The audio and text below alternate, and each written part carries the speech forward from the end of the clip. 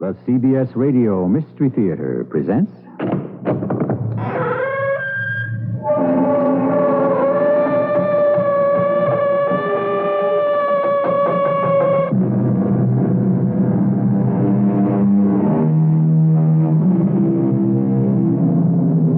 Come in.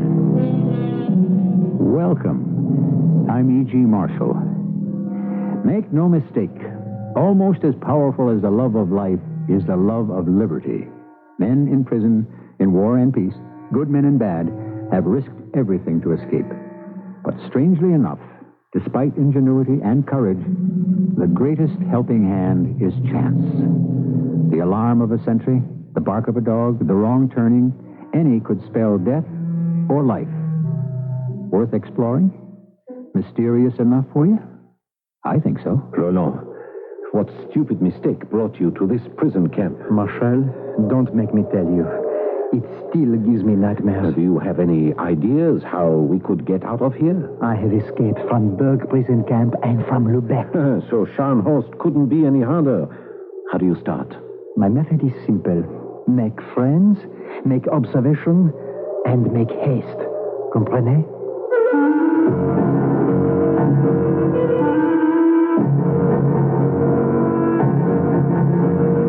Our mystery drama, Breakout, was written especially for the Mystery Theater by James Agate, Jr. and stars Paul Hecht and Bob Caliban.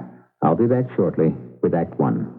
Hi, I'm Susan Anton. Fitness that feels good by day needs firmness that feels good by night. That's why you'll love the Certa-Perfect Sleeper. Luxurious top comfort plus deep inner support. You get both with every perfect sleeper.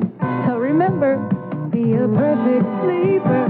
Buy a perfect sleeper, perfect sleeper. Buy Certa. It's a healthy investment in yourself. Spray and wash gets out what America gets into. Don't worry, America. Spray and Wash has gotten out more food, grease, and dirt than any other stain remover. Because year after year, more Americans buy Spray and Wash. So let Spray and Wash get out what you get into. Just try our non-aerosol trigger and our economy squeeze bottle. And pretty soon, you too may be singing. Spray and wash gets out what America gets into. Now that the holiday season is here, pick up Brookside wines for gifts and holiday entertaining. Remember, you can taste before you buy at either Brookside Winery, 1013 South Arlington Heights Road in Arlington Heights, or 1000 Dundee Road in Dundee. Sample Burgundy, French Colombard, Riesling, and many other varieties. The more than 100 different kinds of wine produced by Brookside's fifth-generation winemakers are sold only through these Chicago outlets and the Brookside wineries in California. You'll like the moderate prices from $2 to $5 a bottle. Buy Brookside wines by bottle or case, a 10% discount on case purchases. And with Christmas coming soon, stop by Brookside Winery to choose attractive gift packs of wine or wine with cheese and sausage. Visit either Brookside Winery location, 1013 South Arlington Heights Road, Arlington Heights, or 1000 Dundee Road, Dundee. And for your free Brookside wine list, gift pack catalog, and receipts, write to Wines, WVVM Radio, Chicago.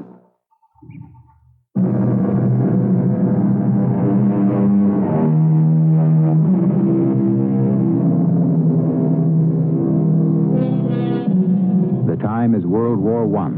Two of France's ace pilots, Anselm Marshal and Roland Garros, both with dozens of air victories over the enemy, found themselves interned in Germany's Scharnhorst prison, both vowing to escape, get back to France, back into the air, and into combat.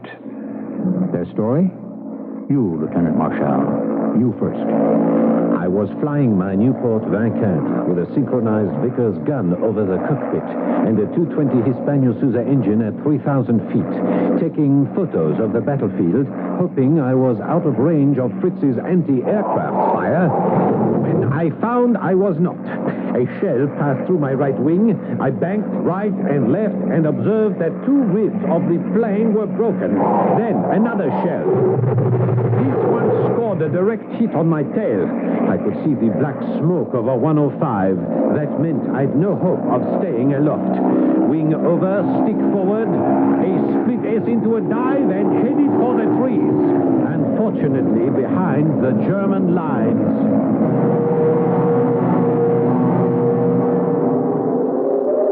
And that, my dear Roland, is how I am prisoner here in Scharnhorst once again. And what stupidity brought you here, mon ami? Don't make me tell you, Marshal. It still gives me nightmares. Besides, do you really want to know? No. What I really wish to know is what idea have you to get us out of here? Let me see. I've broken out of Berg prison and out of Lubeck. So how could Scharnhorst be any harder? My method is simple. Make friends, make observation, and make haste. Each of us, every day on the lookout. And at night, we compare notes. Make friends, eh? There is a Russian prisoner here. Nikolai someone. He didn't tell me his last name. He's been here a long time. Yesterday, he winked at me and whispered he knows a way out. Why hasn't he escaped then? Good question. But he didn't tell me. Don't be too sure this Nikolai will help a Frenchman. Russians have never forgiven us for Napoleon. What is it, Nikolai? I saw you motioning to me in the yard. You wish to show me something in this corridor? To begin, Lieutenant Marshal, I have admired your exploits as pilot for the whole war. You've been in Scharnhorst here for the whole war? Bad luck, yes. Lieutenant, stand here with me in front of this door until the guard goes around the corner. Good, he's gone. Look, I have keys for door. His storeroom. I open. Come inside quick. Look, other side. Window not much barred. I lock door so no one know where you're here. Lieutenant, look out from window. It's freedom. Yes. I've cut through bars much thicker than this before. I get Lieutenant file. I help. Every night after roll call, I open this door. You file bars. Soon you are free. Very tempting, Nikolai, but why are you helping me? For great aviator, I must do this. You wish me to get file for you tonight? I'll talk to you tomorrow, Nikolai. Tomorrow? Why waste one day? A night to think it over does not waste a day.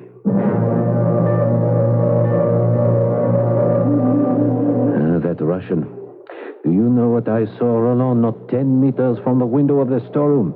A sentry. I could see his shadow over at one side. Now you know, mon ami. He wanted you shot trying to escape. You know, I've been thinking, Marshal. This Scharnhorst prison is too guarded to escape over a wall. However, I have a plan. We simply walk out one evening. Walk out? Disguised as German officers. Our uniforms would give us away. For one thing, our greatcoats are blue, the Germans wear gray. We change the color. First, we have to be very sick in order to get ourselves admitted to the prison hospital. Once inside, we find some permanganates to bleach our coats. Why not? When do we start? Right now. Both of us have this very bad attack of dysentery. You make noise, I make noise.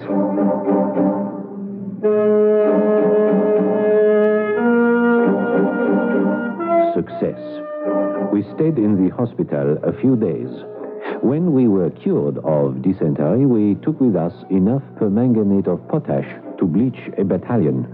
Then we made a strong solution, dumped in the coats, which we soaked and scrubbed until our French blue coats became German gray. Then we made buttons out of wood, painted them greenish bronze, and sewed them on. Now, where's the needle and thread? Ah, yes, here. What are you doing? I am making German officers' caps. You see, first I cut the cardboard to make a frame, and then I had better measure your head for yours, Oberleutnant. Caps.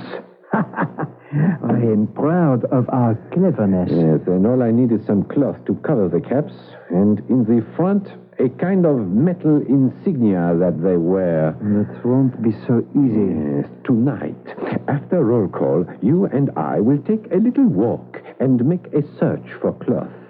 We'll also look for some metal and something out of which we could carve what looks like a saber for each of us. You're forgetting something. I am? If we're German officers of rank, we should have a wide red stripe around the cap. Yes. How about red flannel? Yes. Like our Colonel wears.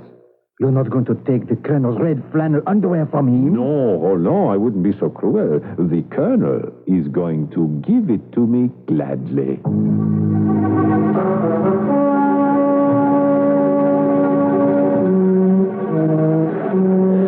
Roland, if we stay in the shadows and move along the wall, none of the sentries will see us. Let me go over our shopping list. 2 sabers, or their equivalent, some shiny metal for insignia, cloth for caps, and the Colonel's underwear. Behind this building is a clothesline, and if we're lucky, we might find hanging on it some cloth. Do you see what I see? I do. And it's ours. Here, Roland, stuff these gray trousers under your shirt. I have another surprise for you. If we're going to walk out the wagon house gate, underneath our uniforms, we'll need civilian clothing. I've got it. Just stand to one side while I lift this stone. What is that rolled up in that hole? What is it? What have you hidden? Shh. Civilian clothing, I told you. I'll put the stone back. 2 suits and a felt hat. You've carried all that from Burg to Lübeck to Scharnhorst? Somebody had to think of these things. Now, where do we go? We keep moving alongside this building. Usher, stop. You can't just walk by that window. Somebody might be inside there and see you. The lights are on. It's the German officer's mess. Roland, take a good look at those tables in there. What do you see? Very nice china and napkins. And on the tables, beautiful silverware, huh? Look at the elaborate design, particularly the knives. Of course. The handles of those knives would look perfect on our officers' caps. Or shall we go in through this window? Certainly not. Through the door. Too bad. The outside door is locked. We'll have to try opening the window. Up. And it opens. Now, when I get inside, I will take 2 knives and anything else I think might be useful. Roland, keep watch. Oui. Here I go.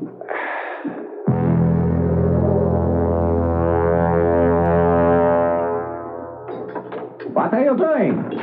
Who are you? Anselme Marshal, French Air Force, mon colonel. Ach, yeah, I thought you were here. What are you doing in our mess hall at this time of night? Mon colonel, there is danger. Danger? What danger? Mon colonel, you may know I have just recovered from a severe case of dysentery.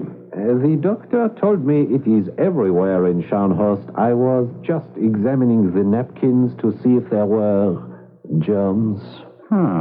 One can see dysentery germs? I was looking to see how recently the napkins were washed. Are you sure? Take the matter of one's own underwear, mon colonel. Within 48 hours of putting on underwear which has been laundered in the prison, dysentery strikes. Marshal, I'm going to my quarters, examine my underclothing, and bring them to you. You go to your quarters immediately, Lieutenant. I shall be there directly. Mon colonel, room number 7. Bring your underclothing. I will be happy to take care of it. Back we ran to our quarters with 2 knives, 2 barrel staves, and a pair of gray trousers.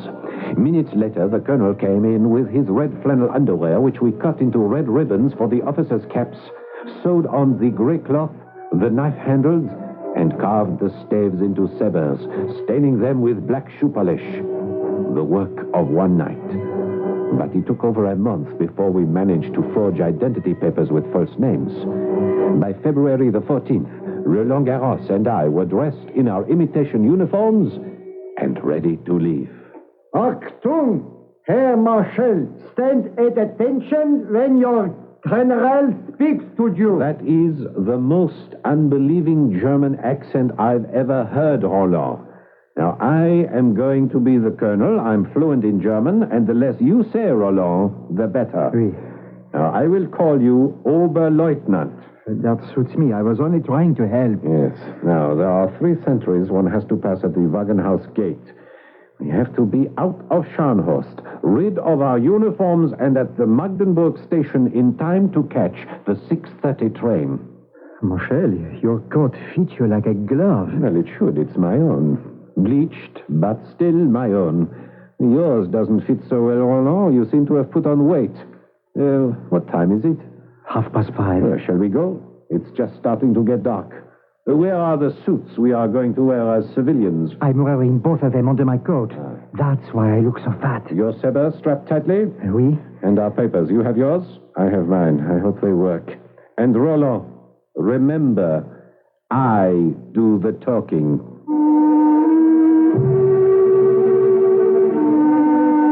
It takes bluff, assurance, and a good deal of daring to break out from a prison camp in wartime, especially during World War I, when it was one's duty to try to escape, a matter of honor, particularly those ace flyers of the French Air Force, who in those days could not be replaced. War in the skies from 1914 to 1918 was in its infancy, and one man in prison might turn the tide of battle. I shall return shortly with Act Two. Here's today's footnote from Dr. Scholl's. You know how cold your feet can get when you're outside in the wintertime. But this winter, you can keep them warm and comfortable with Dr. Scholl's sheep wool fleece insoles. They're made to insulate your feet with soft fleece, while latex foam cushions them from heel to toe. Dr. Scholl's sheep wool fleece insoles are ideal for boots, shoes, for any man or woman who has to be out on foot in the cold of winter. Get Dr. Scholl's sheep wool fleece insoles at your nearest Dr. Scholl's display and walk in comfort. The boy next door's a doctor, and he's single.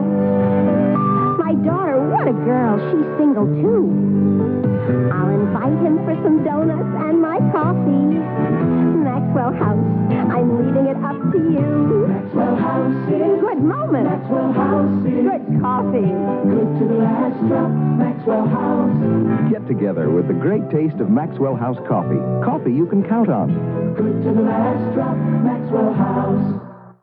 These days, it's a good idea to watch your investments, but now, thanks to Sony and KB Television and Appliance Company in Berwyn and Darien, Illinois, you can listen to them as well. Those KB locations are offering pre-holiday super savings on every Sony product in stock this week only. KB Television and Appliance Company has been serving the western suburbs for over 35 years. Let their experienced staff help you select something from Sony for everyone on your Christmas list. Choose the Sony Projection TV, model KP7220. Its giant screen gets you a box seat from the World Series and puts you on the 50-yard line for the Super Bowl. Or look into other Sony console and portable color televisions, videotape recorders, and the incredible Walkman stereo portable tape recorder. Hurry to KB Television and Appliance Company in Darien at 7516 Cass Avenue and Berwyn at 6448 Cermak and invest in sight and sound from Sony.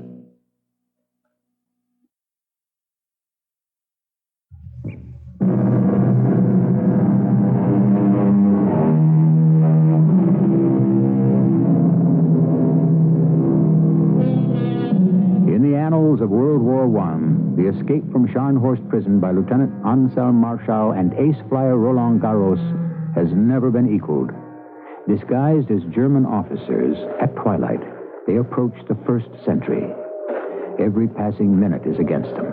If they are not on that 6:30 train, their absence will be discovered and the escape will fail. Halt! Was ist los? Halt? I said halt. I heard you. Stand up straight, soldier. What kind of a sentry are you? You see, Herr Oberleutnant, what a riffraff. They send us for a prison camp. Ja. Dummkopf! Don't you know enough to salute the superior officer? I shall report you to the General. Come along, Oberleutnant. I apologize for this Dummkopf. Let us hope we have more discipline at the front. Roland, this time I'll start talking before we get to the second sentry. You follow my lead. I tell you, Herr Oberleutnant, it is insufferable that a German colonel like myself should be hooted at by these Franzosen prisoners in the middle of an inspection tour. Yeah. I say it is our duty to go to Herr General and inform him that his staff is being mocked at every turn, nicht wahr? Please, sentry, pull up the barrier like a good man. Dankeschön. You agree, Herr Oberleutnant? Yeah. Good. Right. We got past the second sentry, eh, Roland? Only one to go. Keep nodding just the way you're doing. That is perfect. I was saying to Herr General this morning, I said, Herr General, if we do not have complete discipline in Scharnhorst, where do we have it? Our last few steps over this footbridge and across the moat. The only way to beat the enemy is discipline. Von Moltke said it. Clausewitz said it. The sentry's going to give us trouble, I can tell. And Herr General himself said it to me just this morning. Out! Guten Abend. You see, Herr Oberleutnant, now this sentry is more experienced. Notice the way he stands. He knows how to follow instructions. Papers, please. What? Bitte. Your papers. Now, this is the third time we've been asked for those stupid papers. How do you think we got this far, sentry? But I must see papers. If you think, sentry, that on a cold night in February we are going to unbutton our coat to show our papers, you are very much mistaken. Open the gate. Mach schnell. Herr Oberleutnant, I'm sorry. Unfortunately, here we have an example of following instructions too carefully. Yeah.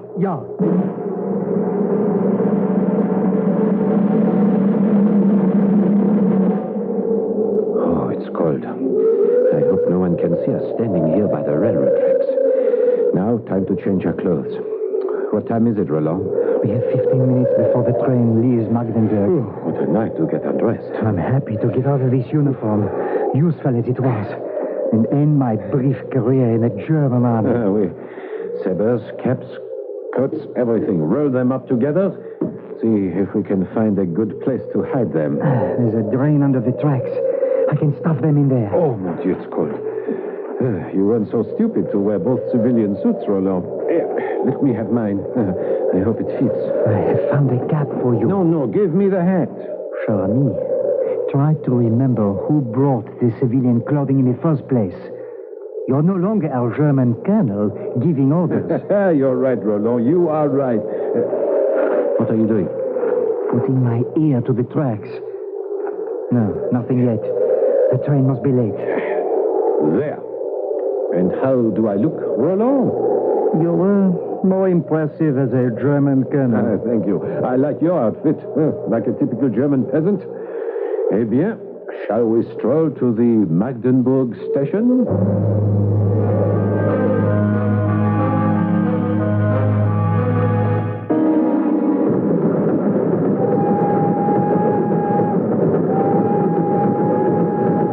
We've been on this train 6 hours, Marshal. When do we reach Cologne? I'm not sure. I hope we're going in the right direction. The train's stopping. I cannot see a thing out the window. Oh, yes, I do. Some men with lanterns.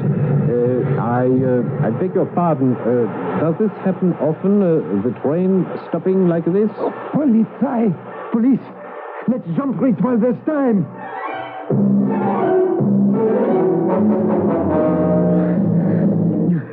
I wonder if they're stopping all the trains. Nobody knows who we are. The old man who sat across from us, he was looking at me very strangely. Roland, don't ask for trouble before it comes. And those dogs! Is that imagination also? You're right. They're after us. We are two very well-known French flyers. The Germans would do anything to keep us from getting back into the air. Down below there. You see that farmhouse? Shall we head for it? They'll all be asleep. We could go hide in the barn. We haven't much choice. The dogs are getting closer. Wait, someone has just lit a candle in the house. They're opening the door. It's a woman. She's standing there, looking out. I trust the woman. Let's run for the house.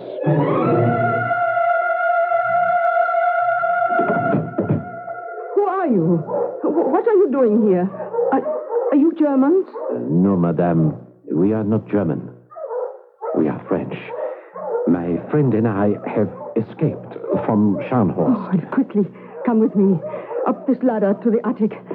I heard the dogs. I'll go first and open this trap door. You're going to hide us? You're a German woman? I hide anyone who flees from war. I hate war. Madame, are you alone in this farmhouse? Almost. My father and my uncle and 2 older brothers were called up. In the attic where I'll hide you, I have hidden Hans, my younger brother. Now, we talk later. Follow me up this ladder.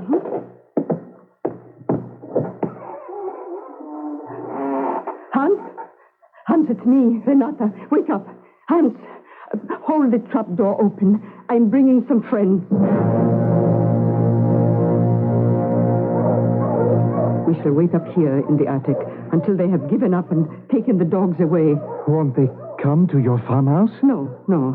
If it's the police from our town, they know about Hans, so they let us alone. Your brother doesn't say much. Well, he is afraid. He will talk when he knows you better. You see, he is not very well, but he is good with animals.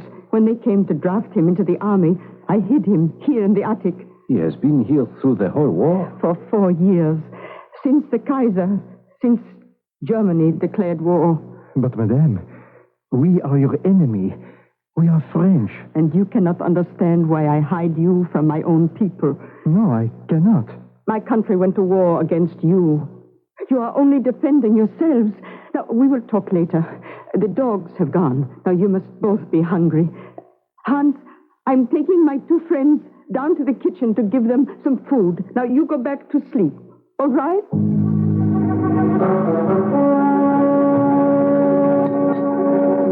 Madame, the food was magnificent. I thank you very, very much. Until we reach the frontier, we will not be sleeping at night, so I'm going to catch some sleep now while I can. Roland, are you coming up? I'm really not tired, Marshal. I'll stay down here for a while. Very well. Thank you again, Madame, for giving us a chance to catch our breath. Do you think you can open the trapdoor alone? Oh, yes. I have opened quite a few in the last year. Good night, Madame. Bonsoir, Roland. I feel so foolish. I don't know your name. I don't know yours. Roland Garros. Renata Meyer. Enchanté. We have kept you up this night. I apologize. Oh, I heard the dogs. I was afraid for my brother. What is your friend's name? Anselm Marshal. He's also a flyer in our air service. A lieutenant. Oh, I have never been in an airplane. It must be wonderful to fly. It's not so romantic the way you think it is. I am a soldier, which means I deal in death. You shoot from an airplane? Oui, I do. I wish you would not talk about shooting and killing. It is almost daylight to think. 12 hours ago, I had no idea that a woman, supposedly my enemy, was here running a farm. Where will I be 12 hours from now? Oh, you are escaping to Holland? Oui. To fight again? Oui, I must. Will you remember me? What a silly question. Remember you. Renata Meyer, your enemy who hates war? My friend who hates war. Perhaps after the war I might visit you and you will teach me how to milk a cow. Frau Meyer! Frau Meyer! Go up to the attic. Hurry. I'll tell you when they are gone. Frau Meyer! Men, break down the door. Where are they, those 2? What are you doing here? Who are you? We are looking for 2 French prisoners who have escaped from Scharnhorst. Oh, there are no prisoners here. And where does this ladder go? Oh, that. Just to a storeroom. You are sure? To the attic. There's nothing up there. We shall see.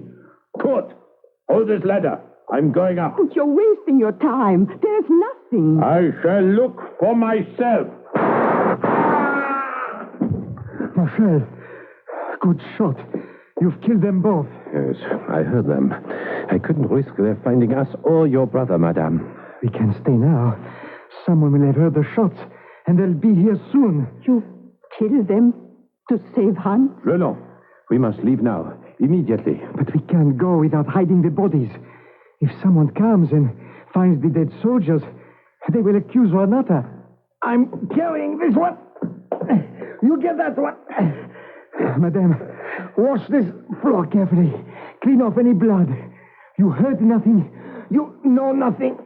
Ready, Marshal? Ready. I've got this one. Now, if you walk in a straight line past the 2 oak trees, you will come to an old stone quarry. No one will look there. Thank you. Take care of Hans. Perhaps we shall meet again. Renata, au revoir. Auf Wiedersehen. I pray for you both that the war is short.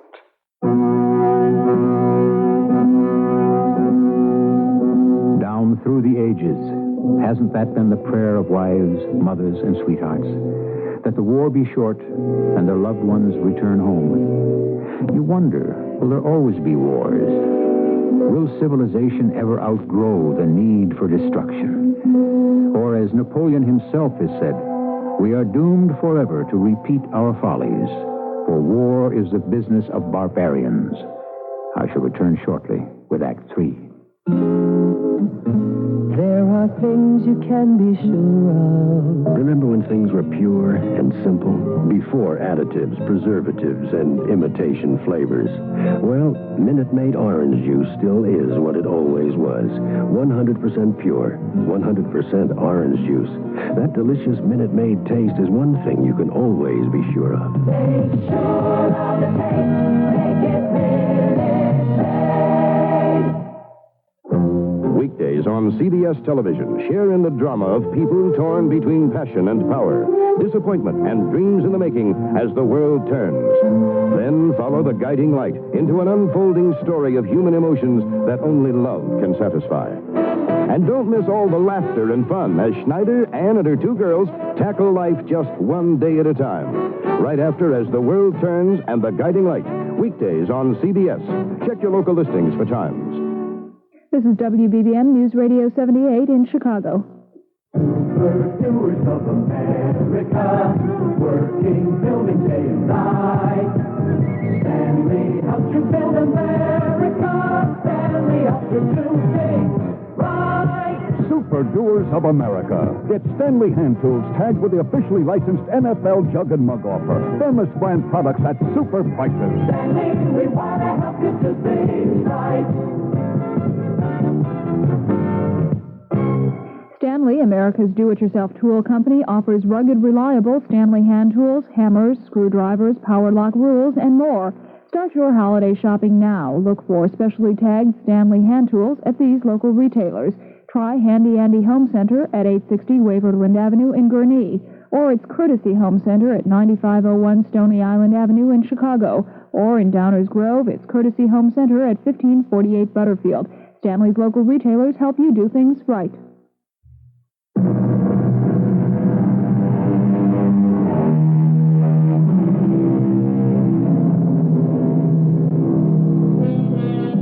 French air aces of World War I have been captured by and escaped from the Germans. Dressed as civilians, bombed out of their homes, they head for neutral Holland. There is danger at every turn, for any French officer caught out of uniform will be shot as a spy. Roland Garros and Ansel Marshal hurry towards an abandoned quarry, carrying 2 dead men. Here's the quarry. Yes, it's filled with water and pieces of ice down there. Over you go, my friend.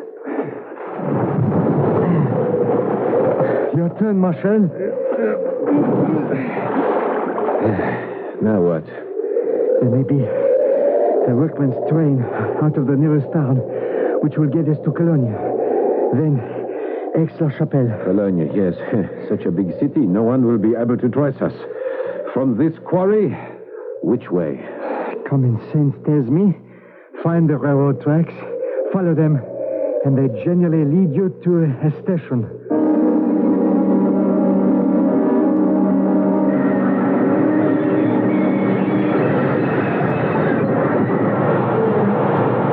I've never been to Cologne before. How can we hide? The crowds will hide us.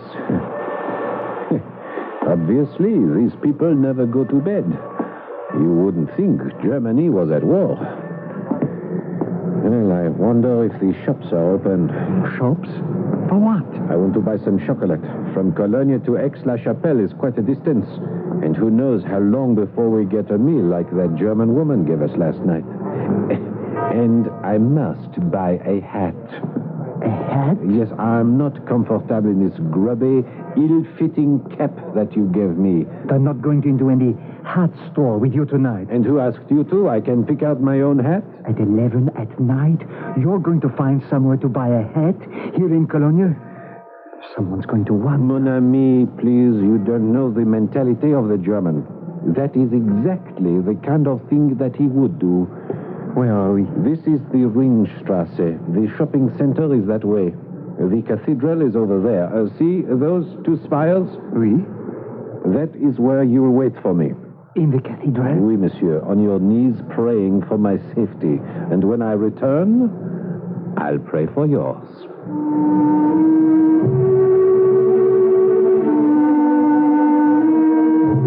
The chocolate was easy to buy. There are machines everywhere. You put in your pfennig, and out comes the chocolate. But to find a hat store open for business was a little more difficult. But I found one, purchased a Hamburg, and started back towards the cathedral. But I was being followed. Every time I would stop, so would whoever was following me. If I could only get as far as the cathedral, I might escape out the back way. Who would arrest one in a cathedral?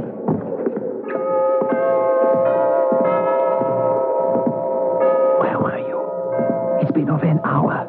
It's 1 o'clock. I've been followed. Keep your eyes straight ahead of you. Don't look at me. You don't know me. I'm a stranger sitting in a pew next to you. What are we going to do? We must separate. No point in you getting arrested as well. Now, you go to Aix-la-Chapelle. If in 2 days I am not at the front of the platform where the baggage is unloaded, if I am not there in 2 days at this time, make your way alone into Holland. You still have the compass? And the map, oui. Bonne chance, mon ami. I'm leaving now. Don't get up. Mein Herr. Was? Bitte, ein Moment. I don't know who you are, but surely you have better manners than to engage in conversation in our beautiful cathedral. If you wish to talk, we shall go outside. Natalie. I mean you no harm. I wish to ask you a question, only a simple question. Oh, I thought you were a thief. I saw you in the Ringstrasse, and I said to myself, that beautiful hat. Tell me where I can buy such a hat.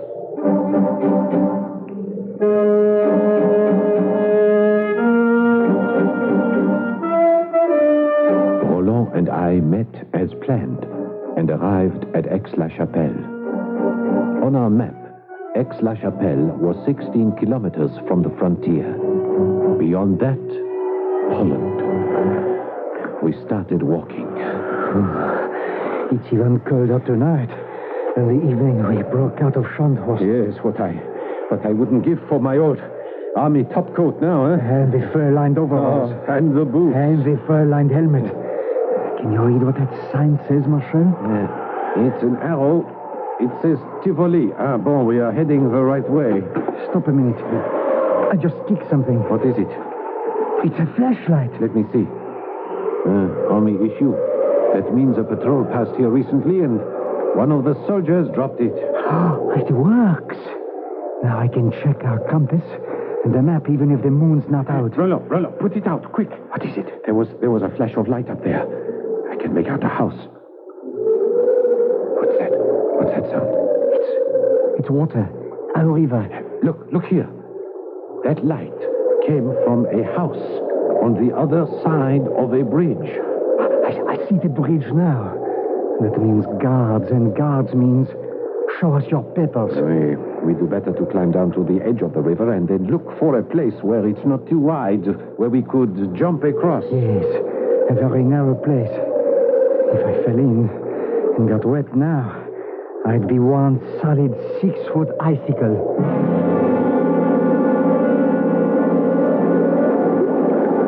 Marshal, don't you think the currents are too strong here?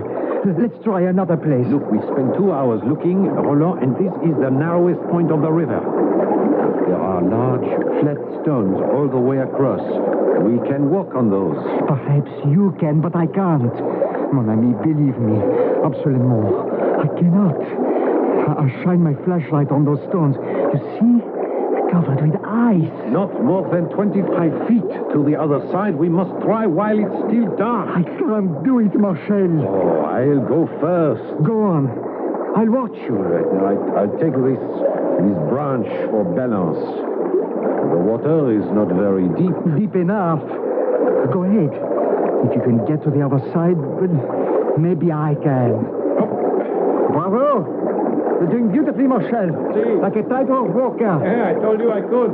Yeah, I'm halfway across already. Hi! Oh, someone on the other side.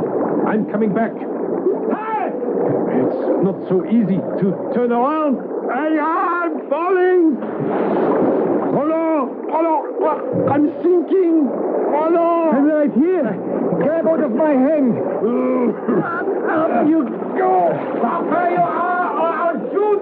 That sentry isn't on the other side. He's behind us, coming down the riverbank. Hold on to me, Marshal. Right. Get us across. Are you all right? Yes, I'm fine. I'm just a little cold. Nowhere near us. Probably can't see us. Marshal, set out. Just 2 more stones to step across. Oh, we made it. We're flat now. He can't possibly see us over here. I'm so cold. So cold. We'll be on our way as soon as I can catch my breath. Have to crawl on all fours, right? Yes, that will warm me up. You see, Roland, you can get across the river if you have to. Even carrying a big baggage like you. I don't know how I did it. I can't even swim.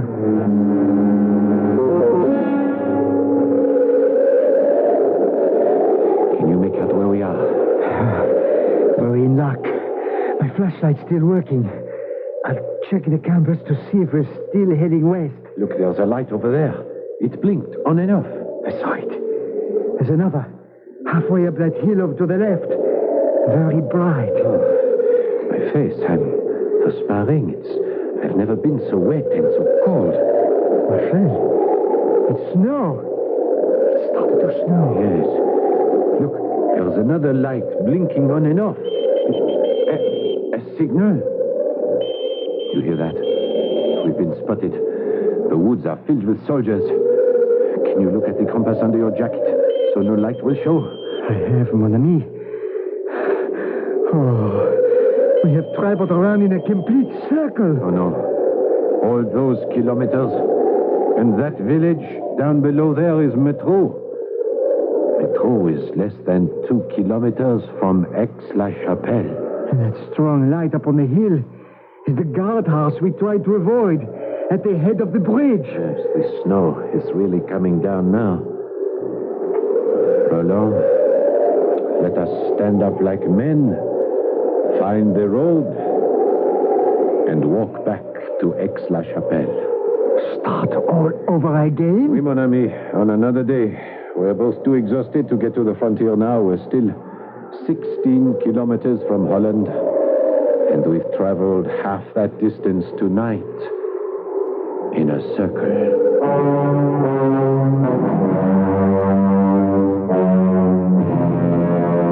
The next day, the sun was out. We persuaded a tavern owner to serve us a complete meal without food tickets at double the price. Our stomachs filled. 10 hours later, we found ourselves 2 kilometers from the border. Directly ahead, we should see a building brightly lit. Yes, what would that be? A factory in Holland. Holland? There must be a guardhouse somewhere here. Maybe behind that tall hedge. They wouldn't leave this part of the frontier unguarded. Back on our bellies to crawl up to that hedge and have a look. But slowly, slowly.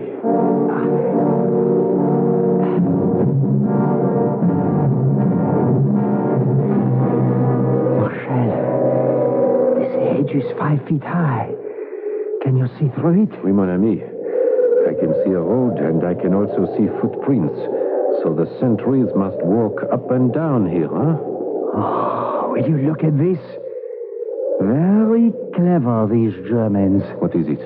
Woven through the hedge is barbed wire to keep you from crawling through. And look, along the roots, a tripwire. Probably sets off an alarm if you touch it. Of course, the hedge is only 5 feet high. You are thinking what I'm thinking? That we could jump it? If we got off to a good running start. Yes, and if we aren't spotted. I don't want to tear my hands and face on the barbed wire, only to be shot on the other side for my trouble. All right, let's back up a good 30 feet. Right to the edge of the woods. So, now, get on your mark. Get ready. Get set. And go. And over. Down this hill. All the way. All the way. We made it. We're here. Safe. Oh, Holland, I love you. Let me kiss your earth.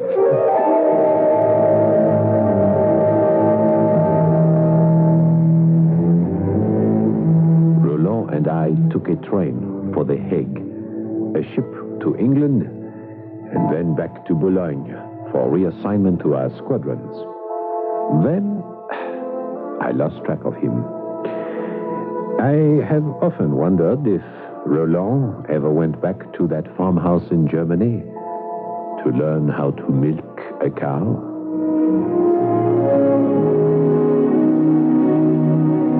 Point of history. Roland Garros died in the air, in combat, in flames, 1 month before the armistice on October 5th, 1918. Lieutenant Marshal also gave his life for France. Both pilots knew that to try when there is little hope is to risk failure. Not to try at all is to guarantee it. I shall return shortly. A message from CBS Television. Hello, I'm Charles Kuralt. For years, the American countryside has been my home. While traveling all those miles on the back roads, I've shared in the folklore of a rich nation.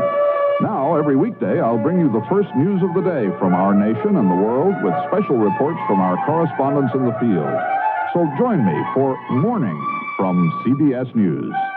Charles Kuralt in the morning, only on the CBS Television Network. When even I stopped going to my own coffee club, I knew something was wrong. It had to be my coffee. Then I switched to new improved Kava Instant. Now no one leaves my house with a bitter feeling.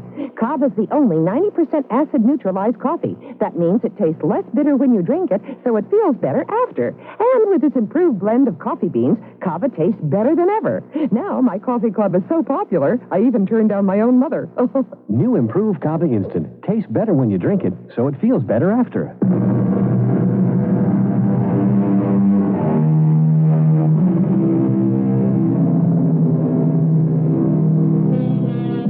As you know, on Mystery Theater, we don't limit ourselves to whodunits or even why did they do it.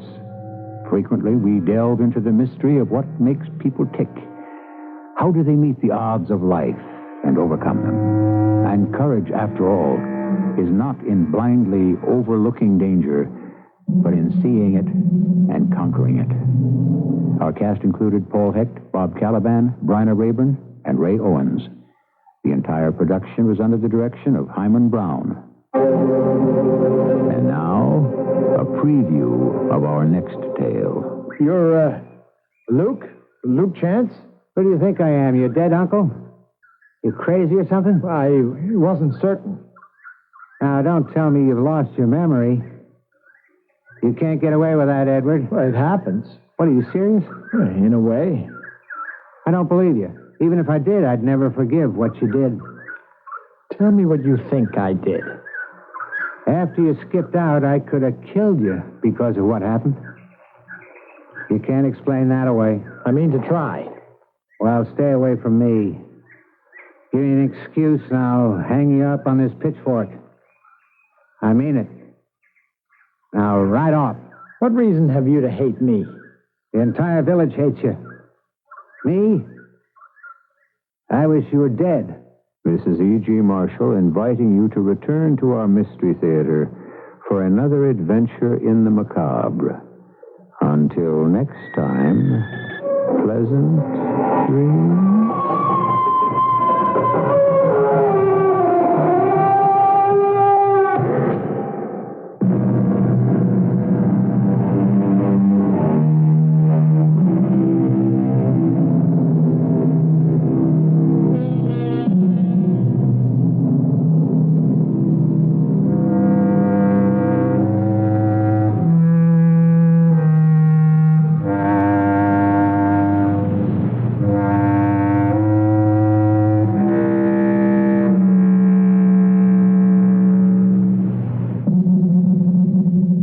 One sunny day, you're walking along, taking deep breaths of autumn air that's crisp as apple cider. And the next day, it's winter. Cold, wet, gray, bone-chilling winter. Well, winter is only weeks away. So don't waste any time getting your Delta Airlines tickets to Florida or the Caribbean. Then when winter slaps you in the face, you'll be ready to run away to the barefoot life. The barefoot life, where you kick off your shoes and kick up your heels. Dangle your toes in the water and feel like a kid again. Delta can fly you to the barefoot life this winter with 15 daily nonstops to 6 great Florida resorts, plus good connections to San Juan and Nassau. And Delta takes you to Florida at low buy-and-fly fares, to Fort Lauderdale, Tampa, St. Pete, Orlando, Miami, and West Palm Beach. Call Delta or your travel agent today, because winter's only weeks away. And this year, run away to the barefoot life. Delta is ready when you are. CBS News, a judge tosses out the abscam convictions of 2 Philadelphia city councilmen. I'm Paul Lockwood reporting on the CBS Radio Network. The story from newsman Joe Young of CBS radio station WCAU in Philadelphia. In a 64-page opinion, federal judge John Fulham overturned jury verdicts against former Philadelphia City Council President George Schwartz and Councilman Harry Giannotti. Fulham gave 3 basic reasons for the acquittals. He said the government had illegally entrapped the 2 Democratic politicians. He said there was no federal jurisdiction on the interstate commerce violations charged against the men, and that the government had overreached in its undercover work. In mid-September, Schwartz had been convicted of extortion and violating federal racketeering laws. Giannotti was only convicted of extortion. Both men had been videotaped taking an envelope with $30,000 cash for Schwartz and $10,000 cash for Giannotti. Right after the conviction, Schwartz resigned his city council seat. Giannotti was on a leave of absence pending the outcome of his appeal. Both men have been unavailable for comment. Meanwhile, the U.S. Attorney's Office in Philadelphia says it will recommend that the judge's acquittal order be appealed. Joe Young for CBS News in Philadelphia.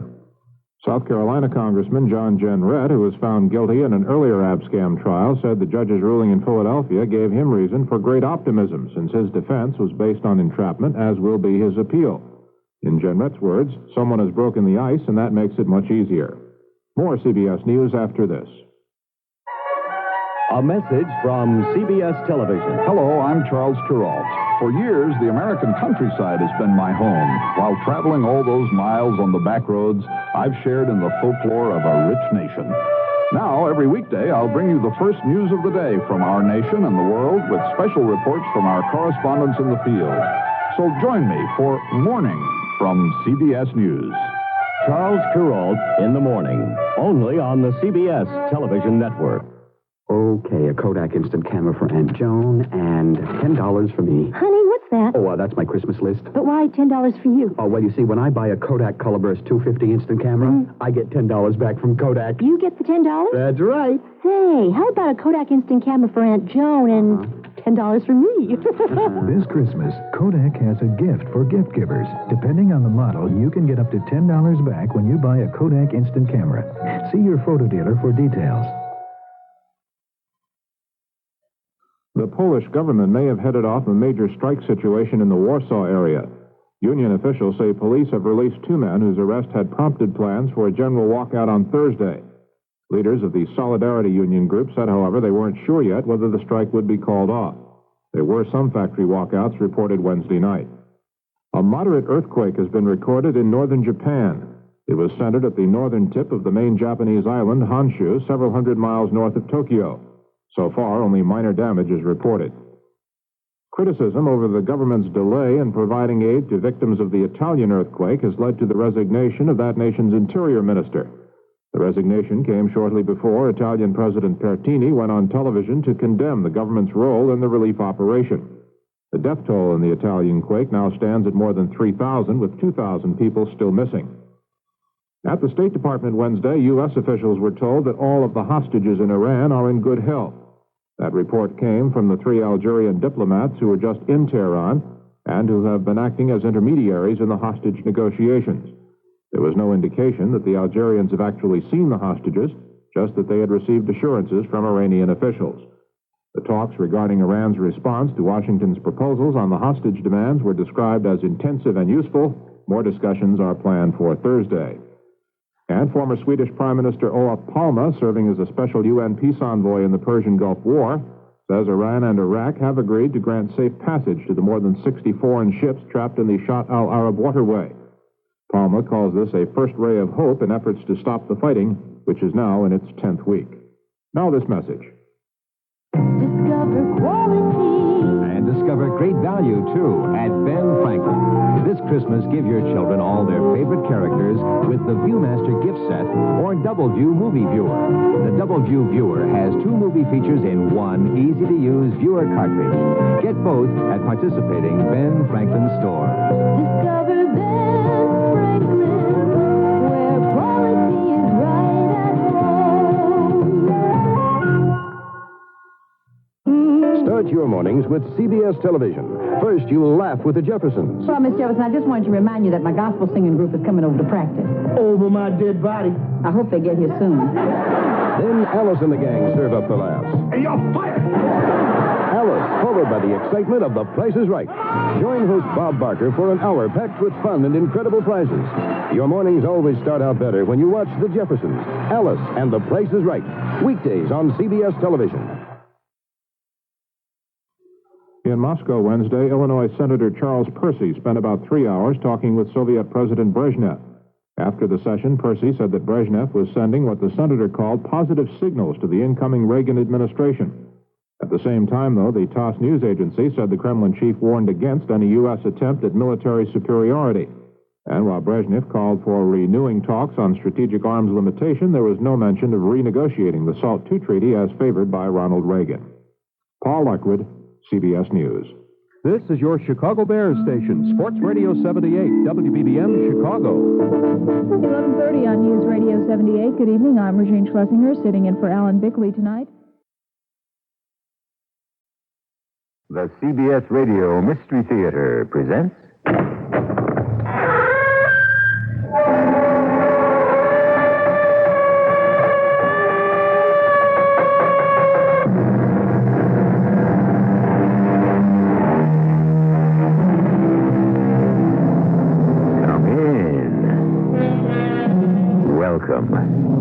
I'm E.G. Marshall with the greetings of the season.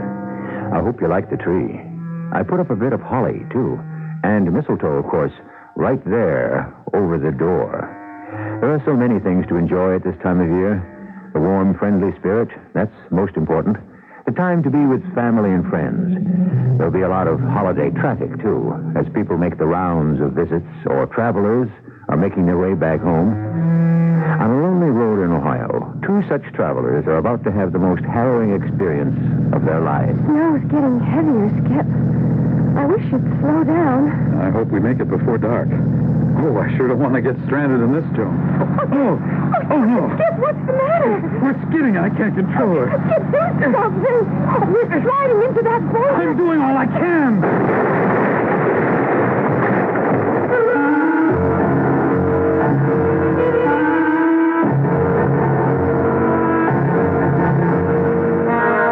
Our mystery drama, A Holiday Visit, was written especially for Radio Mystery Theater by Bob Jurin and stars Lloyd Batista and Diana Kirkwood.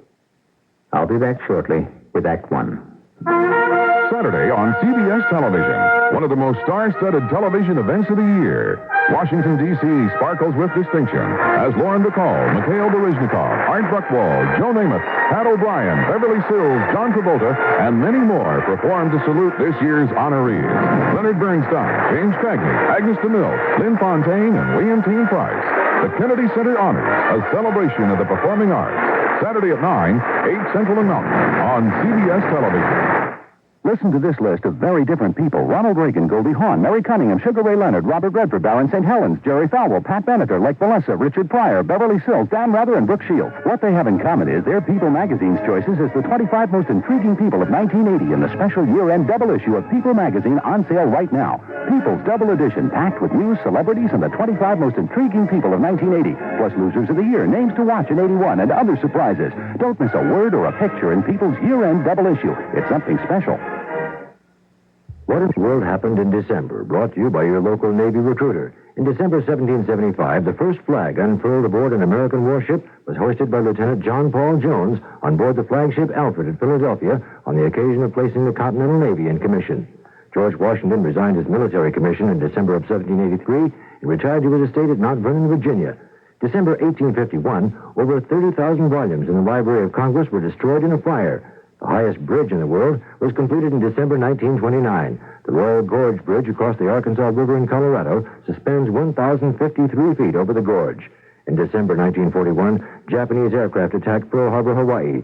6 ships were sunk, 12 damaged, 150 aircraft destroyed, and 2,334 were killed or missing. The surprise attack forced the United States into World War II. That's what happened in December. To find out what's happening in the Navy today, call toll-free 800-841-8000. In Georgia, call 800-342-5855.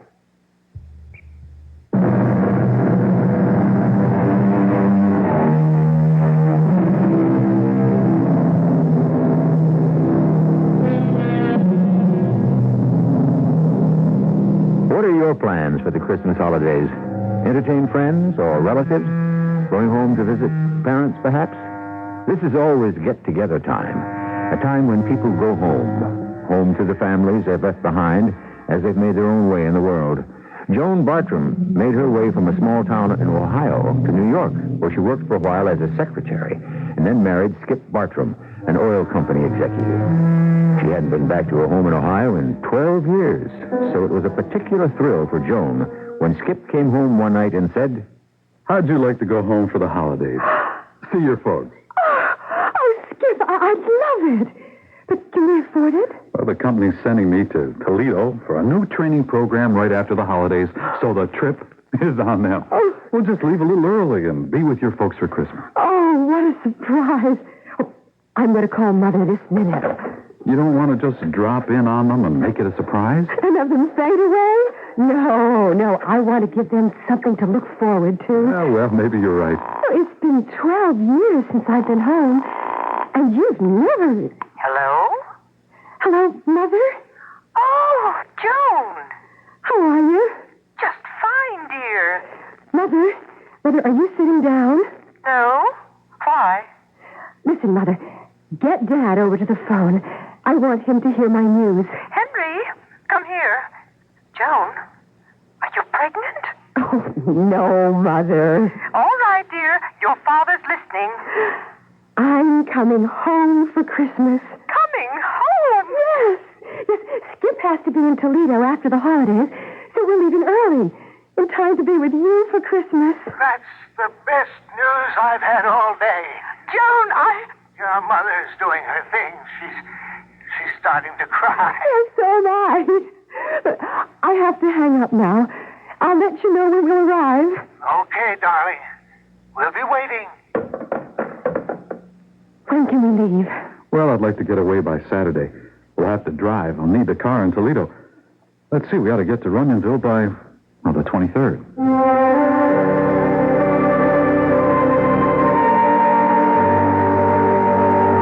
The map shows the end of the interstate.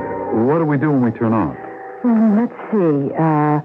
We go north on 84, it looks like. Yes, north on 84 to Hamilton, then 42A to Blue Mountain, and we keep on that to Runyonville. Oh, I don't know. It looks as though the interstate keeps on going. Well, look there.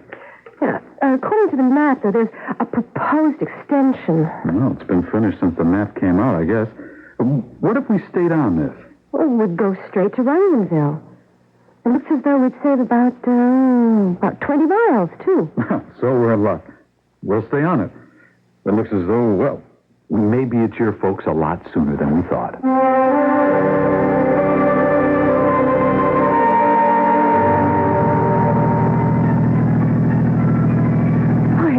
It's starting to snow. Oh, we're going to have a white Christmas. Well, I hope it doesn't get too thick before we hit your folks' place. Skip, how far have we come on this highway? Oh, about 40 miles. Have you noticed anything strange? You're thinking the same thing I am. There hasn't been a sign or a turnoff since we got on this road. Yeah, I noticed that. And come to think of it, I don't remember seeing any cars passing us in either direction. Doesn't seem natural. Well, if this road's going anywhere, they're keeping it a secret. I'm getting a little uneasy. Maybe we ought to turn back and take Route 84 like we planned. Oh, I hate to do that after we've come this far. Now, this road's got to come out someplace. Let's see, we got about an hour before dark. And the snow's getting heavier. I wish you'd slow down. I hope we make it before dark. I don't want to get stranded in this. Oh! Oh, Skip, what's the matter? We're skidding. I can't control it. Oh, Skip, do something. We're sliding. I'm doing all I can.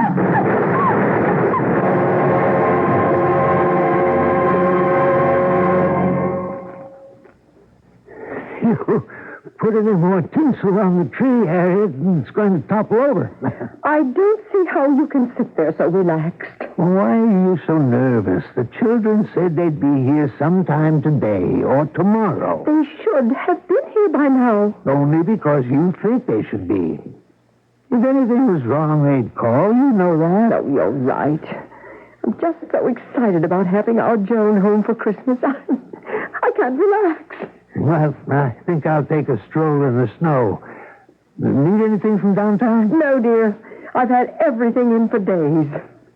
I just wish they'd get here. They will, Harriet. They will. Now, you stop worrying. Worrying isn't going to get them here any sooner.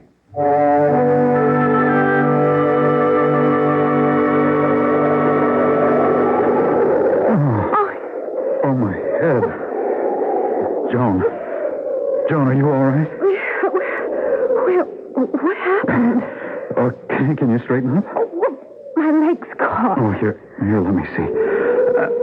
Try twisting it a little bit this way. Oh, there. There, it's free. How do you feel, hon? Dizzy. Oh, we crashed into the boulders. Can we... will the car move? I'll pray. Thank heaven. Well, if I can back her off. Yep, I better get out and take a look. That does it. What's the matter? 2 flat tires. Oh, no. And only one spare, naturally. Oh, dear Lord, what are we going to do? We're miles from anywhere. At least the snow's letting up a bit. Oh, we can't just sit here on this ghost road. Well, where will we walk? Skip, look. A light. Oh, yeah. Oh, about half a mile away, I'd say. It must be a town. Hey, do you think you can make it on that leg? Oh, yes. I'd hop on one foot to get out of here. Well, we can phone your folks. Tell them we'll be a little delayed. We can probably get the car towed in. Well, it looks like we'll have to stay till morning. Or maybe Dad can come pick us up. We can't be far from Onionville. We can pick up the car tomorrow or the next day. Oh, that's Christmas Day. Oh, that's right. Hey, what are we sitting here chatting for? Come on, let's move.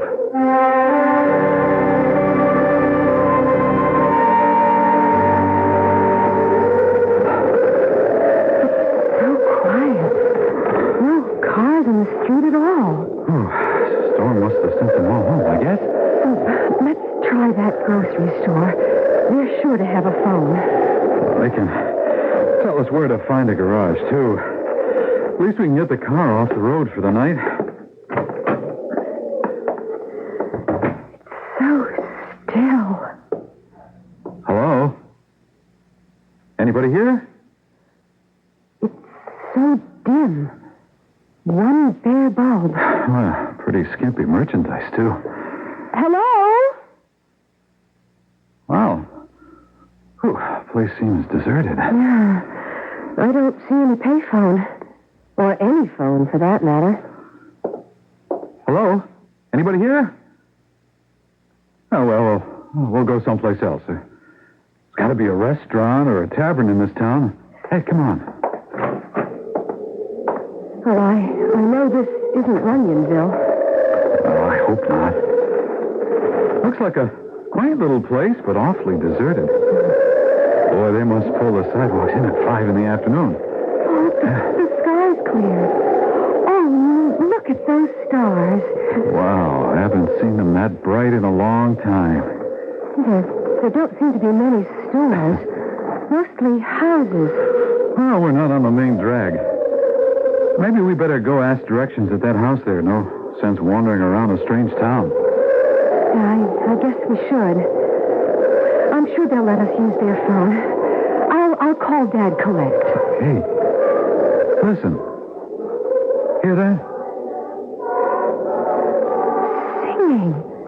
Of course, it's a carol concert. That's where everyone must be. Well, come on, let's see if we can find them.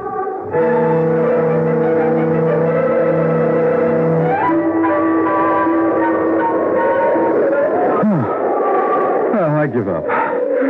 I don't know where that music's coming from. We've covered so many streets and nothing. Yeah, no one. Oh, hey, honey, you're shivering. I'm scared. Well, there's a hotel across the street. Let's go there and use the phone. There's got to be one there. This is a ghost town. There's no use wandering about anymore. It's a ghost town in the middle of Ohio. I wonder. You know, you might be right. It could be one of those, restorations. An antique village, and if it is one, then there's got to be somebody around. A caretaker or a watchman or someone. Let's try the hotel.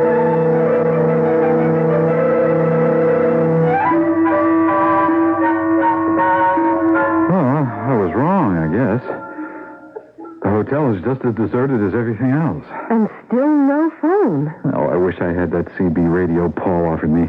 I always thought they were a nuisance, but that sure would have gotten us out of this mess. Hey, come on. Let's look around upstairs.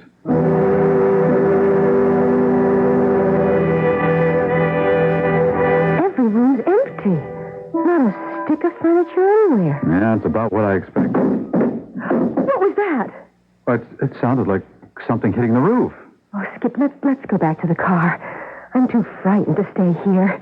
This place is just too spooky. Yeah, come on. You don't believe in ghosts. It's not ghosts I'm afraid of.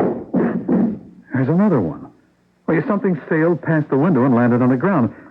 I'm going down and take a look around. I'll come with you. I'm not staying in here alone.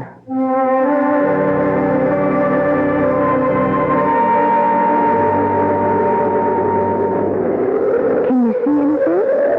Not yet. There's nothing out here except a couple of green logs. Over there, see them? Green logs? Yeah. Moss covered. Looks like they've been laying there for years. But, Skip, there's no snow on them. If they'd been laying there for years, they'd be covered with snow. You think that's what hit the hotel? Well, I mean, logs this big don't just fall out of the sky. Just take me back to the car. Now, honey, there's no sense getting panicky. We're alone in this town or amusement park or whatever it is, and at least there's shelter. We'll stay here for the night, and we'll just try to get to civilization in the morning. You want to stay here? We might be murdered in our sleep. As if I could sleep. Well, dear heart, there's nothing else we can do. I mean, sleeping in the car is foolish when we're... Uh-oh. The lights. Every light went out. Well, that settles it. We're not going anywhere now. The whole town's out. There's not a light anywhere. Yeah. It seems to be clouded over, too. See, the stars are gone. Come on. Come on, let's go back inside. We'll be safe in there. We'll curl up in the lobby furniture and try to sleep. I won't shut an eye, wondering who or what turned off those lights.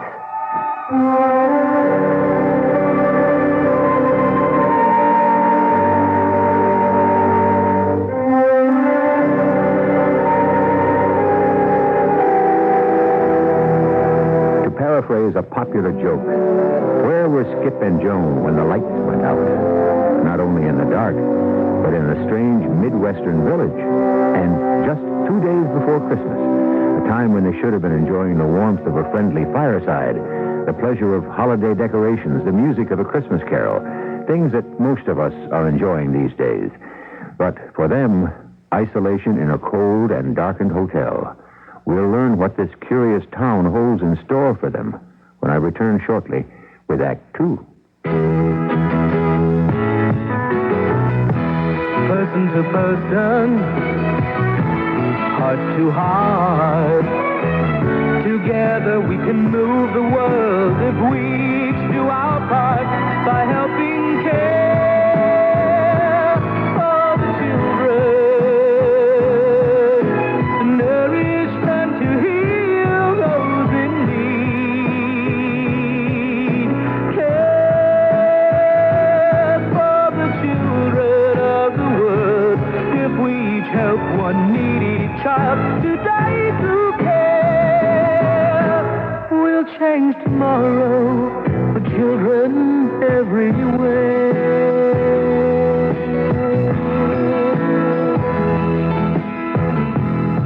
Please send your check or money order to CARE, Box 576, New York 10156, or local care office.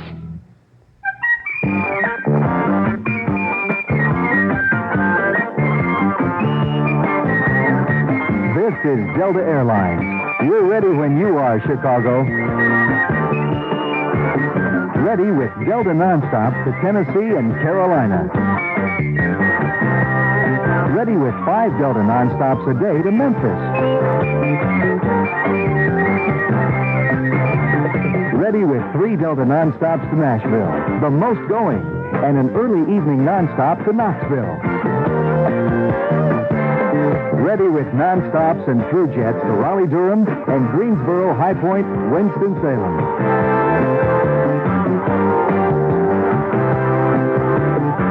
Thanks, Chicago, for flying with us.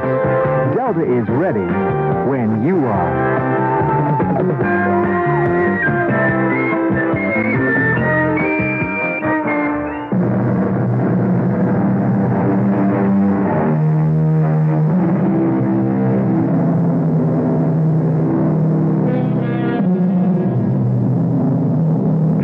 Skip Bartram faced the prospect of spending the night in a deserted hotel in a strange and darkened town. A town apparently without inhabitants. Could it be a restoration of some kind? A sort of Midwestern Williamsburg? Under normal circumstances, it might be a lovely place to spend the Christmas holiday. But Skip and Joan are anxious to get to her parents' home and friendly family warmth. They spent the night in the sparsely furnished lobby of the hotel. And now it's morning. Skip. Skip. Huh? Wake up, honey. It's daylight. Oh, my aching back. Oh, that's the hardest couch in the world. I didn't sleep all night. Come outside. I want to show you something. No, can't you bring it in here? Oh, stop being silly. There are footprints in the snow, and they're not ours. Footprints?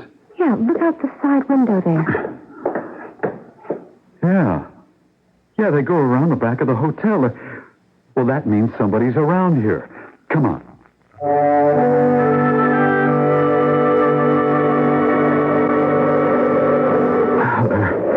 small prints. It must be a child or a woman. They lead toward that barn. Funny, I didn't hear or see anyone. I was awake all night. Well, there aren't any prints leading away from the barn. So whoever made them is still in there. It's so quiet. Not a sign of life anywhere. Well, let's go in. It's not like a private house. Anybody here?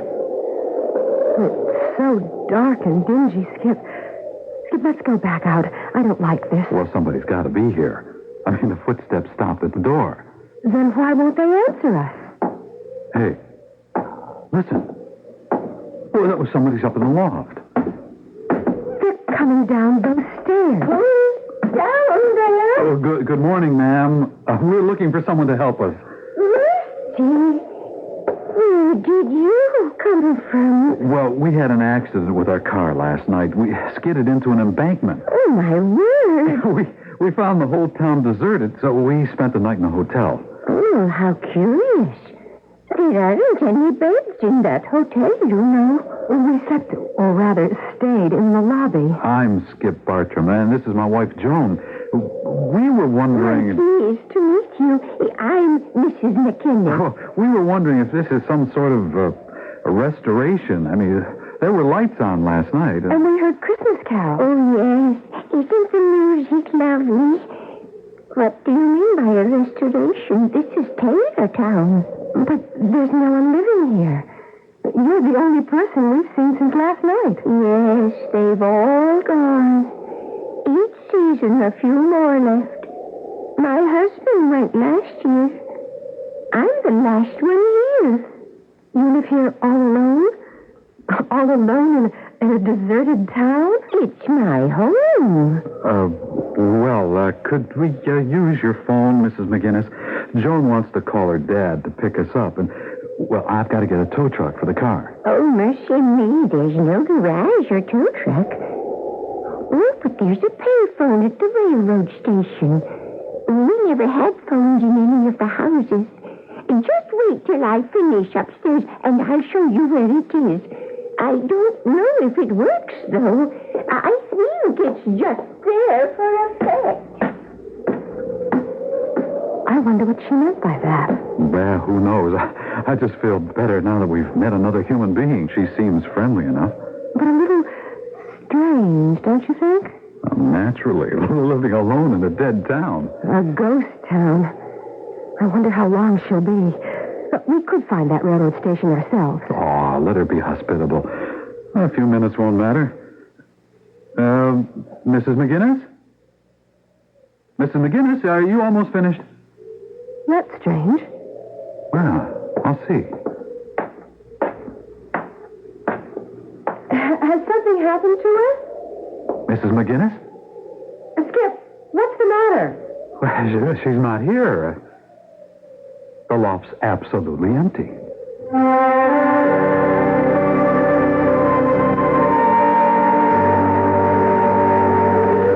there's no way she could have gotten out of that barn. Oh, there are no windows in that loft. Well, if she did, unless we just imagined we saw and talked with her. No, she was there all right. She just gave us the slip somehow. Oh, there's the railroad station. Oh, pray that phone works. I'm not counting on it, but, well, it's worth a try. It looks like one of Belle's first payphones. Skip, have you got a dime? Yeah, I think so. Here you are. Well, here goes. Well, so far, so good. Oh, I got a dial tone. Yeah, at least something works in this town. Well, it's only 10 after 9. One of them's bound to be home. Ah, it's ringing. Yeah, they're probably looking out the windows, wondering where we are. Hello? Is somebody on this line? Oh, Dad. Oh, Dad, thank heaven I reached you. Who is this? It's Joan, Dad. Joan? I can hardly hear you. Speak up. Dad, it's Joan. We've had an accident with the car. You'll have to pick us up. Where are you? Well, you'll have to talk louder. A place called Taylortown. It's practically a ghost town. Do you know where it is? Taylortown? Look, we'll wait for you in front of the hotel. How long will it take you? Well, it's 10 after 9 now. About 1 hour. Oh, we'll be here. Oh, I can't wait to see you, Dad. Dad? Dad? Oh, the line's dead. What's the matter? You look concerned. Dad sounded so funny. I expected more of a reaction. He was so matter-of-fact. He didn't ask for details or anything. Well, I'm sure he figured he'd find out the details when he picks us up. Yes, I suppose. You know, dear, I have this strange feeling I know this village. Well, not the village so much, but the houses. The houses look so familiar. Well, a lot of small Midwestern towns have that turn-of-the-century look. I guess so. We used to go shopping in Fairmont, and it was full of the same big houses we had in Runyonville, with porches around the whole front and little filigrees under the eaves. Like that place on the corner. Exactly. And look who's on the porch. Mrs. McInnes. Hello there. Where did you come from? I don't get many visitors anymore. We wondered where you went. Where I went? But I've been here all morning. Sweeping the snow, got to get it off the porch before it freezes. Oh, what brings you to Taylortown? Skip, she doesn't remember us. Mrs. McGinnis, we met you. You know my name. Mercy, who are you? Mrs. McGinnis, we met you at the barn this morning, and you said... A barn, you say? Oh, there's a nice one behind the hotel. Want to come in for some hot coffee? Takes the chill off. Yeah, thanks. We'd like that. Well, come along in, then. I'll put up the pot. Skip, I don't know. Well, what harm can it do? Look, we've got at least an hour to wait for your dad. We might as well spend it in a cozy kitchen. Yeah, I guess you're right. Come out to the kitchen. Hot coffee in a minute with some fresh scones I made myself. She keeps a neat house. And so old-fashioned. It's lovely. Yeah, pretty stark. Come in and sit down at the kitchen table. I don't have much, as you can see, but there's always something to share. You're planning on moving here, you said. No, Mrs. McGinnis. We told you. We had an accident with our car. Oh, that's too bad. But I just called my father. He's coming to pick us up. You called your father? Yes, just now. On the phone at the railroad station. Oh, mercy, that is a miracle. I didn't know that phone ever worked. And we're happy to enjoy your hospitality while we're waiting. We still can't understand why there's no one else in town. You live here all alone? It's my home. It's not bad living alone. I get by. We thought it was some sort of restoration. I don't know what a restoration is. A restoration is an old town or house that's been restored to look the way it did years ago. Oh, this town's looked like this from the beginning, ever since it came from Scotland. The town came over from Scotland? It's an exact duplicate of Taylortown in Scotland. The streets and the houses and all the furnishings came from Scotland. Oh, mercy, don't ask me how long ago. Then you were born here. I guess so. You guess so? Well, I've never been anywhere else. Oh, you're not eating the scones. I guess we'd better get over to the hotel and wait for Dad. Thank you so much for your hospitality, Mrs. McInnes. Oh, I'll come along. I'd like to see a modern automobile. I'll just get my shawl. I won't be a minute. She shouldn't be living alone like this. It's made her completely confused. Oh, I know. But, well, there's nothing we can do, though. And she kept offering us scones, and the plate was empty. Well, she's living in the past. I wish you'd hurry. I don't want to miss Dad. Well, we've got lots of time. If he said an hour, well, we've only been here a few minutes. I wonder what's keeping Mrs. McGinnis. Look, why don't we just go on? She'll follow us. She knows where the hotel is. Mrs. McGinnis? You about ready? Mrs. McGinnis? Oh, not again. Oh, talk about the Cheshire Cat. Come on. Let's get out of here.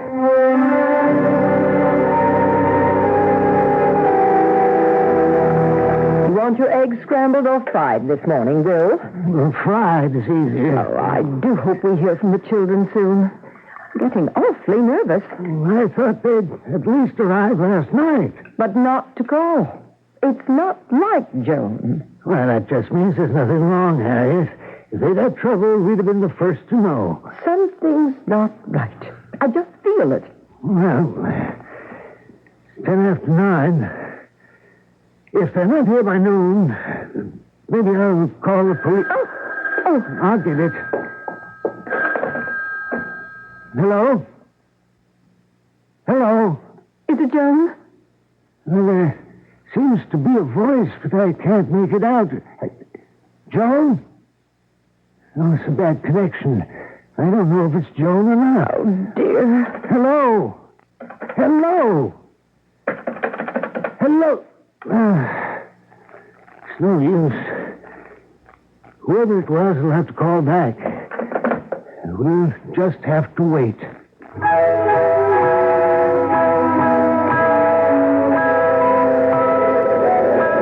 Skip, I'm terribly frightened. I wasn't before, but now I really am.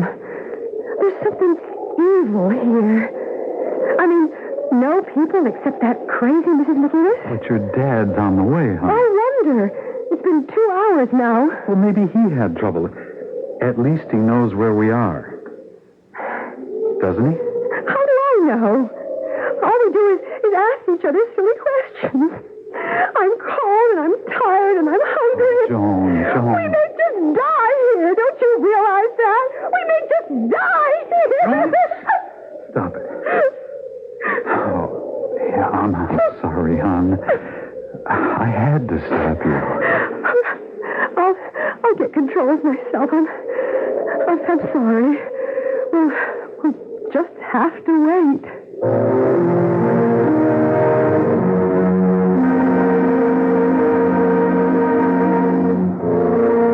Everyone seems to be waiting. Joan and Skip are waiting in Taylortown, expecting her father to pick them up any minute. But Joan's father, as we now know, didn't get the call, and he and his wife are waiting to hear from Joan. It looks as though Skip and Joan won't be with their folks for Christmas after all. Or at all, for that matter. We'll just have to wait to see how it turns out when I return shortly with Act 3.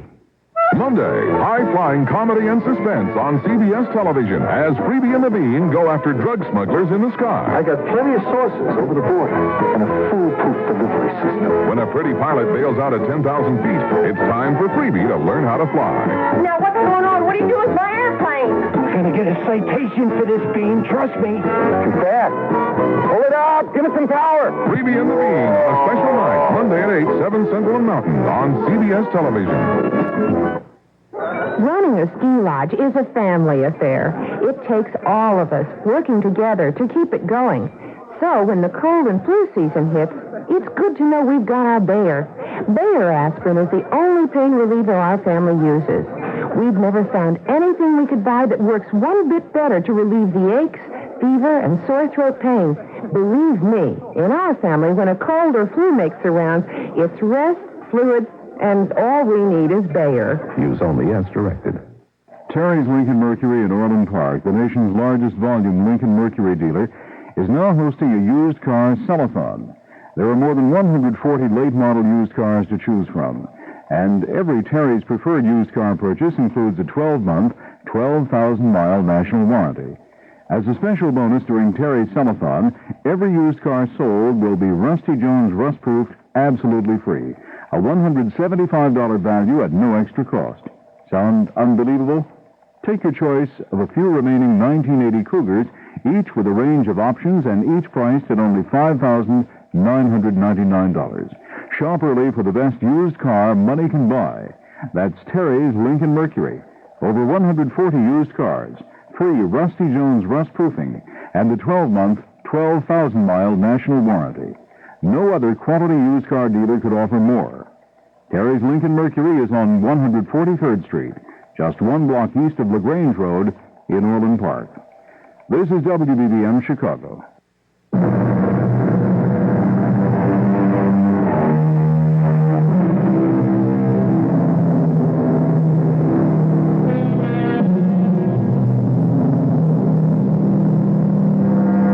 Things look now, it's not going to be a very Merry Christmas for Skip and Joan Bartram, apparently marooned in a strange little Ohio town with only one inhabitant. After encountering the elusive Mrs. McInnes for a second time, Skip and Joan have gone to the hotel to wait for Joan's father. It's a cold December afternoon, and it's been a long wait. What time is it? 10 after 2. I'm going to phone home again. Maybe there's a reason Dad was delayed. And after that, I'm going to call the state police. I should have thought of it before. We're in a real emergency here. They'll tow us out. Come on. But suppose Dad comes after we've gone. We'll ask Mrs. McGinnis to watch for him. Mrs. McInnes? Mrs. Houdini, you mean? I wouldn't trust her to give Dad a message. Yeah, well, we're getting out of here as fast as we can. Your father or the police, whichever comes first. Okay, here, try your folks again.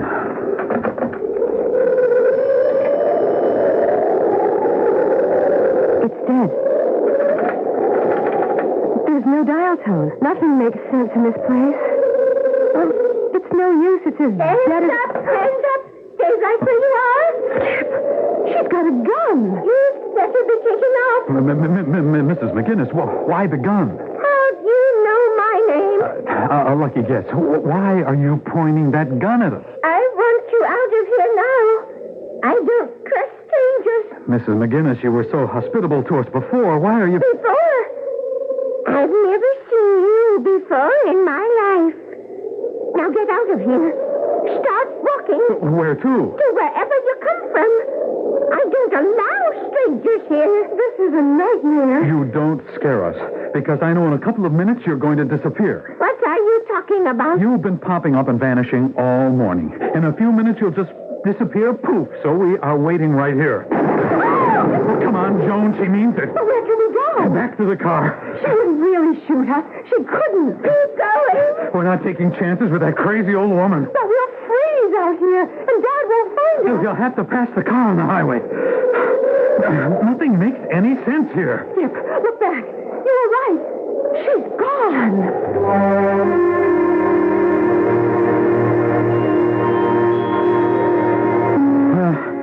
We'll be okay here.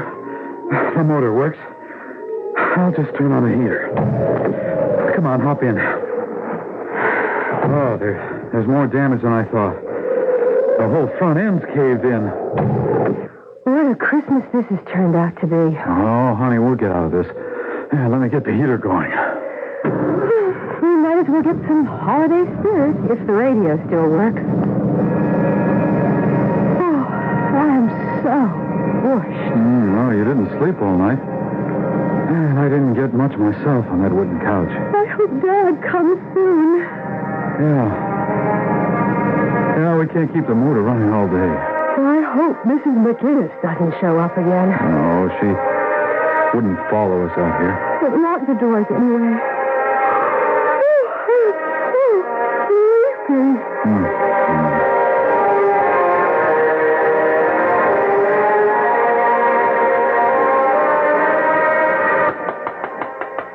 Hey, you all right in there? Hey, you two. Huh? Who's that? What's the matter? Are you two okay? Oh, it's a state trooper. Oh, we fell asleep. Oh, my leg. Oh, we're glad to see you. Anybody hurt? No. Oh, no, we must have dozed off. Dozed off and ran off the road. The helicopter spotted your car and called us. Oh, thank the Lord for that. How'd you get on this road? It's officially closed. Well, there weren't any signs about that. It connected with Interstate 40, and we just stayed on it. Had the bad luck to skid into boulders. This extension isn't due to open until next summer. Where are you heading? Renmanville. My parents live there. We're going home for the holidays. You wouldn't have gotten there on this route. It ends about 100 yards up ahead. I'll radio for a tow and get you folks to Onionville. When did you go off the road? Last night? You been here all night? Well, no, we went into Taylortown. Taylortown? Yeah, right up the road. But it's a ghost town except for a crazy old woman who lives there. I better get you folks to the hospital first. Just a checkup. You know, possible concussion. Oh, no. We're all right. My wife's ankle was twisted, but once we got out of the car, she was okay. We do not need a hospital. You say you spent the night in a place called Taylortown? Yes. There is no Taylortown around here. I've lived here all my life. And there just isn't any place called Taylortown. But right up the road. Look for yourself. We were there all night. I'm sorry, ma'am. Maybe you'd better look. Holy. There's nothing there. There's no village at all. No, ma'am. The road ends at that vacant field. Not a town as far as you can see.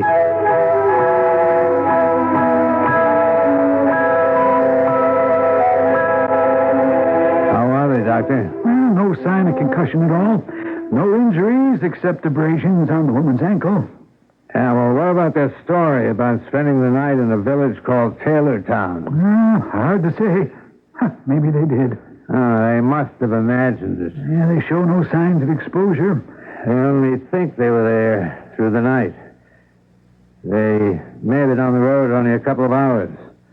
The helicopter spotted them 2 hours ago.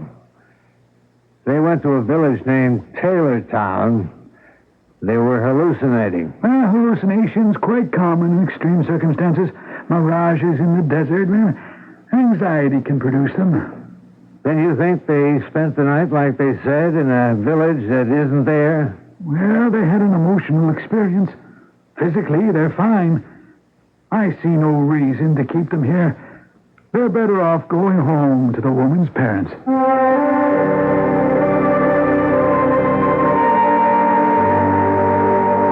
Will, they're here. A police car's driving up.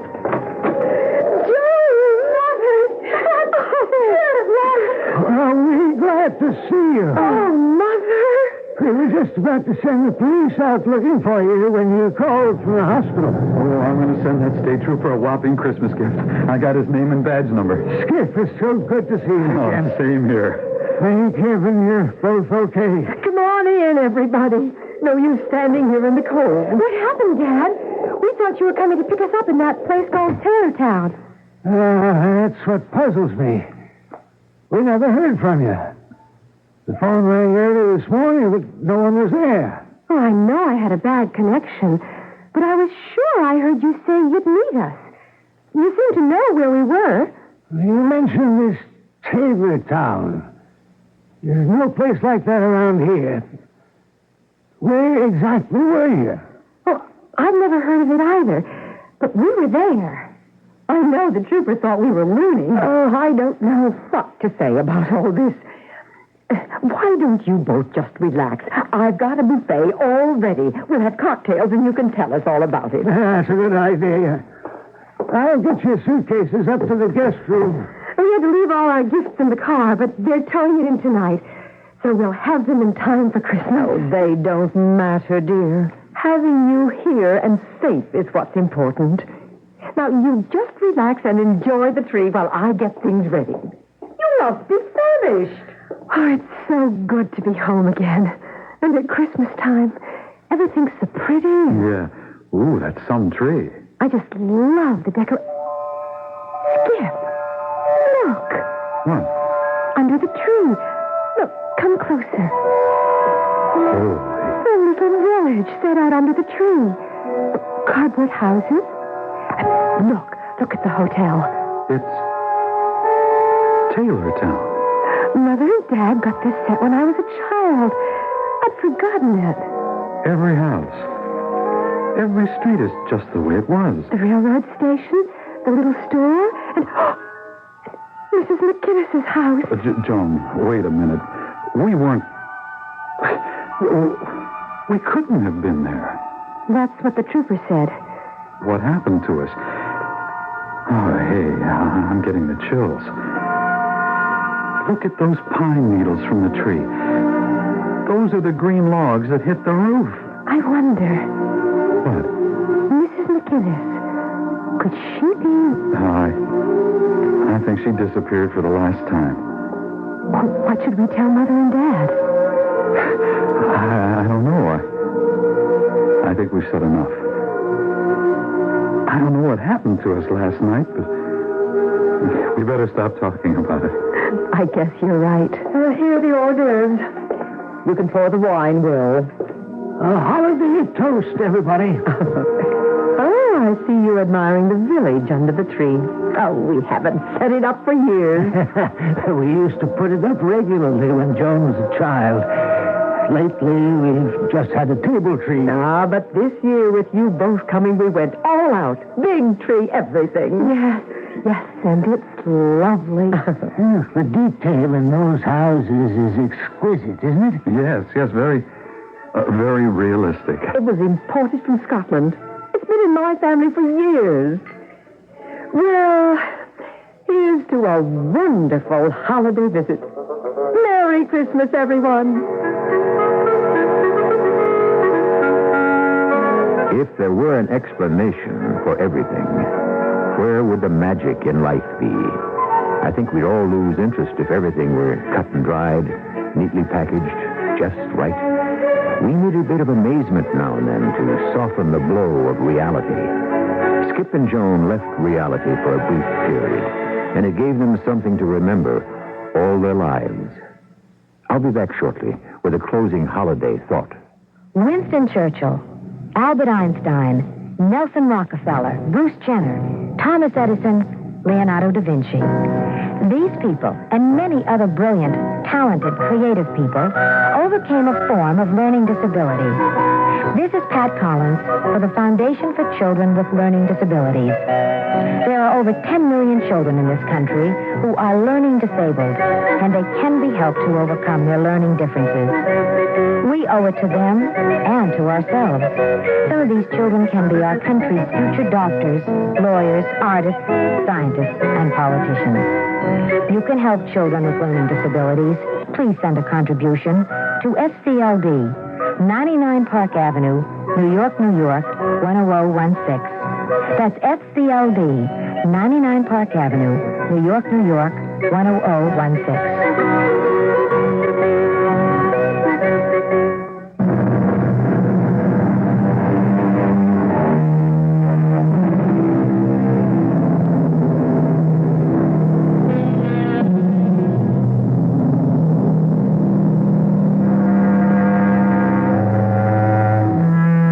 Holiday lights are twinkling everywhere. Every city, town, and village sports its holiday decorations. Busy shoppers push through the stores, and children wait wide-eyed for that magical eve. It's Christmas time. We hope your holiday season will be merry and bright, and may all your wishes for the new year come true. Merry Christmas. Our cast included Lloyd Bautista, Diana Kirkwood, Joan Shea, and Robert Dryden. The entire production was under the direction of Hyman Brown.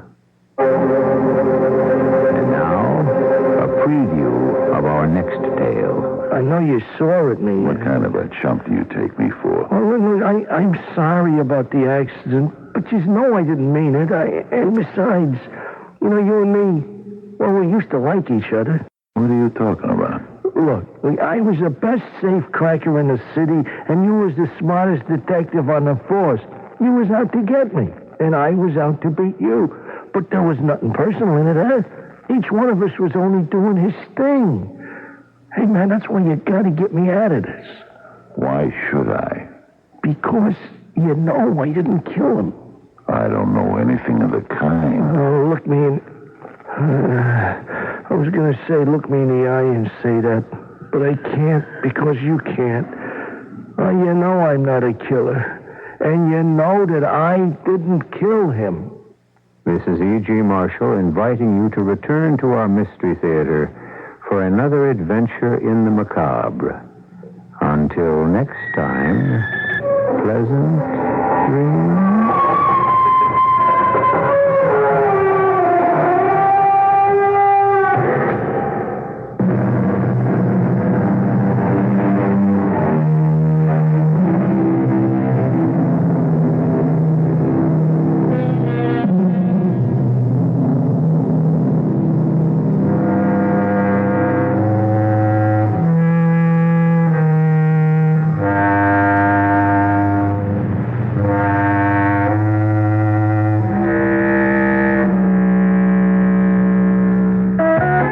Getting my news complete. First thing every morning. The CBS Radio Mystery Theater presents...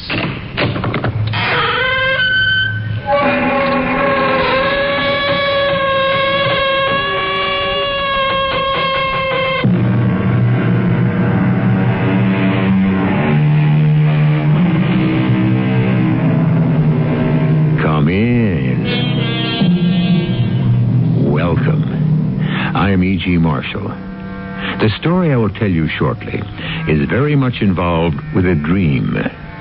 What is dreaming exactly? Webster defines it as a sequence of images passing through the mind of a sleeping person. Are dreams only meaningless fantasies, then? Far from it. Psychologists ascribe deep meanings and symbols to dreams, believing they are truths the waking mind does not know or cannot face. One school of thought holds that dreams are the intrusion of the supernatural into the subconscious mind. Be so kind as to give the devil his due. Hell is not necessarily down below somewhere. The devil's imagination is too fertile and cunning to limit hell's geography. Hell may be right where you're standing now. On the other hand, it may indeed be down, since that's where you think it is. Shall we then descend to the netherworld?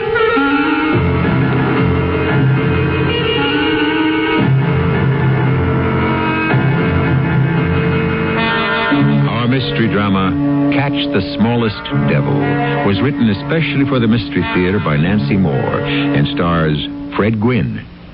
I'll be back shortly with Act One.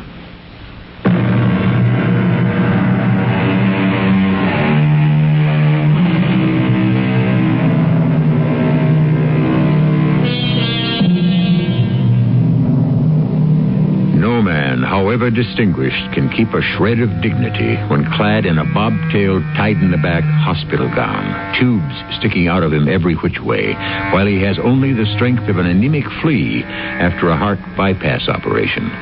Such is the ignominious condition of Mr. J. Barnabas Whitney, millionaire bank president, member of 3 exclusive clubs, and pillar of his church. Under such circumstances, who could expect him to be anything but cantankerous? Right now, he is peevishly pressing the buzzer, which snakes out on a string from under his squashed pillow. Where's that confounded doctor? Buzz this thing 50 times. Good morning, Mr. Whitney. Happy New Year. It's not happy. I'm not happy, and I didn't ring for you. I rang for Dr. Fowler. Doctor's on his rounds. He'll be here soon. Yeah, the amount of attention I get around here, you could put in that egg cup. Now, by the time you finish your breakfast, Doctor will be here. Don't want any breakfast. We'll just roll up your bed a little. Don't want to roll up. Are you in pain, Mr. Whitney? Of course I'm in pain. What do you think I'm in? Not in a very good humor this morning, are we? Who'd be in a good humor after last night? I quote Mr. Edgar Allan Poe. Oh, the bells, bells, bells, bells. The rhyming and the chiming of the bells. All night long. Not one wink of sleep.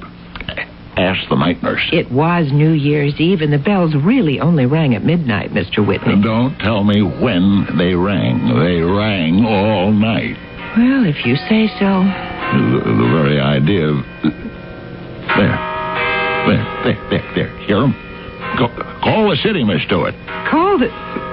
Why? Whatever for? Those bells. At it again. Tell our mayor to stop that racket. No bells are ringing now. What's the matter with you? Listen. Hear that? Hear him? No, sir. Are you telling me I'm delirious again? Listen, will you? They stopped. Mr. Whitney, you must not try to sit up. Don't tell me what to do, young woman. Now, you see what happens when you sit up straight like that? All right, now. There now. See? Now that's better. Just pat your pillow a little. Don't want my pillow patted. And then I'll feed you a little oatmeal. Don't want any of that swill either. Don't want to be spoon-fed. Not dignified. I was born with a silver spoon in my mouth, all the same. Yes, I know you were. Where's that doctor? I have a good mind to change doctors. Tired of no service. Tired of that white uniform of yours, now, too. You mustn't get all stirred up. Now, we're going to talk about something pleasant.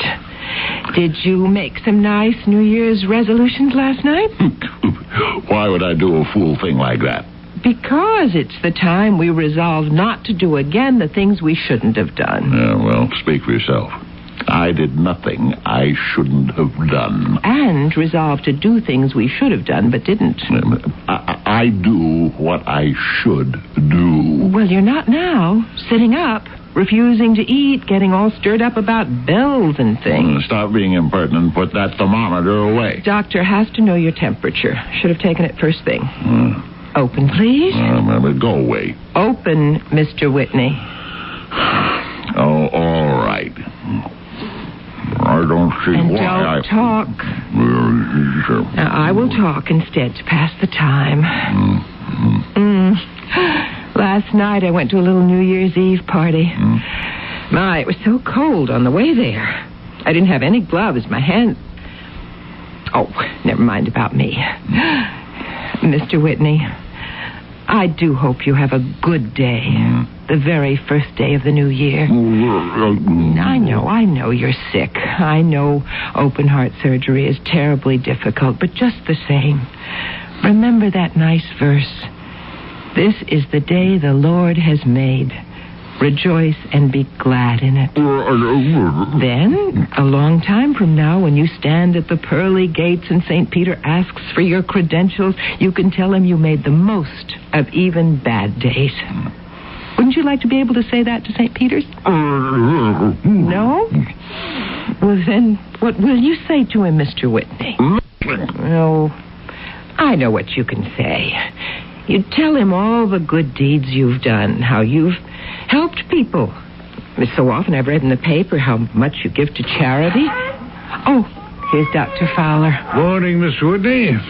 Morning, Lady May. How's the patient? Rotten. He didn't sleep all night. He keeps trying to sit up. He won't eat his breakfast. And he's very cranky. Oh, you can take the thermometer out now, Doctor. All right. Unclamp, Mr. Whitney. And Happy New Year. I've had just about enough Happy New Year and more than enough of that noisy door. Who ever heard of squeaking hinges in a hospital? Yeah, quite so. Miss Stewart, go send for Mike, please. Tell him to bring his oil can. Yes, Doctor. And let me tell you something else, Doctor. Now, just lie down, Mr. Whitney. I said lie down. Who listens to a man flatten his back in a dinky nightgown instead of decent pajamas? I'm treated like a jailbird in here. A sick man has to follow certain rules. Make my own rules.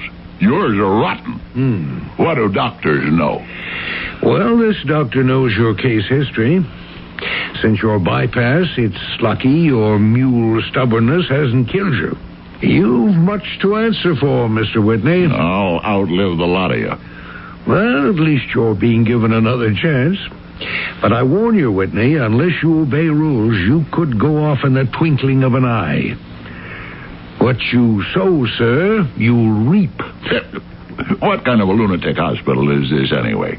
That nurse quoted scripture to me, and now you're at it. What I sow, I'll reap. Well, it's merely a convenient phrase. Has a nice ring to it.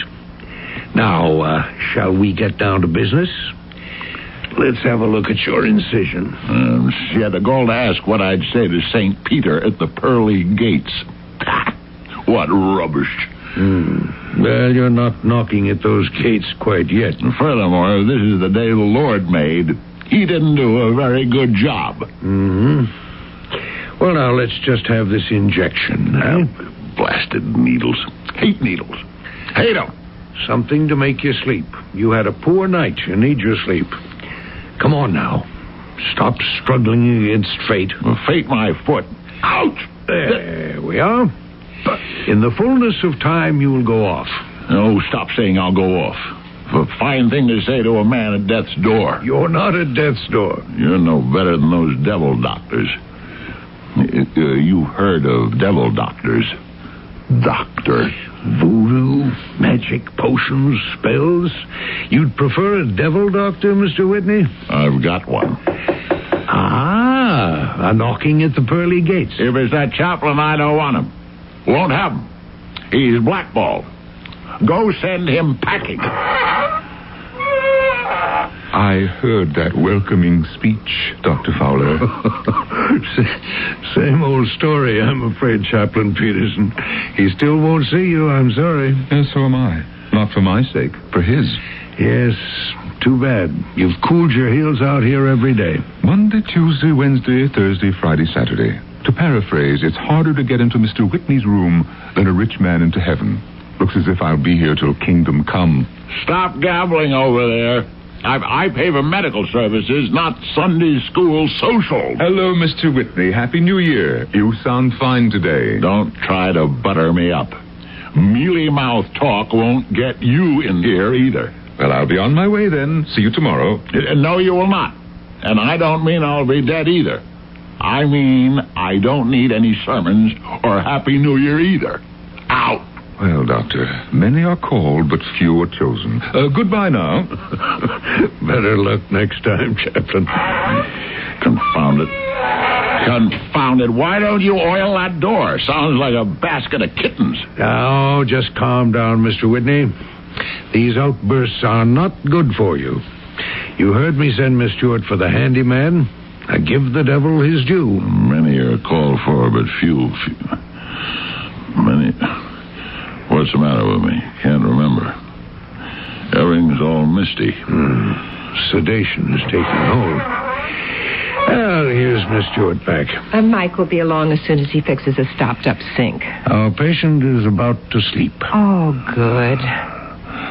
Mr. Whitney, I'll be right here the whole time if you need me. I don't need you. Not here. Pearly gates, maybe. Yeah. Here you talk fiddle-faddle. Up there, maybe you... Everything all misty. Well, I'll look in again after rounds, that you may. Rounds? Yeah, my foot. Taking a coffee break. You got no right... Doctoring's your job. Just so. Sleep, Mr. Whitney. Relax and let go. Pearly gates. Ridiculous. Many call, but few. This is the day the Lord...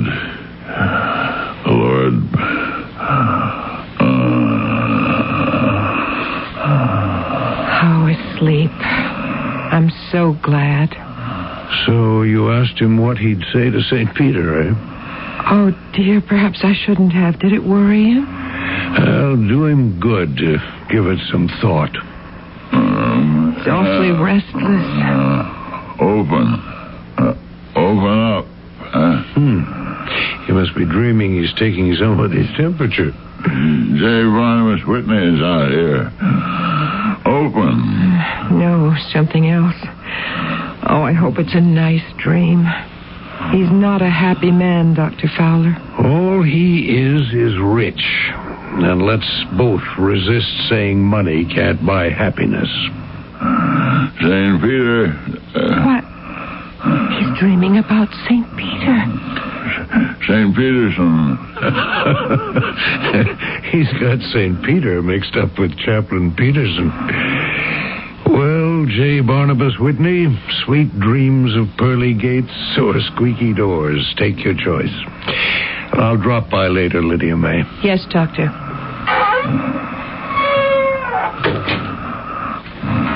Bells, bells, bells, bells. That was last night, Mr. Whitney. Rhyming, chiming bells.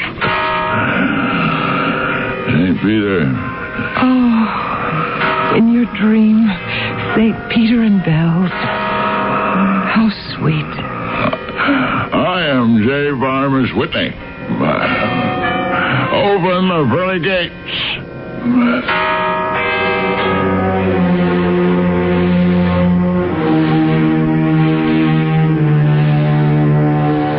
Presto. Mr. J. Barnabas Whitney stands before the pearly gates. Don't ask me what legerdemain got him there. Only a dream, you say? More than that, I think. But what? Hocus pocus? Black magic? For that matter, what was in that injection? But ask me in Act 2, coming shortly, via the magic of radio. Ask me then what happens to Mr. Whitney standing at the doors of paradise, and I will tell you.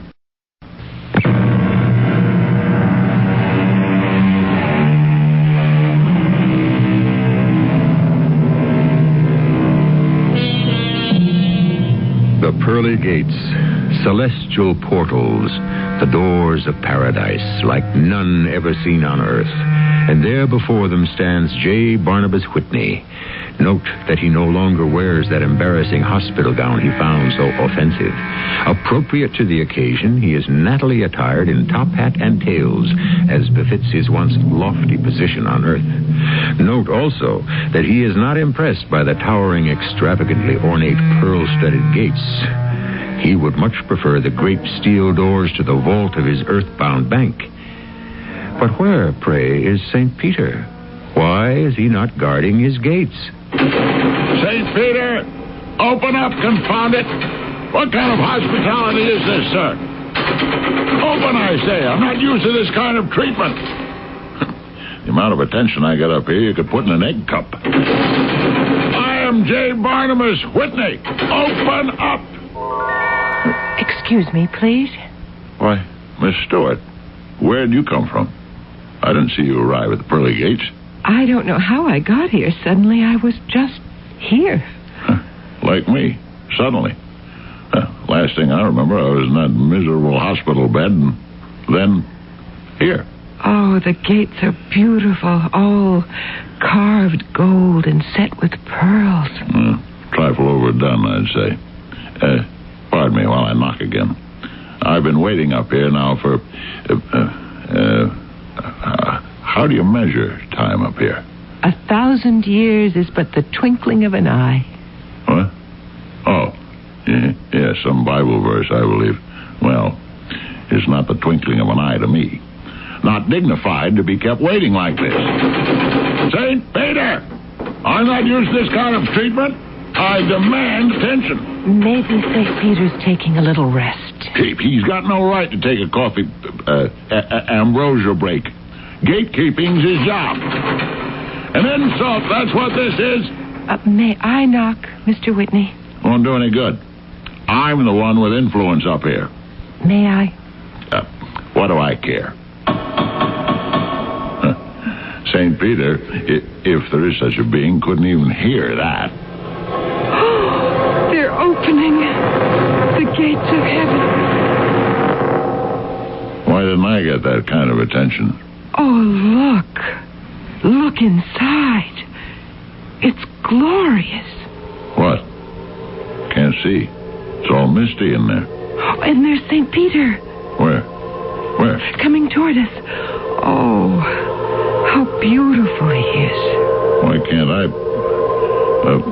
oh, now I see him. Yes, indeed. Fine-looking chap. J. Barnabas Whitney and Lydia May Stewart, Welcome to the gates of heaven. Thank you, St. Peter. You don't look the way I thought you'd look. No wings. Pictures of you always have wings. How could the mind of man possibly conceive how an angel would look? Oh, no, we couldn't. Does that clear up the matter, Mr. Whitney? No. You don't look like angels ought to look. Darned if you don't look a little like Chaplain Peterson. Because your mind still clings to earth. But in the fullness of time, you'll forget. Meanwhile, I must appear to you in some form you will recognize. Now then, I believe you both know the procedure here at the gates? Certainly. We present our credentials to you. That is, we recount our good deeds on earth. Precisely. Miss Stewart, please. Now, just 1 minute. I was here first. Been cooling my heels out here since Kingdom Come. 1,000 years is but the twinkling of an eye. I know all that. But fair's fair, and heaven of all places ought to practice it. Very well, Mr. Whitney. To save time and temper, you may speak first. Sit down, please. On what? No chairs. What? Oh, an oversight. Look. 2 jeweled chairs. Hocus pocus up here, huh? Be seated, please, and begin, Mr. Whitney. Very well. Referring to saving time, St. Peter, and never mind any more of that twinkling business. My banking firm on Earth, a very old established firm, was managed with maximum efficiency. But I dare say you know that. We know everything here. We, too, are an old established firm. That's my point about efficiency. You know my case history, yet you waste time going through this credential nonsense. Isn't my whole life written on that scroll you're carrying? It is, but we are interested in knowing your own interpretation of your life. Therefore, J. Barnabas Whitney, your good deeds, please. I gave a great deal of money to charity. Did it cost you anything to do that? Cost me? Cost me thousands. I could have bought all kinds of valuable possessions with the money I gave away. Excuse me, St. Peter. I do remember Mr. Whitney's name on many lists of contributions. Yes. Public acclaim. Sir, did you ever give money without making the gift public? Why the devil would I do that? Then who would know who gave the money? That's quite so. Are your good deeds finished? Finished? I've only begun. Why? All my life I did things for people. And precious little thanks I got. Take my mother-in-law. For donkey's years, I paid for her apartment. Correction. You paid for her small cubicle in a rooming house. And did you ever call on a lonely old lady? She wasn't my mother. Now, wait. There's lots more. Oh, yes. I made the best of even bad days. You can ask Miss Stewart. And every Sunday, I went to church. Except, of course, when you played golf. A man needs some recreation. But you just check that scroll there. Every Sunday when the weather was bad, I was in church. And Monday, Tuesday, Wednesday, Thursday, Friday, Saturday? Monday, Tuesday. Well, what does that mean? On weekdays. Did you ever give any thought to what you heard in the Lord's house on Sundays? Now, look here, St. Peter. Weekdays, I had other things in my mind. Important things. Sinners need to worry. Need to pray a lot. That kind of doodah. But not me. And I just might remind you that on Sundays, it wasn't easy for me to put up with church. I had to rub shoulders with certain persons who had the gall to come in there. Joe Hinkle, for one. An ex-convict, sir. He'd sit there in front of me till I'd get so mad I'd want to hit him? See? You do know everything. Yes, I wanted to hit him. But kindly take note that I didn't. You made friends with him instead. Friends?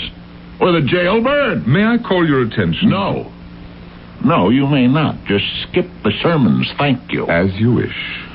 Now, Miss Stewart, let us consider your life. Hold on here. I'm not finished with mine yet. Oh, yes, Mr. Whitney. You are quite finished. Miss Stewart, your good deeds, please. Now, look here. Sit down, Mr. Whitney. Miss Stewart. Oh, dear. I did so many wrong things, I'm afraid they cancel out the good things. My goodness, I can't even remember any good ones. I feel so bad about the bad ones. Then I shall consult my scroll. Your patience while I unroll it.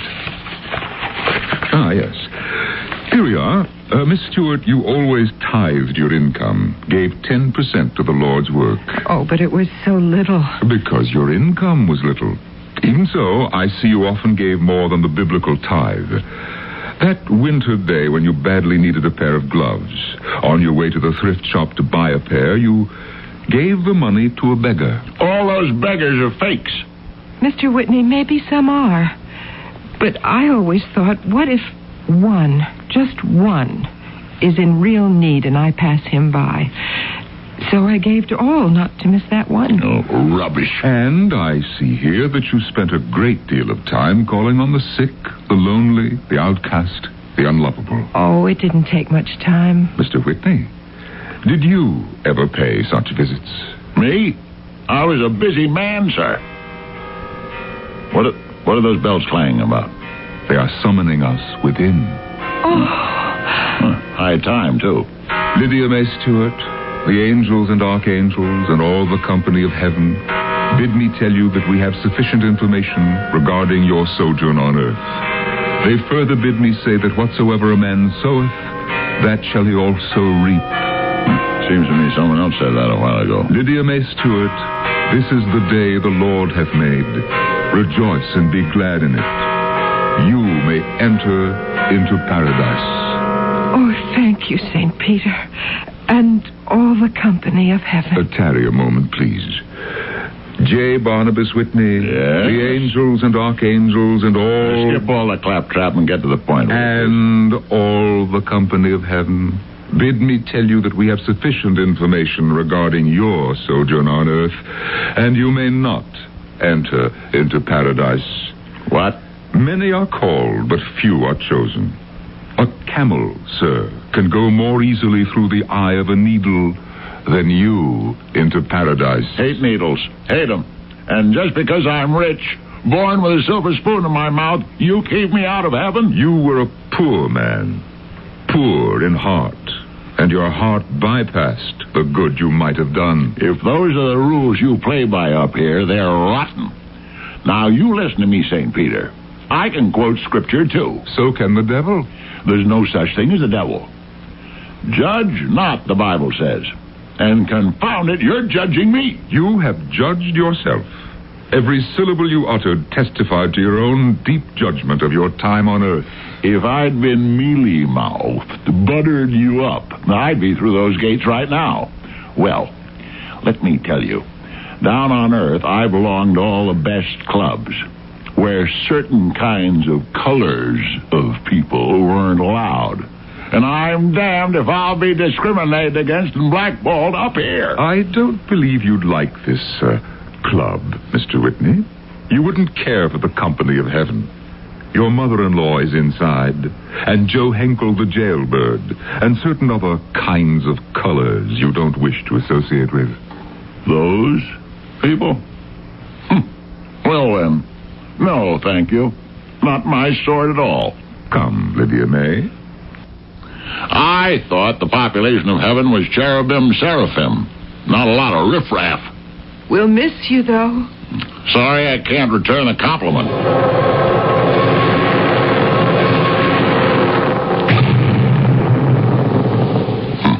Pearly gates. Tacky. Well, now, let's see what Wait a minute. St. Peter, come back! St. Peter! St. Peter, sir! Please come back. You called? You're inside and outside, too. What is it, Mr. Whitney? What is it? I just realized. Does getting blackballed out of heaven mean I'll go down into the fire of hell I don't know about down, Mr. Whitney. I do know to be shut out of heaven is hell. The devil won't blackball me. Is that what you're saying? He'll let me into hell? Oh, the devil discriminates against no one. But let me into heaven. I'll make resolutions. I'll write anonymous checks. I'll tithe. I'll give to beggars. Goodbye, Mr. Whitney. Gone. He's gone. I'm doomed. The devil with it. You called, Mr. Whitney? The devil. At your service, my friend. I would prefer, however, to be addressed by one of my more distinguished names. Lucifer, Mephistopheles, His Satanic Majesty, Beelzebub, Prince of Darkness, and Foul Fiend has a nice ring to it. Now, shall we get down to business?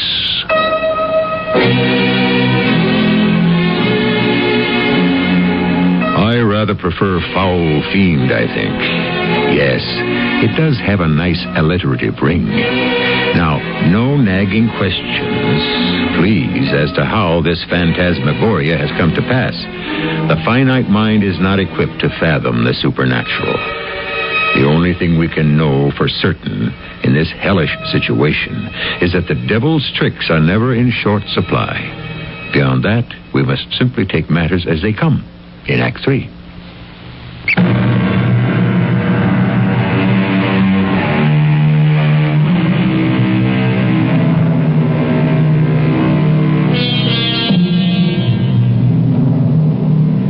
We can hardly pass off lightly the evil presence of the Prince of Darkness, nor can J. Barnabas Whitney. Certain that he knows the demonic nature of Foul Fiend's errand at the pearly gates, the poor fellow stands all a-tremble.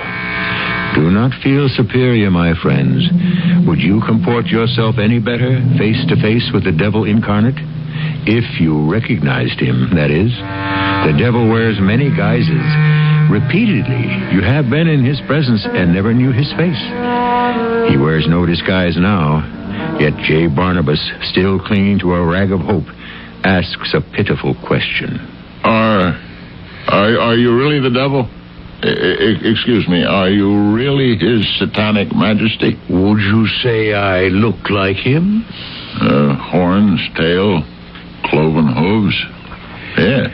You've got much to answer for, J. Barnabas Whitney. This get-up is your doing. What? Would I wear a cheesy prehensile tail and trashy horns from choice? This is how you imagined I would look. But your face. You have a complaint regarding my countenance? Oh, no, sir. No. But it reminds me of... Some archenemy on Earth? Dr. Fowler.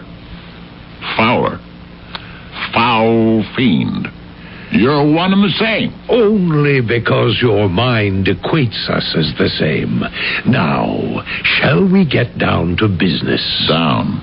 You'll take me down into the fire and brimstone of hell. Be so kind as to give the devil his due. Hell is not necessarily down. My own imagination is too fertile and cunning to limit hell's geography. Hell may be right here at the tacky pearly gates. On the other hand, it may indeed be down, since that is where you think it is. Shall we then descend to the netherworld? Not fair. It's not fair.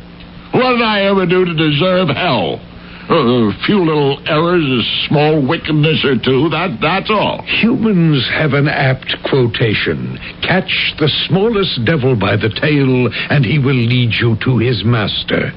You caught many a small devil, Barney, and they have led you to me.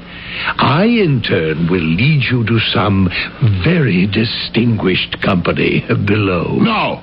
Get thee behind me, Satan. Aha! The devil can quote a scripture, and so can you. Come now, stop struggling against fate. Relax and let go. He said that. Fowler said it. I said it. One last quotation, not, however, biblical. Let the devil take the hindmost. That is what I'm doing. You are the hindest of the hindmost, J. Barnabas Whitney. Come. No!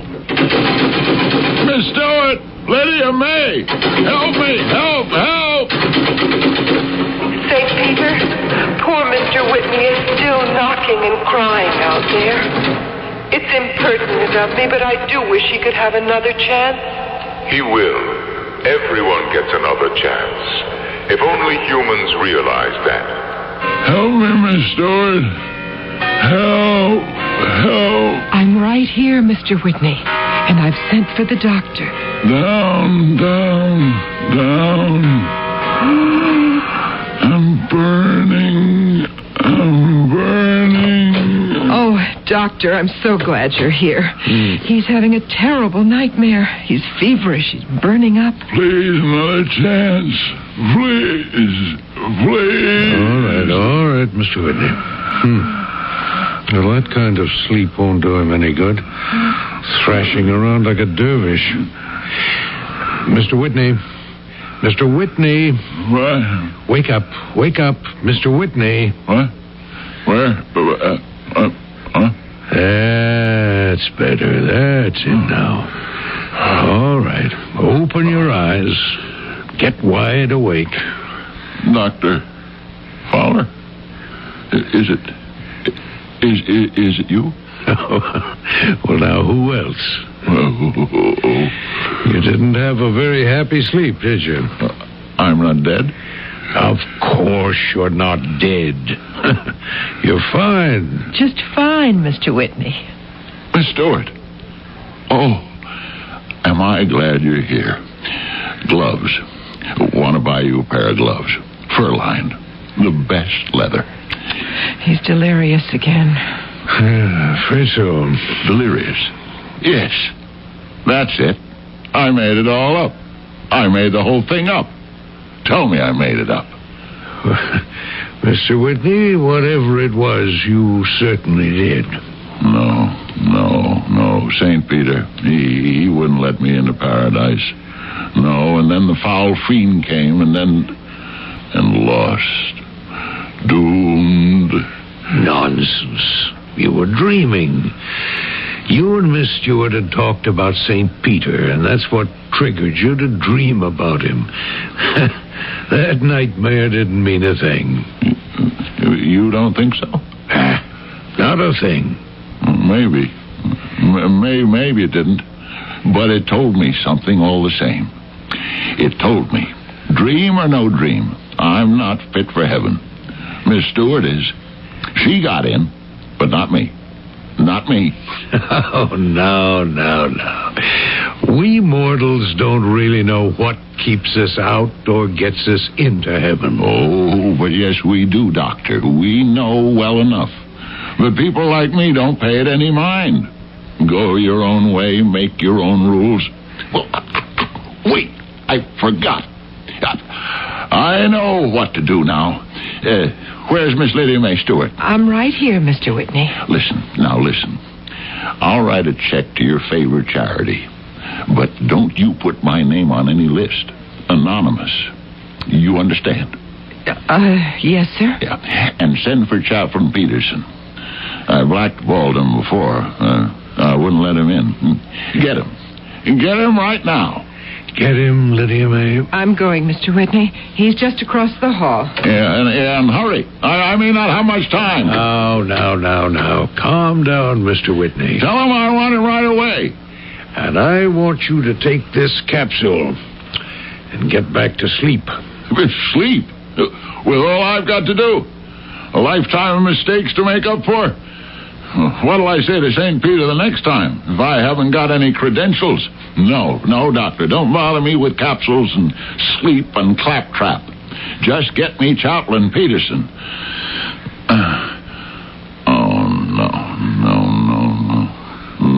What's the use? A man can't make up for a lifetime of catching small devils by their tails. Here's Chaplain Peterson, Mr. Whitney.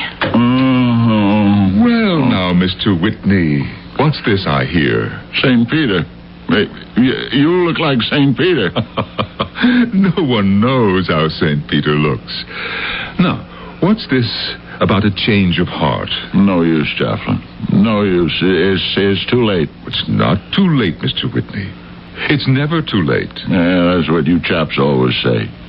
But you have to say it. It's your job. We say it because it's true. True. Not too late. What if it really... Is it true, Chaplain? You give me your word. I'll do better than that. I'll give you the Lord's word. He said... J. Barnabas Whitney can go back and undo what he did wrong. Make up for what he didn't do right. I'll give money to charity and not publicize it.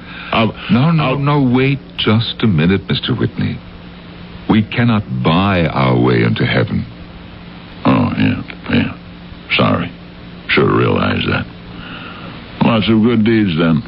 That's it. St. Peter made that very clear. Let's get something else straight.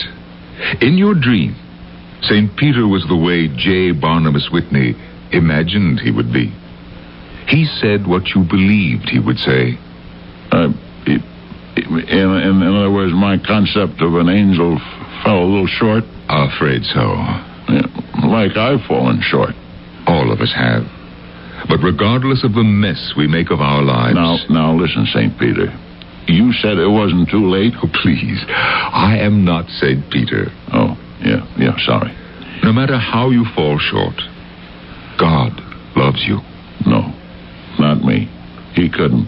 You see, I threw him out, just the way I threw you out. You didn't throw him out. Well, then what would you call it? Oh, sure, I went to church. Yes, indeed. The thing to do. Met people with money and position, made good contacts. That's why I went to church. Didn't listen to the sermons. Didn't really believe in God or the devil. Oh, yeah, the devil. He's real, too. Looks like Dr. Fowler here. No offense, Doctor. None taken. I only believed in J. Barnabas Whitney. You don't call that throwing the Lord out, Chaplain? You can't throw him out. He won't go. Well, put it another way, then. He threw me out. Never. Never? Never. Hallelujah. Well, what do you know? Never. Did you hear that, Lydia May? Did you hear that, Doctor? Happy New Year, Mr. Whitney. Oh, the New Year. I've got resolutions to make. What a man sows, he reaps, you know. Ring out the old, Mr. Whitney. Ring in the new. Right you are. Ring out those beautiful bells. Bells. This is the year the Lord has made. And I've got a second chance. Hallelujah!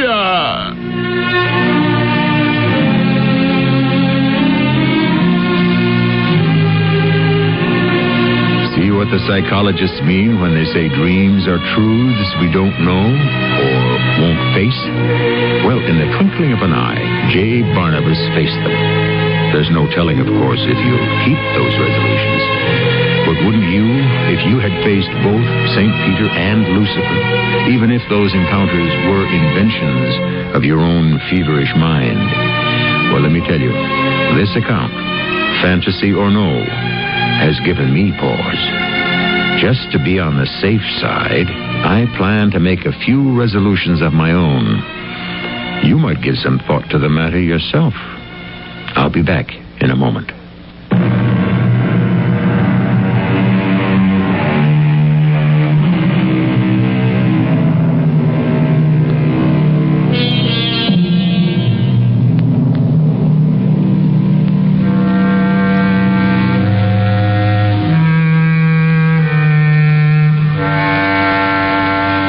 When this story was first told to me, I began to wonder about the origin of the phrase, the pearly gates.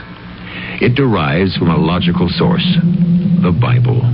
Chapter 21 of Revelation describes the new heaven, the holy city of the New Jerusalem. But it doesn't talk about just one pair of gates, as in our story.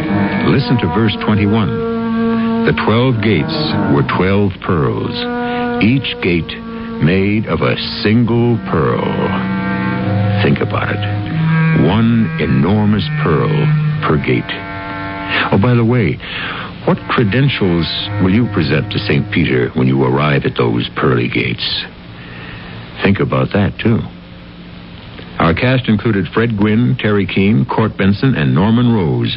The entire production was under the direction of Hyman Brown. This is E.G. Marshall inviting you to return to our Mystery Theater for another adventure in the macabre. Until next time, pleasant dreams.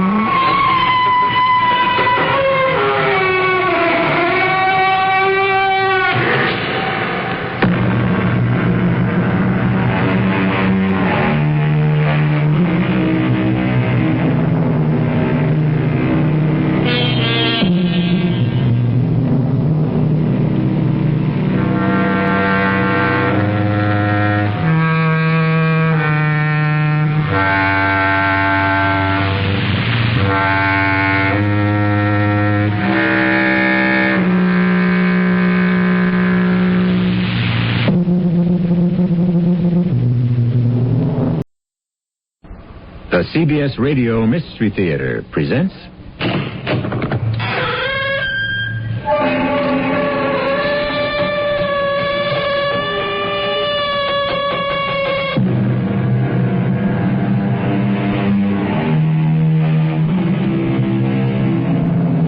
Come in. Welcome. I'm E.G. Marshall. Lend me the stone strength of the past, and I will give you the gossamer wings of the future. Yes, for what is to come can only be the fruition of what has been. And what is the future? Only the past, striving to be born. And the child, after all, is really the father of the man. You are her child. Yes. Her illegitimate child. Please. Then it's true. Those ugly whispers, those foul rumors are true. Leave my house. Please help me. I'm sorry for you, but I'm powerless to help you. I haven't done anything. For the iniquity of the fathers shall be visited upon the children of the third and fourth generation.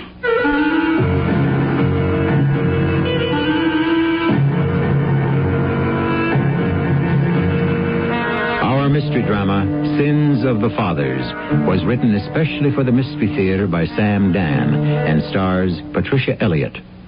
I'll be back shortly with Act One.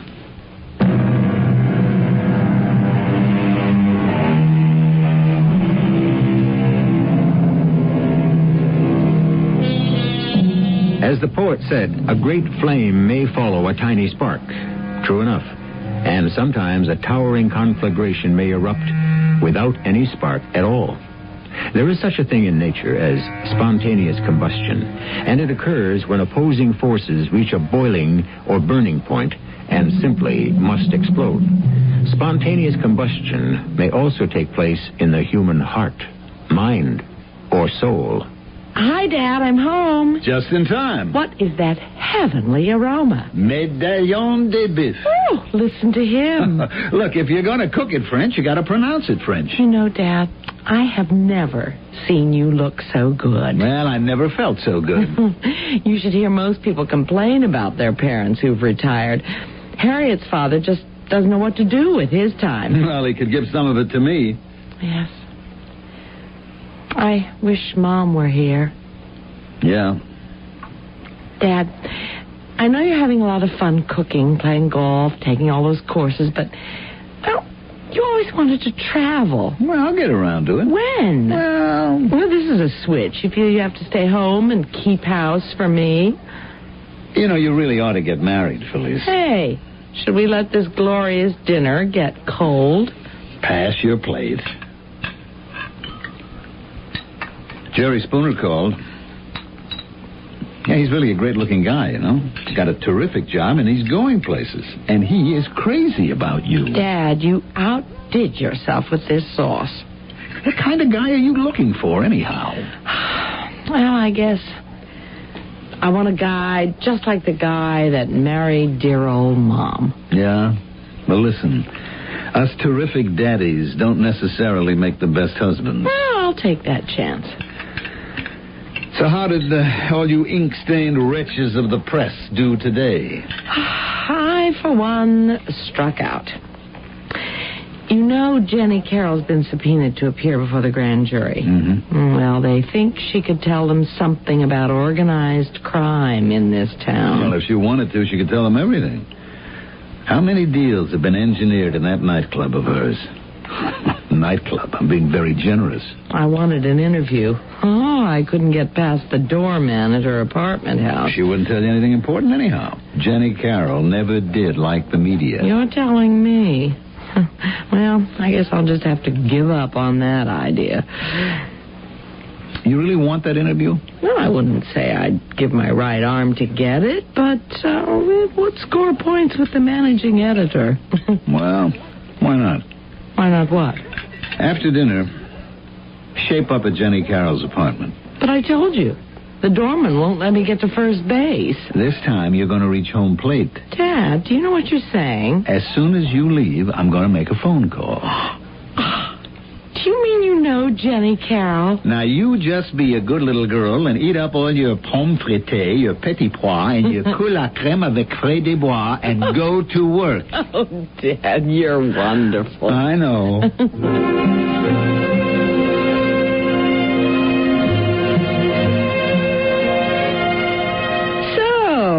You're Eddie Power's kid, huh? You know my father, Miss Carroll? Oh, I remember Eddie. He was an honest cop. He wouldn't take 15 cents. And he wouldn't avail himself of any of the privileges of the club either. If you follow my drift. Have a drink. Well, thank you. Maybe some white wine. Oh, yeah, but you'll never catch up with me like that. So, what do you want to talk about, huh? Well, in these days of women's lib, it occurs to me that you've been a woman on your own for a long, long time. Sweetie, women like me have always been on our own. And you must have seen a great many changes. Nothing changes. In the end, it's the woman who always pays the tab. Like with this grand jury. I'm being set up to take the fall. In what way? Detective Eddie Powers, your father. It's got to be 25 years, you know? But I never forgot him. He always gave me a break. Do you think the special prosecutor has any evidence? Miss Carroll? I just asked you if you... Yeah, I heard you. Is something wrong? You seem to be staring at me. Yeah, I guess I am. I just can't get over it. How much you resemble Eddie. Well, I should. He's my father. Yeah, I guess he is. I can assure you that he is. Well, you know what it goes to prove. I guess if people live together long enough and they're happy together, they get to look like each other. Listen, kid, I'm glad it worked out in your situation. You're glad what worked out? Well, a lot of them don't, you know. Oh, I could tell you about cases. What are you talking about? Well, you know what I'm talking about. The thing. What thing? The adoption. The adoption? Miss Carroll, what are you saying? What are you saying? Oh, good Lord. What am I saying? Well? Nothing. Tell me. No, believe me, it's nothing. Are you saying I was adopted? Oh, look, you don't want to listen to me. Why did you say I was adopted? Do I know what I'm saying? Look at me. Listen, kid, I'm going up against a grand jury tomorrow. If I don't talk, I go to jail. If I sing, I'll be dead in a week. So, Maybe I got a little bit out of my head, huh? Why did you say I was adopted? Why? Please, look, in the middle of all this, the only guy who ever treated me like a lady in my whole life calls me up out of a bright blue sky. Hey, my kid's a reporter. Give her a break. Yes? And so my mind goes back maybe 25 years. See, this nice cop, he and his wife wanted a kid more than anything else in the world. They couldn't have one. And then I hear they adopted one. Go on. Everybody knew it. It was no secret. And everybody who adopts a kid tells a kid about it. I mean, you had to know. Hey, wait! Wait, where you going?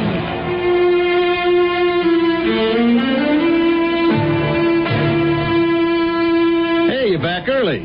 How'd it go? Did you find out anything? I guess you could say I found out everything. That's going to be some article. Why didn't you tell me? Why didn't I tell you what? Why didn't you tell me about the biggest thing that happened in my life? Oh, no. No. Why? Look, Felice. Why? Well, your mother and I guess it was wrong not to. I admit it. Oh, yes. Well, then why didn't you tell me? We decided to wait until you were older, and then... I don't know. We just kept putting it off. Why? Because we were scared. Of what? Of those two other people. Whoever they were. Why? A child has a right to know. To know what? Who she is. You know who you are. Felice Powers. But who am I really? Really? Whose blood do I have? Till tonight it didn't matter. Why should it matter now? You should have told me. I know. And maybe we were wrong, but we felt if we did tell you, it would be like saying that you're something less than our own child. And as for those people whose blood you have, remember, they didn't want to keep you. Maybe they couldn't keep me. If you were important enough, if you meant enough to them, they'd have found a way. We wanted to spare you this. But I have to know who my real parents are. Betty Powers and I have been your real parents. I'm sorry. I'm sorry, Dad. I shouldn't have put it that way. Felice, we thought we were doing the best thing for everybody. Look, Dad, what do you know about my real... I mean, about my other parents? Nothing. How did you get me? Oh, it was such a long time ago. How? Where? From whom? I have to know. I can't tell you anything. Is there someone who can? Well, is there?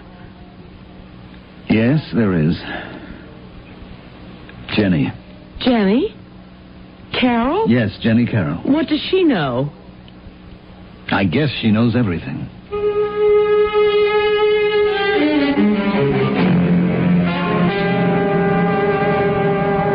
Look, I can't tell you how bad I feel. Then don't try. It's just that I thought that you... It doesn't matter. Eddie Powers says you know everything. Oh, I see where he's just become Eddie Powers. Please. Look, he's the greatest guy that ever lived. Don't be mad at him. Please, tell me what you know. You have to tell me. Who was my real father? Your real father is Eddie Powers. Who was my father? I don't know. He said you knew everything. What's everything? There was a girl who was working at the club. Well, was she my mother? Yeah. A girl who worked at your club. What did she do at the club? She was a dancer. And? Nothing else. Don't say that to make me feel better. She was different from the other girls, and besides, she had a steady boyfriend. He didn't mind that she worked in a place like yours. Oh, climb off it, kid. I know you're having a bad day, but I always ran a respectable joint. One day she comes into the office. I'm pregnant, she says. What was she going to do? What did you tell her? Well, I said, how about the father? She said he'd lost interest. She said she never wanted to see him again. She never told you who he was? Not a word. So I said, okay, have the kid, and we'll see it gets a good home. And that's what I did. I gave you to Eddie and Betty Powers. I never said a word who you were, where you came from. It was okay. They didn't want to know. Miss Carol, what was my mother's name? Alice. Alice Jones. Alice Jones.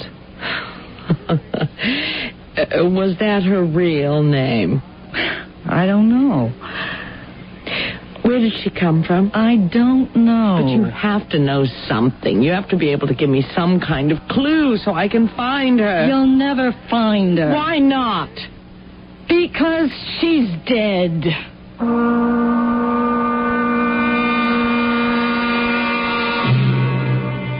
A door opens suddenly to reveal the existence of another world. And just as suddenly, it closes, and the sight of that world is gone forever. For our Felicia Powers, it has been too much to understand. And the only answers seem to be in a dead and forgotten past. Possibly in Act 2, in just a few minutes.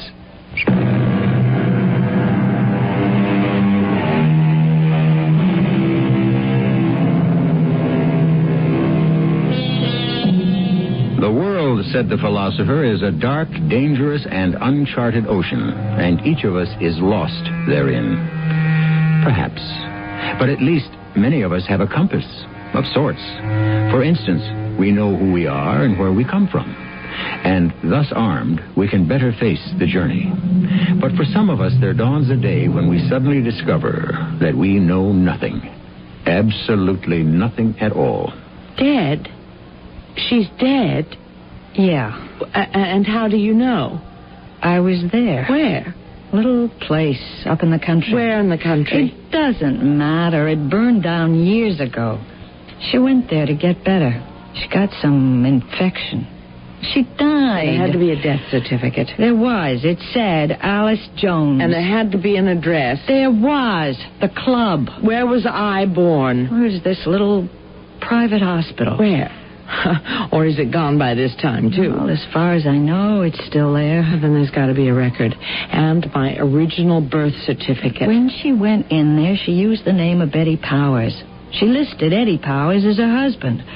So there's only this one birth certificate. But you had to know something about her. Where she was from, who she was. Look, she came in one day and she auditioned. She did her job. She kept out of trouble. You said she had a boyfriend. Would you know who he was? She said she had a boyfriend. I never saw him. Did she never mention his name? No, never. You didn't know any of her friends? I don't think she had any. Well, what about the other girls in the club? She was a loner. She kept to herself. You know what I mean? There has to be something that you can tell me. There is. Forget it. No. Kid, look, what do you want me to tell you, huh? Alice Jones, or whatever her name was, she was a kid with nice legs like 100,000 other kids looking to make it in the theater, what, TV, movies. After a while, they settle for joints like mine. Or worse. Please. I can tell you, kid, it's a tough life. She wants a little fun, a little companionship. So there's a guy. Maybe he's a steady. Maybe he's a one-night stand. Please don't say that. Well, next thing she knows, the guy's gone. She's pregnant. She gives birth. She dies. How are you going to find out who she was? I'll find out. Somehow. Come on, kid. It was 25 years ago. It was another world, another time. Ancient history. It's over. It's done with. Not for me. Now, you said she died of an infection. That's what the doctor said. I say she died because she didn't want to live. But how lucky you are. You get a set of great parents. Eddie and Betty Powers. You could have done so much worse. So just let it alone, will you? I can't. I have to know who I am. Now, Miss Carol, where did she live? Where? There has to be a record of it. Somewhere. Oh, let me try and remember. It was a place down on Sheridan Street. Wait, give me a minute, huh? I'll think of the number.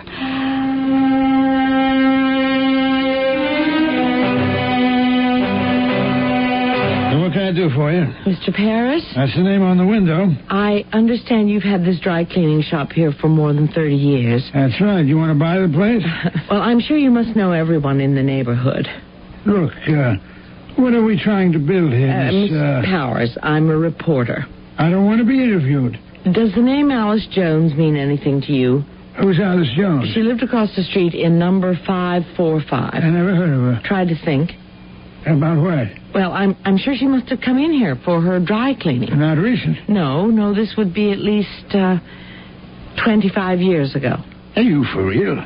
I'm supposed to remember a person come in here 25 years ago? I'd hope that perhaps... I got hundreds of people coming in here every week. Look at the stuff hanging on the racks. All those tags. I don't remember half of them from yesterday even. Alice Jones.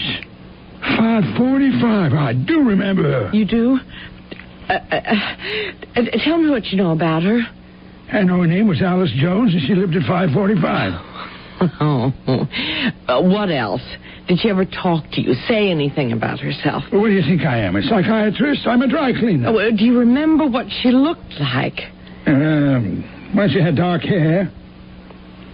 And she looked a little something like you. She did? Can't you tell me anything else about her? No, I'm sorry. Do you know anybody at all who might be able to help me? This thing is very important to you, isn't it? Yes, it is. You see the sign on 545 across the street where it says Owner Management, Wilkinson Stovall?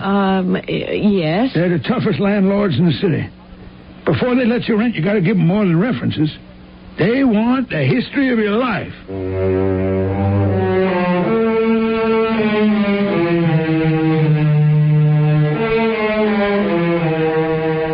I'm sorry, Mr. Stovall. I realized these records would go back a quarter of a century. My great-grandfather founded this firm during the administration of President Chester A. Arthur. We religiously preserve every piece of paper from that date forward. Now, about Miss Alice Jones. We require considerable personal information from our tenants, but we also pledge to protect their privacy. Miss Jones is dead. What is the nature of your interest? Well, Mr. Stovall, I came in here prepared to tell you some elaborate yarn, but I'm frightened. If you turn me down, I won't know what to do or where to go. Mr. Stovall, Alice Jones was my mother.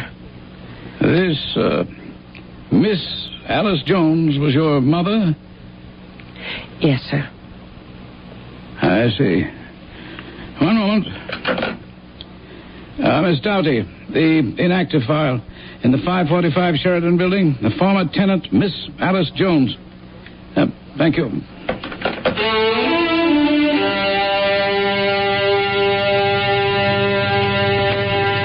Jones.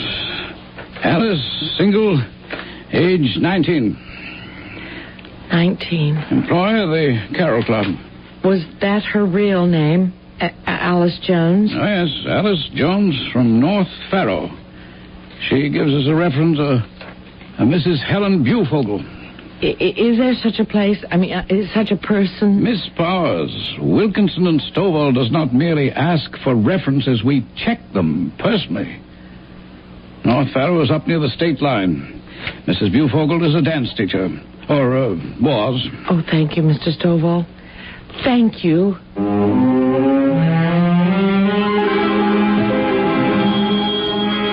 Just a minute. Just a minute. I hear it.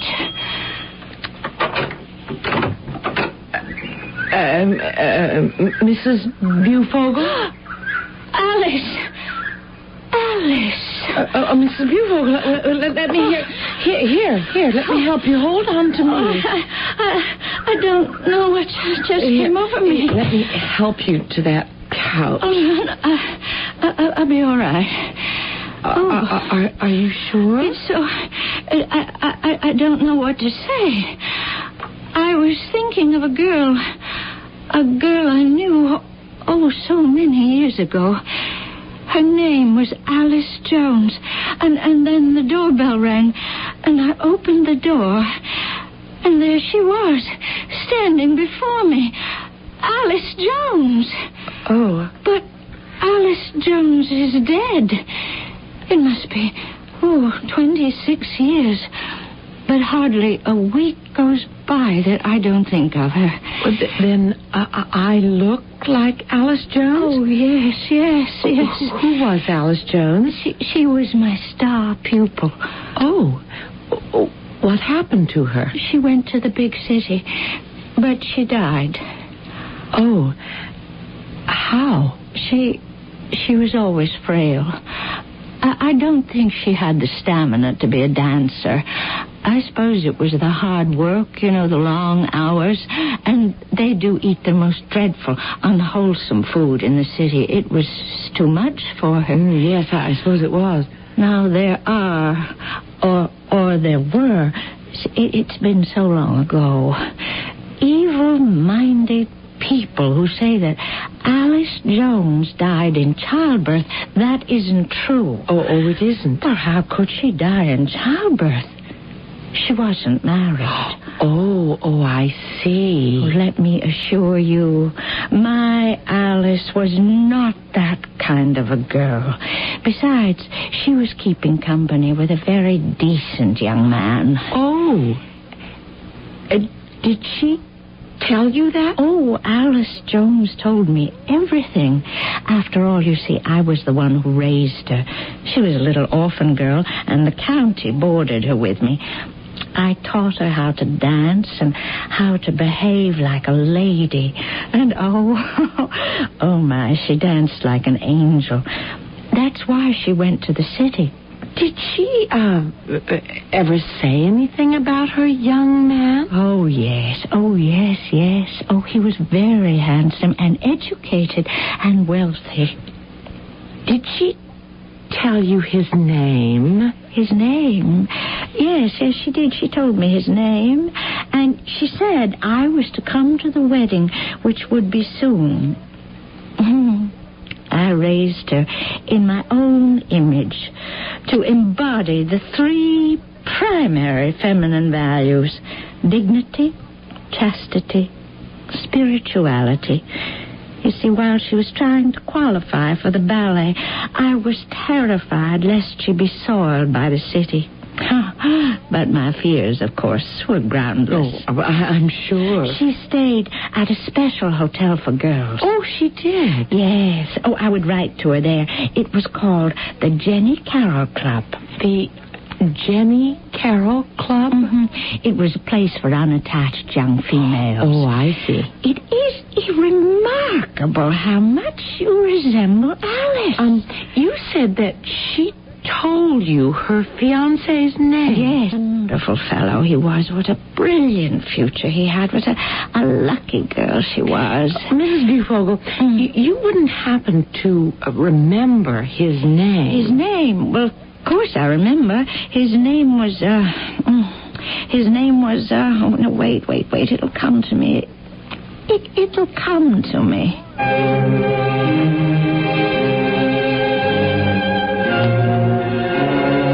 Probably. While she's thinking, this is an excellent time for us to take our second act intermission. We must admit progress so far has been unusually smooth and quick. Sometimes these quests can go on for many long and weary years. Can it be this easy? That will be the business of Act 3 in just a few minutes.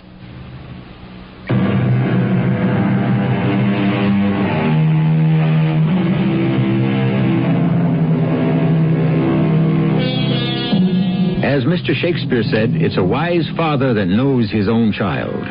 But the thing can also be turned around. It's a wise child that knows its own father. It's a proposition that often arises in many special situations, and it sometimes requires the wisdom of a Solomon to come up with the right answer. You said you knew his name, Mrs. Bufogel. Whose name? The name of the man who was Alice Jones's fiancé? Oh, yes. Well, why do you want to know? Who are you? What are you doing here? Well, I was just passing by. Wait, let me look at you. I mean, really look at you. The bell rang, and I opened the door. You were standing there. Why did you ring my bell? Well, you see, I wanted to stop, and I had something I wanted to ask you. Yes. A direction. Well, the moment I saw you, I knew who you were. I knew. I fought against it, but I knew. And I know now. You are her child. Oh. Yes, Mrs. Bufogel, I am. Then it's true. This terrible thing, these ugly whispers, these vicious rumors, they were true. You are her child. Yes, I am. Her illegitimate child. Please. That girl upon whom I lavished my affection, my tender concern, my earnest labor, for whom I worked and planned and dreamed and sacrificed. She betrayed me. No, Mrs. She did. She disgraced me. Listen to me. Listen to you. Why? Who are you? What are you? The offspring of a harlot? That isn't true. No? Well, what was she? She was my mother. She was also my daughter. Yes, she was my daughter in everything but blood. And now I have cast her out. You must cast her out also. No, don't say that. You forget her. Who was my father? You forget him, too. He shared the sin with her. But who was you he? You cast them both out. Please tell me. Never. But why not? Because the memory of it must be blotted out. It's important for me to know. It is more important for the sin to be forgotten and for all knowledge of this transgression to disappear from the face of the earth. And now, please, would you just please leave my house? Mrs. Bufogel, if you have any compassion at all. You are an intruder in my home. There is no one else I can ask. Leave my house. Please. I am powerless to help you. It is written, the iniquity of the fathers shall be visited upon the children of the third and fourth generation.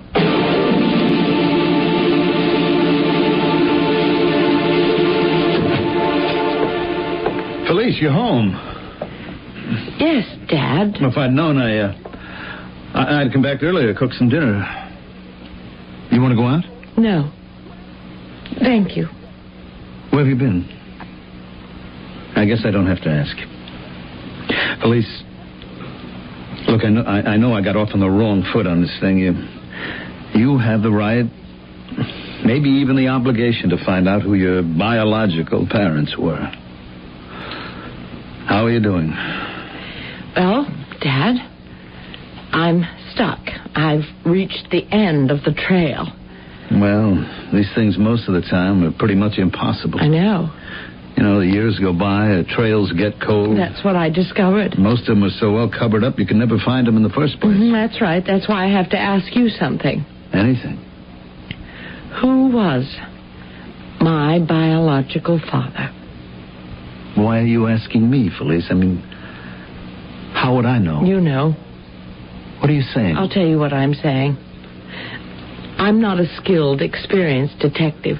But 26 years after I was born, I had absolutely no trouble at all in finding out that my natural mother was a young girl named Alice Jones. Yeah?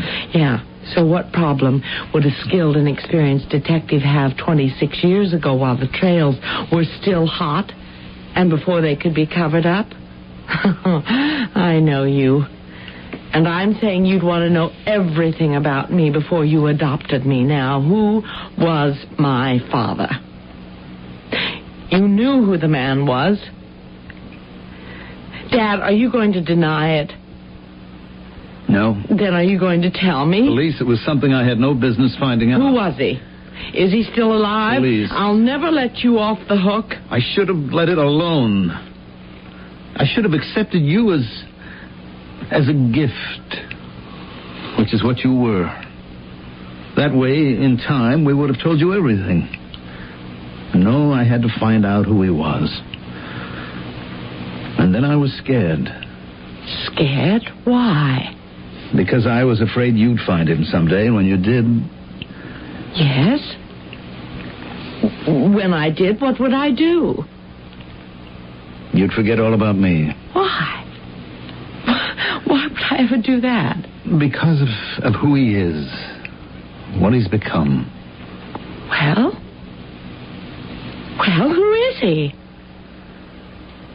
Felice, he was a smart young lawyer on his way up. Joe Blackwood. Yes? He became Senator Joseph B. Blackwood. Senator Blackwood. Now you know. And he's my... Yes. What are you going to do? Well, I'm going to go see him. Is that wise? Yes, I said I am going to go and see him. I know, but... Well, he wanted to see you. I'm sorry. I know what that must have sounded like, but it had to be asked. Of course he'll want to see me after all these years. Do you mean he never thinks of me? Well, he must wonder. Doesn't he wish that somehow...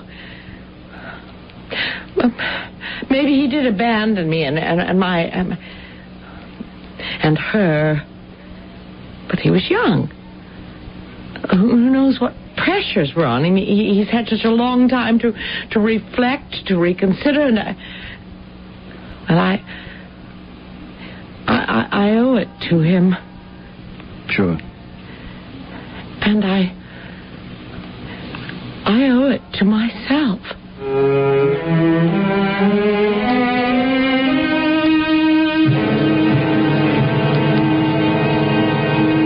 Miss Powers of the Post. Yes, Senator. Your publisher, Mrs. Warburton, Ella, is a very warm personal friend. Yes, sir. Well, shall we get to it? Won't you sit down? The easy chair there. That's it. Now, you care for a drink? No, thank you. Oh, yes. It's a new breed of reporter today. So, what would you like to ask me? Well, You're new at this, aren't you? Now, don't blush, I can tell. I practically live with the media. Toughest part of the job for a rookie is how to begin the interview. Let me help you through it. Senator... Yes, Miss Powers? Now, that's part of what I mean. Never ask for anyone's attention unless you're prepared to ask a question. So, what was your question? Well, now there's another thing. A matter of style. Look at your subject. Look him in the eye at all times. Are you scared? Yes. I didn't even have to ask. I could tell. Now, why are you frightened? Because... No. You shouldn't be. No reason for it. Don't let me frighten you. Just look me in the eye and fire away. Senator Blackwood. Oh, you're doing fine. Senator Blackwood, is it true that... Is it true that you have a daughter? What did you say, young woman? Well, is it? Who told you? Where did you hear that? And don't hand me that guff about how a reporter has to protect her sources. Is it true? No one could ever hope to prove it. And let me tell you something for your own good, young lady. Are you saying it isn't true? You couldn't hope to sell that story. No one would dare buy it. There are laws of libel in this country. Then it isn't true? What were you doing? Sharpshooting? I'll destroy you, Miss Powers. I'll break you. No one in the responsible media will ever hire you. For all practical purposes, you'll be dead. Now, get out of here. No, wait. Wait, Miss Powers. Yes, Senator? Why should I impute any base motives? You didn't have any, did you? No, sir, I didn't. Oh, I know how it is. Correspondents sit around, have a few drinks. Somebody says, Hey, you think we could ever get anything on a straight arrow like Joe Blackwood? And someone else says, wouldn't it be something if he had an illegitimate kid somewhere? And you figured, hey, why not take that ball and run with it? I'm sorry I lost my temper. It's all right. I do have to make a plane to Washington, so if you'll excuse me. May I ask you just one more question, Senator? Well, of course. You're close to 60. You never married. Do you ever regret it? Do I? I mean, 25 years ago, you might have met a girl, married her, and perhaps, well, had a son or a daughter. Do you ever think about it? No. Was there ever anyone you were in love with? Never. I see. Thank you for the interview, and goodbye, Senator. Miss Powers, there was a girl once, and I thought that we would... But I made my choice. I let her go. Maybe I just didn't love her enough. Oh, I see. I don't know why I'm telling you this. Maybe because in a way you resemble her slightly. Do you ever think about her? Every day. But I made my choice. This is what I want. I have no room in my life for anyone else. I see. Goodbye, Miss Powers. Goodbye, Senator Blackwood.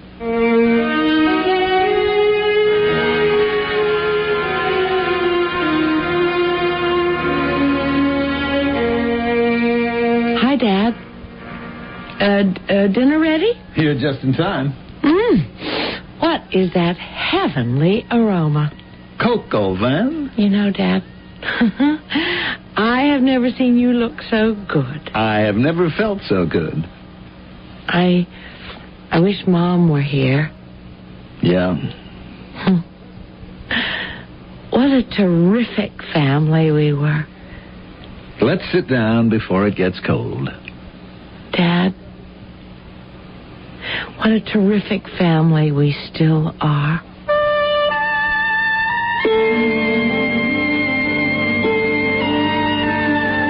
It was a German philosopher who said with typical Teutonic directness that it's rather easy to become a father, but rather difficult to be a father. And therein lies the entire point of our tale.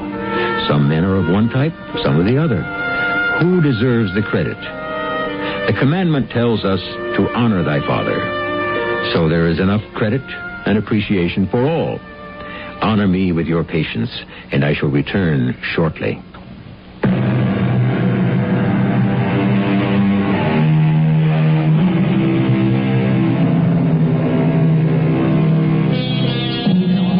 The eternal questions still remain unanswered. Who am I? What am I? From whence do I come? Where do I go? We look for answers to the past. But what is our past? Our parents, grandparents, great-grandparents? How much further back can most of us truthfully go? We say that blood will tell. But what can it tell? Who had our blood 500, 1,000, 10,000 years ago? Does it matter? Why do so many people make such an issue of it? Ah, well, that's also a mystery, isn't it?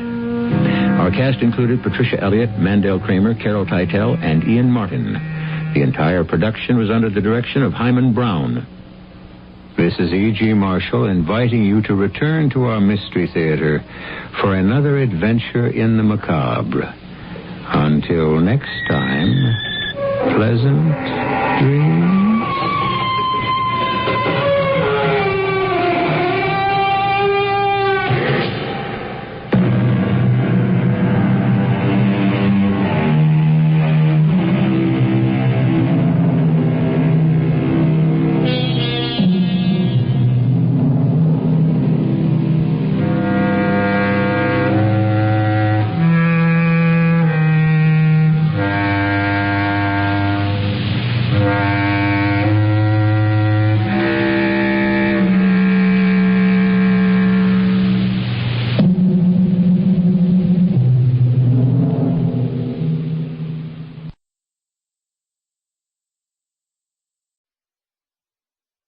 The CBS Radio Mystery Theater presents...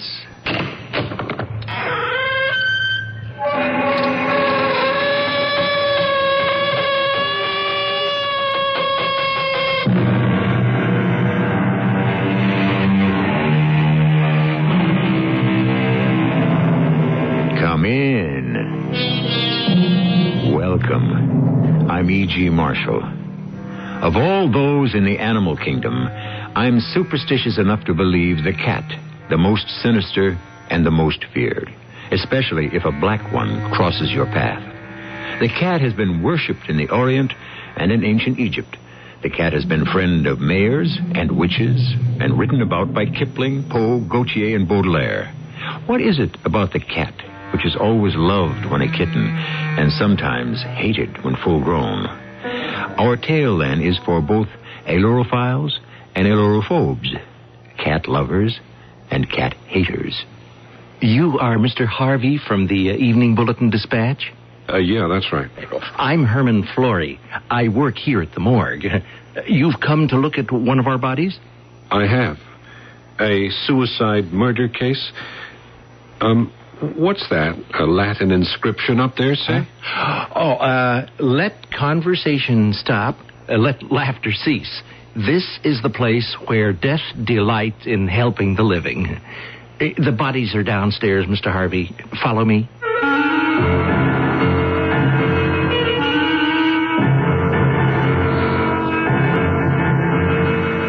Our mystery drama, The 10th Life, was written especially for the Mystery Theater by G. Frederick Lewis and stars Paul Hecht. I'll be back shortly with Act One.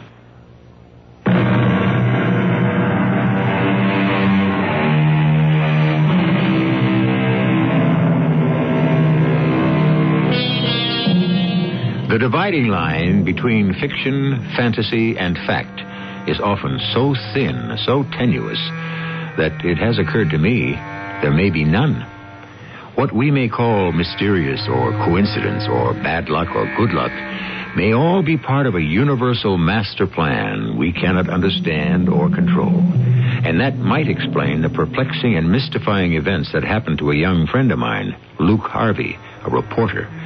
You may have seen his byline in the Evening Bulletin Dispatch. We pick up his story one evening as he rides the uptown subway. Which subway stop you get out at, Luke? Luke? Hey, Luke, snap out of it. What? What did you say, Harry? Which stop is nearest my new apartment? Let's see. What do you keep turning around for? Who do you see on this train? Someone you know? I wish I did. Hey, you see that girl standing by the door? Did you ever see anyone in all your life so exciting? The one with the long black hair carrying that, looks like one of those carry-alls for cats. Come on, let's edge our way over to her, huh? What for? She's probably married or hates men. Harry, here, hold this box of books for me, will you? I'm going to try my luck. They're your books. Put them on the floor. What a friend. I just want to get closer before my stop. And where is that? The 34th Street. Well, then I get off before you do, 23rd. Hey, look at those eyes. She's got eyes like an Egyptian queen. Oh, sure. The girl just came to life from a tomb at the Metropolitan Museum. I bet there's a story there. And that jewelry she's wearing. Sure, Luke. Mm-hmm. Yeah, but how do I pick her up? Well, you could pull that ornament off her neck and say, "Pardon me, miss, but did you happen to drop this?" It's a very unusual piece, With those two green stones in that flat hunk of silver.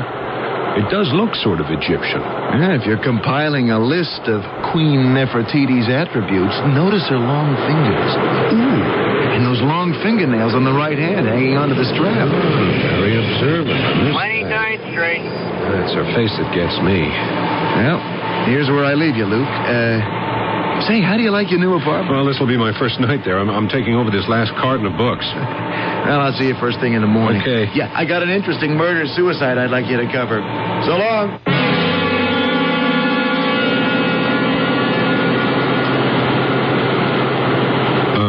Excuse me, miss. I couldn't help noticing that interesting piece of jewelry you're wearing. I think I've seen something very like it in Cairo, Cairo, Egypt.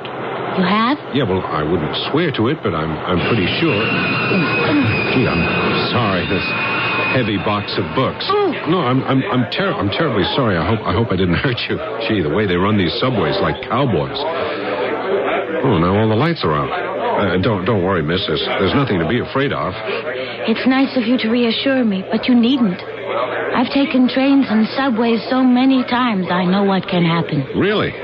I would have said you're not a native. I'm not. But I've lived in cities before. Oh, sure, yeah. Hey, even in the dark, those stones in your necklace, they shine like eyes.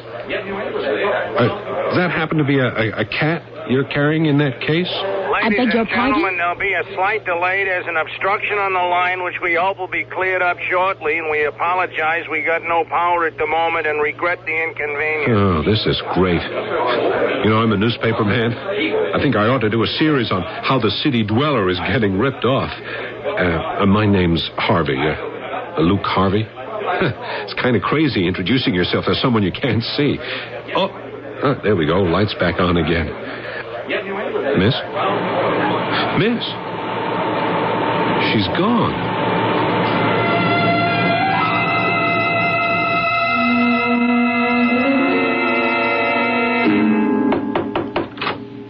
Hey, I didn't say come in. You didn't have to, since it's my house. Oh, I'm sorry, Mr. Staley. I'm glad to see you. I'm trying to figure out which boxes to unpack first. As your landlord, I thought a welcoming drink would be in order, so I brought some scotch. Great. Trouble is, I haven't unpacked my glasses. Oh, I brought glasses. Oh. You haven't unpacked a lot of boxes either. Books. All these are books? Yeah, that's what a newspaper man lives on, the printed word. Well, you're going to need 4 walls of bookcases. Nope. A couple of dozen bricks and some boards, and presto, instant bookcases. Well, glad at last I got a tenant who's handy. Here's one for you, Thanks. And one for me. Cheers. Cheers to 633 East 33rd Street, my new home. Hey, how many tenants you got here? You're the third. I live on the ground floor. Over me and under you is a flute player. A flute player? Well, the walls are so solid you can't hear him practice. He's with the Philharmonic. That's it. Well, you said there were 3. That's only 2. There's someone on the top floor? What was that? Must be from the house next door on the roof. I don't allow pets here. Hey, does that go on all night? Oh, no. This is the first time I've ever heard anything like that. Believe me, this is always a very quiet house.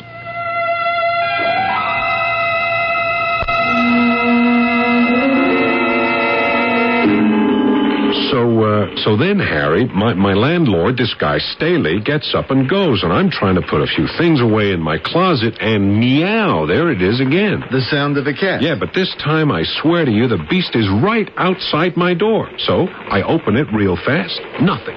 Not a cat, not a mouse, nobody. Oh, by the way, what is your new address? I'll put it in my book. Oh, it's 633 East 33rd. 633 East 33rd. Hey, that beats all of the coincidences. The story I want you to cover starts there.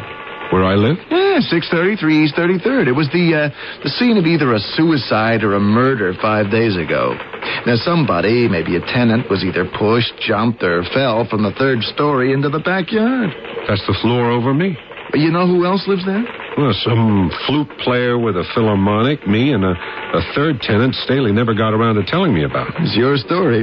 Check the precinct house, what they've got, then the morgue. Let me know what you come up with. Hey, you're not expecting me to solve a crime, are you? No. Just give me the who, what, where, when, and why, then write it up for the Sunday section. What's the name of the victim? If anybody knows, they haven't told the police. You want pictures? If it's good enough, I'll have Ned Brody do some artwork.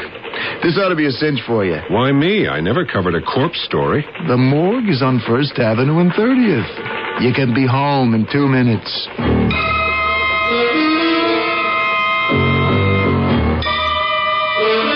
Mr. Harvey from the Evening Bulletin Dispatch? Yeah, that's me. Well, I'm Herman Fleury. I'm going to be your guide. I work here at the Medical Examiner's. The morgue. Oh, please. You've come to look at one of our bodies? Yeah, I have. Hey, tell me, what's the Latin inscription up there say? Quote, this is the place where death delights in helping the living. Unquote. The person I'm inquiring about is a male who was found at the rear of 633 East 33rd Street 5 days ago? Well, if he's dead, he's here. The bodies are downstairs. Follow me?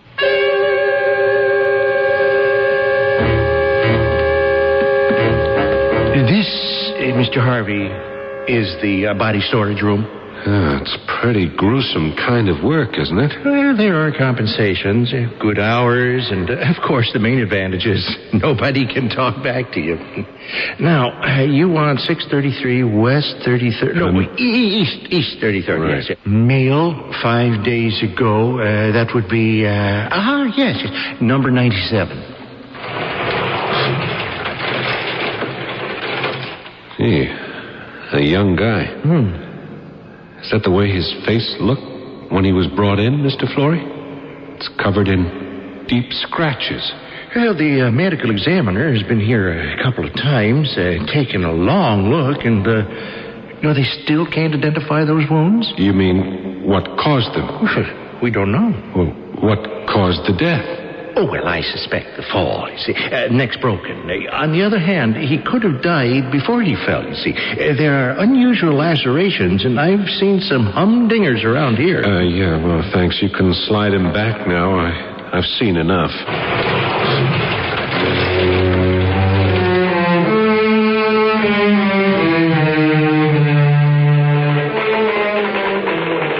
Luke, I've been looking at your copy. I think for openers, it's okay. The morgue, the bodies, your stuff on Mr. 633. I'll get the medical examiner in a day or two. Yeah, but even so, where's the rest of the story? I haven't finished it yet, Harry. Luke, you haven't begun. I thought you didn't want me to play detective. Well, I don't care what you play. You've started a beginning. Now give me a middle and an end. So a guy falls out of a window. So what? I want you to find out the so what. How about checking the precinct? Well, don't ask me for permission. Ask the police. What do they know? Were all the tenants questioned about Mr. 633? Who knew him? Did he live there? Was he a visitor? Did he fall off the roof? Well, a lot depends on what the medical examiner says made those deep scratches. From the way you describe him, he didn't make them shaving. Now, where are you going from here? Well, I have a date with my landlord, Mr. Staley. After all, I pay rent at number 633. I got a right to know. You might go up to your roof and have a look around. Maybe you'll turn up something. Oh, and Luke, when you're up there, don't stand too close to the edge.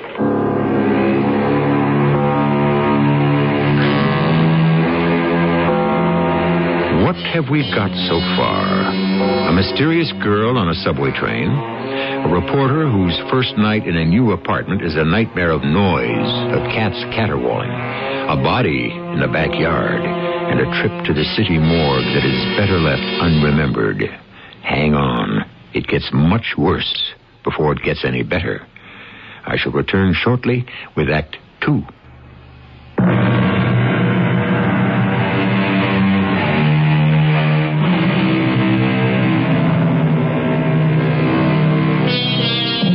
If you haven't realized it by now, let me assure you, this story, The 10th Life, has something to do with cats, reputed to enjoy 9 lives. They are an ancient breed, and as ancient carvings tell us, go back to Egypt's first dynasty, a good 5,000 years ago. But let us return to the present, and reporter Luke Harvey pressing the bell marked Staley, landlord, in his brownstone house. Yes. Oh, Mr. Harvey, anything I can do? Oh, Mr. Staley, can I come in for a minute? By all means. Oh, thanks. Mr. Staley, my assignment is a feature story about a man, an unidentified man who fell to his death from this house. Well, I am not so sure he did, no. I'll tell you what I told the police. I never saw that man before. He never lived here at 633. Oh. Is there any idea how he could have ended up in your yard? I'll tell you what I told the police. Go ask the people who live on 34th Street, the houses that back onto this one. They overlook our yard. He might have fallen from there. So you don't know him, you never saw him, and nobody here knew him either. That's right. Anything else? Yeah, well, those cats. You know, they woke me up in the middle of the night making a terrible racket. I mean, if this keeps up, how'll I get any sleep?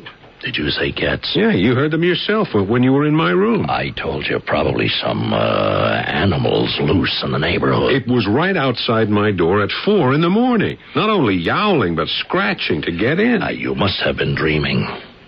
It's not possible. I am very strict about having pets in this house. Okay, Mr. Staley, you come up and look at my door. When I went to work this morning, there were marks right down to the wood. It's funny. The painters didn't say anything about that. What painters? Well, I had your hall and door painted this morning. It was long overdue. So you just be careful when you go up there. I wouldn't want you to get wet paint on you.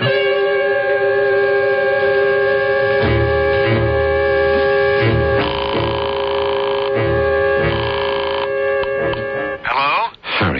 Harry, this is Luke. Oh, I'm glad you called while the commercials are on. What's up? Make it fast. I'm watching a night game in Cleveland. Harry, I've talked to the landlord, and I think something fishy is going on here. So? And it might even be dangerous for me. Yeah? Look, Harry, would you hustle those 8 blocks from your place to mine and come on over? When? The sooner the better. I'd like to talk to you, but not on the phone. Hey, you're asking a heck of a lot. I'm watching a game. This could be a very big story, but I'd like to be around to write it. Luke, you been threatened? Not yet. Okay, just keep your door locked till I get there. That's the problem, Harry. The lock has been removed. I tell you, Harry, they were there. Right along the bottom panel of this door, deep scratch marks. And right on the other side of the door was this cat yowling? Yeah, but those scratches, sure, you can't see them now. They've been filled in and painted over. They were like made by a leopard. Come on, let's go inside my room. I'll shut the door. You know, I don't hear the same story twice, and I don't like the way Staley looks at me. That's why I called you. First, he denies there's a cat in the building, and then he has my door painted over so no marks show. Yeah, and about those scratches, I had another thought.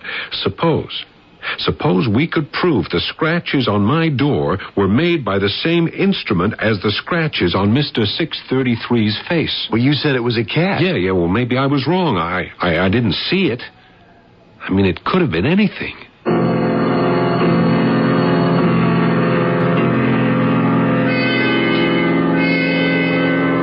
Ooh, look at the time. It's midnight. Luke, as I say, we've talked out every angle I can think of. Midnight. I gotta get going. Now, take it from me. No one is gonna get you. Famous last words. Why was the lock taken off my door? Well, painters sometimes do that. When everything's dry, they put the locks back. And the cats? Oh, you're carrying on as if they were mountain lions prowling the halls. There they are again. Are you going to tell me that's out in the street? That's the darndest cat fight. Come on, Harry. We got to find out where it's coming from. Now, which way? Come on, up the stairs. Maybe it's up on the roof. Yeah, another half flight up. That's where the third apartment is. Yeah, it's coming from behind that door. There's only one way to find out.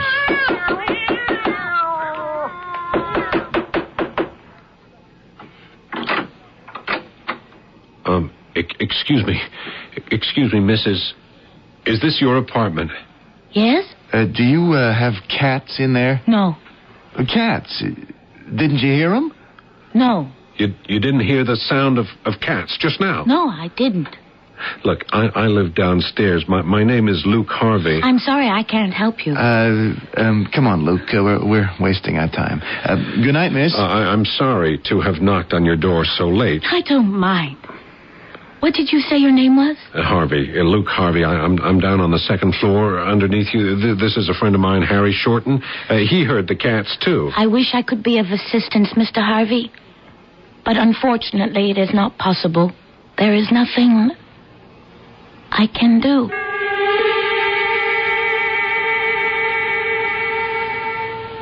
Did you notice what she said, Harry?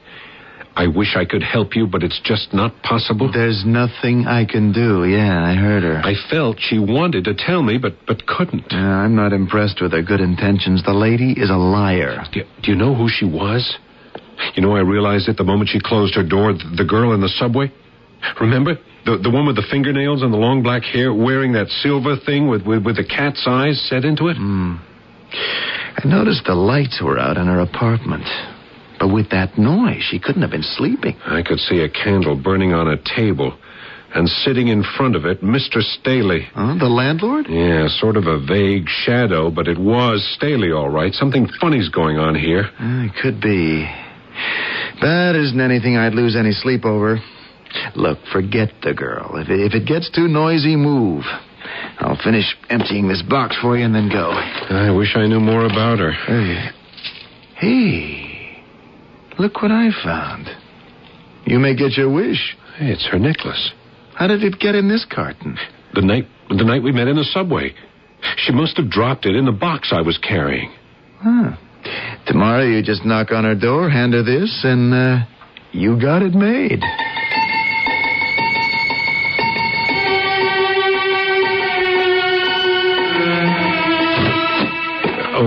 Excuse me. Good morning. May I ask what you're doing on the floor in front of my door? Actually, I was pushing this note under the... I didn't know you went out this early in the morning. A note for me? Well, I guess I might as well give it to you now. Here. It's about your necklace. You found it? Where? Well, when we first met in the subway, it must have dropped into the box I was carrying. We met before? Yeah, there was a blackout in the subway. And then last night when I knocked on your door about the cats. There are no cats. Yeah, I know. That's what you said. Anyway, I've got the necklace, and if you wait here, I'll go and get it. Now, don't go away now.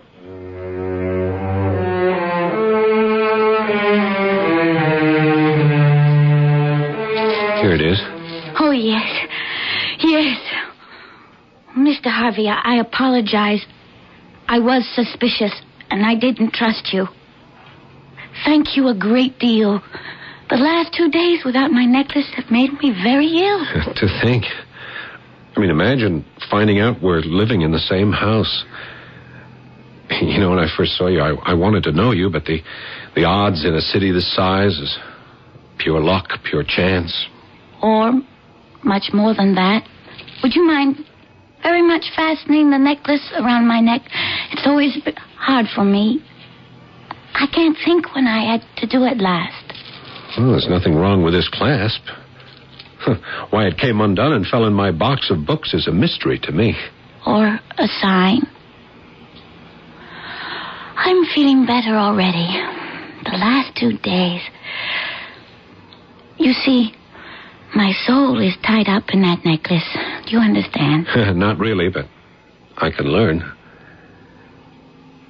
You know something? We've never been introduced. You know my name. Mine is Karima. Karima? It's Egyptian. Huh. It's interesting. Does it mean anything? The word? Yeah.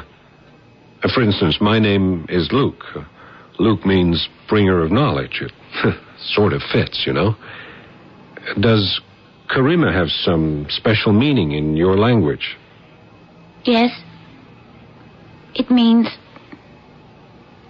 deathless. Harry, can I see you a moment? Just the man.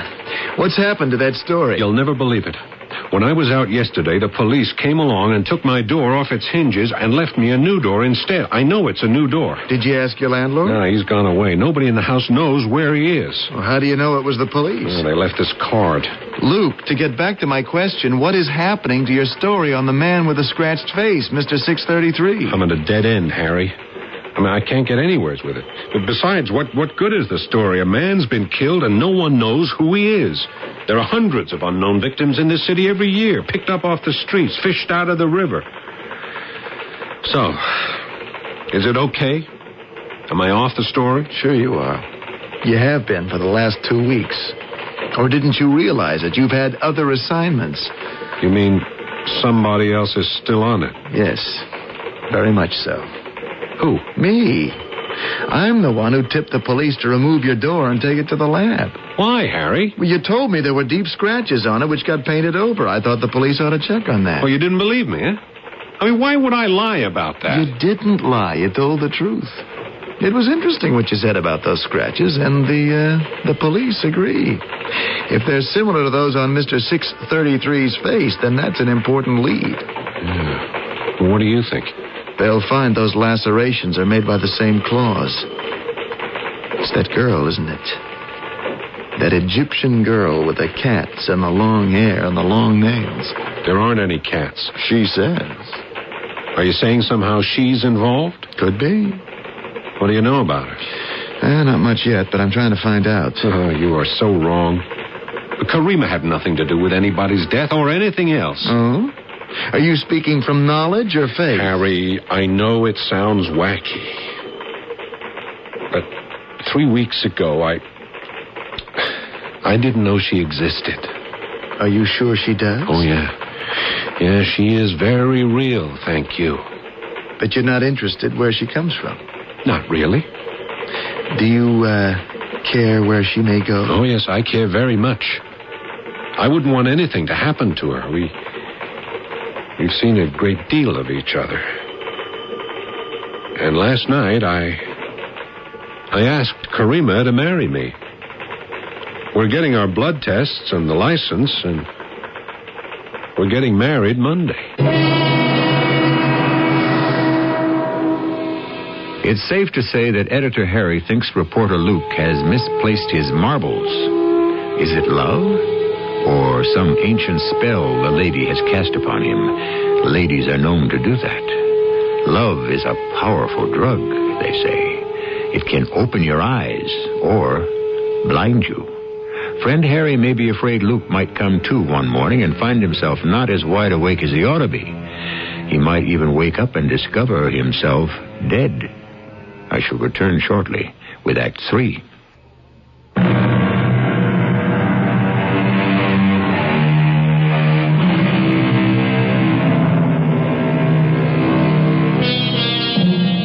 We've been talking about death and love. Sonnets have been written and kingdoms rejected for love. It can turn your will into jelly, your reason into foolishness, which Harry would tell you is what has happened to Luke. And Harry hates to see a good reporter getting destroyed by one of Dan Cupid's arrows. For what? For a girl who comes from nowhere and may be heading somewhere else? Luke, have you thought this through? What do you know about her? Not a great deal, do you? No, but I don't care. I'll tell you why you don't know anything about her. Because there's nothing to know. The police have inquired and checked immigration, birth records, Social Security. She has no credit cards, never registered to vote. Her telephone belongs to the landlord. There isn't a word on her anywhere. Lay off. She's got nothing to do with Mr. 633. I suppose they've searched the apartment. Not so far as I know. There's no cause for a search warrant. But you've probably been up there, so they'll be talking to you. I have not. I've never been in her apartment. Luke, don't get me wrong. I'm glad you think she's the girl for you, but I also believe that you suspect something is not quite right, which is why you've been dragging your feet on that story. I want you to know, though, the case is not closed, and it won't be closed until I stop being suspicious.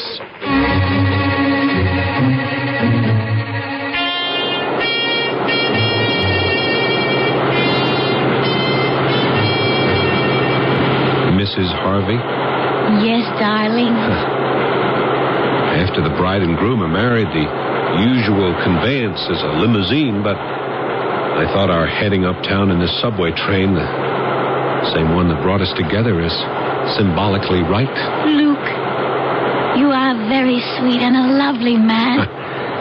Hey, you gave that marriage license clerk a very hard time. I didn't mean to. Yeah, I mean, he had to erase the name of the town you were born in Egypt twice.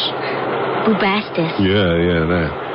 And when he asked for your age, I mean, you are obviously 10 years younger than I am. I'm 30, and, I mean, you give him this routine. All he wants is numbers. A routine? Yeah, well, the bit about I'm as young as tomorrow and as old as time. I love you, Luke. I love you too, Karima.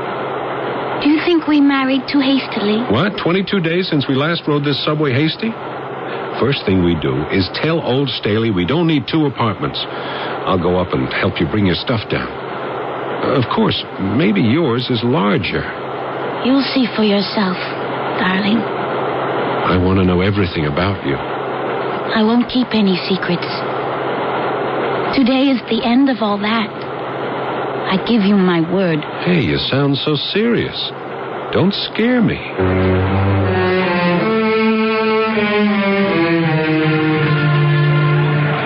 I'm sorry, sir, but you can't cross a police line. But I live in this house. So does my wife. What's your name? Luke Harvey. You have any IDs? Yeah, I'm with the Evening Bulletin Dispatch. Here's my press card.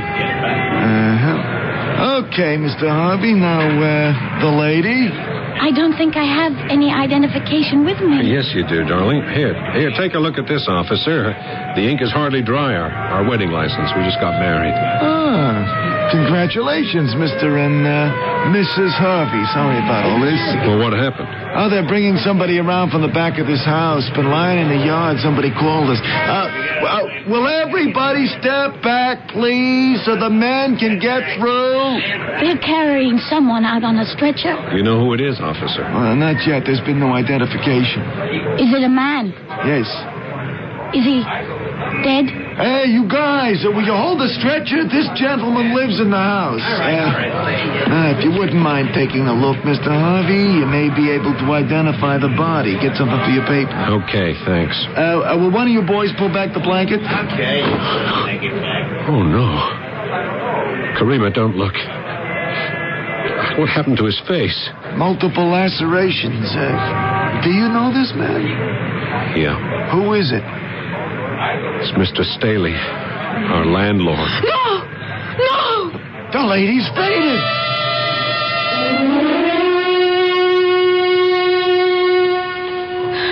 I'm all right now. Hey, I'm glad my apartment's on the lower floor.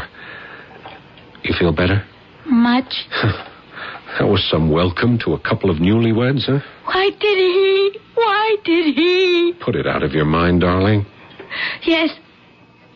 I must. Luke, I want to go upstairs now to my apartment. Hey, there's no hurry. You sure you feel up to it? I want to go now. I have to go upstairs. Okay. Okay, we'll do it together.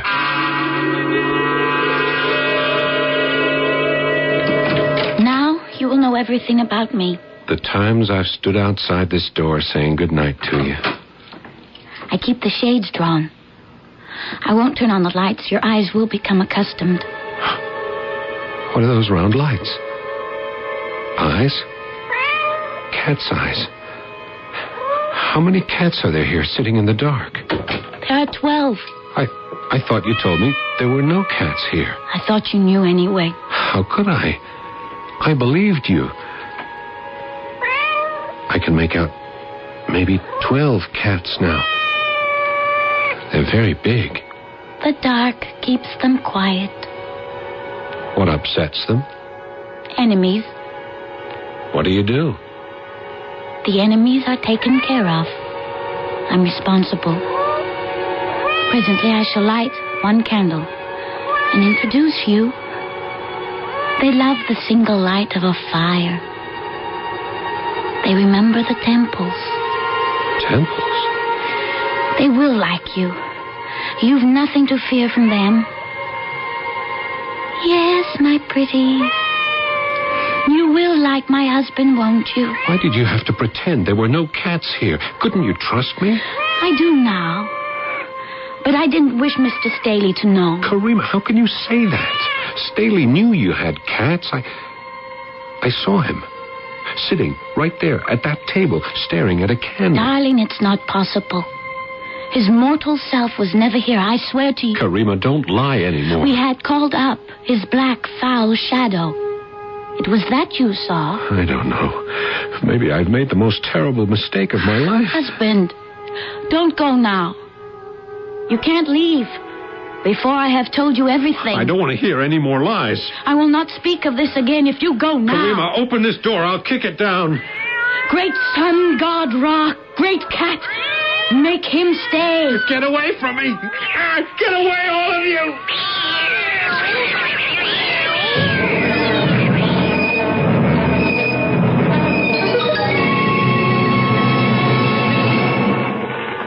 Luke? Luke? Are you okay, buddy? Oh, hi, Harry. Sorry, I must have dozed off sitting at my desk. I don't know what's happening to you, but I'd say since you were married, 6 weeks ago now? Since then, you come to the office in a daze? You sit around like a zombie? Something's happened to me. I don't even recognize myself. Remember way back that assignment I gave you, those 2 mysterious deaths where you live? You wrote me a note that said no story, both died of shock. I'm next. I never could figure it. We were going to move down into my apartment, but we decided to keep both. Had to have one for them. But she stayed upstairs and I'm downstairs. Separate, but equal. Sometimes we meet in the hall. Look, how you live is none of my business, but how you work is. Luke, today is the 1st of the month. I'm giving you a warning. Unless I see all cylinders in motion by the 15th, we're letting you go.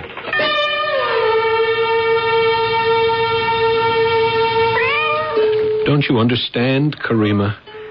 It's the pink slip for me.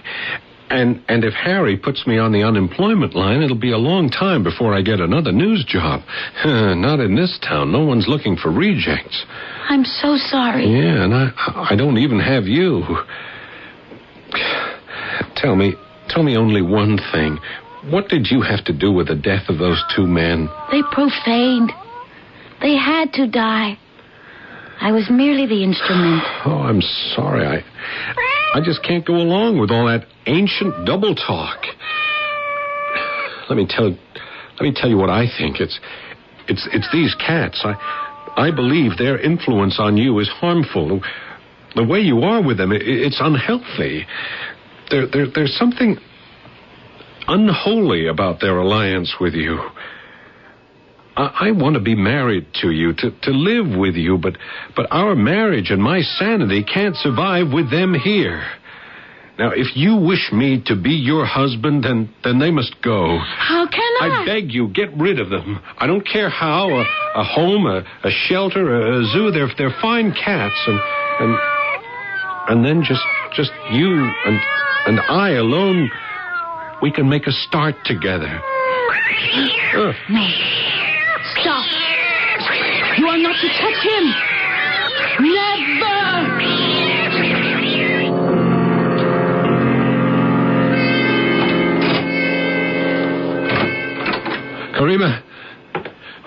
Karima, where are you? They're gone. The place is empty. She's done it. Oh, God. Harry?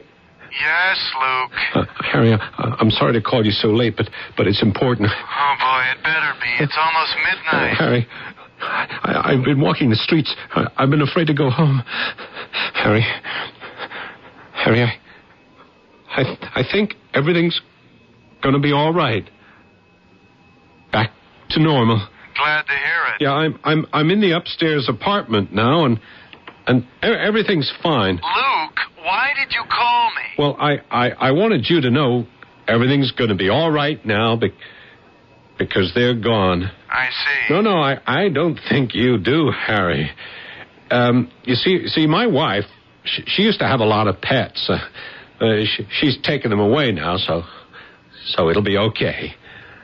I'm standing here in the dark. You get so you can see in the dark, and I know it'll be okay. Hey, she just showed up. Karima, Harry, I'm hanging up now. Believe me, Harry, clear sailing ahead. If you say so. Good night, Luke. Good night, Harry. Hello, darling. Have you been home a long time? No. I knew it was you. Even before I saw your face, I could see the reflection of your silver necklace. Will you light a candle for me, please? Sure. You didn't see my note? A note? For me? Here, by the telephone. I'll read it to you. Darling, I'm taking the cats away. I pray it's not the end of everything, but I love you. Whatever happens, I shall always love you. Oh, everything's going to be better. I know it, sweetheart. What time is it? Huh? 9 minutes before midnight. I've got to hurry. Luke, I want you to listen and try to understand. I am Karima, the daughter of Bast, the goddess of cats, the handmaiden of the great sun god Ra, who called himself the Great Cat. In our land, cats have been worshipped from Thebes to the Nile Delta. I am 5,000 years old and have been granted eternal life in return for my care of the 12 sacred cats. What kind of mumbo-jumbo are you giving? 2 men have tried to harm the sacred ones. They died for it. Goodbye, my darling Luke. Where are you going? We're free of them now. I have freed you, but not myself. What is the time? Oh, it's 2 minutes before midnight. Goodbye, my darling. I will love you forever. Karima, wait!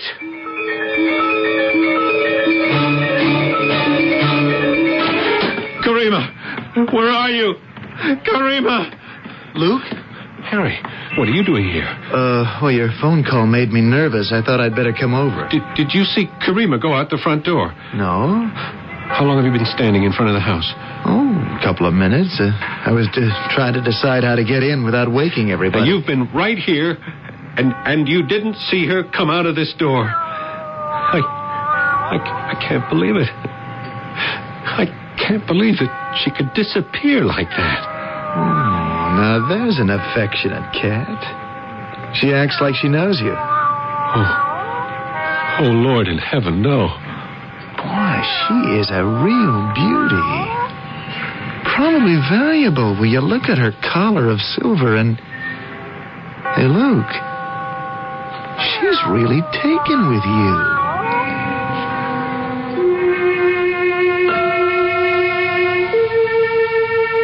There are those who believe some cats are Satan's partner, or a witch's familiar, that is, a spirit that serves a sorcerer. I happen to be one of those believers, so I make no apology for the story of Karima, the cat woman with a 10th life. I don't say that all cats are bewitched, but we have all seen our own pets suddenly look up, bristle, and hide. What do they see that we can't? What do they know that we don't know? I shall be back shortly.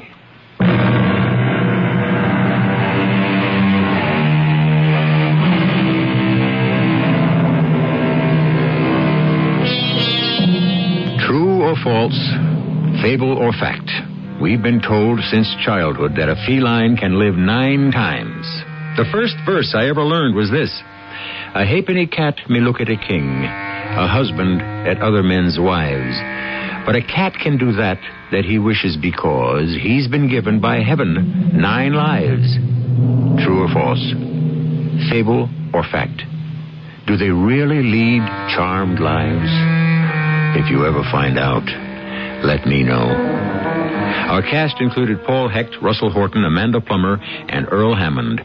The entire production was under the direction of Hyman Brown. This is E.G. Marshall inviting you to return to our Mystery Theater for another adventure in the macabre. Until next time, pleasant dreams.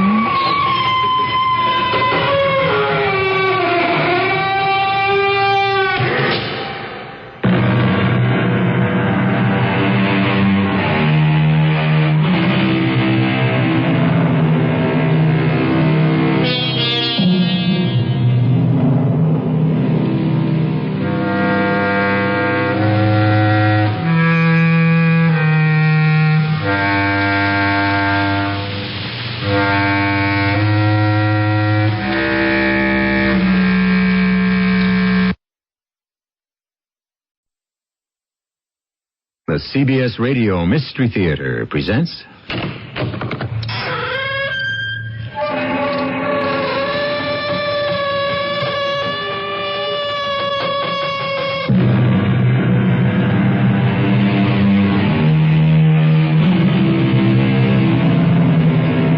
Come in. Welcome. I'm E.G. Marshall. I shall not assign time or place to the story that follows. It could have happened decades ago in one of several localities. Very likely is happening somewhere right now. And it can happen all over the world at some indefinite time in the future if we relax our vigilance. For it is but one small episode occurring in a totalitarian state. Benjamin Antek! Benjamin! Madam. Antek! Benjamin! Madam Antek. Yes, what? What is it? I wouldn't do that if I were you. I'm trying to find my husband. Take my advice. Don't. Do you know him? My husband, Benjamin Antek. No, I don't know him. And neither does anyone else.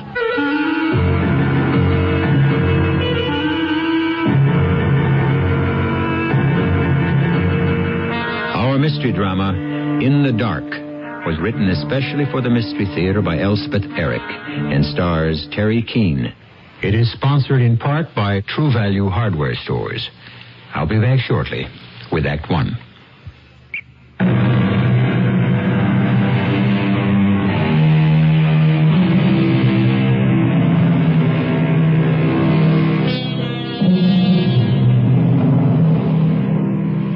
Totalitarianism means precisely what it says. Of course, you are not permitted to oppose, but more than that, and more terrible, you are not even permitted to consent. You are only allowed to surrender, both mind and soul, to a vague and ill-defined power, to a pervasive, half-hidden terror. In short, you are required to give up everything that makes you, you. What is incredible is that so many people are not only willing, but eager to do just that.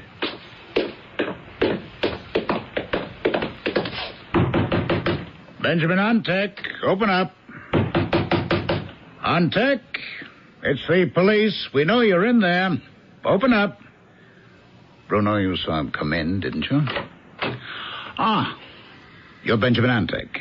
Yes, I'm Benjamin Antek. State police, you'll come with us. May I ask why? What for? You'll find out. Am I supposed to have done something? Get your coat. I think there's been some mistake. I'm a musician. I play the cello. I don't mix in anything political, anything like that. Bruno, get his coat for him. Well, I'm not interested in that sort of thing. I just play the cello. I'm part of a trio. Cello, flute, and... That's good. Thank you, Bruno. Here, put this on. You'll need it. It's cold outside. I can't imagine what you want with me. Put it on. This has to be a mistake of some kind. Ready? Well, I'd like to leave a note for my wife. No time for that. But she'll be home soon. Let's get going. Yeah, I suppose it's best to get this cleared up. That's the idea. So, let's go.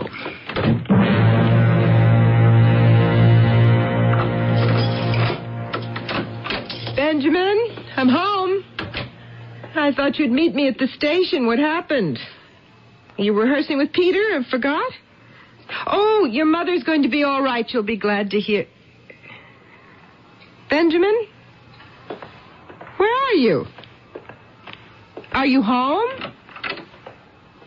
You in here? I must say, that's pretty inconsiderate. After a whole month. His own mother. I should think at least he'd want to hear about her.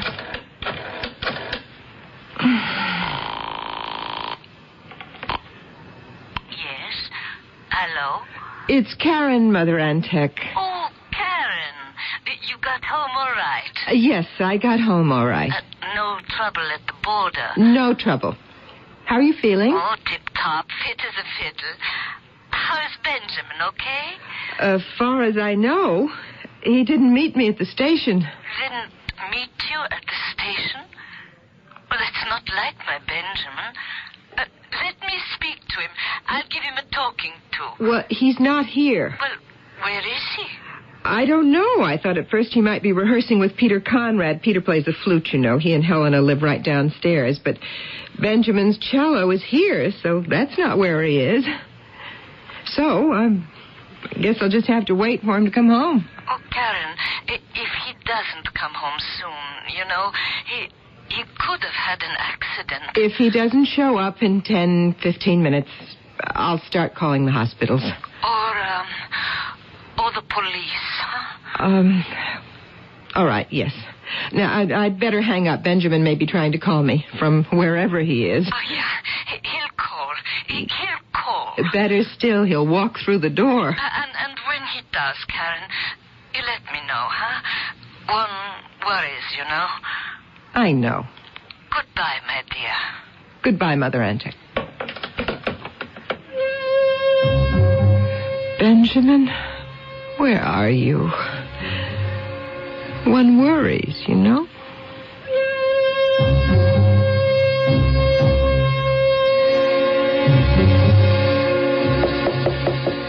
Helena, you home?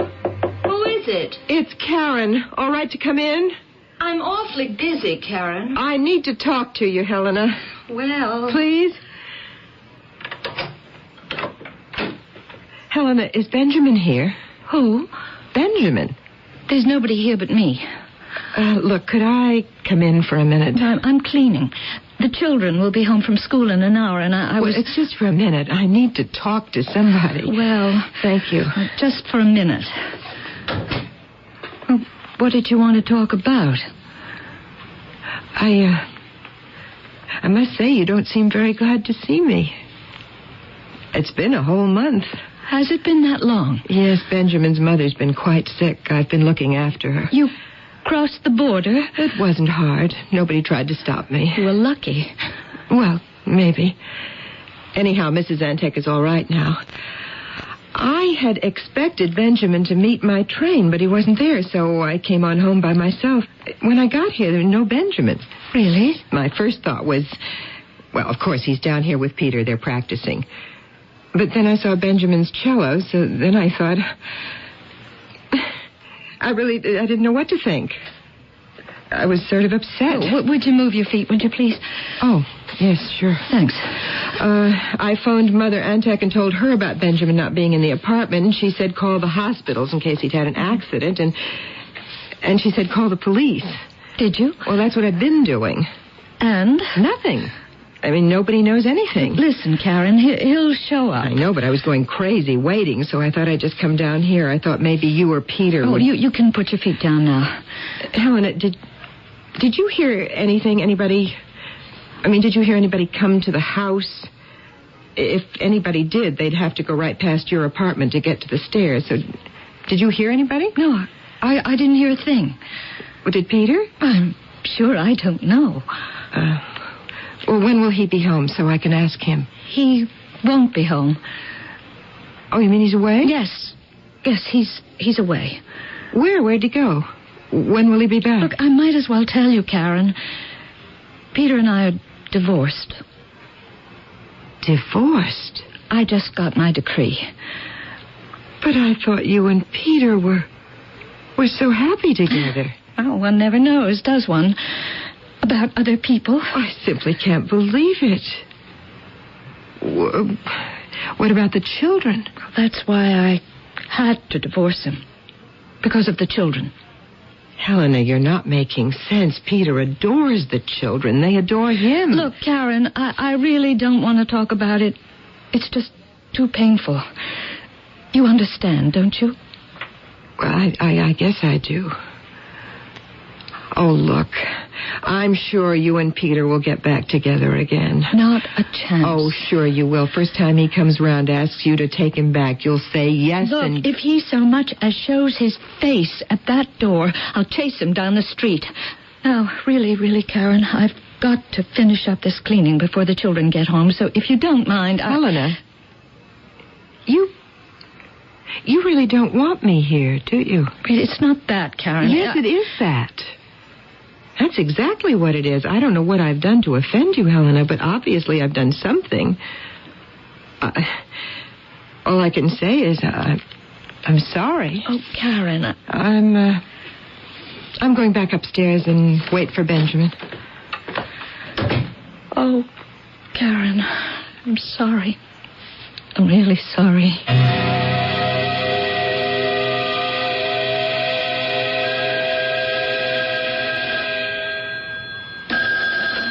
Yes? Hello? Hello? Karen, dear.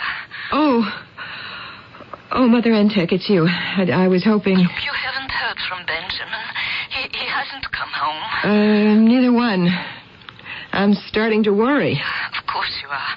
Look, maybe I should come and stay with you. No. You mustn't do that. You've been very sick. If anything should happen to you... I don't like crossing the border, but if you need me... I'll be all right.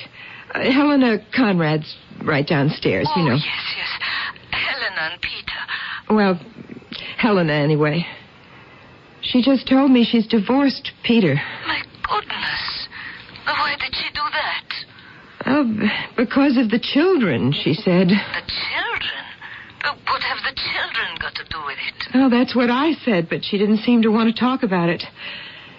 Actually, she didn't seem to want to talk to me about anything. She was very nervous and tense. I don't know. We've been such good friends. I really couldn't understand it at all. I don't understand it either. I just wanted to talk to somebody. Helena was so withdrawn, so hostile. I'm sure I must have hurt her feelings without knowing it, but I don't know when I could have done that because I haven't been here for a whole month. No, Karen, dear. Don't let it upset you too much. Well, this makes me feel so alone. Yeah, I'm sure you have other friends, dear, to talk to. Of course I have. Oh, Mother Antek, I have to hang up. There's someone at the door. Oh, Benjamin. Oh, he wouldn't knock. Look, I'll call you when I know something. Please do. Goodbye, my dear. Karen? Helena. Oh, Helena, I'm so glad. Come in. I can't stay. I just wanted to tell you I'm sorry about, before. I mean, if I was rude. That's all right. Please, come in. No, I better not. Look, Karen, you said you went to the police. Yes, and I called the hospitals. Where did you go? Down to the police station? Well, yes, of course. Who did you talk to? The officer at the desk, and he talked to some others. Men in uniform? Well, yes, they were in uniform. Then they were the regular police. Well, of course. Why? The regular police wear uniforms. The secret police don't.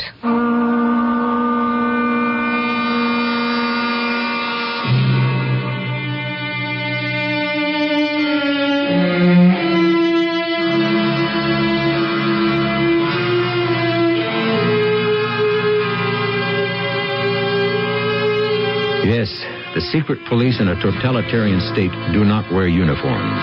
They are plain clothesmen, and theirs is a department unto itself, separate from the others.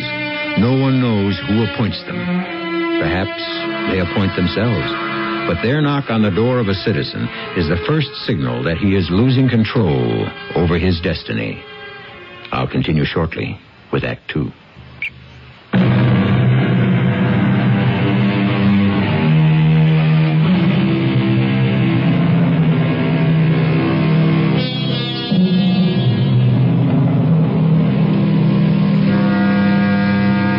If an entire population is of one mind, then no individual has any mind at all. If all speak with one voice, then no one is saying anything. But this is the fundamental aim of the totalitarian state, to break each mind and silence each voice. The ultimate would be realized when every citizen looked precisely like every other citizen, ending in a mass of faceless people. Did you hear what I said, Karen? You were talking about the police. The regular police. The ones you talk to. They wear uniforms. The secret police don't. Are you trying to tell me that Benjamin, that it was the secret police, that they took him? It's happened to other people. Happens all the time. But Benjamin, he doesn't take any interest. He doesn't have any interest in things like that. He doesn't even go to the rallies. Very suspicious. Well, they can't take somebody away for just not doing something. Oh, can't they? Can they? They can take you away for not applauding at the movies at the proper time. I can't believe Or laughing at the improper time. He never did anything. Music was his whole life. Music, our home, and me. That's all he cared about. What could they have against him? What could they possibly charge him with? Well, you know their motto, don't you? Give us the man, we'll find the charges. It's crazy. That's completely crazy. Of course, I can think of one reason they might have come for Benjamin. You can? Benjamin was very close to Peter. Well, of course, they were friends. They played duets together. And lived in the same building. And often had a drink together. Well, of course they did. Why not? Karen, right after you went to your mother-in-law's, the secret state police came for Peter. They took him away. Peter? Why Peter? What could they possibly want with Peter? How should I know? He had weak lungs. Maybe that was it. Weak lungs? Is that what they said? They didn't say anything. They never say anything. But the man next door was carted away, and his mother thinks it was because he had a heart murmur. She can't think of any other reason. Peter is a young man. But a heart murmur or weak lungs? These things can make a man unfit. Unfit? Yeah, like people who are handicapped or emotionally disturbed. Oh, Karen, it happens all the time. Certainly you know that. I have heard. I didn't really know. I wasn't sure. Well, if they could send Peter away, if they've sent Benjamin, they can send anyone away. You mean to a jail? To a jail? To a labor camp? To an insane asylum, for all I know? They don't tell you where, Karen. They don't tell you anything. They never tell you anything because they don't want you to know anything. All they want you to know is there's nothing you can do about it except forget it. Act as though it never happened, never was. Is that why you divorced Peter? Of course that's why. Why did you think? Well, you said something about the children. If I did anything, if I made a fuss, if I behaved as though I minded, they'd take my children away from me and put them in a home. Oh, no, they wouldn't. Yes, they would.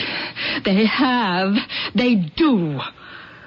A woman I went to school with, her husband disappeared, and she banged on doors, and she demanded to know where he was, what they had done with him. Well, they took her children.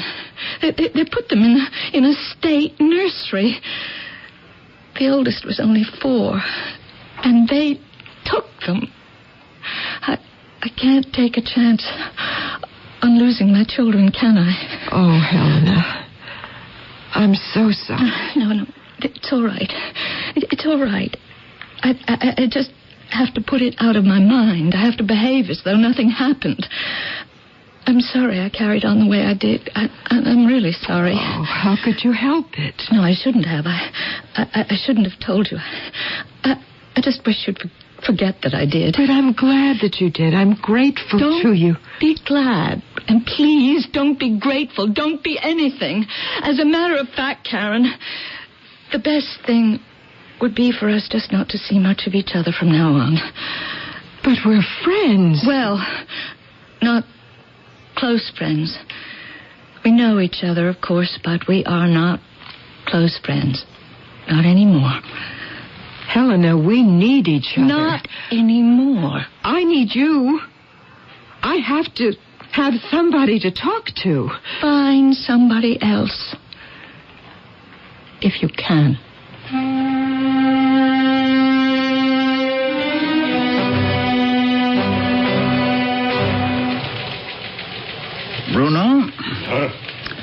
See you for a minute? Certainly, sir.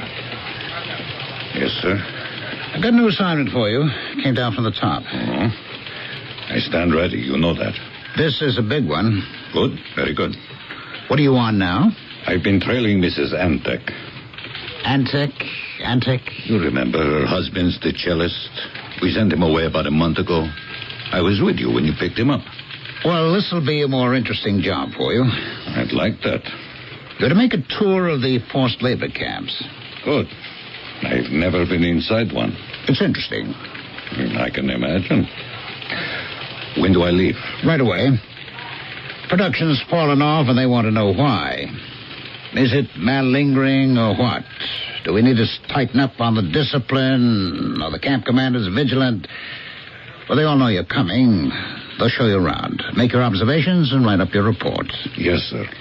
No one will know precisely why you're there, of course. Call it a friendly visit. Just keep in touch. Well, you'll know what to say. Well, I appreciate this opportunity, sir. I want you to know that. I'll put someone else on Mrs. Antek. Any sign of trouble with her? She went to the police, of course. Oh, they all do that. She's seen her friend, Mrs. Conrad, lives downstairs, but not often. Mrs. Conrad isn't too friendly. Mrs. Antek see anyone else? Oh, yes. She's been all over town trying to contact friends. Any success? No real success, no. Okay. The sooner she realizes her normal life is over, the better for her. We don't want her infecting other people. No. They're staying out of her way, all right. Well, they better. They know what's best for her. And for themselves.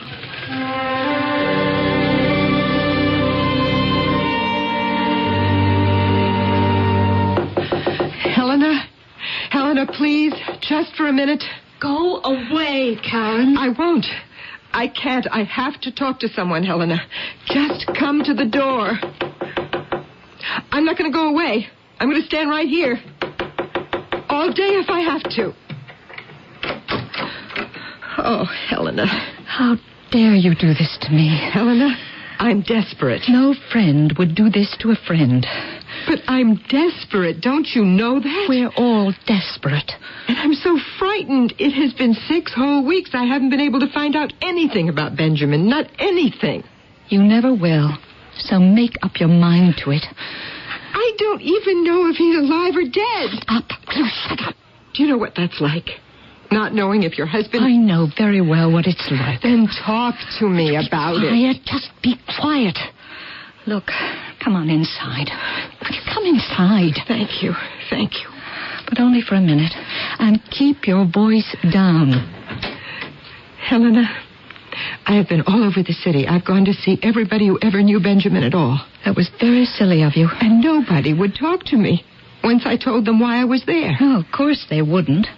And if you have any regard for them, you won't try to see them. They pass right by me on the street. Of course. They don't even look at me. Well, you shouldn't expect them to, if you ever cared for them at all. But they were our friends. Well, they're not now, and they never will be.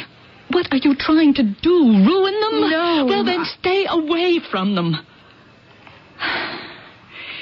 And stay away from me, Karen. I have my children to think of. Then what am I to do? Where am I to go? Who will help me? No one. You're one of the lepers now, Karen. You're contagious. But what have I done? What did Peter do? What did Benjamin do? What did I do? Nothing. So, you see? No, I don't see. I don't see at all. Oh, you're still such an innocent. I can't... I've heard things. I don't know whether I believe them or not. I just never thought anything like that would happen to me. Karen, I'm going to tell you something, and then you've got to go. And if you ever repeat what I'm going to say... I wouldn't. Karen, I think it's important to them, to those crazies, to pick up innocent people and send them off to a camp or whatever. I think it's important. But why? Why should it be? Because it tells everybody that nobody is safe. Nobody is ever safe. Nobody, not ever. Why? What is the point of it? The point is to develop a whole nation of people who do what they're told, who don't think, who don't feel, who simply react like trained dogs to a signal. After all, if they're going to take over the world, the whole universe maybe, someday, they can't have people feeling and thinking. Now, can they?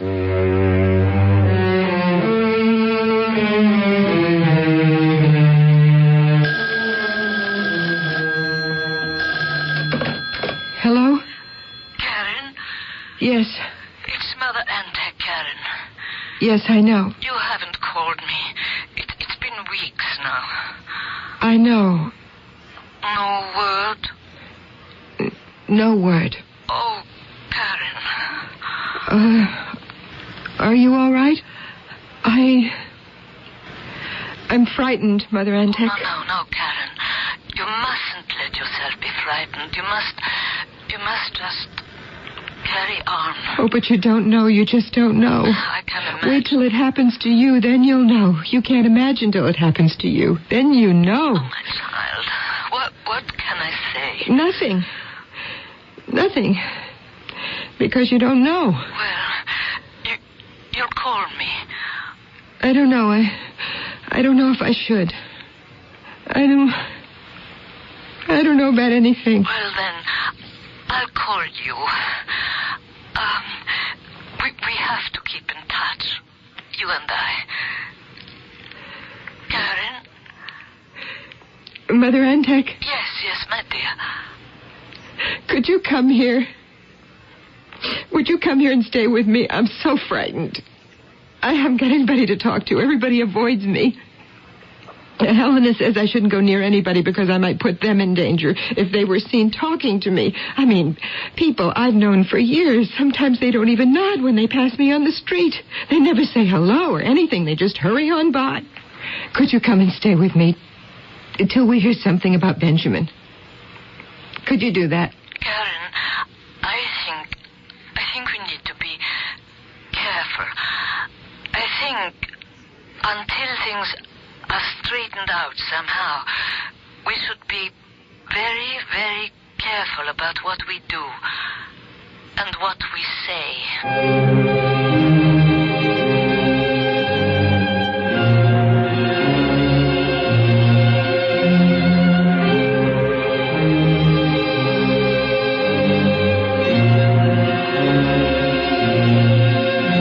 Have you ever thought of what it would be like if the entire world were under totalitarian rule? Total control of the total population of the earth? Not one free voice, not one free thought, not one free line of poetry or prose?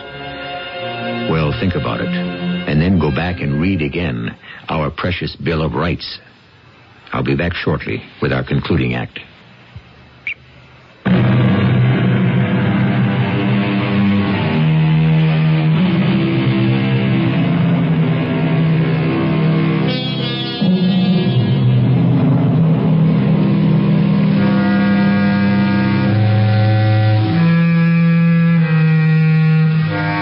I think it is worth repeating that the incident you are experiencing could have occurred in one of several places and could be happening somewhere right now, because man is intoxicated with the idea that everything is possible. Is he at the same time convincing himself that everything is therefore allowable? Is his arrogance really so stupendous as to believe that? Sir? Oh, Bruno, you're back. Yes, sir. 20 minutes ago. I thought I should report to you straight off. Sit down. Tell me about your inspection tour. Give me a general idea. Well, to me, a novice, of course, at this sort of thing. That's a fresh viewpoint. Yeah, I was impressed. On the whole, the camps seem to be run with remarkable efficiency. They appear to be getting the maximum amount of labor out of all the inmates. Is that so? Actually, sir, they are getting a lot of work out of them that really has no purpose. No purpose that I could see at any rate. Such as? Well, such as carrying rocks from one place to another in the morning and in the afternoon, carrying them back to where they were to start with. I couldn't really see any point of that. And to keep them busy. Keep them on the move. I suppose. Take my word for it, it's necessary. Reminds them what they're there for. Keeps them from brooding. There was a suicide at one of the camps the day I was there. Absolutely forbidden. Positively. It could spread. So I was told. All the same, to me, it was depressing. What else?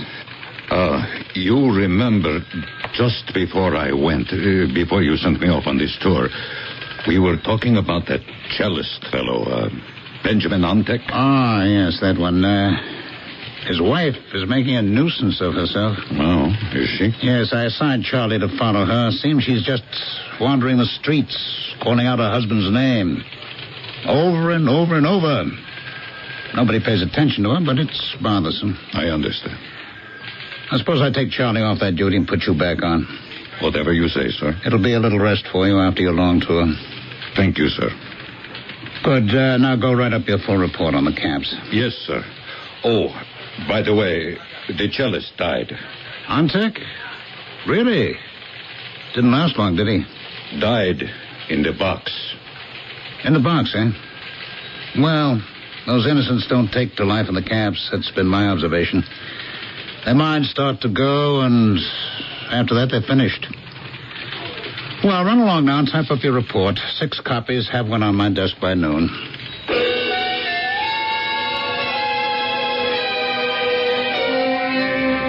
Benjamin Antek?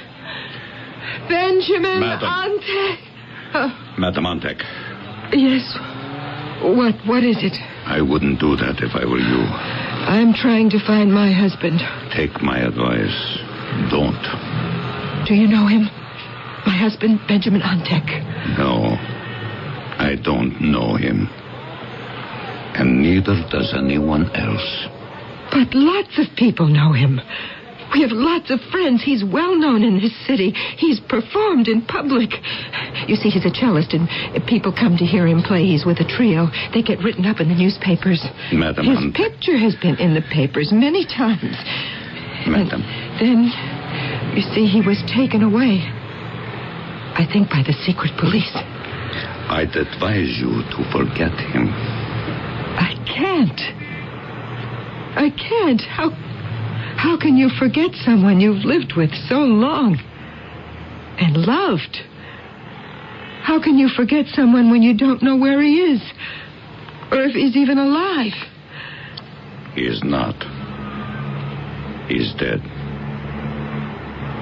Dead? He died in a punishment cell. Oh. When? Sometime last week. I see. You're sure? I was there. I see. Well, then, there's no use looking for him, is there? No use at all. I see. Well, thank God.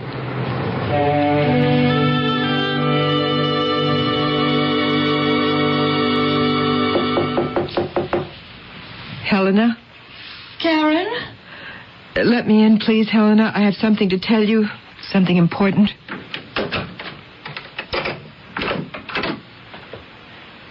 Well, I'd like to come in, please. Okay. Come in. I'd like to sit down, please. You can't stay. This won't take long. Well, what is it? Benjamin's dead. Dead? How do you know he's dead? Somebody on the street came up to me and told me. Who? I don't know, but he said he was there when Benjamin died. He died in a punishment cell. Imagine. My Benjamin, who never hurt a living thing in any way, not by deed or by word. My Benjamin died in a punishment cell. Oh, Karen, I'm so very sorry. I hope he didn't suffer too much. For too long. Perhaps he didn't. You know what I said when the man told me. Oh, what did you say? I said, thank God. And I think I know why I said it. In fact, I'm sure I know. Why did you? If you want to tell me. Oh, I do. I do want to tell you if you'll let me. Of course I'll let you. This is why. You see, when I heard that he was dead, he died last week. That's what the man said, the man who was there. Mm-hmm. Well, as soon as he told me Benjamin had died, then I knew. I knew for certain that Benjamin had existed. Do you understand what I'm saying? I think maybe I do. You see, as long as you don't know, and nobody will tell you, and nobody will admit having known him, your mind begins to play tricks on you. You start to think, maybe there was never any Benjamin at all, that you made the whole thing up. You know that isn't true, but you start to believe it. You can't help yourself. Go on. You begin to feel you never had a husband. You were never married for 20 years. None of that ever happened, except maybe in a dream. But when you find out that that man, that husband, that Benjamin has died, well, that shows that he really lived. You see what I mean? I think so. And you didn't make it up. You didn't dream it. You lived it. It was real. It was true. It was a fact. Something awful happened. Something so awful, so unbelievably awful. But at least now you know. He died. He's dead. But you know you did have those 20 years with him, and they were real. They really happened. He really lived because now he's dead. Well, I don't want to stay too long. That's all right. I had to tell someone. Stay as long as you like. No. I have to go upstairs and phone his mother. Thank you, Helena. Thank you very much.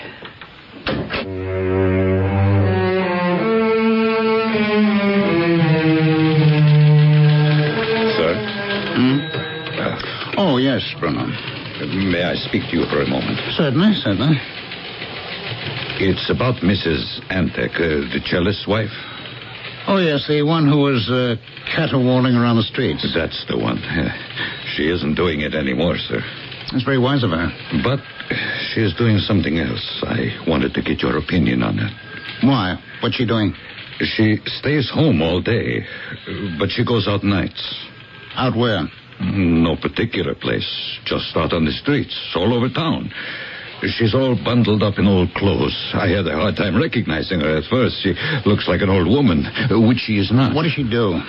She writes on walls. She what? She writes on walls with chalk. Of course, as soon as she moves on, I erase whatever she's written, but a block or two later, there she is again, writing on a wall. What does she write?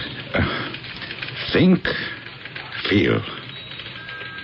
Think, feel? What makes her do that, I wonder? I can't imagine. Unless... Yes, unless what? Well, she started it right after I told her that her husband's dead. You see, when she was wondering about shouting his name, I put a stop to it. I told her he died the week before, in the box. You fool! You unmitigated idiot! Me, sir? You mean me? Don't you know anything at all about the movements? Well, I thought I did. I certainly... No one is supposed to know what's happened. Same as they're not supposed to know what's going to happen. But no one told me that. No one should have to tell you. If you had the proper blood in your veins, the right spirit in your soul, you'd have known without being told. These cattle are not entitled to facts. They're not entitled to anything but what we choose to tell them. They're there to do what they're told, to cheer and obey and cheer while they're obeying.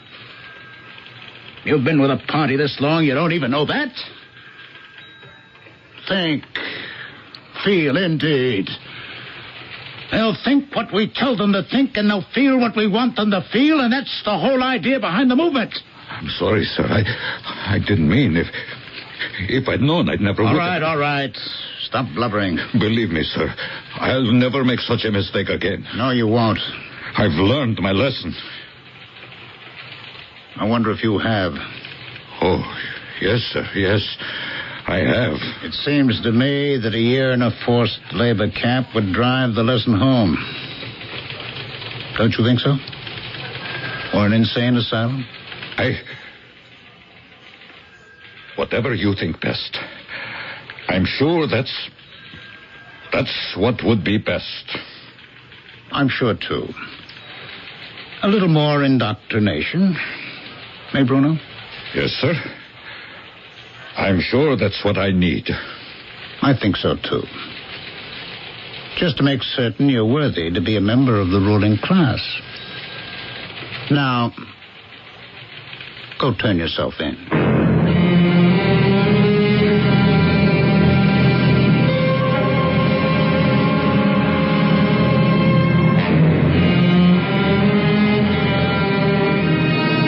The totalitarian state can turn and devour its own. Within the system, there are those who, for whatever obscure reason, will inevitably prove themselves unreliable, at least in someone's eyes. And such a one, seen thus, is destined for reprimand, for punishment, or for extermination. Because this is the way of the totalitarian state. I shall be back shortly.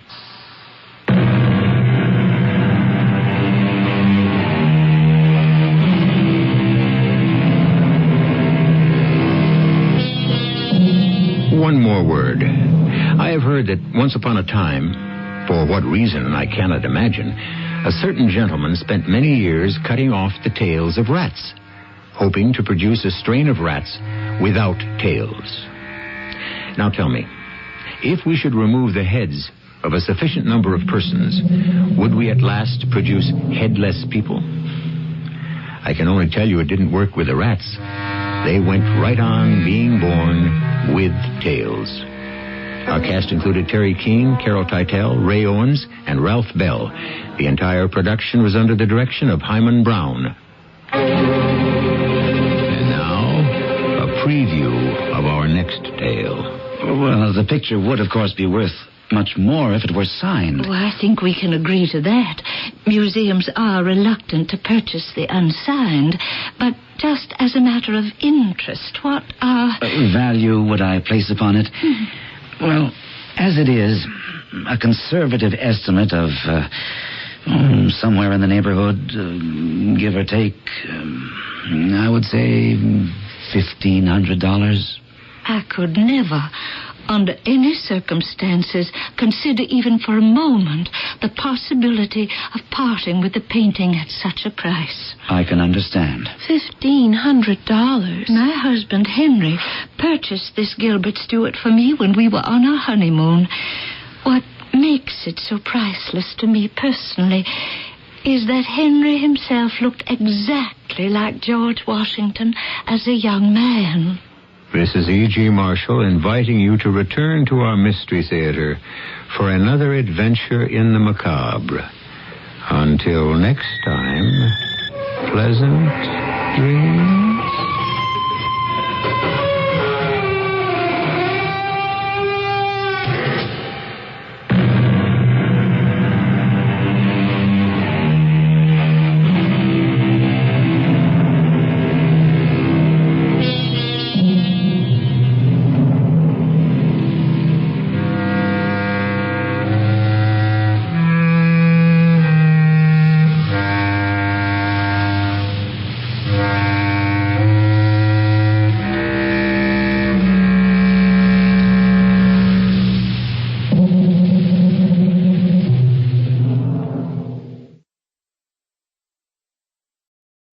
The CBS Radio Mystery Theater presents...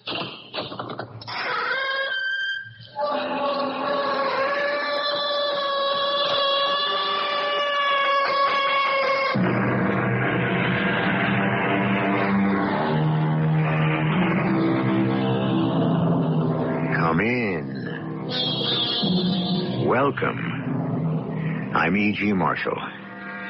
What makes a legend different from memory or chronicles? A mysterious ingredient that fires imagination, inspires intrigues, and lives long after documented facts have crumbled on history's pages. Legend lives always. And to begin our 8th year of Mystery Theater, we will try to probe the secret of the legend of Alexander the Great. It's a rare challenge to give due to his unbelievable life in 5 one-hour episodes. But the legend of Alexander cries out to be retold. You loved me once, Philip. Do you remember? When I was 20, Olympius. I'm a grown man now. You want me to say I love you as I once did. I don't, and I can't. I'm faithful to only one thing, the Empire. I give it all my love. You have none for our son, Alexander. If I can drag him away from your influence and make a man of him.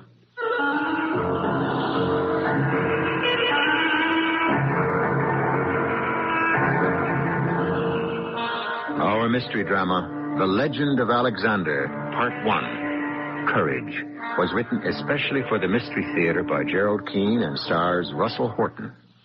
I'll do that shortly with Act 1. A message from CBS Television. Hello, this is Walter Cronkite. That is the Atlantic Ocean and some of its inhabitants. We also live in a kind of ocean, an ocean of air, resonant with the sounds and cries of a strangely beautiful music. The first movement, perhaps, of a perpetually unfinished symphony. It's the universe, and it's my new assignment. Walter Cronkite's Universe, Tuesday at 8, 7 Central and Mountain on CBS Television. What do doctors recommend to avoid constipation? These days, doctors stress the importance of fiber in the diet.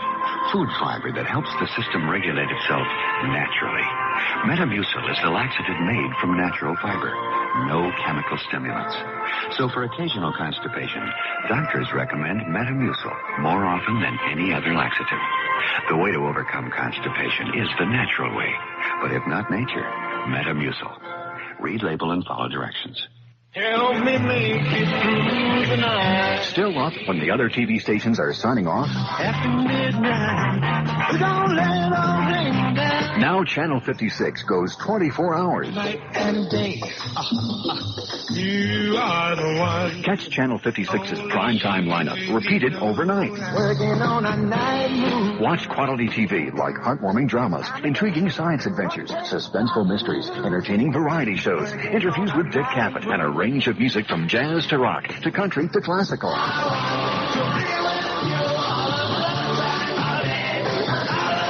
So tune in at Channel 56 anytime and sample our new 24-hour schedule.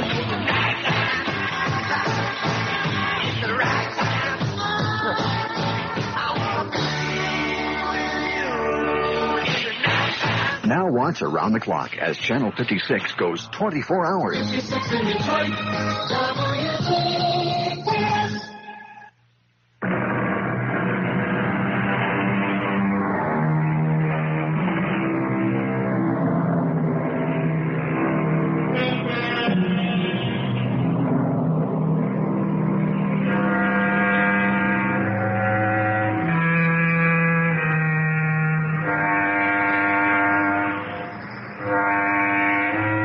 Take a year, 2,300 years ago.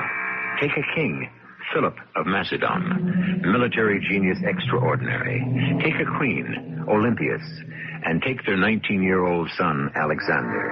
And you have the first family of warriors who changed the face of Europe. Were their destinies in their own hands, or, as the Greeks believed, in the hands of the gods? Mother, it's not true. It couldn't be. It is true, Alexander. What is so strange about it?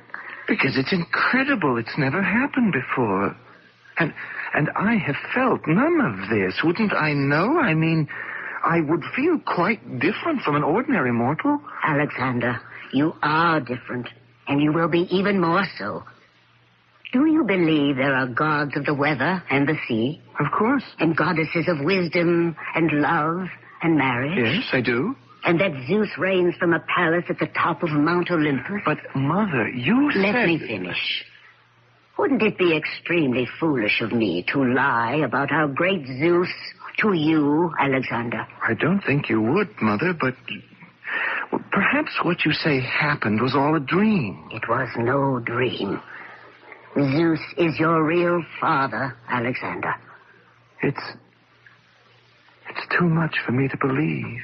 Would you believe it if there were some sign? Mother, I wish you would stop this. It isn't right. How can you, a mortal, compel Zeus to give me a sign?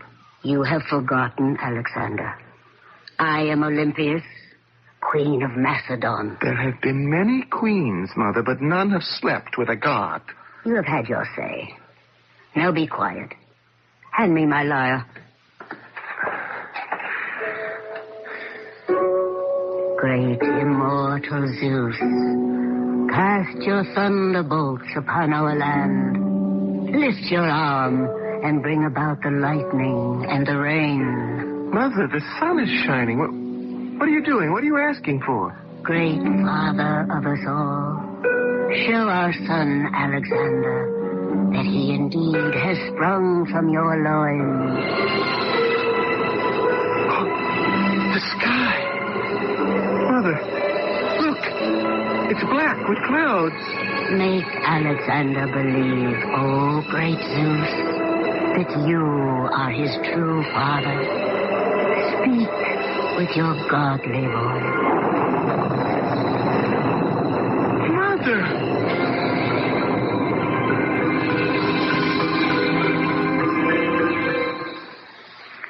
Come out on the balcony, Alexander. Now, what do you say? The rain, the thunder, it stopped as suddenly as it began. And the sun is out? I don't know, Mother. I just don't know. What I told you is true. It is the heart of everything. But all this time, these years, my father... your husband, Philip of Macedon... If I am not his son, why is it I feel exactly as he does about so many things? The way any son would take after his father. He is dark, and you are fair-haired. He is a warrior, and at heart, so am I. You have never been to war. How can you say that? But I want to. No, Mother, thunderbolts are lightning. I cannot accept what you say. You will not be convinced. All these years, everyone has always said, Alexander...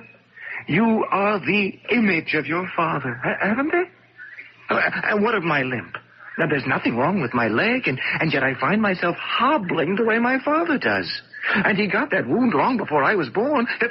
Look at me. Now, look. I'm limping around with my left leg as he does. And do you remember at the Battle of Amphilopolis? When word came that his eye was struck out, well, from that moment I couldn't see. I could not see. It's still hazy in my right eye. Now, Mother, how could that be if his blood is not in my veins? You are an ungrateful child. For 19 years, I have kept this from my husband so that one day I could tell my son... Oh, he doesn't know? My father doesn't know? Why should I tell him? It was my privilege to know Zeus, not his. If thunderbolts have not persuaded you, perhaps my snakes will, Alexander. No, Mother, please, not the snakes. I can't bear it when I see you with that giant snake about your neck, his sharp tongue spitting out into your face. The giant one never hurts me. His is the voice of the gods. Watch now, son. I shall open the golden box and take 2 smaller snakes, one in each hand. No, don't do it, Mother. Leave the box closed. Are you a man, Alexander? You said you had the soul of a warrior. My ancestor was a great warrior, Achilles.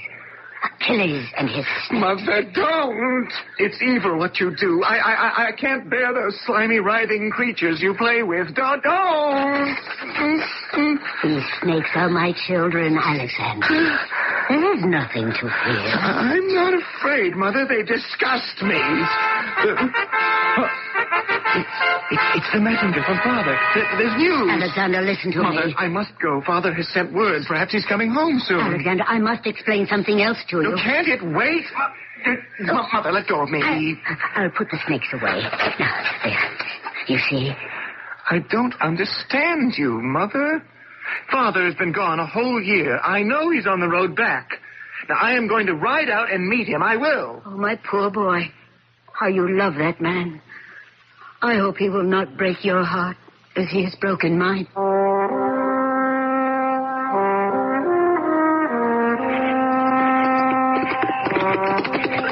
goes there? Alexander, son of Philip. Take me to him. Not at this hour. I've ridden 33 leagues. A day and 2 nights. Now, I am not waiting or turning back for a sentry. The king is not to be disturbed. Not for his son? Those are my orders. Sentry, if you wish to preserve your life, you'd better show me the way to the king's tent. I'll show you with my sword. You stupid soldier. I'm coming down from my horse. Now, sentry, put that sword away and take care of my horse. Water him and rub him down well. I told you the king will see no one. By Zeus, I'll find him myself. Now get out of my way. I'm Alexander, his son, you fool. If I must, I must. Since there's no other way, I'll have to kill one of my father's sentries. Have that,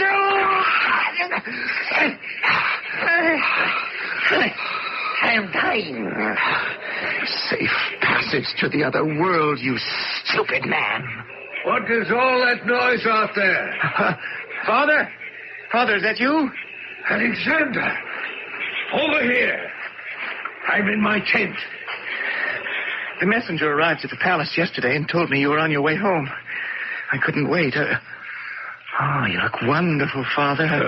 How do I look to you? Have I grown in the past year? Tell me everything. I'm sorry. I didn't know. You're not alone. Of course I'm not alone. Cornelia, my dear, you may go. Here's a purse of gold for you. Catch. If I require you later, my dear, I shall send word. Yes, Your Majesty. Good night, Your Majesty. May you sleep well. My boy, what a pleasure to see you. How long has it been? A year, isn't it? By Apollo, these wars are long. And I've done well this year. Taken the Greek city-states one by one, picked them off right along the coast. Only Athens and Thebes remain. You must be weary from your long ride. I'm sorry I disturbed you at night, Father. Oh, just amusing myself. But I mean, you were, I got here at the wrong time. Son, don't be a child. I would have been occupied whatever time you arrived. How is your mother? You really wish to know? Well, of course I wish to know. She's my queen. I love her. I'm afraid of her. What? Of your own mother? What I should say is I'm afraid for her. Oh, yes. That old business with the snakes and the sorcery. Those unnatural things she swears by. I don't know what to make of her, Father. My dear boy, when I met your mother, it was in Epirus. She was the most beautiful thing I ever laid eyes on. And we had you, a beautiful baby. I'm a happy man. So a few snakes and demons and strange rites, if they please her, why should they bother me? Does she still talk of being the granddaughter of Achilles? Yes, she said that. You believe it? It's all nonsense. Apollo only knows what she's been saying to you. And I'd put it all out of my mind. What kind of a horse was that you rode from Pella? Oh, I didn't pay much attention, Father. I just took the first steed the stable had ready. Tomorrow, Philonicus is bringing me a horse he values highly. I'm looking for the right animal for my triumphant entry into Pella. Alexander, tomorrow morning, I want you to help me select the horse. Let me see now. We still have a few hours left till dawn. Tomorrow's the big day, the start of our march back home. Captain Cyrus. Yes, Your Majesty? Cyrus, this big strapping boy is my son. Alexander, Captain Cyrus, captain of our cavalry. Cyrus, find one of the courtiers' tents, kick the man out, and make it available to my son. Yes, Your Majesty. And, my boy, if you wish a little comfort, I'll have the captain... I would rather stay here with you, Father, and have you tell me about all the battles you've been fighting. Oh, well, to tell the truth, I'm a bit weary. So I'll probably get back into bed by myself. Cyrus, take my boy to the best tent you know. Anything he desires, make sure he gets it. Oh, and Alexander. Yes, Father? Don't worry about your mother. She was always wild. I was never able to tame her. It's her mind I'm worried about. Olympius is the strongest-willed person I've ever known. And that includes Darius, king of Persia, and Demosthenes, the Greek who also wishes me dead. Are you saying Mother would like to see you dead? I think she might, Alexander. But we won't make things easy for her, will we, son?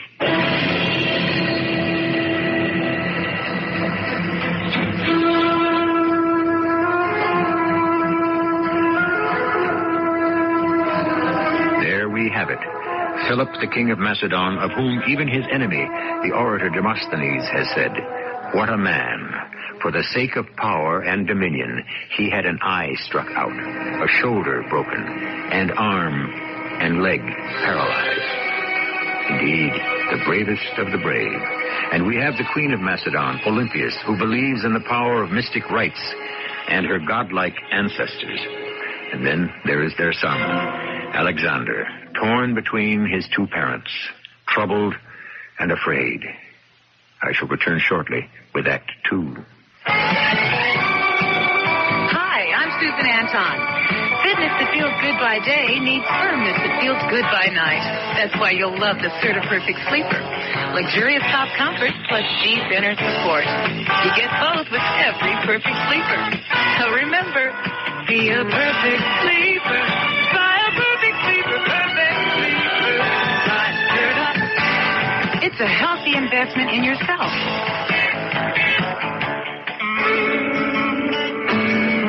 Mornings seem to start out better.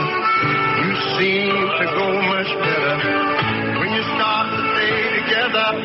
Maxwell House and you get back just to the last night. The Maxwell House, only Maxwell House. A taste, a feeling like no other coffee. Always good to the last drop. Can't he see the difference between the letters B and D? He won't stop talking for 5 minutes. Why won't she behave at school? He won't sit still. My child tries so hard, why can't he learn? He can't distinguish his right hand from his left. Why can't you remember how to tie your shoes? He's impossible to live with. This is Pat Collins for the Foundation for Children with Learning Disabilities. These frequent complaints of parents can actually be symptoms of a child with learning disability. Problems in language and math, lack of coordination, disorganization, and hyperactivity are just a few indications of this problem. The keys to helping a child with a learning disability are early detection and special teaching. For further information on recognizing learning disabilities and to receive a free copy of Their World, a publication of FCLD, write LD, Box 2929, Grand Central Station, New York, 10163.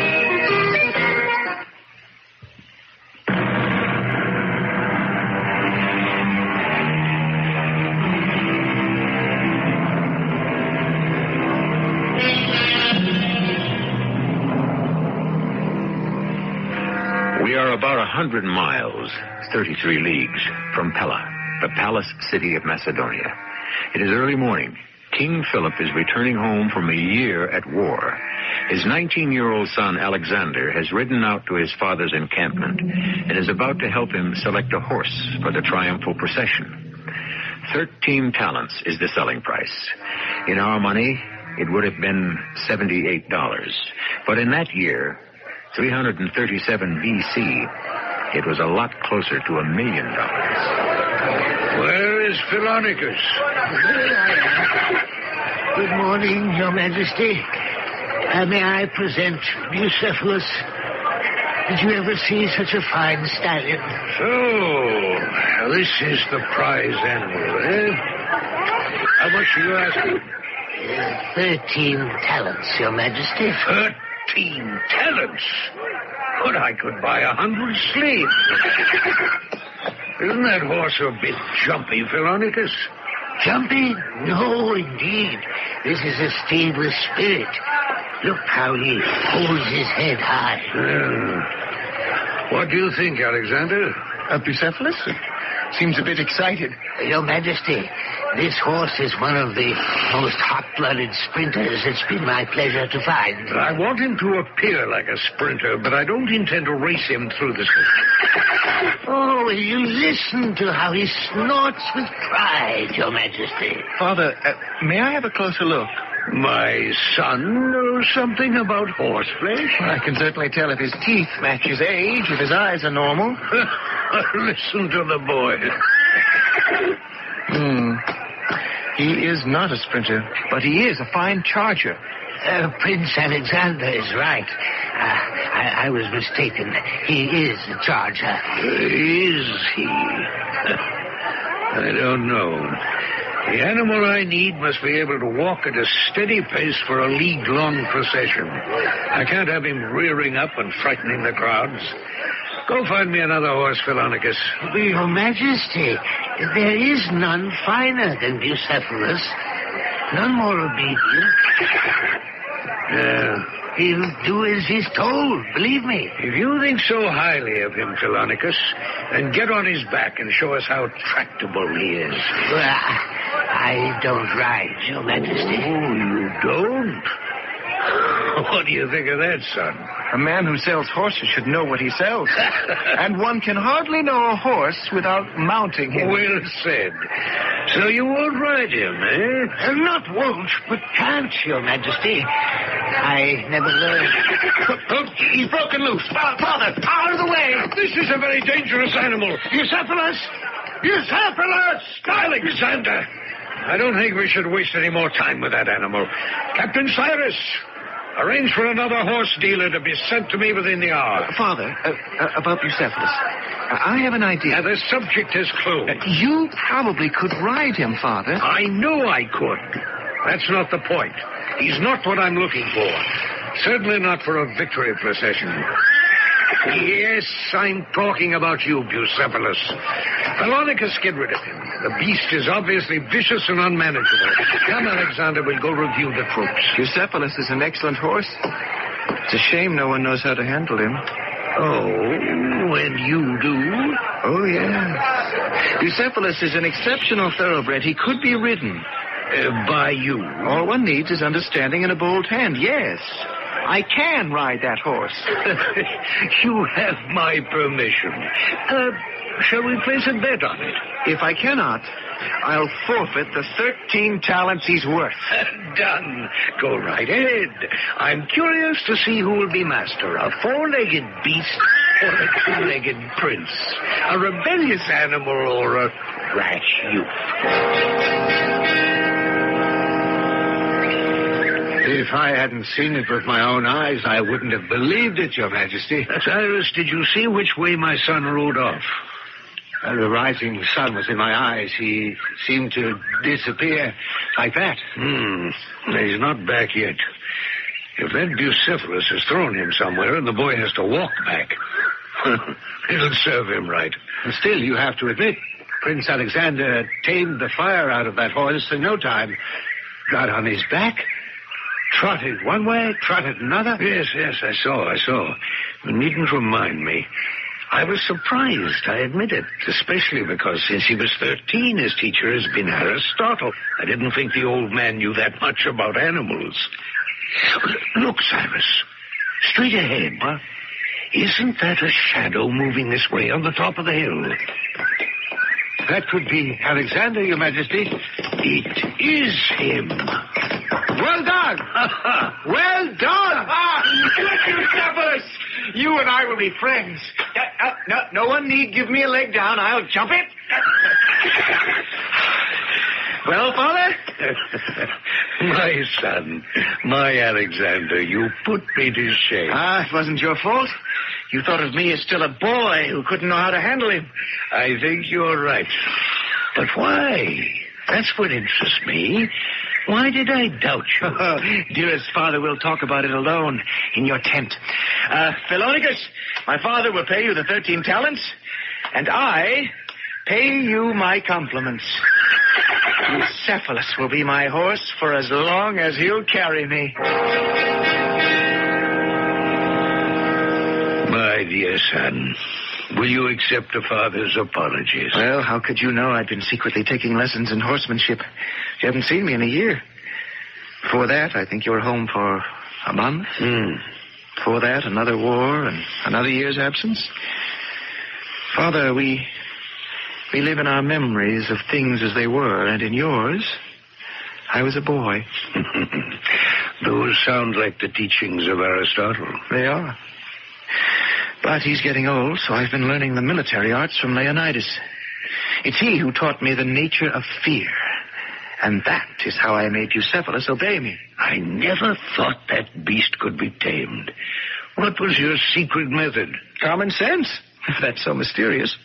First, I took hold of his bridle and turned him around to face the sun. Yes, I saw you do that, but why? Well, didn't you notice what made him so jumpy? No. His own shadow. With the sun behind him, when he moved, the shadow moved ahead of him and he reared back. He was afraid of it. Yes. So I stroked him, spoke to him, told him he was a good horse, a fine horse.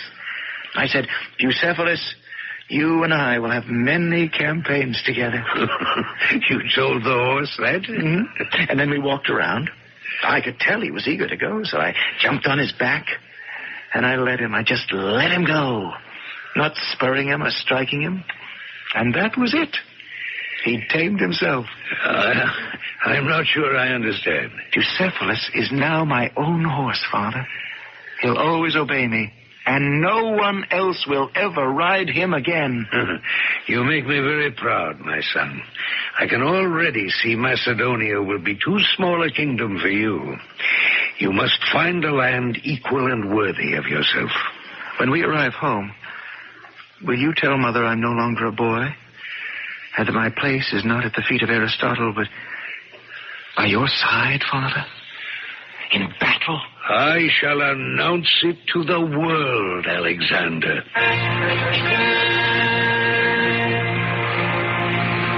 Olympias, you don't seem very pleased to see your husband after all this time. It's been a year. Another year of war, and you turn up at the door like a merchant delivering goods. I don't know my husband anymore. There are many others, I'm sure, who know you, Philip, far better than I. What are you talking about? I followed your exploits. Well, I'm happy to hear it. In battle? And in between. First things first, my queen. I think the time has come for our son to leave the world of learning and join the world of doing. Alexander is to undergo some intensive teaching by my captain of cavalry. And then I shall take the boy, the young man, with me on my expeditions. And while I think of it, Olympias, what's all this nonsense you filled his ears with? You know, that he was born from the seed of Zeus. It's true. Come now. Must we go over all that again? Believe me, Alexander is all mine. You had a bad dream and thought I was Zeus. All this mysterious nonsense of yours is not good for Alexander. So for the next months, he'll remain with me in the barracks. Why do you say those terrible things to me, Philip? I'm back from a year of battles, and I met with a son who is torn between love, loyalty, and the truth. You loved me once, Philip. Do you remember? When I was 20. Then I loved you a great deal. I love you still, Olympias. Not with the hot flush of the romantic love of 20 years, but as a grown man. I do love you, Olympias. But sometimes those rituals of yours are difficult for me, and they come between us. You mean my snakes? And the dancing to Dionysus and leading the wives of my generals into strange worships and all that twaddle about the gods controlling not only our lives but our offspring. Olympias, I'm a man of action, of reality. When a catapult spreads fire among my men, no god has ever stayed its flight. We mortals alone must defend ourselves. What help is Zeus to me? What has he ever done for any of us? I cannot stay and hear you blaspheme. No. But you want me to say I love you as I once did. Well, I don't and I can't. And I warn you, as far as Alexander is concerned, no sorcery, no tricks. He will come with me. Oh, go away. Stop talking like this. Try to understand, wife. What's past is past. I promise you, you will always be my queen. What does that mean to me, if you are not faithful? What are you talking about, a small encounter after days of fighting? I am faithful to only one thing, an empire of peace. I dream of it. Dreams? There's been a war going on somewhere ever since I was a child. Oh, it would be so simple if everyone laid down their arms. You speak like that child with flowers in her hair. In this age, one has to win wars to obtain peace. There is no other way. When will I see Alexander again? The night before we leave on our next expedition. And when will that be? When I am ready. Philip, you speak so abruptly, so cruelly. My queen, I know no other way.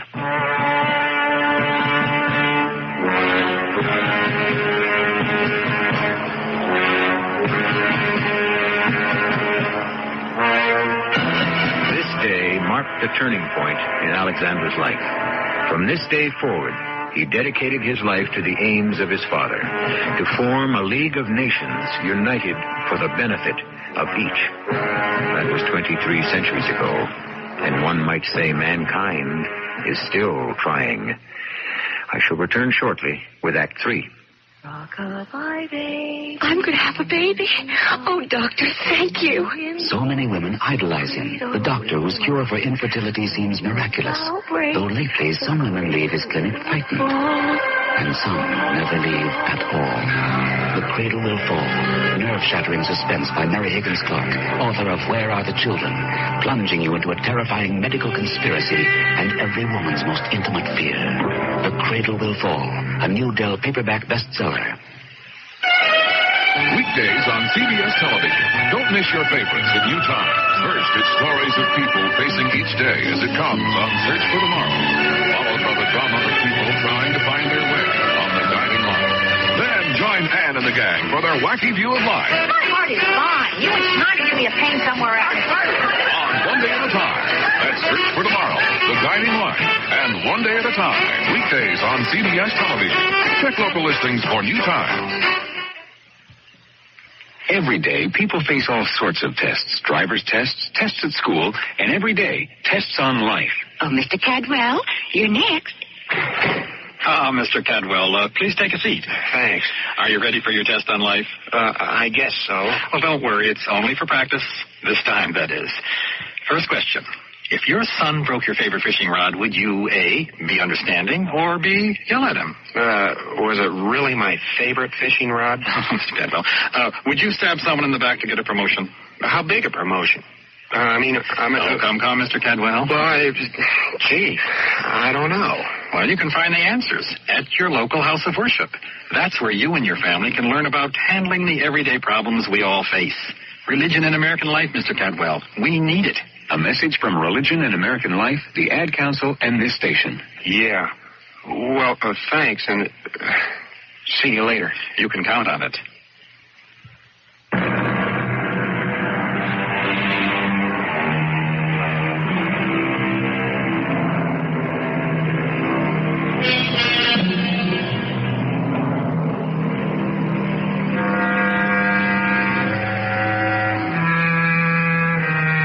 Alexander is not yet 20 years old. His life has become a constant tug of war between a battle-weary father and a strange and wild mother.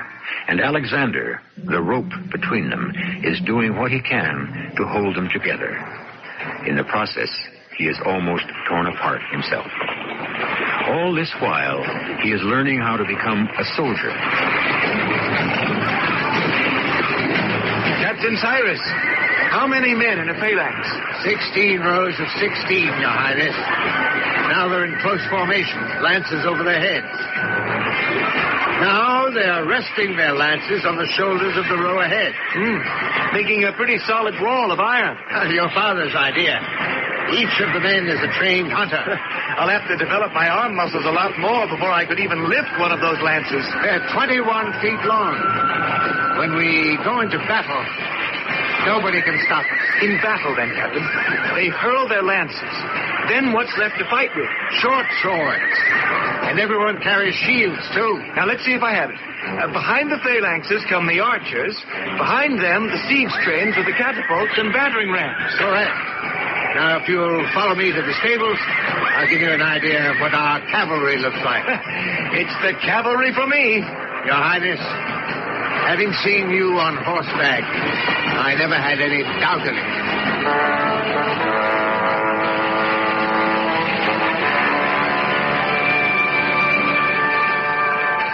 Where have you stabled Bucephalus? I'll show you.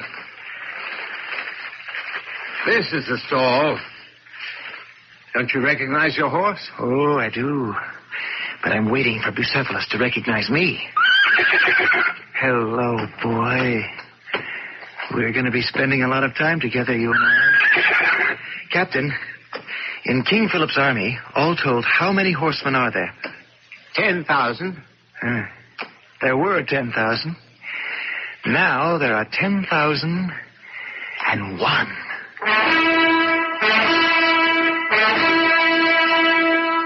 Alexander, I hear good things about your military progress. Captain Cyrus says you learn quickly. It's been 2 months. I should have learned something. But I want to see action, Father. Very commendable. I'm going to speak frankly. Why didn't you tell me?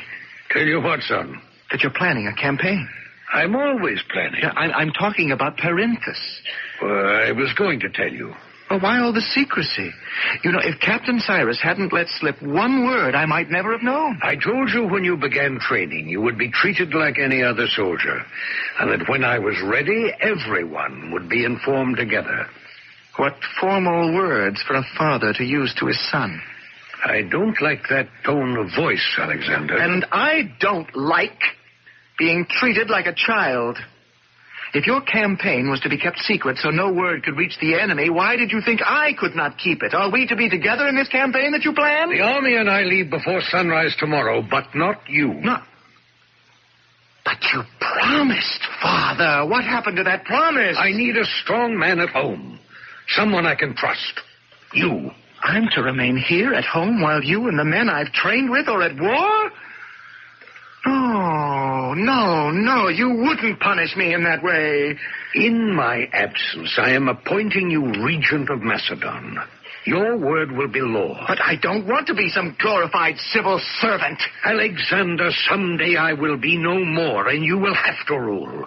Accept the regency and learn how to govern. It's a great honor. And I've ordered Captain Cyrus to remain here to be your aide and advisor. Father, I've been counting on going into battle with you. How long will you be away? Time and war don't speak the same language. I don't know. Philip! Now what? Oh, Philip, I have just heard the most horrendous news. Do you know what the Athenian has done? Which Athenian? Demosthenes. Who else would have such a warped mind? I sent Pyrrhus, the most honorable merchant I know, to Athens. I know. You sent him on a shopping trip to Athens, and he was arrested. Yes, arrested. And do you know on whose orders? Demosthenes. Pyrrhus was tortured until he could stand it no longer. And it is too horrible. I know all about it, Olympias. Our spy system is quite thorough. The Athenians forced Pyrrhus to confess he was spying for Macedon. Of all people. That poor old man. A spy. And he's been put to death. Oh, what are we doing about it, Philip? We are already making plans, my dear. How can you be so calm about such a treacherous act? It's an act of war. That's what it is. The Athenians won't come out in the open against us. They're too clever to meet our army face to face. So they're using terrorist tactics. You make me ill with your talk. All I know is my very favorite merchant has been kidnapped and killed because Athens doesn't respect us. I'm not going to argue with you, Olympias, but I can promise you this. The deeds and the days of the Athenians are numbered. I must leave you both now. Farewell.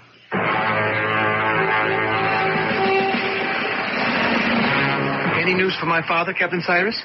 Has he reached Perinthus? Yes. He has begun the siege. The messenger came an hour ago. Oh, is he still here? Yes, I had him wait. I knew you would want to send a message back to the king. Tell him the latest from here is that the Athenians are still spoiling for a fight.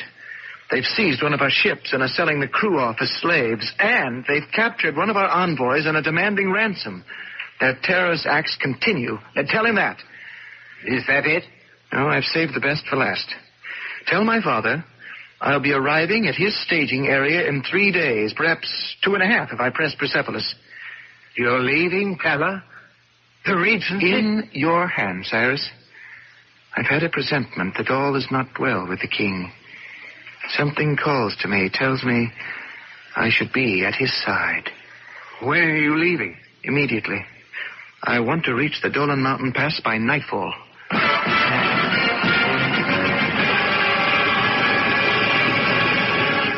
Slowly, Bucephalus. This is no time to break an ankle. Ah, it's a good boy. Oh, the moon is showing itself. Yes, I know you're thirsty, so am I. There's a stream at the top of the ridge, halfway up the pass.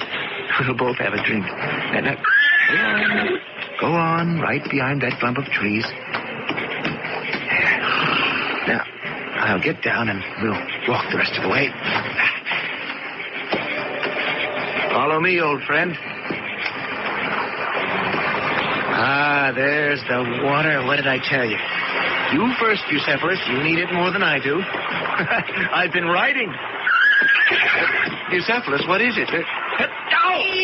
My shoulder! Who are you? Come at me in the dark, will you?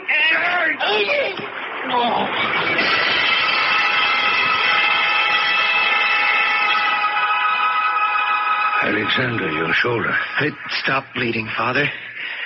Bucephalus and I ran into a little trouble on the way here. Let's have it looked at. Father, I'm all right. I don't understand why you're here. I had a feeling you were in danger, Father. Have you been talking to your mother again? I must have had it all wrong. It was I who was in danger. But I handled it. That's not the point, Alexander. An army is run on orders. I did not send for you. I had to bring you the news. The Athenians, led by Demosthenes, are trying to start a revolt among your Greek mercenaries. How do you know? I killed a Greek messenger on my way here. I removed this message that he was carrying here. Yes. So what it says. Be it known, 100 wives and daughters of the hired soldiers in the employ of Philip of Macedon have been taken from their homes and are held as hostage until those Greek husbands and fathers throw down their arms and return to Athens. Yeah. In 7 days, another 100 will be taken prisoner. Despicable. To hold hostage the innocent who had no part in the man's actions. Father, has there been any bad blood between the Greeks and our Macedonian soldiers? Not so far. Look down there in the valley. You'll see their tents side by side. Some flying Greek pennants, some flying ours. There's something happening to the men, Father. There is a lot more running back and forth than usual. What is going on down there? Is it possible the Greeks sent more than one messenger with that ugly story of hostages being taken? Of course. That's it. Some of them are throwing down their swords and our men are turning on them. Alexander, we have to move quickly before this turns into a full-scale riot and I lose a quarter of my army.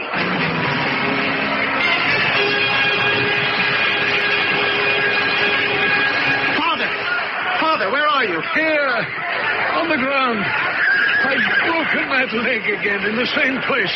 I can't get up. Father, put your shield over your head. And do as I say. Protect yourself. Do it. I can rally the men, but I can't give them another king.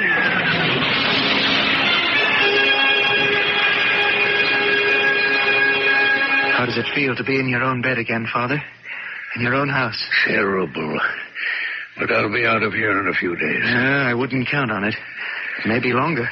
If my leg won't support me, I'll have my men lift me onto my horse. Father, give yourself a chance to heal. Look, you've started bleeding again. Now, I'm going to get some fresh linens from Mother. Now, don't you move.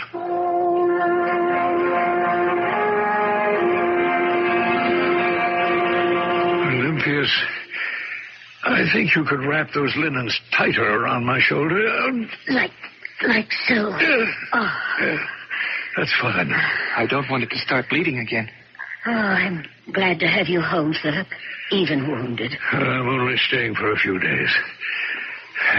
How is life here in Pella? The same as always. You still do all that dancing around and hand clapping and playing the snakes?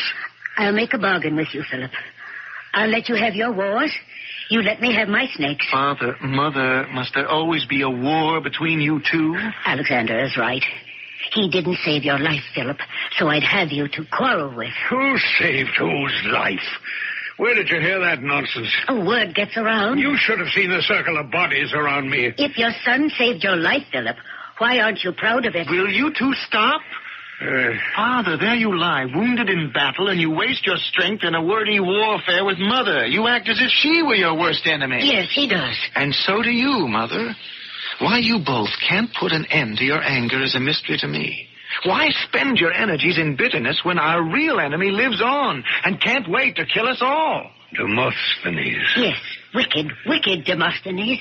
Son, we have another enemy as well. Ignorance. Yes, that too. Well, at last we're all agreed. Mother, Father, let all three of us forswear all dissent and vow together never to rest until our enemies are overcome. And we've created an alliance that can endure in peace. Here. Alexander, I am so very proud of you. I promise. So do I. And I.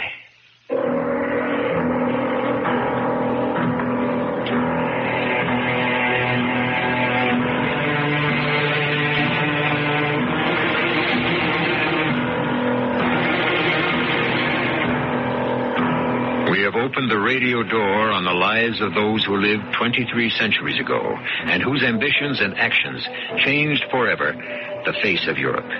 It took courage, particularly the courage of Alexander, to suspend the boundary lines between races and cultures. It took courage to instill a new idea for survival. I shall return shortly with a word about part 2 of the legend of Alexander. The following is a reenactment of a scene that never happened. When I told the fact man that I lost the letters of transit, I thought it was having a heart attack. Sure. Do you know the warning signals of a heart attack? Well, sure, Rick. Well, no, Rick. Then listen and get it once. A pain in the center of your chest may spread to a shoulder, your neck, or an arm. Make yourself dizzy, nauseous, sweaty. If it lasts 2 minutes or longer, get emergency help right away. Got it? Sure, Rick. Oh, Rick? Yeah, shoot. Well, the fat man was mad when I called the ambulance. She said it wasn't a heart attack, but me giving him indigestion. That's common enough. A lot of heart attack victims say there's nothing wrong. Want to think it'll go away. Your American Heart Association has the information on heart attack, so get them on the phone. They're fighting for your life. But, Rick, the fat man did have indigestion. I'm feeling a little queasy myself. Well, did I make a mistake, Rick? Aside from being born, you mean? No.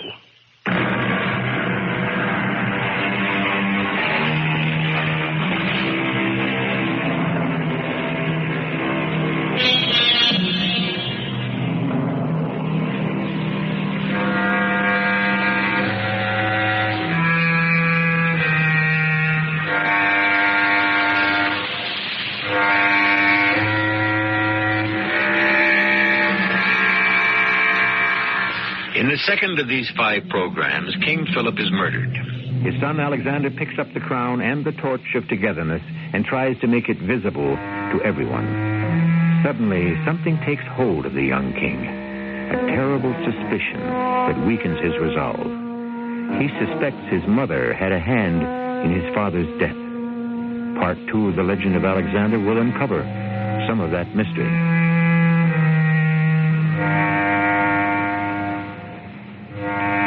Our cast included Russell Horton, Court Benson, Robert Dryden, and E.V. Juster. The entire production was under the direction of Hyman Brown.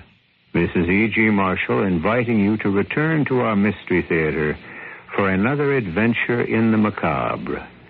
Until next time, pleasant dreams.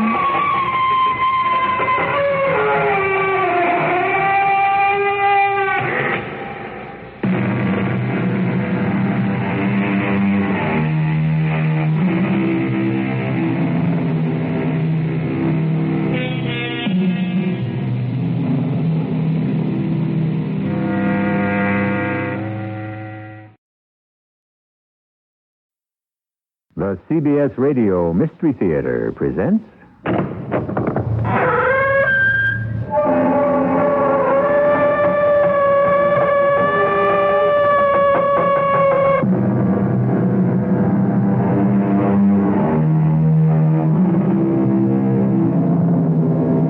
Come in. Welcome. I'm E.G. Marshall. Alexander the Great is known as the first statesman and soldier who believed the end justified the means. He wanted world peace under his country's flag and lived and died waging cruel wars to get it. Yet he admired brain more than brawn and said when he met the wise Diogenes, "Were I not Alexander, I would wish to be Diogenes." That is the mystery, the heart and soul of this complex man we'll get to know better in the next hour. Alexander, what would you say if I married again? But, Father, you are married. Oh, I know that Olympias is my queen, but that has nothing to do with the God-given right of a king to marry as often as he pleases. Who is she? The girl I wish to marry. She's a girl, not a woman? She's 17. But, Father, you're 51, 3 times her age. What's her name? Cleopatra.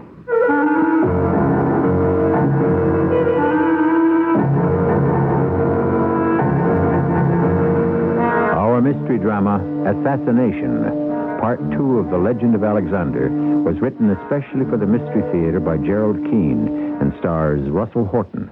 I'll be back shortly with Act 1. Start your mornings with a double dose of laughter on CBS television, beginning with The Jeffersons. Me and her been through some hard times together, and ain't another woman in this world who will stick by me the way she has. You ain't lying. The laughs continue with Alice.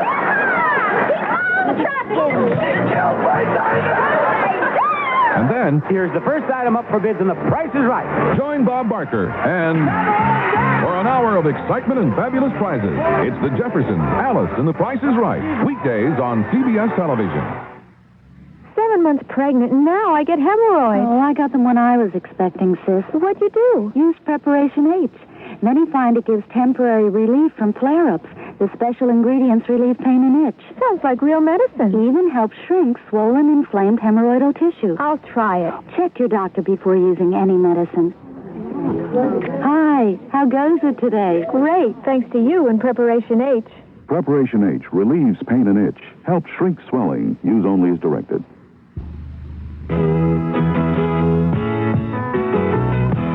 Person to person, heart to heart. Together we can move the world if we each do our part by helping care for the children, to nourish and to heal those in need. Care for the children of the world if we each help one needy child today through care. We'll change tomorrow for children everywhere.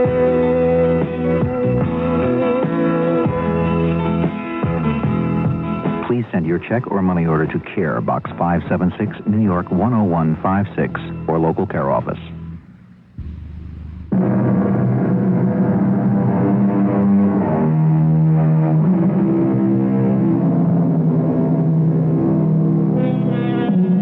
Picture a time when all your friends and allies are being picked off one by an army that seems invincible. You are an Athenian.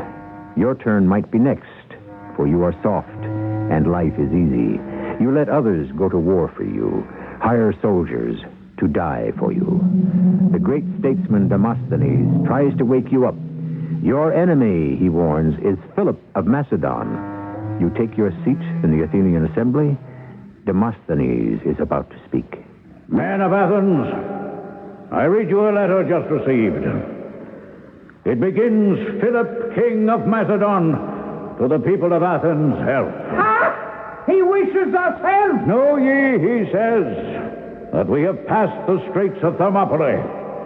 Those who have presumed to resist our force, we have taken by assault, reduced the inhabitants to slavery, and razed their habitations to the ground. The letter continues. You call this a letter? Fellow senators, I beg you to hear me. I have not yet finished. A letter, Demosthenes calls it. This Philip is drawing a diagram of death. I agree, Jason. He has drawn his saber and is rattling it. But what is our answer? Must we reply to this? Yes, but how? By word, Jason? Or by deed? Can't we make peace with Philip without going to war? Aye, aye. How little you know him, men of Athens. How many of you have ever seen Philip of Macedon? This is a king with all the decorations of war. One eye torn out, his neck dislocated, pierced in his arm, maimed in his leg. Freely, cheerfully, resigning any part of his body for renown, glory, power, and empire. Do you think he will be put off by appeasement? How far from Athens is Philip now? Do we have time? The time is now, Jason. Not a day to be wasted. This king, this Philip, this twin-headed Hydra rampages through Greece. Is there a Hercules among us to slay the serpent? Twin-headed, you say? King Philip has a son, Alexander, whose saber draws as much blood as his father's. Some say it is Alexander we should beware. Senators, I call upon you to act. Defend Athens. Act now. Or bid our city and all the free democratic city-states of Greece farewell forever.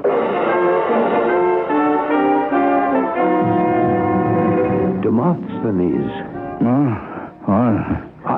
I disturb you. I apologize. No, not at all, Jason. I must have dozed off. I'm getting old.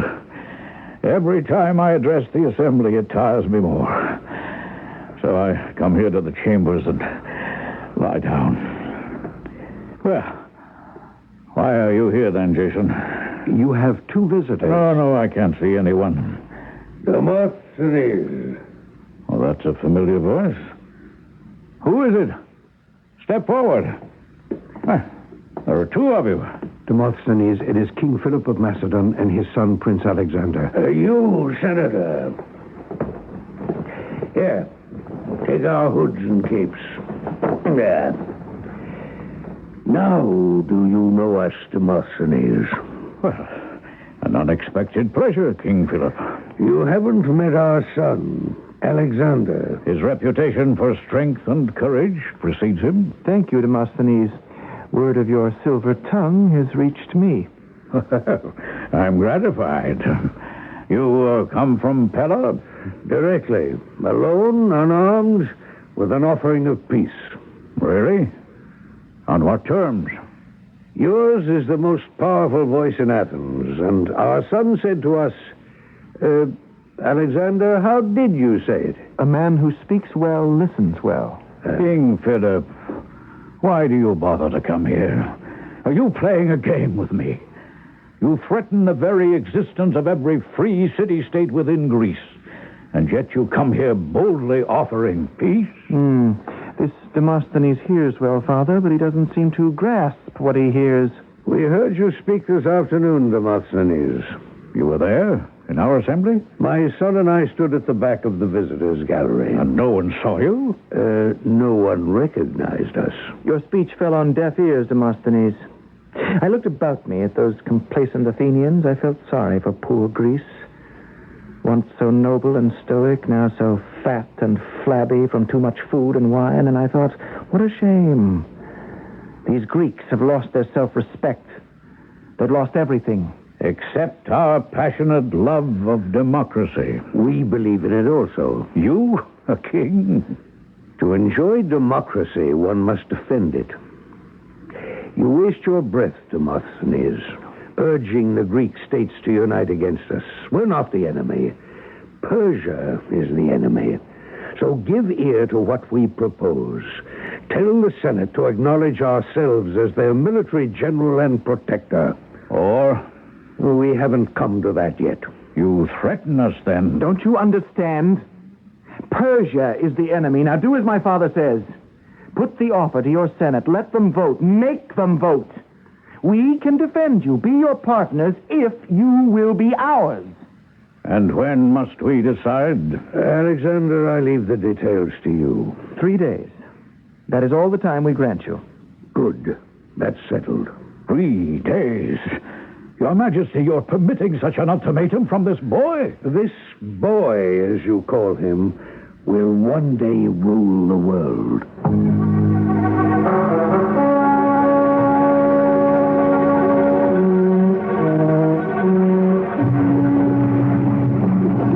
To the right. March! Alexander! Yes, Father? I need you. Captain, take over drilling the men. Now, I want this phalanx to execute turns until they move as one machine. What is it, Father? Have you seen General Attalus? Not since the day before yesterday. No word yet from Athens? Don't change the subject. You know more about the general than you're telling me. Where is he? General Attalus had an attack of some kind. An ailment, a weakness. He didn't want you to know. He's gone to his home in the city. There's something wrong here. Attalus hasn't had a sick day in his life. He lives alone. His wife passed away years ago. If he's ill, who's taking care of him? Alexander, return to drilling your men. Yes, Father? Attalus had better be very sick indeed, or I'll give him something to be sick about. Oh, will you really, Father? He commands the front ranks. He may do so today, but you, Alexander, may be their commander tomorrow.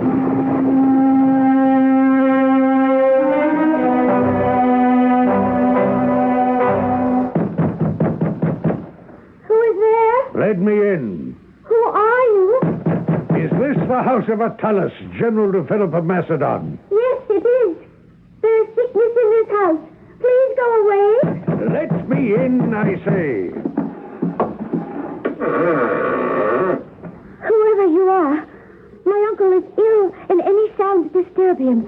They are bad for him. Yes? Go on. Your Majesty. You are King Philip himself.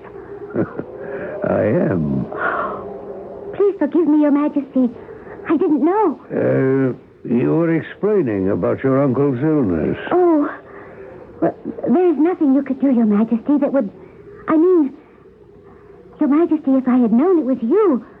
1,000 pardons, I beg you, Your Majesty. Young lady, get up from your knees. You have nothing to fear from me. Certainly in your 20s, aren't you? I'm 17. I see. And the general is your uncle. How is he? I don't know what it is. When he came home, I made him lie down, and I won't let him get up until the fever passes. You're not angry with me, are you? Well, for trying to protect your uncle? You're an extremely beautiful girl. How could we be angry with beauty? What is your name? Cleopatra. Cleopatra. Bring me to your uncle, my dear.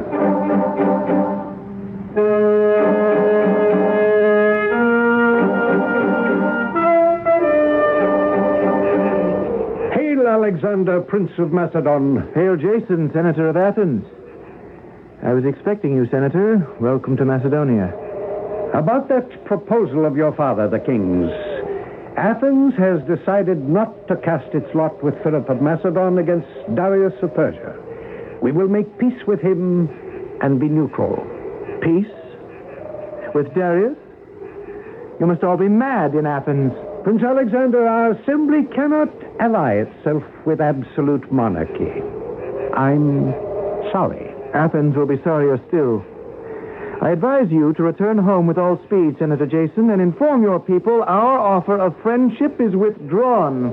He who is not Alexander's friend is his enemy.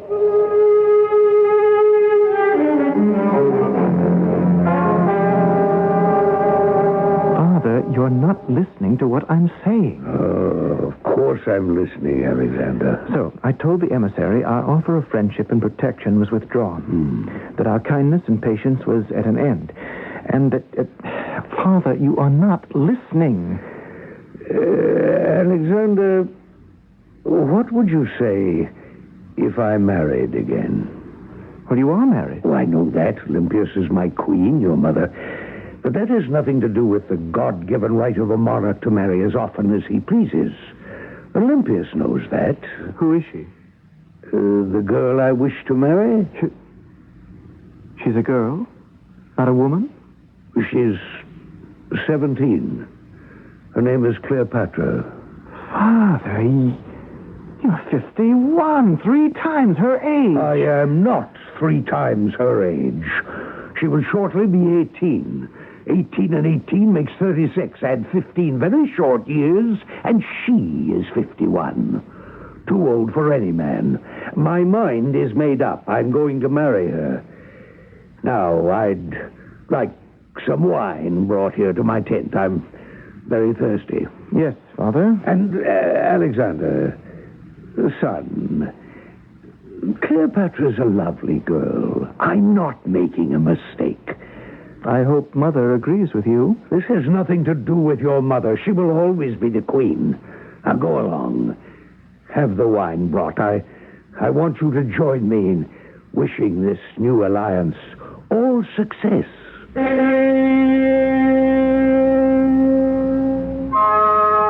To us in this century, that an ancient king could marry as often as he wished may seem strange. But 2,300 years ago, life was different. One quick note before I step aside. The name Cleopatra was not uncommon in those days, and therefore this Cleopatra is not to be confused with the last queen of Egypt who lived 250 years later than our story. I shall be back shortly with Act 2. The boys in the mailroom. They were at the bottom rung of the ladder, but not so far down they couldn't see the top. They lusted for the glamour and the power. They hungered for the women and the wealth. 4 guys with a future, ready to make it in Hollywood. The boys in the mailroom. David, his mother taught him both love and hate. Hate propelled him to the top. Love only got in the way. Stan, once an invalid, now clawing his way to become the toughest and best rock promoter in the business. Mickey, the actor, his only hunger was for love and applause. Barry, once rejected by his family, now making it as the most powerful agent in town. The boys in the mailroom. 4 baby moguls who mastered the glamour and the treachery of the entertainment world, wheeling and dealing in women, wealth, and drugs. The boys in the mailroom. It's Iris Rayner's explicit novel of beautiful bodies and ugly arrangements. A mixture of what makes Sammy run in scruples, says Rona Jaffe. The boys in the mailroom. The dazzling high-tension story of how they made it. Now in paperback from Warner Books. The boys in the mailroom. They deliver. Hi, this is Andy Williams. I learned about the importance of donating blood when my mother became ill. Although most people could qualify as donors, many have not donated blood because they have not personally experienced the need, either for themselves or for those they care about. Presently, over 30,000 pints of blood are required in the United States every day, and the need is increasing. The balance between supply, demand, and human life depends on you, the public. Donors often respond when there is an emergency or a disaster, but blood of every group and type must be available at all times. Blood banks depend on people who are willing to give to meet the day-to-day blood needs. Donate today at a blood bank in your community. Blood is life. Let's keep it running. A public service of this station and the American Association of Blood Banks.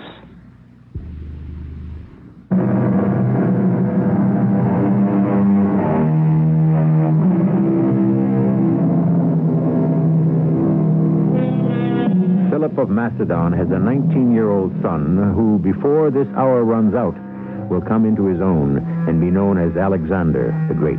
In Alexander's future lies the conquest of Persia and the foundations of a new world of Hellenistic kingdoms. However, in his present is a father who has fought and won countless battles, except that of his heart, which he has just lost to 17-year-old Cleopatra, a girl far from happy at the prospect of marrying a king.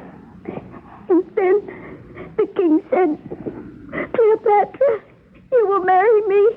Besides, what are we going to do? King Philip had never seen you before? Never. I had seen him, though, from our balcony. You remember you were with me. That parade when he returned with the army from Corinth. Oh, I don't want to marry him. I don't want to marry anyone but you. Cleopatra, please try to calm yourself. Oh, how can I be calm when all my dreams, all our dreams have disappeared, just as the moon does when the sun rises? The king is going to marry me. Oh, Pisani, I'm 17 and he is 51. I'd be a better bride for Alexander, his son. You'd be a better bride for me. Oh, I know that. And I'm betrothed to you. Oh, Pisani, my heart is breaking. Why did he have to come that day I was taking care of Uncle Attalus? Oh, we shouldn't have kept our feelings a secret, you and I. I told you it was wrong. We had nothing to be ashamed of. We were going to be married when I was 19. We kept it a secret because I'm Queen Olympia's cousin. And we were afraid she might cast a bad spell on us with her snakes. Is she a jealous woman? What? Who? Your cousin, the Queen. If she is, perhaps she could prevent this marriage. Oh, a king can marry as many women as he chooses. You know that. Oh, I know. Oh, but why did he have to choose me? What? You give me an idea, Cleopatra. Look, it's common knowledge at court that Queen Olympia says Alexander is not her son by King Philip. Uh-huh. She says that one night she was struck by a thunderbolt and Zeus came to her. And that it's Zeus who's the true father of Alexander. That would explain why the king... Oh. No, he wouldn't. With me? Yes, that might be the reason he's marrying you. To produce a true offspring, you and he. I can't bear to think of it. Darling, we must think clearly. There must be a way. Oh, he could escape, run away. Yes, that's what we'll do. But where? Darling, trust me. The more I think about it, the more I know it isn't right for one man to have so much power over so many people's lives. Everyone here in Macedonia believes Philip is great and good. To me, he is a tyrant and bad. Yes, a tyrant. Cleopatra, I must go now. But I'll find a way for us both to be free of that tyrant. Believe in me. Father, what's happened to our plans? For us, it was necessary to keep Athens neutral and have her army join ours. Then we were going to teach her a lesson, but suddenly no one can talk to you. Plan the invasion. Set a date. Alexander, first I will be married to Cleopatra. The girl will wait. Have you told her? Certainly. Given her a date? She leaves that to me. Well, if we're to have a state and royal wedding, that has to be planned, too. I want you to attend to it, Alexander. But what about Athens? I'm not so sure going to war at my time of life is what I want to do. Frighten the Athenians, yes. As for going on and conquering Persia, I may leave all that to you, Alexander. I'm getting tired of sleeping in tents, riding day in and day out hundreds of miles on horseback, engaging the enemy at close quarters. I've lost an eye and a foot and an arm. I'm disappointed in you, Father. What do I tell 10,000 troops who are trained and itching for battle? Sorry, my father's marrying a girl as old as your daughters or your granddaughters? That bothers you, doesn't it? Why does this marriage have to happen in such a hurry? A week ago, you didn't even know Attalus had a 17-year-old niece. Will you stop harping on her age? I want the biggest celebration Macedonia has ever known. All the entertainment, food, and wine that gold can buy. Oh, you would, Father. Shall I invite Demosthenes to come and make a speech of blessing? If you think it appropriate, but I don't think the old man would ever leave Athens.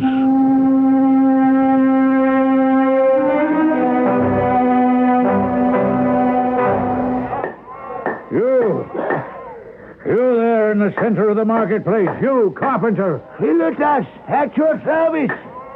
Are you the chief carpenter? I've been chief carpenter here in Athens for 50 years. You know who I am? Yes. You are Demosthenes, the voice of the people.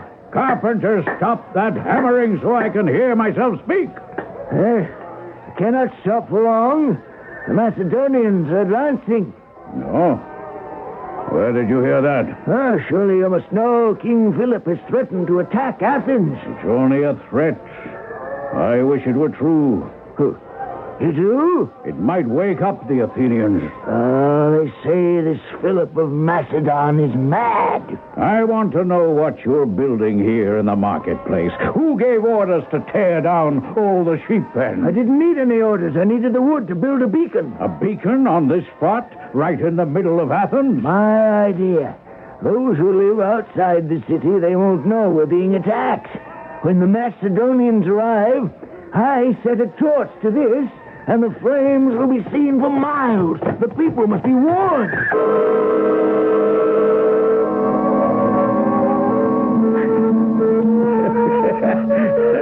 And I say to all of you gathered here at my wedding, without a good woman at his side, what is a man, eh?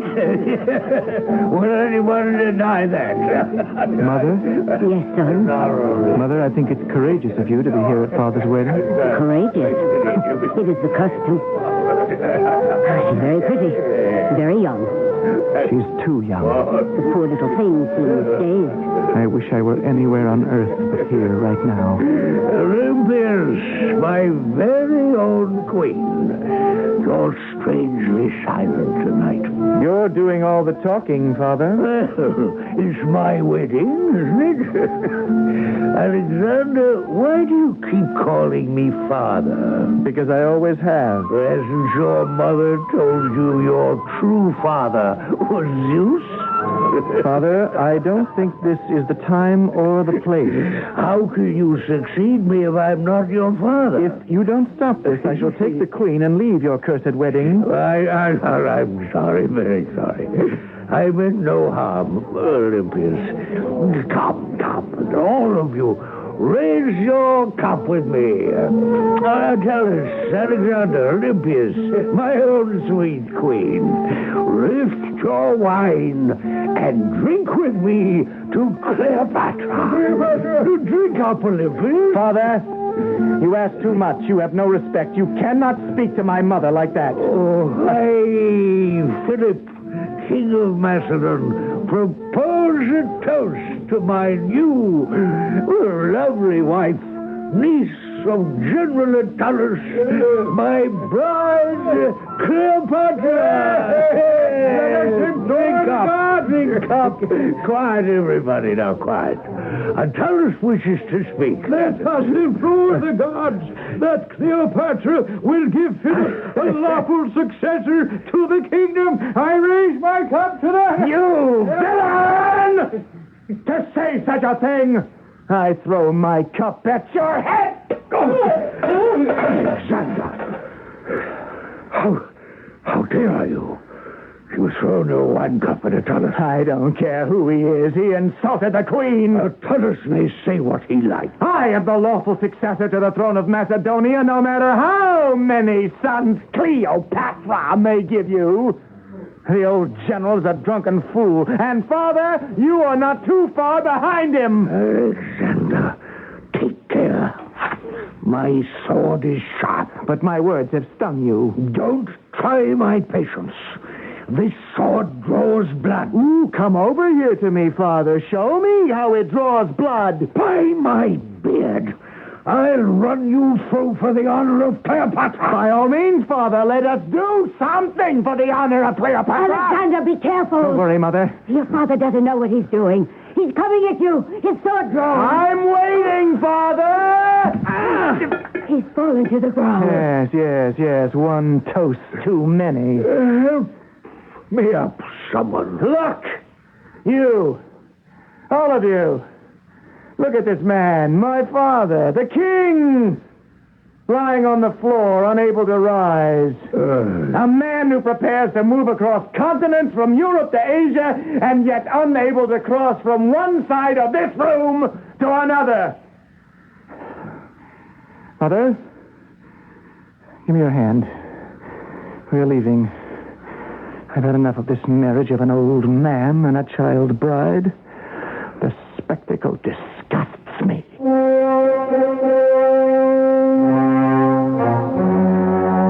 Nothing would ever be the same between Alexander and his father again. His mother had received the most terrible insult of those days. The shame of it could never be set right. Alexander left Macedonia and went to live with his mother in Epirus. Very soon now, King Philip would learn how much he needed his son at his side. I shall return shortly with Act 3. This is WBBM Chicago. I run a supermarket, and people always ask my advice.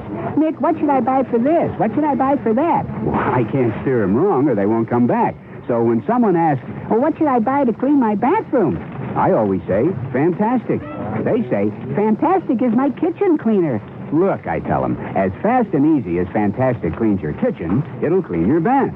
Well, they must like it. They keep coming back for more. Fantastic. What it does for your kitchen, it'll do for your bath. Bob Hope here for USO. He's 20, in the Army, married and assigned far from home. At 18, she's in the Navy and stationed in a country where she can't speak the language. They're the kids next door, down the street. Perhaps your own son or daughter. You can't be there to help, but the USO can worldwide.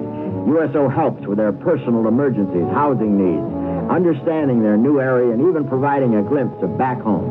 Why? Because thousands of USO volunteers care. USO. This is Gene King for your Better Business Bureau. Is there something you'd really like to have, but you think you can't afford it? Well, have you considered buying on credit? Keep in mind, though, that credit shopping is as important as shopping for the items you want. And deciding if you can afford credit should be your major consideration. Now, here are a few tips. The basis for wise credit buying is wise budget planning. It's important to know exactly how much you can afford to pay each month for your credit purchases and to balance that against your regular bills. Keep in mind that credit does cost money, and a good budget plan should include all your expenses for a full year. Also, some money should be budgeted for emergencies. And what's left, you see, will be the deciding factor in whether or not you can afford credit. A tip from your Better Business Bureau.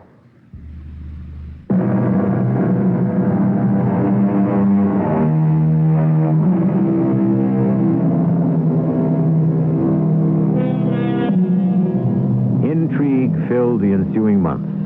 On one side, Alexander, living in his mother's house, yet restless for action. On the other, Cleopatra, trying to make the best of an unhappy marriage. In the middle, King Philip, gearing up for campaigns against Asia and trying to placate two wives.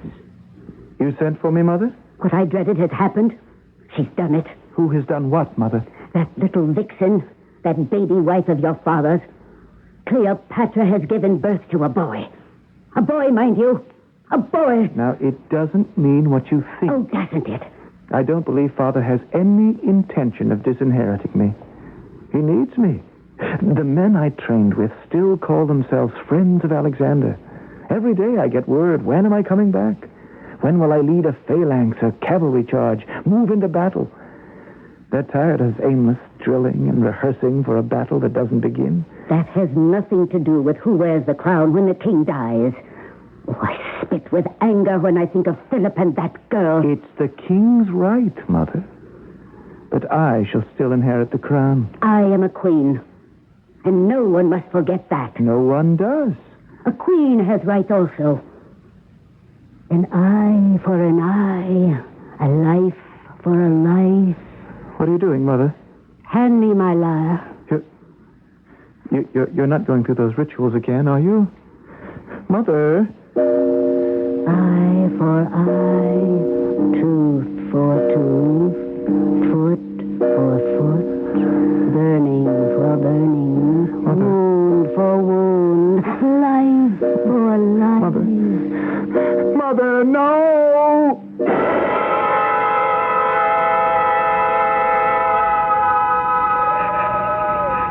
Cleopatra. Alexander? I'm over here by the cypress tree. I was surprised when I heard you were in Pella. Isn't it strange? You're married to my father, and yet in all these months we've hardly said two words to one another. Does the king know you're here? No. I wanted to see only you. That's why I had one of my trusted lieutenants give you my message. How is my father?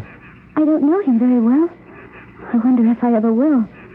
He's not an easy person to get close to. Perhaps it's the difference in our ages. Strange when you think of it. Of the entire royal family, you and I are the youngest. How old are you? I shall be 20 at the next moonrise. Cleopatra, I came secretly back to Pella to talk to you. You know I'm living with my mother, the queen, in Epirus. And it has upset her greatly that you had a son. And I'm afraid for you and for him, so I'm here to warn you. You're talking as if she could hurt us in some way. Well, I'm not sure what powers she may have. When I was young, she could tame snakes by winding them around her body. Oh.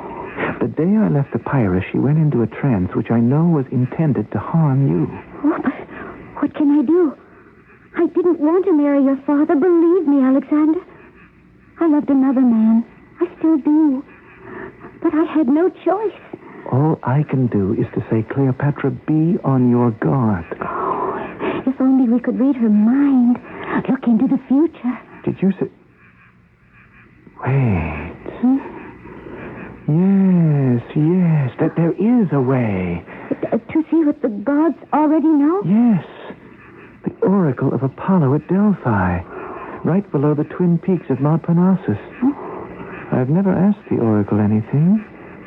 If you and I could go to Delphi together... Philip has left for Corinth. A meeting of sovereign states. He'll be gone a long time. Do you have a nurse to whom you could entrust the baby while you're gone? Oh, yes. Are you willing to start tomorrow? Tomorrow morning. At dawn. Oh. Now, I would guess, riding steadily, we could arrive on the slopes of Mount Parnassus in 2 days. Oh,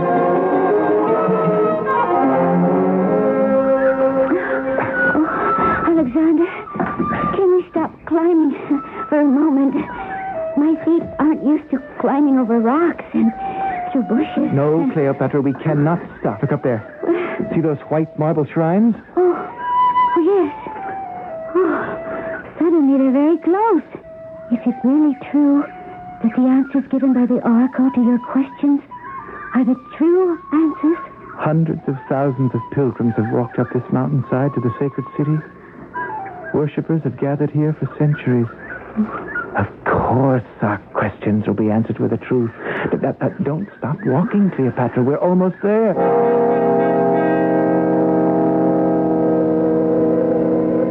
I'm frightened.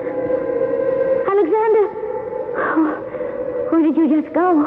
To place my offering of gold on the altar. Now, as soon as we see the high priestess, we'll ask the question we want answered. Oh, I'm afraid. What are we asking? If you and your baby will be safe from harm. High priestess, O Oracle of Apollo, it is I, Alexander of the royal house of Macedon, who have come here to consult you. I have brought with me the second wife of my father, King Philip of Macedon, Her name is Cleopatra, and she, too, wishes to consult you. Cleopatra, say something. Is it my turn? Yes, go on. Oracle, I beg you to give us the true answers to our questions. Our lives may depend on it. Oracle, this is why we are here. I am afraid there may be a danger to Cleopatra and her infant son. If this is so, please tell us how to fight this force to keep them both safe. And if there is no danger, please reassure us. Cleopatra? Alexander has said everything. Just tell us, am I or my son in any danger?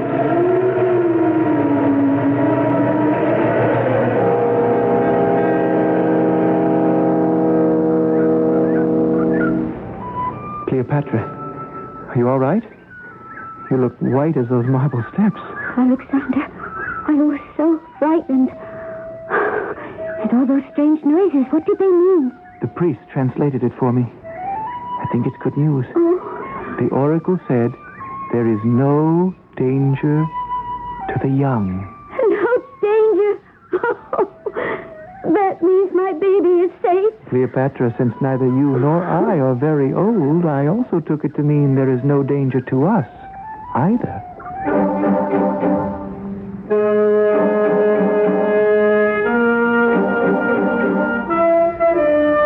Cousin Pausanias, I have sent for you so that we could talk. I was happy to come to Epirus, my queen. I need your advice, your help. Queen Olympias, I'll be glad to do anything. Pausanias, you must call me cousin. After all, we are related. Yes, I know that, but I can't forget that you are the queen. Well said. I wish more of my subjects felt that way. To begin with, I want to tell you how sorry I am. Oh, now, you needn't say anything. We both know the sorrow I refer to. I only found out much later of dear Cleopatra's affection for you and your love for her. What could I have done against the king? May I confess to you, cousin? I am ashamed of the man I married. How wicked he was, I found out too late. I was no older than your dear Cleopatra when Philip took me away from my dear father and carried me off to Macedonia. Why, I had no idea.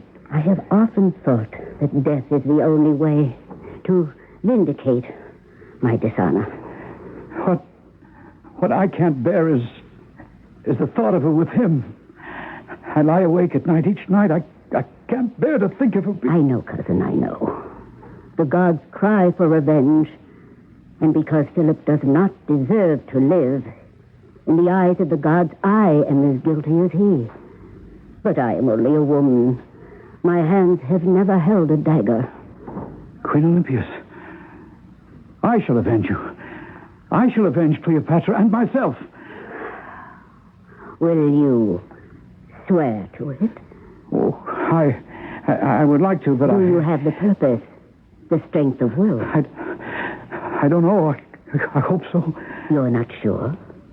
But you are sure the king doesn't deserve to live. I've never murdered a man before. It is not murder. You are obeying the will of the gods. Cousin, you have taken a great weight from my shoulders. I know I have. I feel the weight on mine.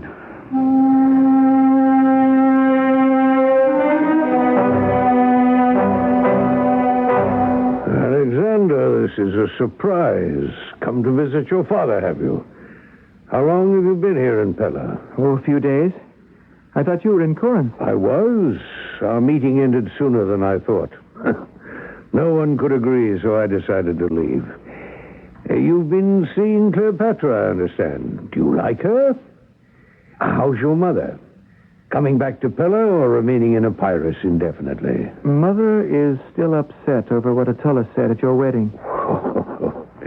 You mean about the lawful successor? Olympias is upset about nothing. So were you. The old general said something foolish. I behaved like a corporal who couldn't hold his wine. It was all ridiculous.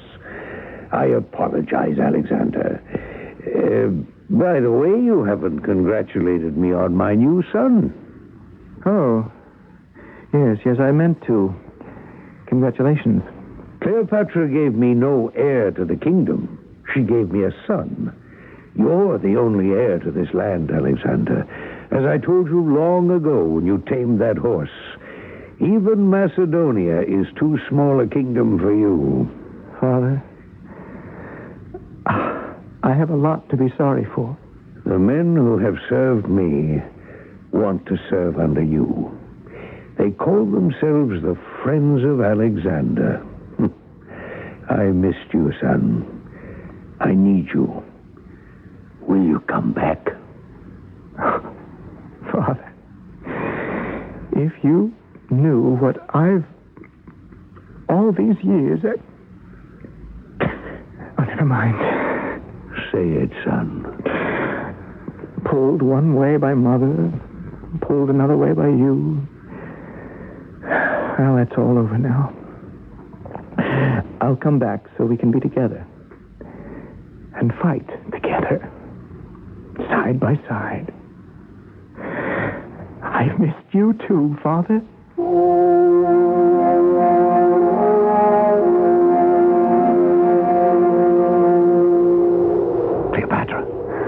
Cleopatra, are you awake? Who is it?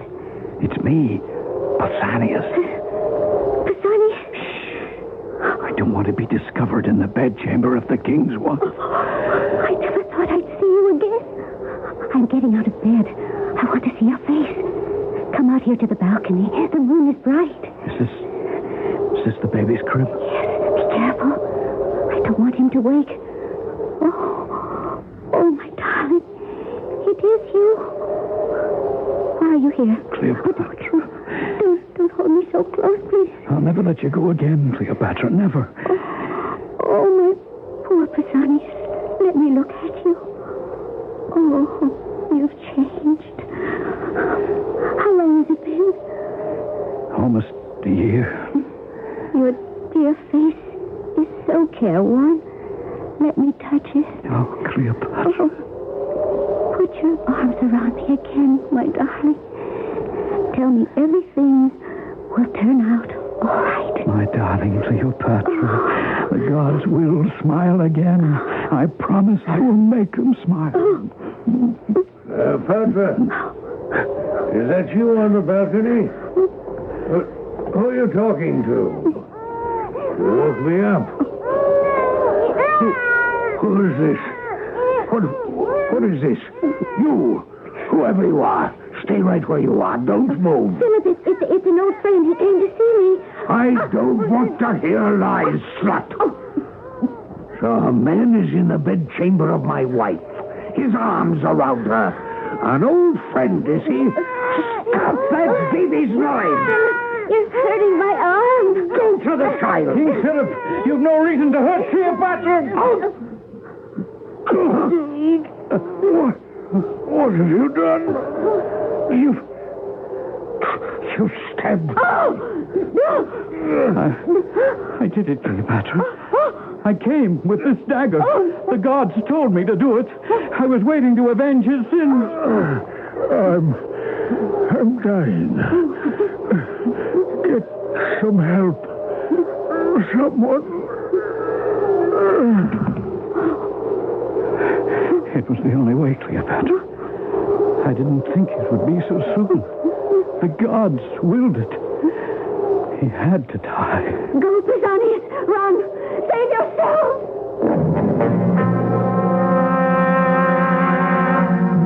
But the young man who assassinated King Philip could not save himself. He was cut down by the royal guard. And thus, Alexander, barely 20 years old, came to the throne as the result of violence. And as long as he lived, he would know very little peace. I shall return shortly. I was at an airport once, and I saw a poor guy lying out on the floor there, and a dozen people standing around watching this fella lying on the floor, not knowing what to do. 2 million Americans have epilepsy. If you saw someone having a seizure, would you know what to do? People shouldn't put no hard things in the mouth. You don't know when you can swallow something like that. That's right. You shouldn't put anything in the mouth of someone having a seizure. Just keep calm. Move sharp objects out of the way. Put something soft under the person's head and turn him or her to the side. Loosen neckties, belts, and tight clothing if possible. But don't try to revive or restrain the person. The seizure will stop naturally after a few minutes. Most people become so frightened that they don't know how to react. But a seizure isn't frightening when you know what's happening and what to do about it. Epilepsy. It's not what you think. Get the facts. Contact your local chapter or write the Epilepsy Foundation of America, Washington, D.C., 20036.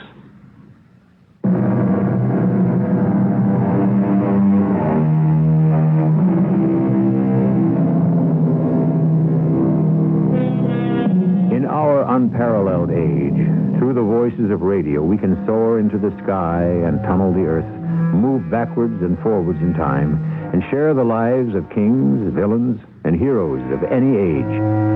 To commemorate the start of our 8th season, Mystery Theater is recreating the legend of Alexander the Great. Our next drama will reveal the dangers this 20-year-old warrior king must overcome to survive. I'll be with you then. Our cast included Russell Horton, E.V. Juster, Ian Martin, and Cork Benson. The entire production was under the direction of Hyman Brown. And now, a preview of our next tale. You like war, Your Majesty. General, I enjoy it. Too bad. You may enjoy less of it now that we have surrendered. All other city-states will do the same. They'll say if Thebes capitulates, we had better also. And will Athens? They do much talking there. I'm not sure about their fighting. Well then, General, you believe that all the Greek city-states will fall into line and join me so that together we can challenge Darius of Persia? I do believe that. Your opinion could make a man quite conceited. How do all those city-states know I can wage war and win? Their only experience has been with my father. He subdued them. They will come to realize it, King Alexander, as we have. And I'm only beginning. This is E.G. Marshall inviting you to return to our Mystery Theater for another adventure in the macabre. Until next time, pleasant dreams.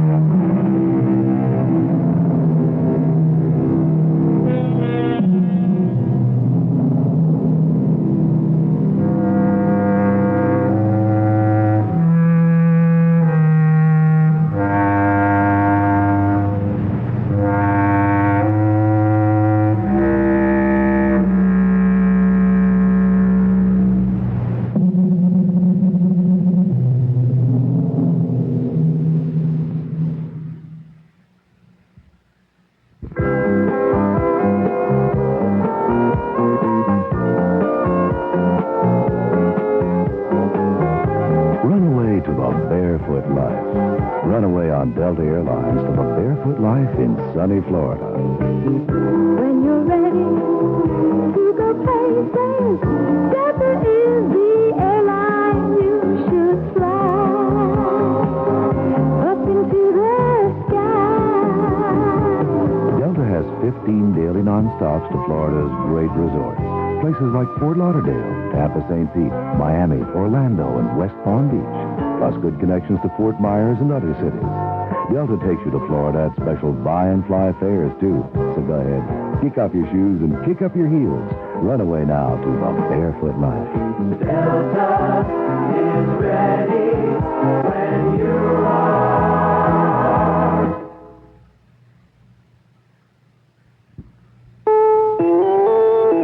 CBS News. President Carter calls labor leaders to the White House Tuesday evening to say goodbye, and he publicly praises their colleagues in Poland at a time when Polish labor tensions are on the rise. I'm David Jackson reporting on the CBS Radio Network. It was the last supper, Mr. Carter said, the last that he'll have at the White House with so many guests and friends. He saluted the U.S. labor movement's support of the fledgling independent unions in Poland. Our nation has stood as a bulwark for freedom and as a beacon light for others around the world to emulate. This has been proven many times. Vividly, in the last few months in Poland, when a free people there, within the labor movement, expressed their voices in a courageous way, overcoming years of suppression, and have made remarkable progress. The sensitivity of the American labor movement to this movement toward freedom has been notable. The president also said Poland should remain as it is now, free of direct outside suppression. His words come as the Polish labor situation becomes more tense. Police forcibly broke up a labor sit-in demonstration Tuesday, the second straight day that's happened, and there was a surprise meeting in Warsaw among the Soviet commander of Warsaw Pact troops and leaders of the Polish government and party. This on the day labor leader Lech Walesa began a visit to Rome. More news after this. Do you realize that all you can get from a bank with a 6-month savings certificate is simple interest and a fixed yield? With Dreyfus Liquid Assets, on the other hand, your money earns today's high money market yield, and you gain the added benefits of daily dividends, daily compounding, and daily liquidity. Keep in mind, at a bank, while your principal is insured, there are penalties, sometimes harsh penalties for early withdrawal. But with Dreyfus, your money is always available if you need it. Phone for it or write free redemption checks. There's never a withdrawal charge or penalty. Best of all, you can start earning today's high money market yields with as little as $2,500 and make added investments as low as $100. But find out more. Compare the benefits of Dreyfus Liquid Assets with 6-month bank savings certificates. Today, call toll-free 800-228-5000 for a prospectus including management fee, charges and expenses, and a clear, concise explanation of how Dreyfus Liquid Assets helps you get the lion's share from today's money market. Read the prospectus carefully before you invest. Call 800-228-5000, toll-free, 800-228-5000, except in Nebraska. Former Congressman John Jenrette of South Carolina has returned to Washington with some cash explanations. Fred Graham has details. After Jenrette's wife, Rita, announced that she will divorce the former congressman, she disclosed that last weekend she found $25,000, mostly in $100 bills, stashed in a shoe in his closet. Today, the FBI was checking the serial numbers to see if they matched a similar amount of missing ab-scam bribe money, and a preliminary spot check was said not to match. Arriving in Washington today, Jenrette had an explanation for the money. The other money was from a number of sources. A good bit of it was legal funds that friends of mine had contributed in South Carolina. They gave me the money when I was in South Carolina Christmas.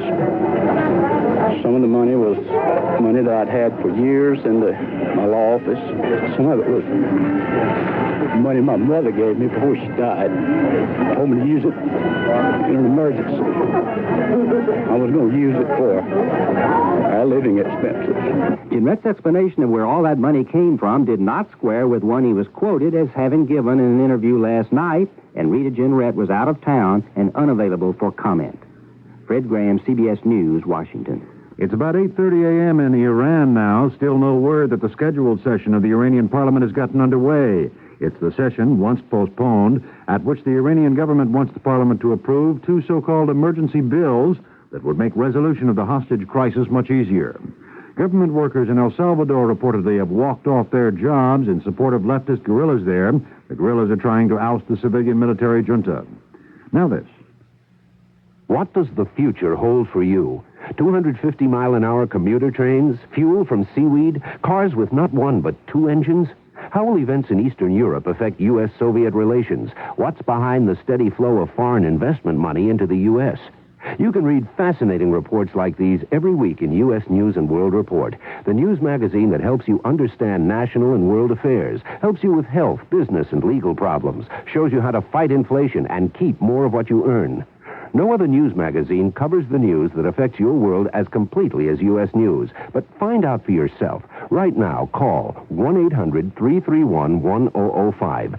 Save 20% off the regular subscription price with a 25-week trial subscription for only $9.87, just about 40 cents a copy. But call now, 1-800-331-1005. Tell the operator you want 25 weeks of U.S. News for only $9.87. 1-800-331-1005. Toll free. A new study of toxic shock syndrome from Minnesota's Department of Health says that it's not necessarily the brand of tampon women use that may bring on the disease, but the absorbency of the tampon. The study says the risk of toxic shock is increased 17-fold for women who use tampons of all absorbencies. That risk, the study says, jumps to 30-fold for those using superabsorbent tampons. David Jackson, CBS News. This is CBS News Radio 78, WBBM, Chicago. Good evening, everyone. It's 11:33, and this is Alan Bickley on News Radio 78 in Chicago. Mystery Theater presents...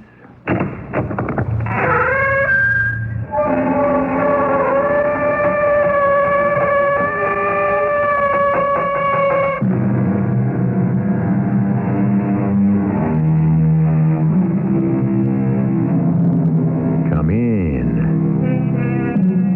Welcome. I'm E.G. Marshall. Today, the third installment of The Legend of Alexander the Great. Part of the mystery of searching a life that changed the face of Asia and Europe 2,300 years ago is the detective work needed to fit the puzzle together. Fortunately, we have such excellent reporters as Plutarch, the orator Demosthenes, who spoke at the time, and Aristotle, who taught at the time. All predict that the world would never be the same again. Alexander proved it. Alexander, I know how deeply you feel your father's death. Don't pretend, Cleopatra. He didn't die in his bed of old age. He was cut down by an assassin. Stop it! I was here when it happened. You weren't. I know that. Was it interesting to see my father murdered by your lover? That's not true. It's not.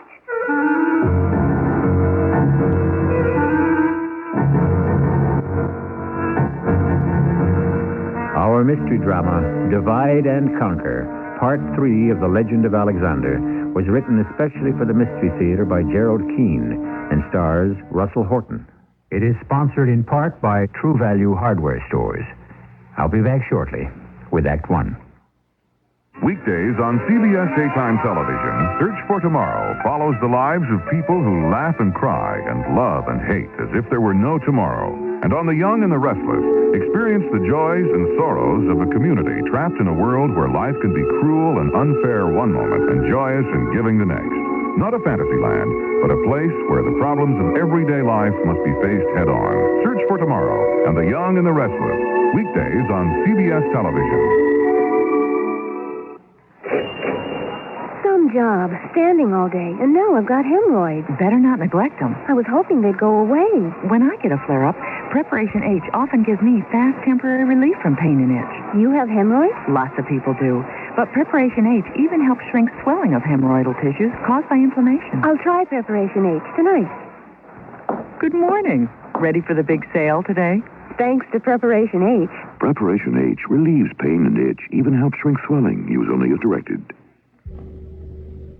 I was in an airport once, and I saw a poor guy lying out on the floor there, and a dozen people standing around watching this fella lying on the floor, not knowing what to do. 2 million Americans have epilepsy. If you saw someone having a seizure, would you know what to do? People shouldn't put no hard spoons in the mouth. You don't know when you can swallow something like that. That's right. You shouldn't put anything in the mouth of someone having a seizure. Just keep calm. Move sharp objects out of the way. Put something soft under the person's head and turn him or her to the side. Loosen neckties, belts, and tight clothing if possible. But don't try to revive or restrain the person. The seizure will stop naturally after a few minutes. Most people become so frightened that they don't know how to react. But a seizure isn't frightening when you know what's happening and what to do about it. Epilepsy. It's not what you think. Get the facts. Contact your local chapter or write the Epilepsy Foundation of America, Washington, D.C., 20036.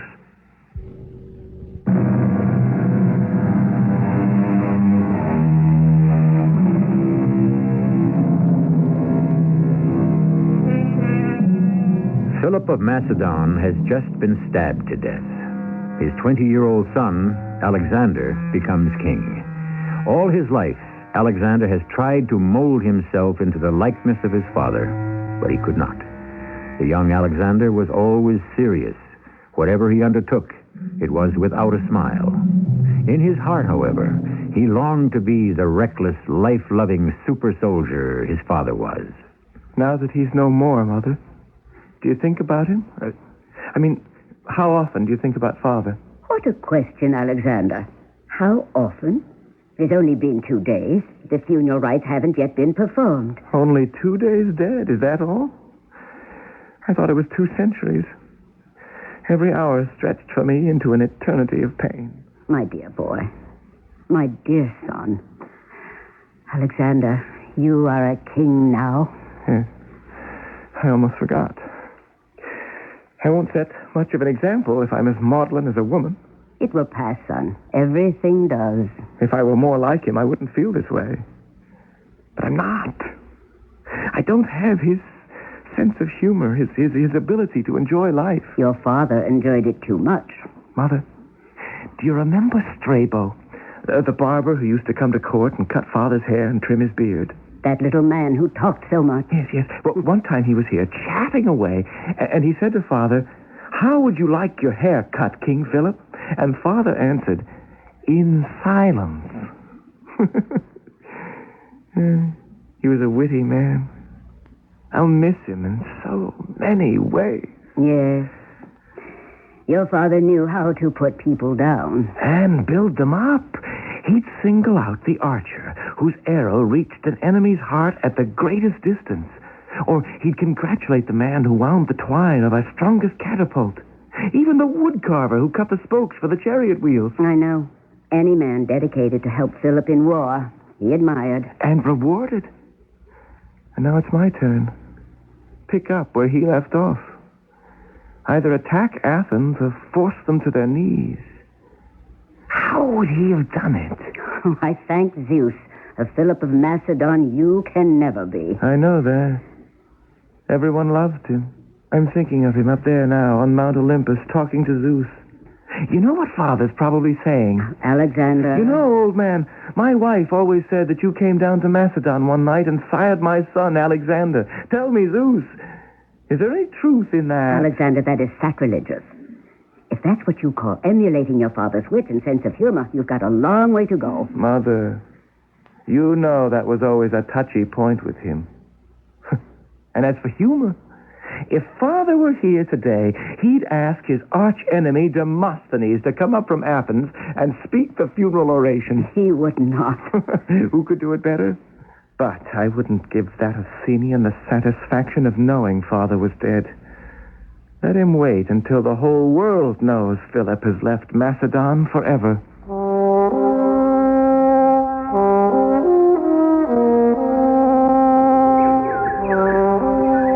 Demosthenes, may I walk with you to the assembly? Well, by all means, Senator Jason.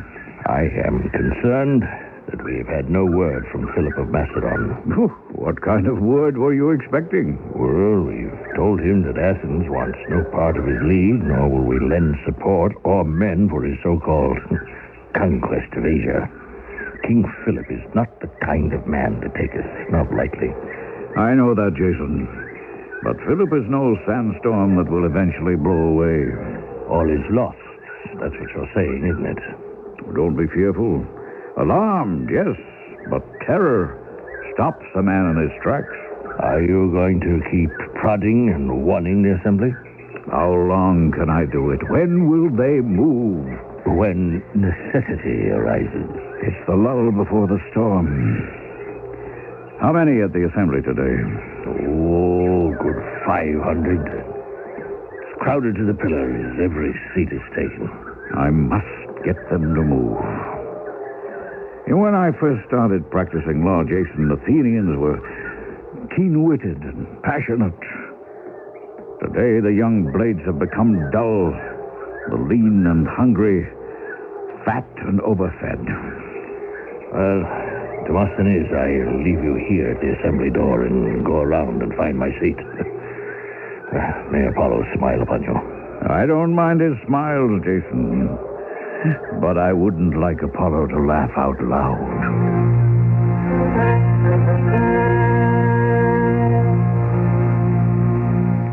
Fellow Athenians, when will you do your duty? When Philip is at our gates? I asked Senator Jason a few minutes ago when he thought the Assembly would act, and he said, when necessity arises. I say to the free man that is today, the greatest necessity is the shame in which he finds himself. The honorable senator tells me you'd like to know the latest news. What greater news could there be than that a man of Macedon is arming himself to the teeth to defeat Athenian troops? Demosthenes. Excuse me? Demosthenes, news from Macedonia. Philip has been murdered by a cousin of the queen. Friends, listen to me. The news is King Philip is dead. But he is not dead in you, fellow citizens. You will speedily create another Philip, because that is the way you conduct your business. For it was not his own energy that exalted him as much as your neglect. Philip is dead. I ask for respectful quiet. The man was formidable. He deserves our respect. Your cries reveal your ignorance. Yes, Philip is dead, but the ranks of the Macedonian army has only been thinned by one man. The king is dead, but Macedon has only lost one soldier. Not even that. Explain, Demosthenes. Jason, my fellow senators, I said not even lost one soldier. For another has sprung up in his place. We now have Alexander, his son, to contend with. Mother? Yes, Alexander. I've spent some weeks and have done some investigating. Of what? The cause of Father's death. Now, I know the guards cut the man down when he was hardly out of the door. Well, isn't that enough for you? The murderer is dead. A month has passed. Philip has been laid to rest. Oh, I'm trying, my son, to pick up the threads of my life without being reminded of the past every day. No one can explain to me why your young cousin Pausanias had any reason to take my father's life. It's because I cannot find anyone who did not love my father that the puzzle of it won't let me rest.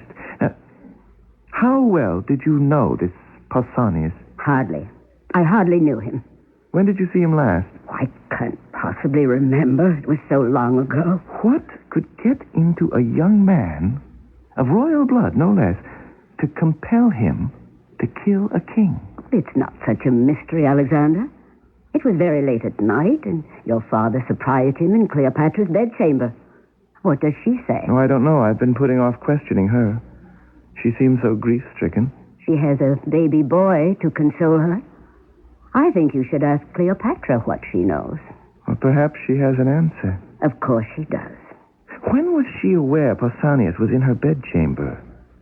Was she asleep? Was he an intruder? Or did she invite him in? Why would she do that? Did she know him? Is that what you suspect, Mother? Son, don't you know that Pausanias had been secretly engaged to marry Cleopatra? And they were waiting 2 years for her to become 19. Engaged? No. Which was broken off when your father used the king's prerogative to marry a second time. No, say that again. Pausanias was engaged to marry Cleopatra? Well, yes. You didn't know that? No one ever told me.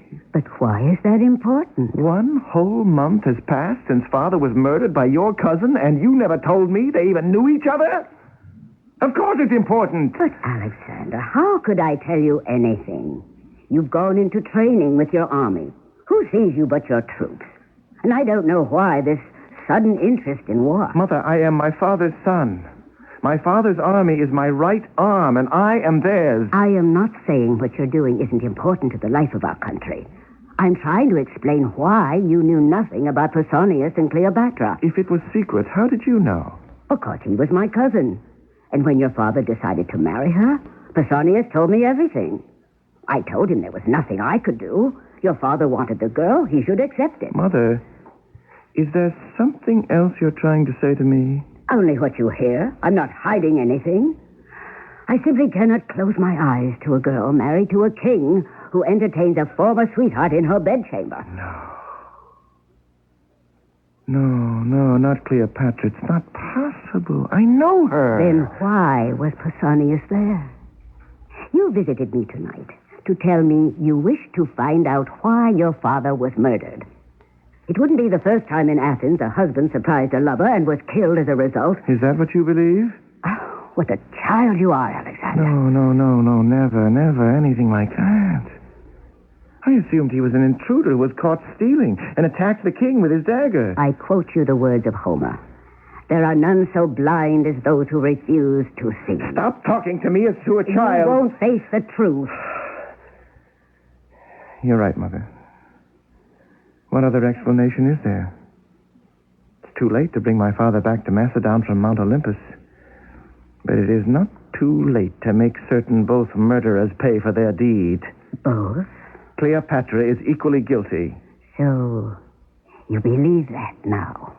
By Apollo and my father's sacred sword, I do. Cleopatra has a lot to answer for. Pausanias is his name. Yes, it is. He was no stranger to her. What are you going to do? Make certain the truth is no stranger to me.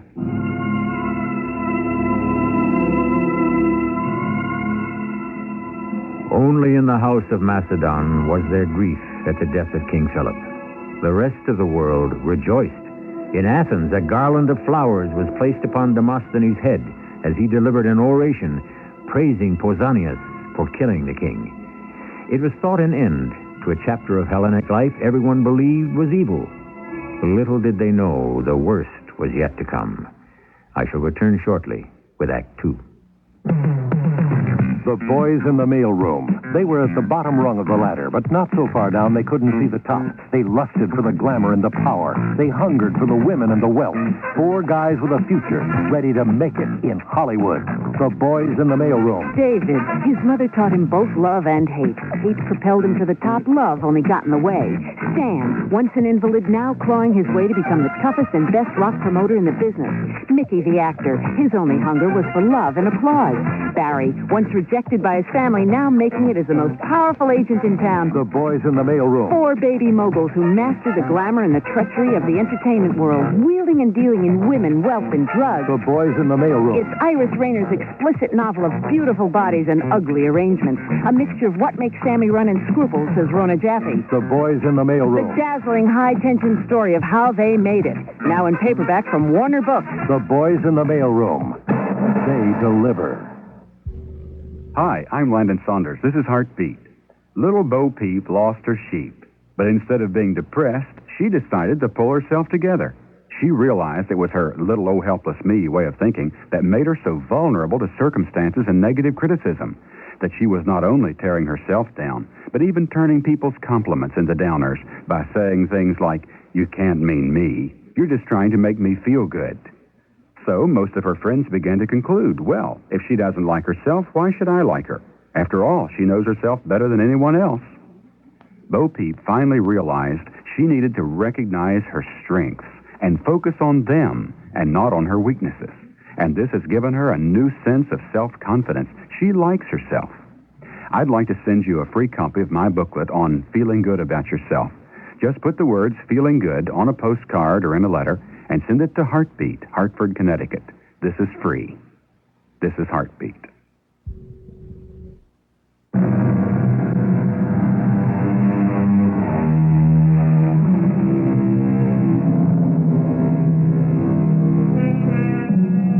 Alexander, the boy king, solemnized his 20th birthday after his father was interred, but he had little to celebrate. Most of his life so far, he had been torn between mother and father, but it was towards his father, the king, the extraordinary military man, that Alexander's true affection lay, which is why he was driven to discover the truth of his father's death. Cleopatra? Are we alone? Except for the baby, but he's asleep. I'm glad to see you, Alexander. Are you? You've hardly said 2 words to me since... Since what? Do the words stick in your throat? Since the death of my father, your husband? Oh, I beg your pardon. Not the death, but the murder of your husband. I thought you came here to... What did you think, Cleopatra? Say it. I don't understand you, Alexander. Cleopatra, did you know my father at all? Was it all a game to you? How could you do it? Alexander, if this is why you came here, I ask you to leave. My baby is in the next chamber. If he wakes up, How is your son? Well, my father had 2 sons by 2 women. One of them, at least, should be well and happy. Oh, Alexander, I know how deeply you feel your father's death. Don't speak of it as if he died in his bed of old age. He was cut down by an assassin. Yes, I feel it deeply. Why? Don't you? Stop it. I was here when it happened. You were not. I know that. Was it interesting to see my father murdered by your lover? What did you say? I repeat it. You saw my father murdered by your lover. Lover? We were engaged to be married long before I ever met Philip. Pausanias was no lover of mine. I had no lover. Why don't you believe me? Oh, I do, Cleopatra. I'm sorry. I spoke without knowledge. Who told you such a story? Someone? Do I ask too much to know from whom you heard it? My mother told me he was your lover. Why did she say that? It's not true. I was betrothed to Pausanias, yes, but we kept it a secret. How could she have known? And to make up such a vile story. He was my mother's cousin. He must have told her when my father decided to marry you. It's all too much. Your mother, you, a story that reeks of lies. Alexander, you don't know what happened that night. You couldn't begin to imagine the horror of it. My good, sweet friend, Pausanias, visited me. We were children together. And then, suddenly, Philip comes into my room making horrible accusations. My baby is crying. I go to him. I lift him up to comfort him. And Philip goes mad. He beats me and my baby about the face. Of course, then I mean, how could Pausanias stand there and do nothing? My dearest, only friend, Pausanias. It was too much to watch me, the baby. And so he stabs my father. To defend me, to protect the baby. We were beaten. Do you understand? And what happened afterward when my father lay there in his own blood? He said, Pausanias said, it was the will of the gods. The gods willed him to murder? That's what he said. I didn't know what he meant. And then he ran from my chamber. He didn't get very far, did he? They chopped him to pieces with their swords. Oh, let me alone. I hate all of you. Cleopatra, I'm going now. If I ever suspected you had anything to do with this, I ask you to forgive me. It's yourself you have to forgive, Alexander. I hope you can.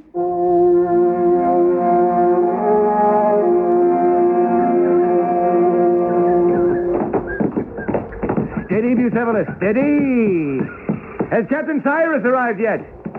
Alexander! Alexander! You sent for me, Alexander. I did, Cyrus. How's your cavalry? Well, we're never too happy in the stables, but put us back in the battlefield and we'll be just fine.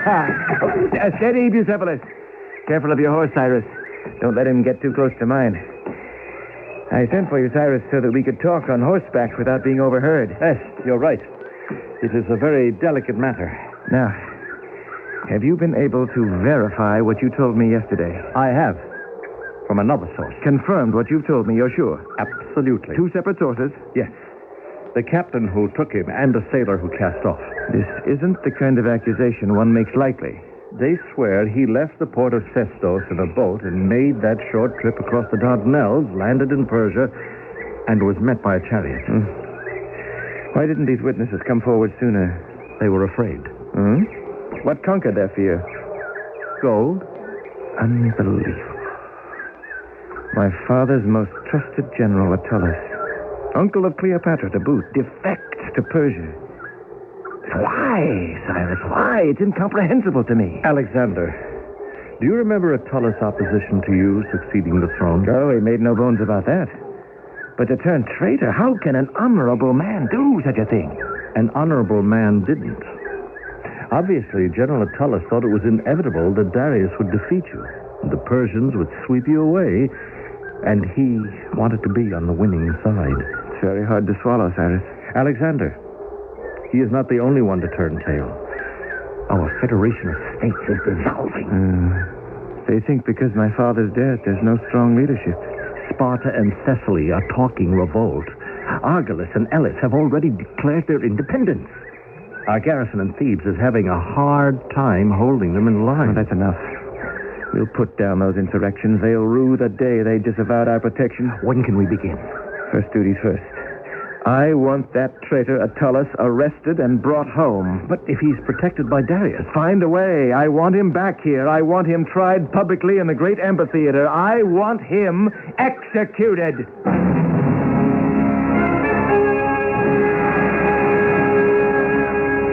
Attalus, is that all you have to say in your defense? I have nothing to say. Nothing, he says, this great general.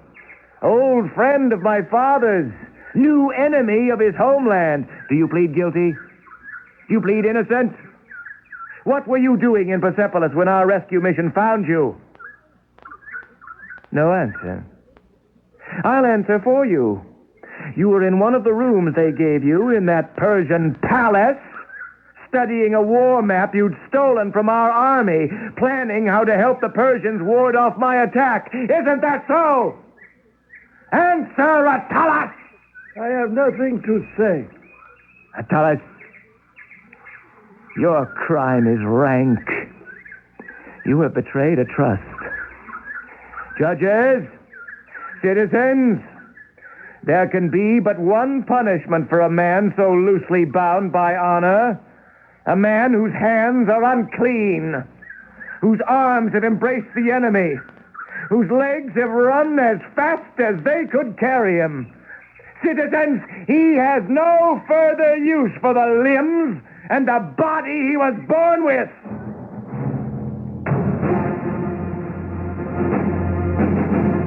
I, Alexander, king of all I survey, decree that this Attalus, a creature who has dishonored the uniform he wears, be taken to a place where no human eye can witness, be tied to two bent trees, and rent asunder!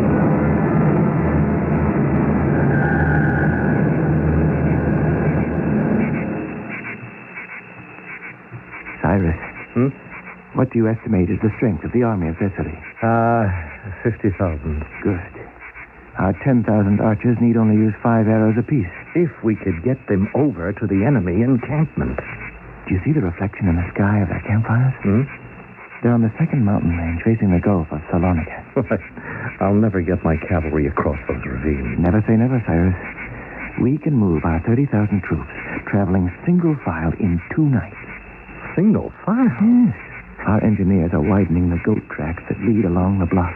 You expect 30,000 men and supplies and horses and cavalry to cross 2 mountain ranges on goat trails and surprise the army of Thessaly? Not expect, Cyrus. Demand. We'll descend from the mountains like goats and throw them into a panic. Tomorrow morning, Cyrus, I will meet you at the foot of Trasona at the Temple of Poseidon. At sunrise, Cyrus, be there. May I ask, what for, Alexander? Tomorrow night, when we march along the goat trails with our equipment, there'll be a steep cliff on one side. On the other, 200 feet down, the waters of the Gulf. It'll be dark. One misstep and the man is dead. Therefore, in the morning, you and I offer prayers and gold to our god of the sea, Poseidon, to keep our men from harm.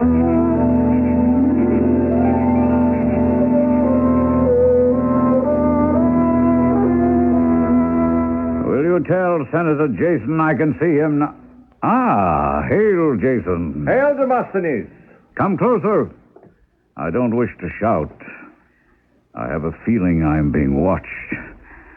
Jason, have you news yet where Alexander is now? Our spies have lost track of him. They've lost track of 10,000 men? Lost track of 30,000. All we know is they were heading for Thessaly and moving very quickly along the cliffs facing the Gulf of Salonika. 30,000 men can disappear into the mountains? This Alexander plays war games differently from his father. We could always find him on an open field. Well, if he takes Thessaly, he'll then go on to Thebes. And Thebes is only 2 nights' march from here. Oh, you don't have to convince me. He's dangerous. I must go. I'll keep you posted. Don't fail me, Jason. The Assembly regards me as an expert on Alexander. But I'm anything but that. Demosthenes, who is?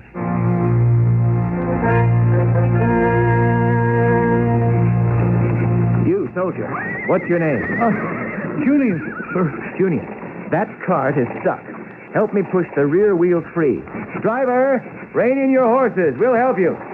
Oh, Cyrus, can the men march by here? They can crawl around that cart. Junius, you take that back wheel. I'll take this one. When I give the signal, the horses will start up and we'll push. Sir, there's only the space of a hand between this wheel and the edge of the cliff. I know that. Now, there's a heavy stone behind you. See if you can wedge it under your wheel so that when we push, the cart can't roll back on it. Well, sir, what I mean is being so close to the edge, if you wouldn't mind changing places with me. Change places? You know who I am? Not exactly, sir. I know you're my superior officer. You don't think it's insubordination asking a superior officer to take the more dangerous place? Not if he doesn't mind, sir. In battle, we fight together. I give my life for him, and he gives his life for me. Would you ask the king to change places with you? Oh, no, sir. I'd sooner die than that. Driver, we're changing places back here. Keep rein on your horses, and when I say go, start them up. Yes, Your Majesty. Are you the king? Never mind that. Change places. Hurry. You are King Alexander. Change places with me. Hurry. This cart of supplies has to move forward. No, I couldn't, Your Majesty. I'll stay here and push the outside wheel. Forgive me. I didn't know. Just give me the word and I'll do what you command. Are you sure? I beg you. Let's push the car now, Your Majesty. Oh, no. I can't. I'm dizzy. I can't.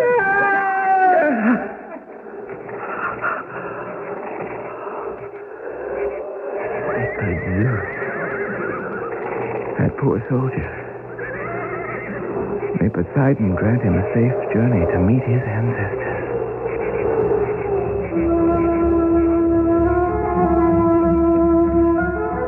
I quote from the famous Athenian Xenophon. On campaign, the general must show he can bear better than his men the heat of the sun in summer, the cold in winter, and hardship on a difficult march.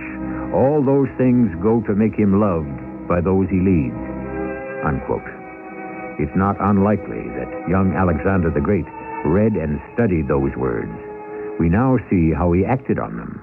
I shall return shortly with Act 3. A family that's close shares the bad and the good.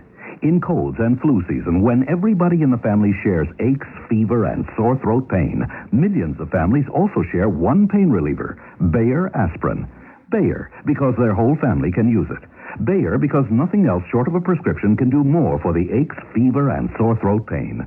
When colds and flu make the rounds in your family, so should Bayer aspirin. Remember, rest, fluids, and all you need is Bayer. Use only as directed. The boy next door's a doctor, and he's single. My daughter, what a girl. She's single, too. I'll invite him for some donuts and my coffee. Maxwell House, I'm leaving it up to you. Maxwell House. Good moment. Maxwell House. Good coffee. Good to the last drop. Maxwell House. Get together with the great taste of Maxwell House coffee. Coffee you can count on. Good to the last drop. Maxwell House. Hi, this is Andy Williams. I learned about the importance of donating blood when my mother became ill. Although most people could qualify as donors, many have not donated blood because they have not personally experienced the need, either for themselves or for those they care about. Presently, over 30,000 pints of blood are required in the United States every day, and the need is increasing. The balance between supply, demand, and human life depends on you, the public. Donors often respond when there is an emergency or a disaster, but blood of every group and type must be available at all times. Blood banks depend on people who are willing to give to meet the day-to-day blood needs. Donate today at a blood bank in your community. Blood is life. Let's keep it running. A public service of this station and the American Association of Blood Banks.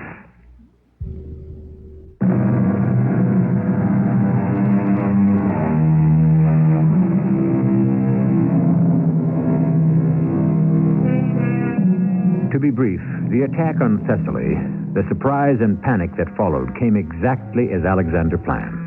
Thessaly gave in.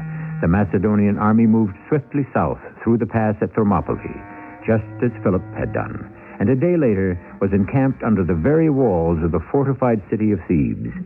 In Athens, hair stood on end, and blood ran cold. What did I tell you, fellow Athenians? Did I not warn you? Alexander is today a 2-day march from our walls. With a dozen siege towers and battering rams, he can break down our gates. Senator Jason, you wish the floor? Demosthenes, surely our army is large enough to hold him off. Senator, you are too young to remember how his father fought. League upon league of foot soldiers, bearing spears in marching phalanx, a solid block of death, the most frightening sight in the world. It has routed many an army. I appeal to the senators. Perhaps there is still time to make peace.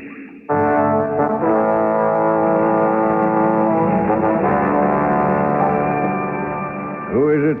It is Jason Demosthenes. The assembly has met, a vote taken, a decision made. They voted without me? Well, they knew how you stood. They've decided on a plan of action. A peace mission is to be sent to Thebes to negotiate with Alexander. What makes the assembly believe Alexander will listen to such an offer? Well, they're quite sure that he will consider it. You see, Demosthenes, you have been appointed at its head. Now, if anyone can talk Alexander into sparing Athens, the assembly believes it is you. Oh, they picked the wrong man. You disparage your talent. Jason, you've forgotten.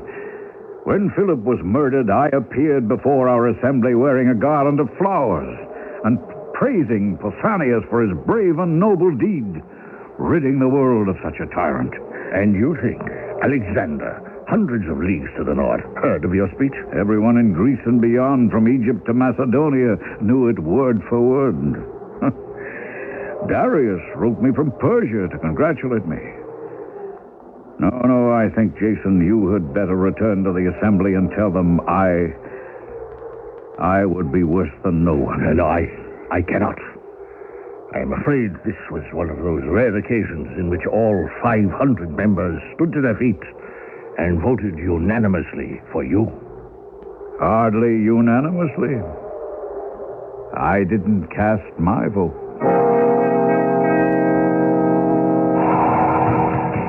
Men of Macedon, I expect all to be in readiness for our attack upon Thebes by the time the cock crows.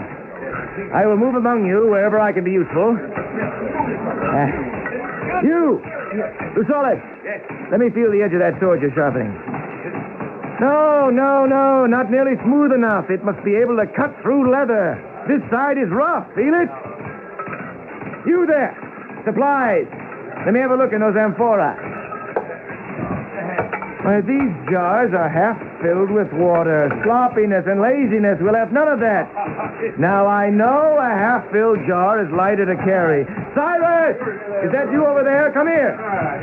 Yes, sir. Soldier, our men need all the water we can bring to them, not less.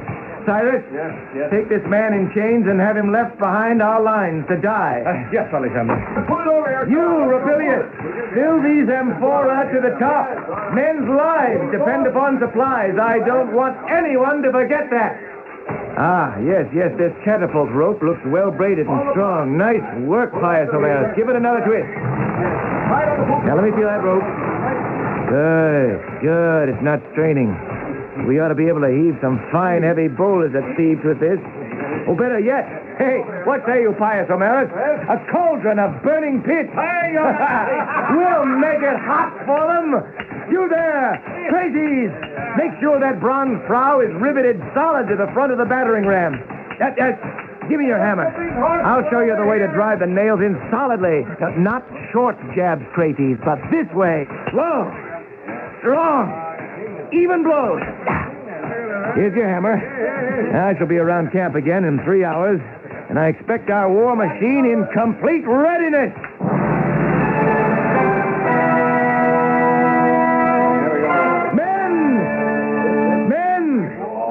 We've equipped 4 siege towers with catapults to throw boulders and cauldrons of burning pitch and brimstone. At the signal, these will be shot over the Theban walls. Their army, I expect, will retaliate with flaming arrows to set our platforms on fire. Our second assault will be troops under command of Generals Ismenus and Simon.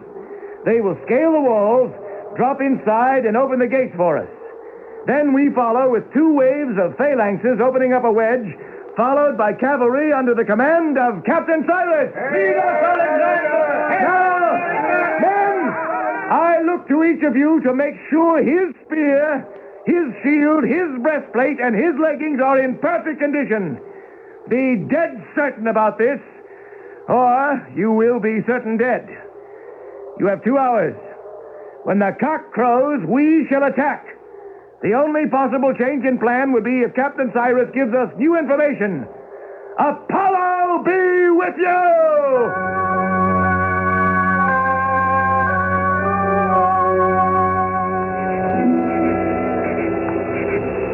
You there! You on that black horse in the white robe! What are you doing riding about here at night? Speak or I'll run you through! Who is that? Pyrrhus of Macedonia, captain of Alexander's cavalry. Now stand and identify yourself. I am Demosthenes, the Greek. Speak louder. I can't hear you. Stand there. I am on horseback. How do you presume I shall stand? I see you have 3 other horsemen behind you. Who are they and who are you? Captain Cyrus, do you wish me to remain over here standing still? Or shall I approach you where you can hear me? Come forward. Come. All right. Leave your men where they are. Captain, I am Demosthenes the Athenian. Yes, I know you. The man of the compelling tongue. We have traveled from Athens to greet King Alexander. Very good of you. But he is in the midst of battle. We have come on a mission of peace. Demosthenes, this is no time for peace. In a few hours, we are attacking Thebes. Oh, I disagree. There is always time for peace. Will you take us to Alexander? I will not. Oh, come now, dear cavalry captain. Be not so foolish. A truce with Athens will be of great advantage. That may be. But today, the outstretched hand is furthest from our thoughts. Now, go home, Demosthenes, and come back some other time. I must see Alexander now, today. You have had your little game, and it is over. I remember now where we met before. Yes, I accompanied King Philip when he and Alexander came to see you in Athens. My answer may not be as silver-tongued, but it is no, nevertheless. What if I go my own way with my emissaries and seek out the king myself? How much do you value your life? Athenians had their chance to make peace with King Philip and threw it away. Well, we were hasty. Yes, and you were proud, defiant, and stupid. Where King Philip would have met you halfway, Alexander will not. I know why Athens is so anxious for peace. Because we speak the same language. Nonsense. Because we are a 2-day march from you, and there is just the possibility Alexander will swallow Athens whole. Is Alexander so hungry that he would devour all of Greece? Not all. Only its choicest parts. Now tell your government to prepare itself. It is only a matter of selecting the time and the meal, but Alexander will assuredly eat all of you alive or dead.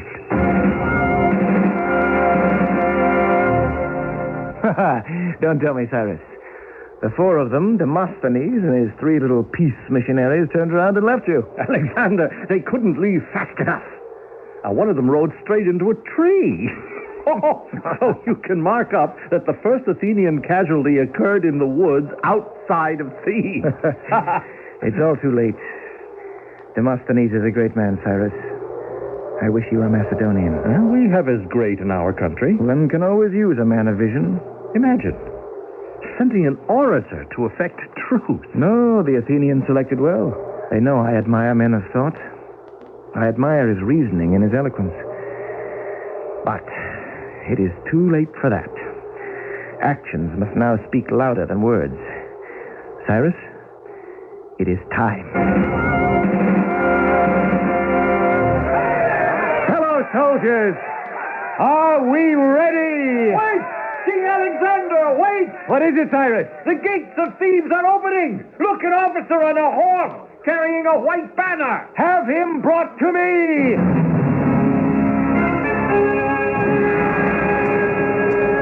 Hail, Alexander. Hail to you, General. It's an honor to welcome you to my tent. You are the chief of staff of the Theban army, am I correct? Our government has instructed me that surrender is the only course left to us. A sensible realization. A battle against a walled city is not a battle a soldier enjoys fighting. Thebes was the first city-state to revolt after my father's death. I'm glad it's the first to recognize the error. King Alexander, I lay this banner at your feet to formally tell you Thebes will rejoin your confederation. The troops may be disappointed you don't wish to defend yourselves, but that's the game of war. You like war, Your Majesty. General, I enjoy it. Too bad. You may enjoy less of it now that we have surrendered. All other city-states will do the same. They'll say if Thebes capitulates, we had better also. And will Athens? They do much talking there. I'm not sure about their fighting. Well then, General, you believe that all the Greek city-states will fall into line and join me so that together we can challenge Darius of Persia? I do believe that. Your opinion could make a man quite conceited. How do all those city-states know I can wage war and win? Their only experience has been with my father. He subdued them. They will come to realize it, King Alexander, as we have. And I'm only beginning. Do you know, I've just turned 21? Your Majesty, let me take the wind out of your sails before conceit capsizes you.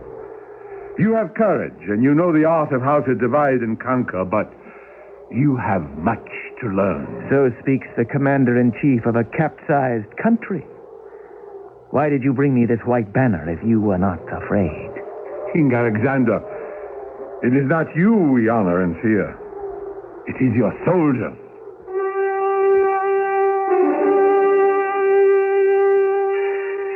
The unfortunate general of Thebes spoke the unvarnished truth.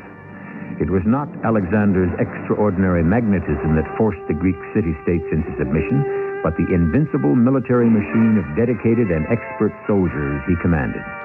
As time went on, Alexander improvised, perfected, learned from experience. The day was not far off when he would be acknowledged as Alexander the Great Warrior. I shall return shortly. Winter is the perfect time to catch up on many indoor fix-ups. And True Value hardware stores offer helpful values on the tools and supplies you may need in their Super 8 circular. Hi, Pat Summerall to suggest you look there for quality master mechanic tools to do the job right. Plus electrical and plumbing supplies, paint, and more to make home projects easy and economical. Do it yourself, and you'll save with the values featured in the Super 8 circular and at participating True Value hardware stores and home centers.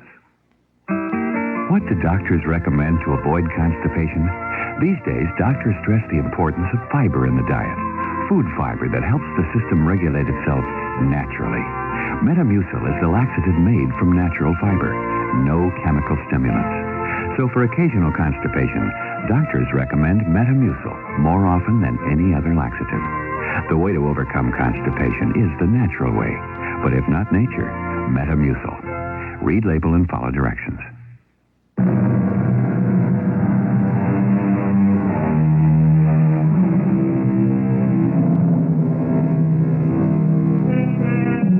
The next in our 5-part legend of Alexander finds him at Delphi consulting the oracle as to the moment to launch an attack on Persia, a country whose army outnumbered Alexander's 100 to 1. One man does not decide lightly or alone whether to commit engagement with death by 1 million men on the battlefields.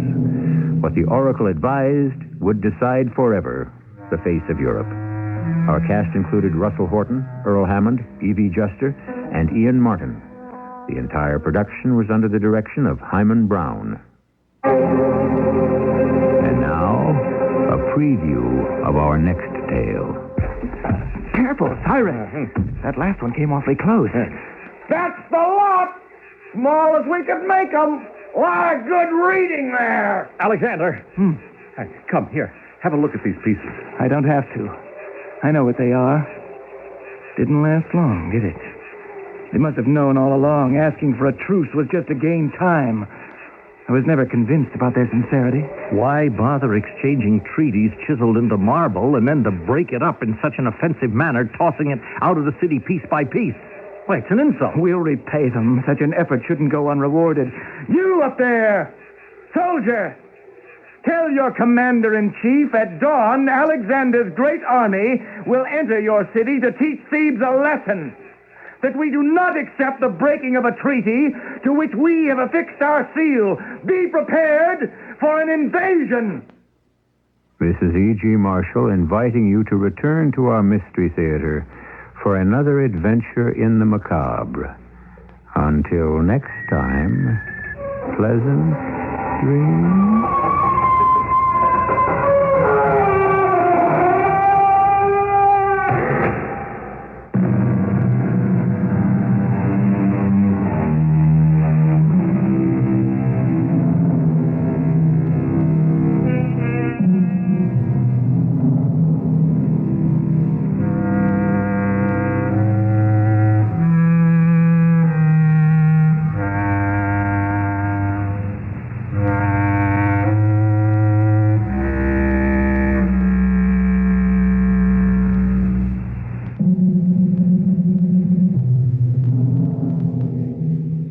You're tuned to WHCU FM 97 in Ithaca, New York.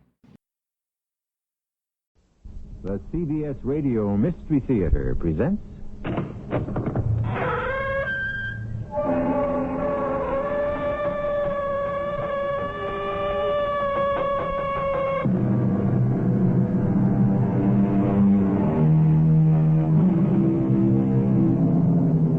Come in. Welcome. I'm E.G. Marshall. This is the first week of the 8th season of the Mystery Theater, the longest-running consecutive present-day series of dramas on the air. To celebrate the new season, we bring you the legend of Alexander, a man who believed in oracles, thunderbolts, and many gods, yet defied the world of man.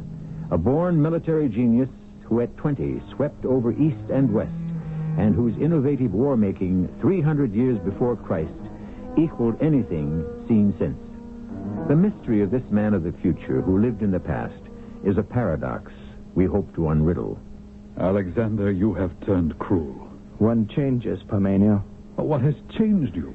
The useless, unnecessary death of my closest friend, Cyrus. I see him still. His head laid open by a piece of marble carelessly thrown by a Theban soldier.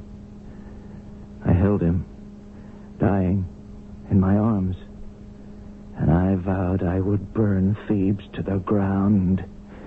And I am.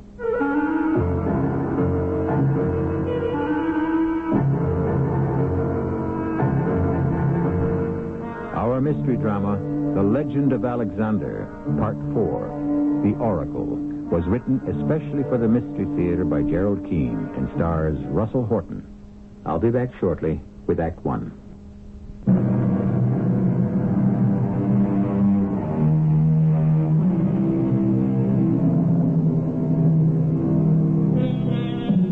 Alexander was a modern young man who could have been a success in any country.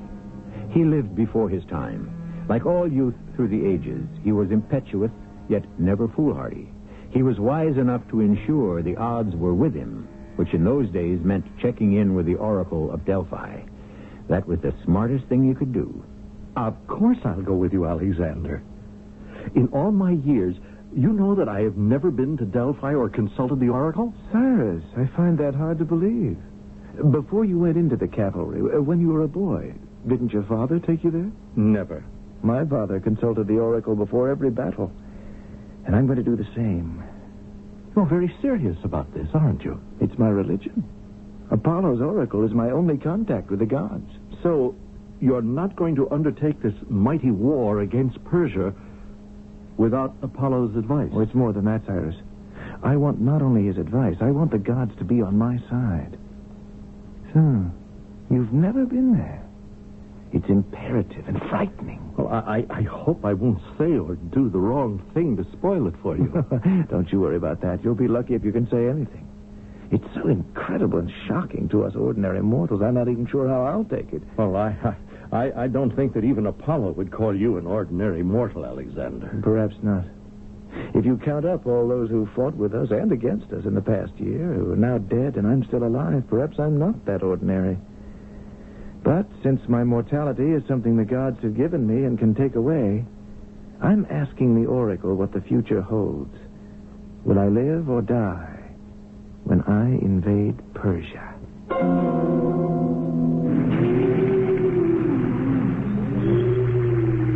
This antechamber in the Delphi temple is where we have to wait until it's our turn. One of the priest prophets will come down and tell us when it's time for our audience with the Oracle. Well, you didn't tell me we'd have to stand in a stone chamber underground, Alexander.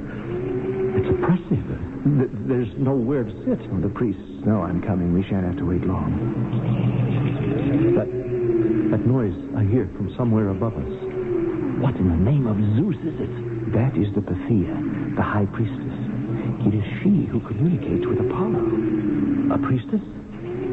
But if Apollo is to give you advice on when and how to proceed with the invasion of Persia, how are you going to understand what the Oracle is saying? Cyrus, it's all been worked out. Has been for centuries. The priestess is a holy woman who lives in Delphi. A temple priest translates it all. Oh, Cyrus, you do have your offerings of gold, don't you? Oh, yes. All three of them. I tied them under my cape so I wouldn't lose them. Give me one sackful now. Yes. I'll go up these stairs and give the priest my offering. Now, you remain here. Find out how much longer we have to wait our turn. Without windows, it's like being in a tomb down here. So, it's in this chamber where you talk to the Oracle. It's a lot less stuffy than down where we were. I mean, is it all right to talk? I mean, whisper? Or... Oh, yes. The priest told me there was just one petitioner ahead of us, and we can watch from back here. That man who just came in and walked down to the front of the altar, is he? Oh, yes, probably some poor soul who's come for guidance like we have. And in front of the altar, that round platform of marble on 3 gold feet. What is that for? That is where Pythia, the priestess, will sit. How extraordinary. On that? Where is she? Well, she may be in back of that gold screen. And that man who just came in, he's next. And we follow him. Ah, there she is. See? That long black robe? Yes. I think I recognize her. She's been here since my father's day. Alexander, what is that cloud coming up from the rock at her feet? She's bending over into it. Is the temple on fire? All is as it should be. Those are the vapors from the bowels of the earth. The Oracle breathes them in, and it makes her able to talk to Apollo.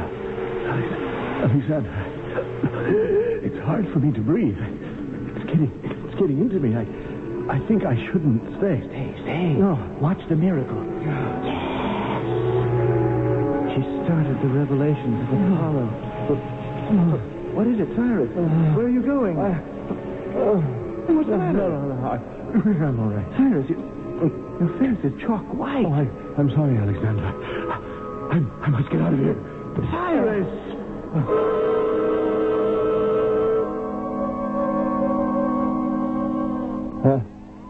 Where am I, Alexander? Alexander, is that you? How do you feel now? Well, I don't know. Where are we? In a shepherd's cottage. What? Where? Why? At the foot of Mount Parnassus. You were overcome by the fumes at the oracle, so I carried you out. This was the first place I could find. The shepherd was kind enough to take us in. Well, does he know who you are? King Alexander? There was no reason to tell him. He's gone off to round up the rest of his sheep. Do you mean to say that You fainted dead away. Well, I never passed out in my life, and I've spent months in the desert. Did you get your advice from the oracle? No, I left in a hurry carrying you. Well, I just can't forgive myself to collapse like some frail woman. Well, I'm perfectly all right now. Now let me up from this pile of straw and we'll go back to the temple. It's dark now. The temple's closed for the day. The shepherd will be back soon with some more wood for the fire. We'll share his bread and milk and honey. Spend the night here. First thing in the morning...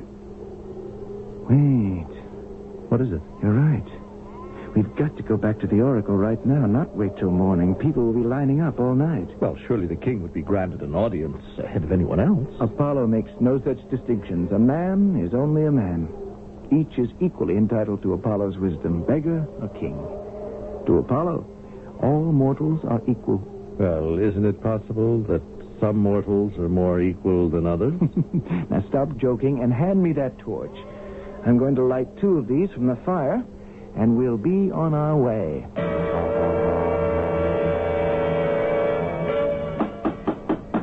No, away.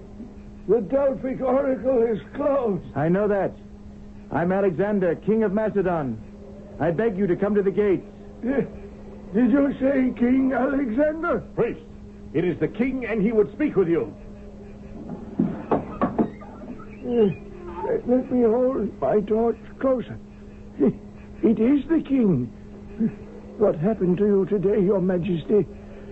Thea was preparing to listen to your pleadings, and you had disappeared. It was my fault. We are here at this late hour to make certain I shall be the first petitioner tomorrow morning. I'm afraid that is impossible.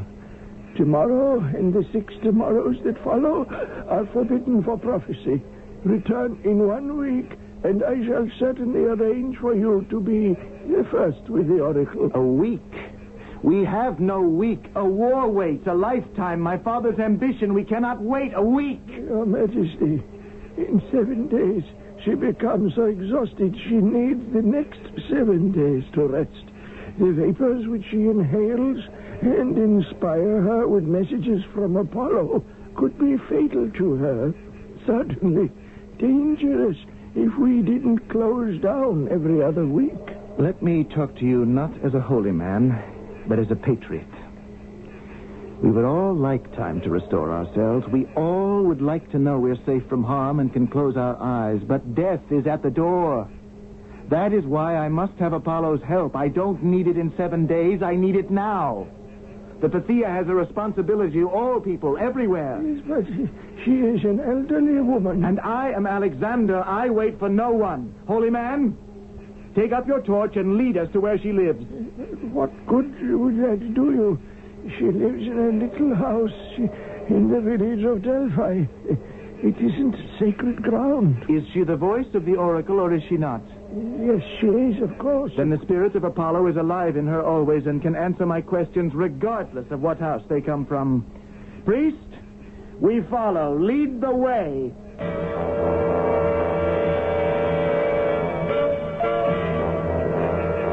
This is the house. But if she sees out of the night 3 men appearing with torches, she may be too frightened to speak.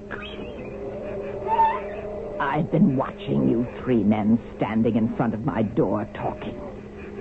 Holy man, is that you? Pythia, I must apologize. What are all of you doing here at this hour? I could do nothing to prevent it. What do they want? Pythia, I'm King Alexander. Of Macedonia. I know. And you, beside him, Osiris, chief of Alexander's cavalry. You have come for Apollo's opinion of some matter. But I cannot help you here. I am very tired. So please go away and arrange with the priest for an audience at a proper place and time. Good Bethia. May we come inside your charming dwelling? No, you may not. It is a hovel unfit for a king. Bethia, you belittle yourself. You're famous throughout the land. Must a king and country wait while a beautiful woman rests to make herself even more beautiful? While a strong and vital woman... Oh, Alexander, you are too much like your father. You don't resemble him, but you have a certain way with you, as did he. Beauty has a way with me. At my age, I appreciate the compliment. But you are wasting your royal breath. Good night. Good night. I'm not giving anybody a private audience, and I am not leaving this house to do it. I don't wish you to leave your gracious house. Oh, come along with you, gracious house. Even your father wouldn't have exaggerated like that. He wouldn't have? It's too much, Alexander. I love flattery, but not when it's ridiculous. This tumble-down shack should have been torn down and repaired years ago. It's drafty, it leaks when it rains. Cyrus, another sack of gold. Give it to this deserving lady so she can have her house fixed up immediately. Now, my dear lady, now that you're assured of constant concern for your well-being, don't you think you might be persuaded to ask Apollo one little question for me? Have pity, dear Bethia, on this poor king whose fate hangs upon your answer. Your fate? Do you really mean that? May the gods strike me dead if I do not. Oh, for heaven's sake, no. Not here. Plutarch observed that from this time forward, Alexander the Great never embarked upon a single campaign without consulting Apollo at Delphi. However, you and I must await my return with Act 2 before we find out what the oracle prophesied.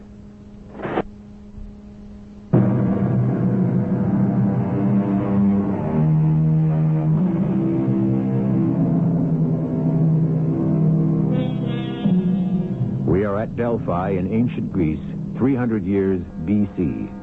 It's a small town on the southern slope of Mount Parnassus, Mecca for those who desire a peek at their future. Inside the Temple of Apollo, intoxicating vapors are breathed and interpreted by the oracle. But Alexander the Great has missed his appointment and has gone to the house where the oracle lives. King Alexander, you said you have gold to repair my house. Where is it? Cyrus, give it to her. There should be more than enough gold in that bag. Are you listening to me, Bethia? Since you are always in command of those powers which never lessen or wear off, even when you're here at home... I don't know if that's true. You are a true oracle. And it would be no trick for you to ask Apollo for the answer to one small question. Alexander, I will not give you a private audience. There's a time and a place for every sacred communication. That is what the gods have decreed. They have not decreed anything of the kind. Apollo speaks through you, but not because you sit on a piece of marble on gold legs and put your face into that smoky wind. Oh, you are stubborn. I'm desperate. I must know. Will all go well on my planned campaign in Asia?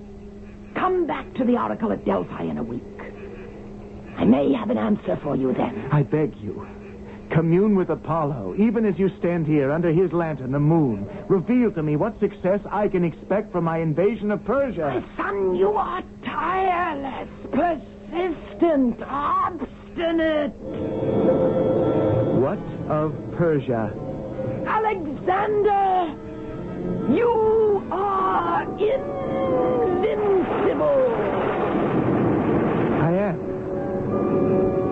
I am? Say no more. Cyrus, did you hear that? Invincible.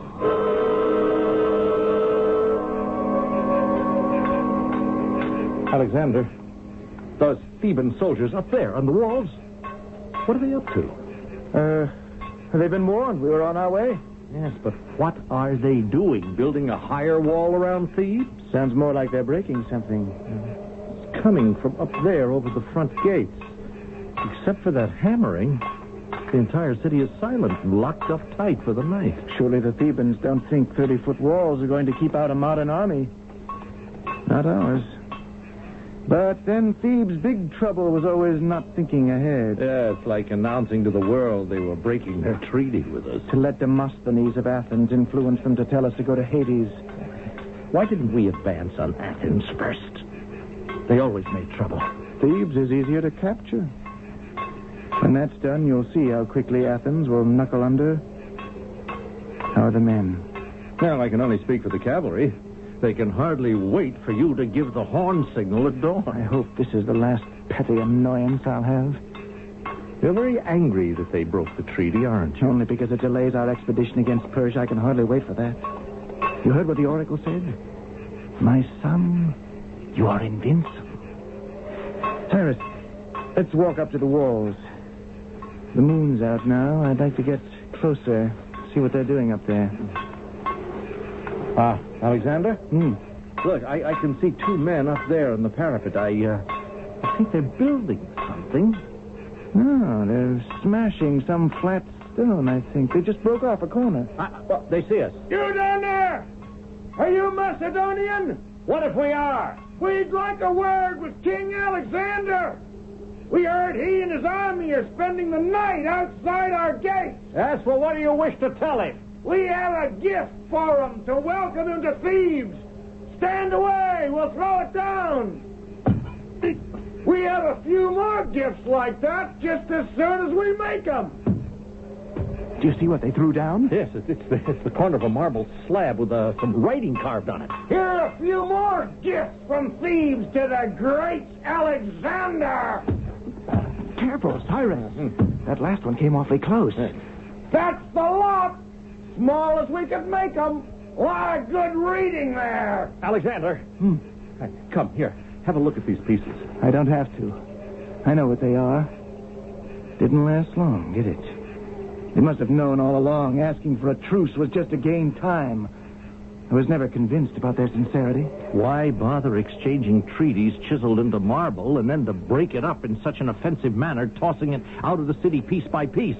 Why, it's an insult. We'll repay them. Such an effort shouldn't go unrewarded. You up there, soldier, tell your commander-in-chief at dawn Alexander's great army will enter your city to teach Thebes a lesson. That we do not accept the breaking of a treaty to which we have affixed our seal. Be prepared for an invasion. Invade away, Macedonians. Here's one piece of your treaty we forgot to send down to you. Here it comes. Catch it if you care to. Cyrus! Alexander! Cyrus!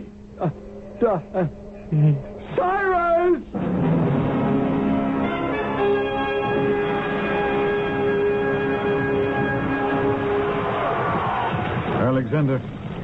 King Alexander. Yes. Yes, Commander, what is it? May I speak? Not as one of your generals, but as one who has known you for many years. One who taught you military matters when you were young. I don't understand, Commander. You have something to report to me? Alexander, Thebes is being sacked, destroyed, burned. What pleasure can you derive from... there you are. The musicians. Excuse me, Commander. Come over here, you two. Sit in front of the balcony and play for me. Commander, I enjoy the flames, but the noise is a bit offensive to my ears. So I've ordered these musicians to sweeten the sounds out there with their instruments. Alexander, all yesterday and all this night you have sat here watching the city being devoured. But I like that. A great soldier like you doesn't enjoy seeing the innocent suffer. I sit here, my old teacher, and enjoy my revenge. These Theban beasts killed Cyrus, a man who saved my life 100 times, whose friendship I esteemed above that of my own father. They cut him down in the flush of his life. And in return, I am obliterating their cruel city from the earth. The death of Cyrus has changed you? Yes. The useless, unnecessary death of my closest friend. I see him still, his head laid open by a broken piece of a broken treaty. I held him, dying in my arms, and I vowed I would burn their city to the ground. Alexander, I beg you. Can I not persuade you to leave off watching this Holocaust? Parmenio, I think you've said as much as I care to hear. Then let me tell you what will please you. The emissaries we expected have arrived. From Athens? Parmenio, that is news. They came, helmet in hand. Bowing and scraping, they ask forgiveness for goading Thebes to a revolt. They will agree to any terms. Any suggestions? We should certainly insist that Athens banish those who are behind the rebellion. Well, there is one other problem which only you can solve. Some of our soldiers last night broke into the house of Timoclea. Do I know the lady? Our captain led a raiding party, entered the lady's house, and met his death at her hands. She killed a captain? In a rather cruel fashion. She has been apprehended and brought to me. So? Deal with her. Well, this lady, Timoclea, says she is the widow of an officer who fought the Battle of Chaeronea with your father. I thought you would like to see her. I haven't time for that. Her husband fought for the liberation of Greece. I heard you the first time. Alexander, haven't you always prided yourself in respecting vanquished and victors as human beings? You've never been one who saw people as oxen to be led to slaughter. Parmenio, you're a wise old bird. If I didn't know you're not a man of two faces, I'd say you're trying to make me feel ashamed. Well, I would never criticize the decisions of my commander-in-chief. Have the lady brought to my command tent. And, General Parmenio... never mind. It's all right, I'll survive. My dear boy. What would my father have done? Oh, forgive me, I'm heartsick over the loss of my friend. I have no words to tell you how I feel. It hurts. Deeply. Grief is itself a medicine. I pray you are right.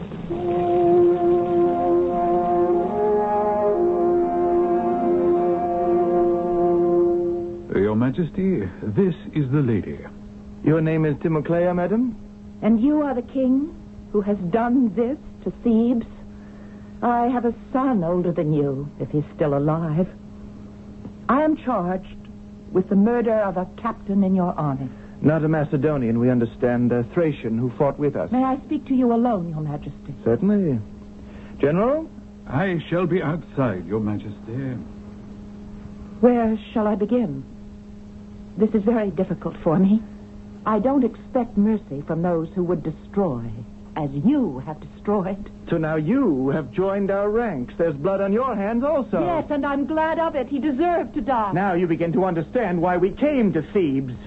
We, too, believed your city deserved to die. You believed? Thebes wished to make her own alliance with Athens, and you punished her. Thebes gave her word and broke her promise. You have the courage to speak to us like this. Do I have any more to lose than I have lost already?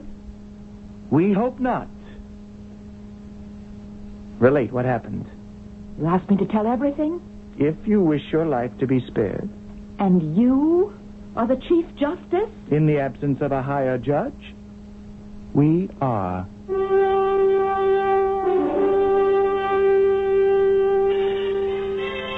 Even as he was passing judgment, Alexander felt guilty.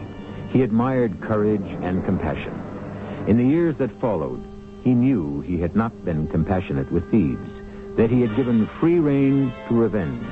He knew the destruction of Thebes was a monstrous act for which Alexander never forgave himself. I shall return very soon with Act 3.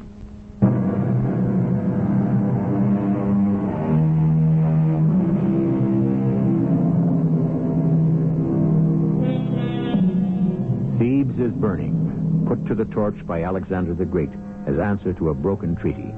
His arch-Athenian enemy, the orator Demosthenes, had persuaded the Thebans to repudiate their friendship with Macedonia and throw in their lot with Athens. Our curtain rises as a noble Theban woman, Timoclea, stands before Alexander accused of murder and awaiting sentence. Timoclea, speak of the killing you're accused of. Last night, some Thracian soldiers broke into my house. The captain took me and used violence with me. Do you mind? It's difficult for me to speak of this. May we have a cup of wine brought to you to calm your spirits? No, thank you. I can manage. After having satisfied his lust, this wild beast asked me if I had any money concealed on the premises. I said I did, and I bade him follow me into the garden. There's a well in the garden, which I showed him. And I said to him, when the foreign troops took over the city and were beginning to burn it, oh, King Alexander, why did you have to destroy our beautiful city? Why? General Parmenio, would you come here? What can I do, Your Majesty? One can do nothing for this lady. She seems to have lost sight of who is the accuser and who is the accused. You are like your father, King Alexander. Not at all. He had many friends. We do not. He had a great heart. Ours is hard. In return for his goodness, he was murdered. Goodbye, madam. Your Majesty, is this lady guilty of murder? We never got round to the details. Well, the king has a quick temper. If you can confine yourself to answering a simple question, we can proceed. I'm sorry. I'll confine myself to what happened. Madam, you were saying? I showed this captain the well where I said I had thrown all my valuables. And he bent down and looked in to see, and I said to him, no, you have to look further. It's a deep well. And so he climbed up on top to have a closer look. And I came up behind him, and I pushed the ugly brute into it. Are you going to have me executed? Or sold into slavery? Madam, your husband was in the war? I am the widow of Theogenes, who fought the Battle of Coroneo with your father. He fell on the battlefield for the liberty of Greece. Theogenes. Yes, I know that name. My father spoke of him. Whatever you will do with me, I'm not sorry for what I did. I would do it again. Parmenio, take this lady and have her accompanied through the Macedonian lines to whatever place she wishes to go. Guard her well. She's very brave. And she's free.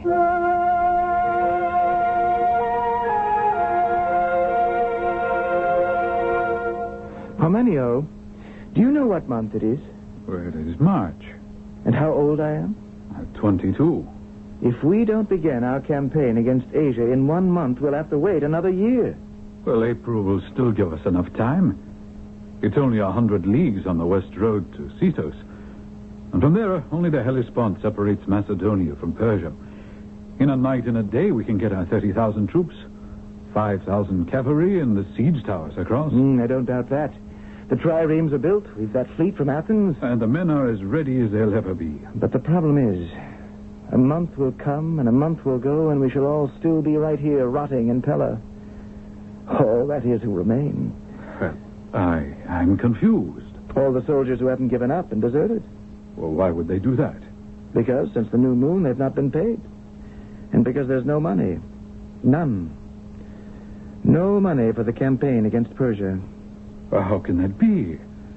I've seen gold by the cartload arriving at Pella after every expedition of your father. Years gone by, yes. But since he died, no tribute has been exacted. Everything has been spent. My own purse is empty. The treasury is empty. Parmenio, can you find me the money I need? You inherited nothing from Philip. Where did the money go? You and I have unsheathed the sword together many times, and the spoils of war must have amounted to at least 10,000 gold talents. Why isn't there enough left for the campaign against Persia? What about the land, the farms, the royal estates? In 2.5 years, I've given all of it away. Well, to whom? Friends, supporters of my cause, those who believed in me. What did you keep for yourself? Hope. You're a very young man. I can see that. What is the least amount that will hold the army together until we take our first city in Persia? Another 500 talents. Can you get them? Well, I can try. If only you could. How much of it would you want for yourself? None of it. I'll share one thing with you, though. What's that? What you are keeping for yourself. Hope.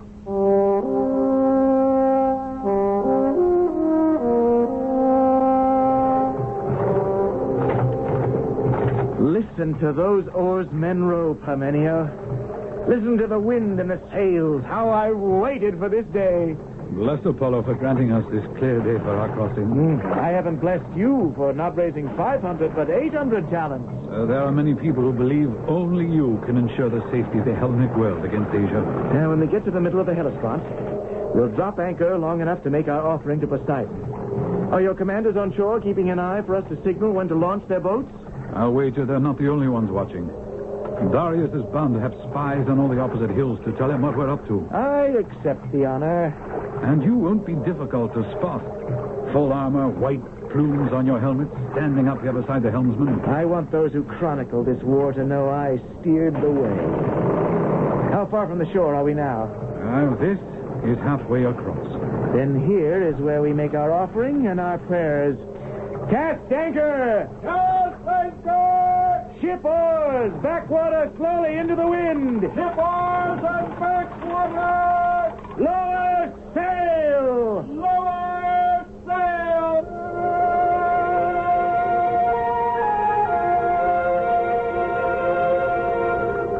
Alexander, why do you feel compelled to invade Persia? Do you remember asking me what I had inherited from my father? Little enough you said on that balance sheet. I think I left out my most important inheritance. War against Persia. I'm going to make my father's dream come true. To liberate all the Greek cities under Persian rule. He wanted all Greek cities to be united as one, for we speak a common language. I see. Philip of Macedon's dream. I shall make it Darius of Persia's nightmare.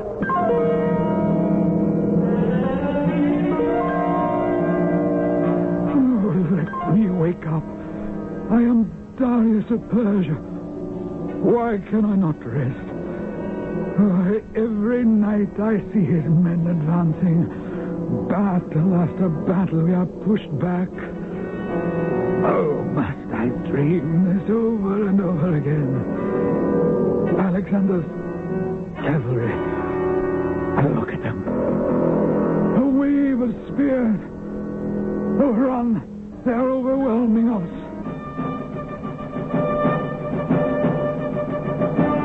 Now I am here, on the battlefield. I'll show Alexander how Darius handles a sword and a spear. My cavalry cannot be helpless. Send in the armed chariots. Oh, no. No. His archers have slain all our charioteers.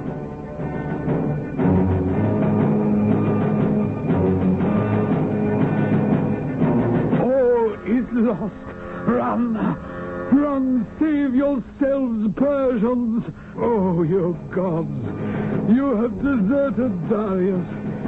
It is the end. I am no longer Darius.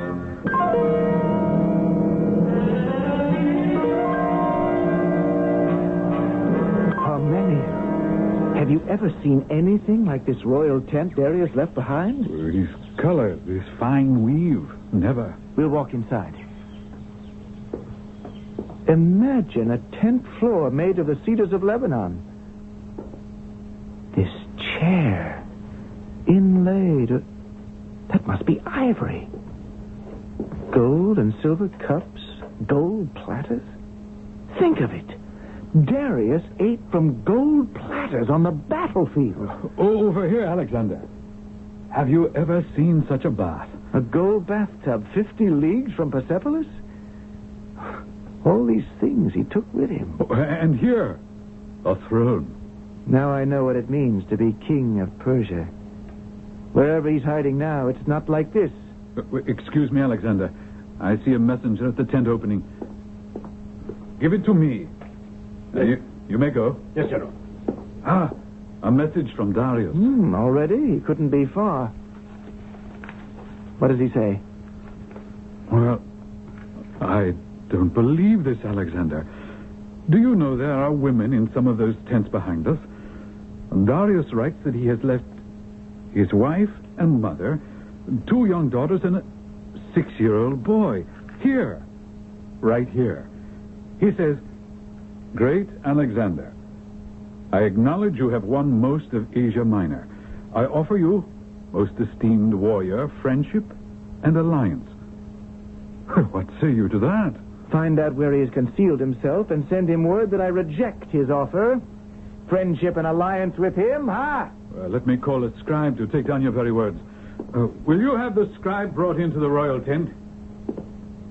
And what of the safety of Darius's mother and wife and children? Say in the message that the royal family will be returned, but he must come in person and plead for them. Scribe, take down the king's words. I'll give you the beginning of his message later. And in future, Darius, when you send to me, send to the Lord of Asia. And do not write to me what to do, but beg of me, as master of all you own, for anything you need, or I shall judge you an offender. If, on the other hand, you claim your kingdom, take your stand and fight for it. And do not run, for I shall find you wherever you may be.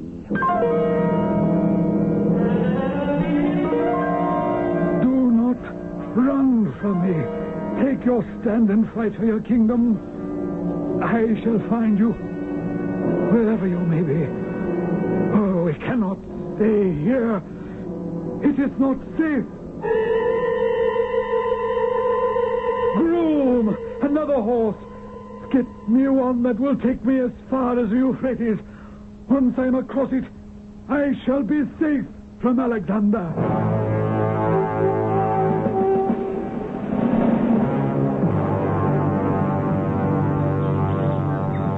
Alexander. Alexander, it's morning. Ooh, who is it? Parmenio. What brings you to Damascus so early in the morning? It has slipped your mind, Your Majesty. Your whole army is now in Damascus. Oh, yes, so they are. It's a lovely city to spend the winter. Don't you like it, old friend? Yes.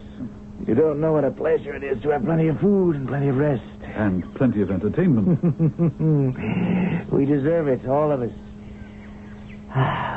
What day is it? 2 days later than you think. Wasn't that a party? By Apollo, an invincible party.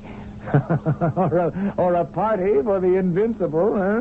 Well, I left early 2 nights ago. Parmenio, there is criticism in your voice. What's that in your hand? A letter from Darius. We haven't heard from him in months. What does the dear Persian want? Well, he wants his family back. And as ransom, he offers you 10,000 talents. All the land west of the Euphrates. That's because he is hiding east of the Euphrates. And he offers you a daughter in marriage. And an alliance. The terms get better every time he writes. But no. There's still a great deal of land to be won, and right here for the winning. It is written on Olympus that I must battle Darius one more time and gain the entire Persian Empire. It is so written? Oh, yes. And I shall succeed. Remember? The oracle told me I was invincible.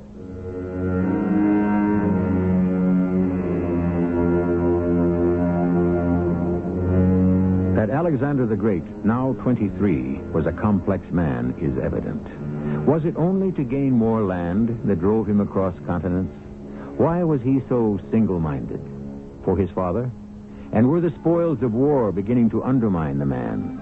His soldiers relaxing with wine and dalliance, each with his golden plunder, would they willingly abandon peace for war? For what? I shall return shortly.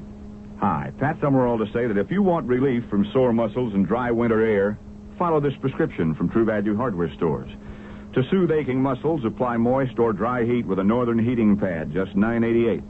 For relief from dry winter air, get a Northern Cool Spray Humidifier for $9.98. It holds a gallon of water and runs all night on one filling. Relief is on the way with a Northern heating pad or a Cool Spray Humidifier from your participating True Value Hardware Store or home center. And tell them Pat Summerall sent you. What do doctors recommend to avoid constipation? These days, doctors stress the importance of fiber in the diet. Food fiber that helps the system regulate itself naturally. Metamucil is the laxative made from natural fiber. No chemical stimulants. So for occasional constipation, doctors recommend Metamucil more often than any other laxative. The way to overcome constipation is the natural way. But if not nature, Metamucil. Read label and follow directions. If you use a long-lasting nasal spray, you ought to check the package. If it has a big 12 on it, you're getting the longest-lasting relief you can get. You're using Duration nasal spray. Duration is different because Duration has the longest-lasting nasal decongestant. So Duration gives you up to 12 hours of relief. That's up to 2 to 4 hours longer relief than most other long-lasting nasal sprays. Look for the nasal spray with the big 12 on it. Duration. The proof is on the package. The package with the big 12 on it. For occasional use only as directed. Bob Hope here for USO. He's 20, in the Army, married and assigned far from home. At 18, she's in the Navy and stationed in a country where she can't speak the language. They're the kids next door, down the street. Perhaps your own son or daughter. You can't be there to help, but the USO can worldwide. USO helps with their personal emergencies, housing needs, understanding their new area, and even providing a glimpse of back home. Why? Because thousands of USO volunteers care. USO.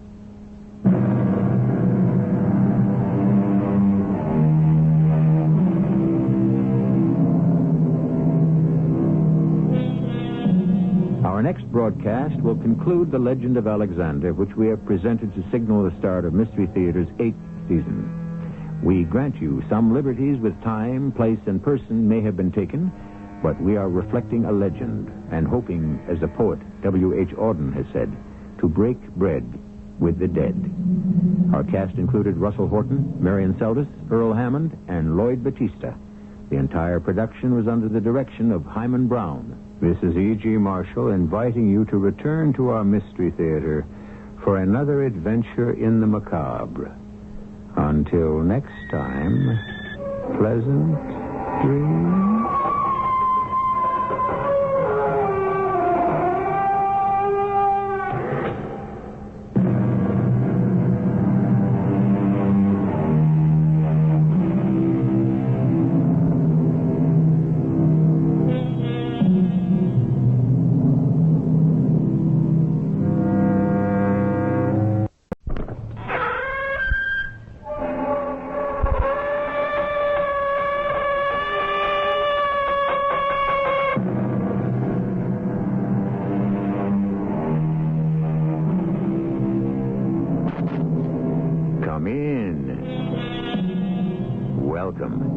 I'm E.G. Marshall.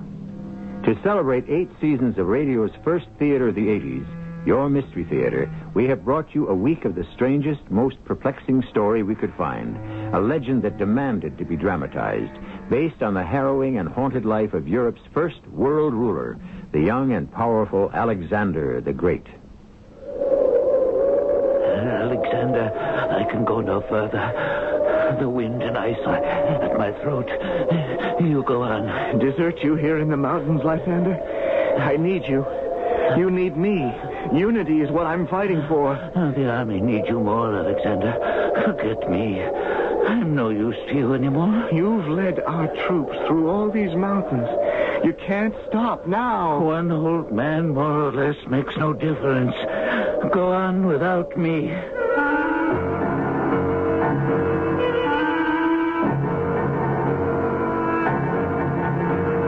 Our mystery drama, The Legend of Alexander, Part 5, The Legend Begins, was written especially for the Mystery Theater by Gerald Keane and stars Russell Horton. It is sponsored in part by True Value Hardware Stores. I'll be back shortly with Act 1.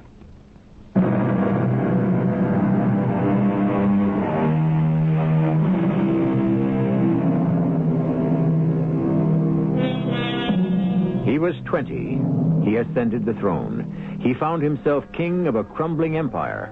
The Greek city-states fell apart, each going its own way, till they discovered the 20-year-old ruler they had to reckon with was Alexander the Great, an unholy terror in battle.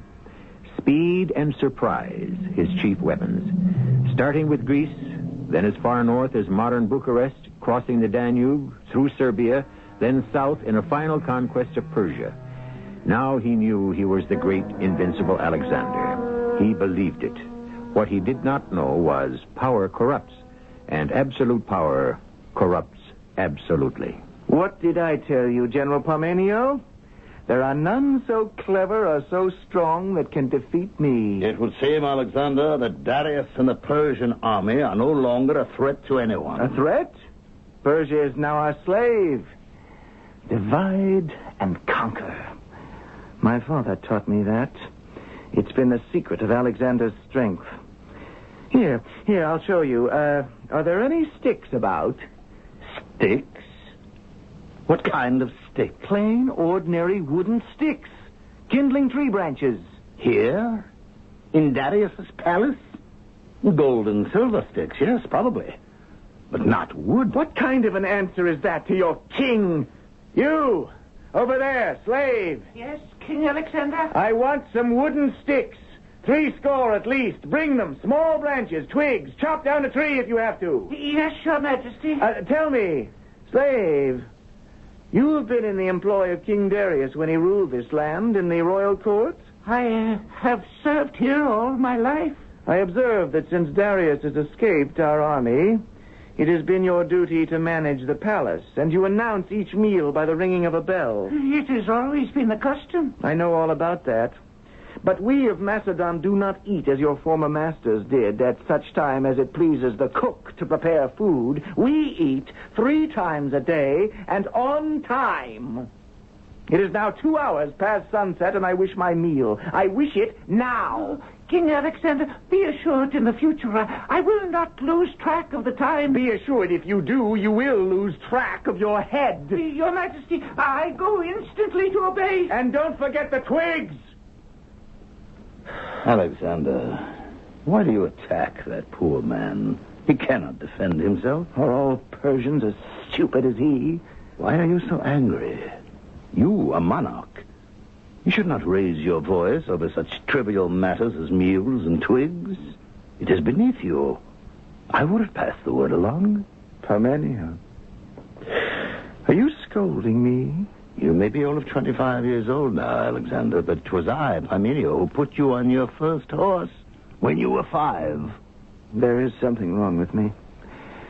My temper is too short. Why is that? The ways of the mind are a mystery to me. But victory after victory has not brought out the best in you. Hasn't it? I'm building a new world? That's not the best in me? You have succumbed to the wart that disfigures power. And that is arrogance. You are not a god, Alexander. And to what do you attribute this evil wart, this boil on my face? You know your Odyssey, your Homer? As well as any man. Do you know what Achilles meant when he said, "He whom the gods would destroy will be granted his every wish"? The gods are out to destroy me, is that it? You are not the Alexander you were.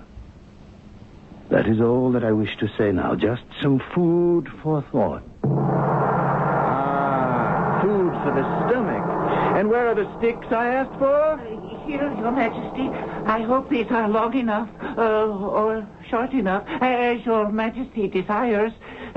Will Your Royal Excellence be pleased to sit under the gold canopy so that we can serve you your meal there? First, the sticks. Parmenio, come closer. My father's secret. Now watch. I break one. I break another. Another. That is how my father, Philip of Macedon, brought each state to its knees, one at a time. You see how easily it's done? Now, we put all these twigs together. My purpose is to gather all the city-states of all lands together. Like this. One solid family. of many branches, all speaking the language of Homer, Aeschylus, Sophocles, forming one great world of nations of the same tongue and cultures. Tie them, bind them all together as I am doing, and no one can ever break us apart. Try it, Parmenio. Here, take this bundle of twigs. Try to break it. I don't have to, Alexander. I understand your point. They may give, they may bend, but together they are indivisible and unbeatable. This tree of states cannot be broken.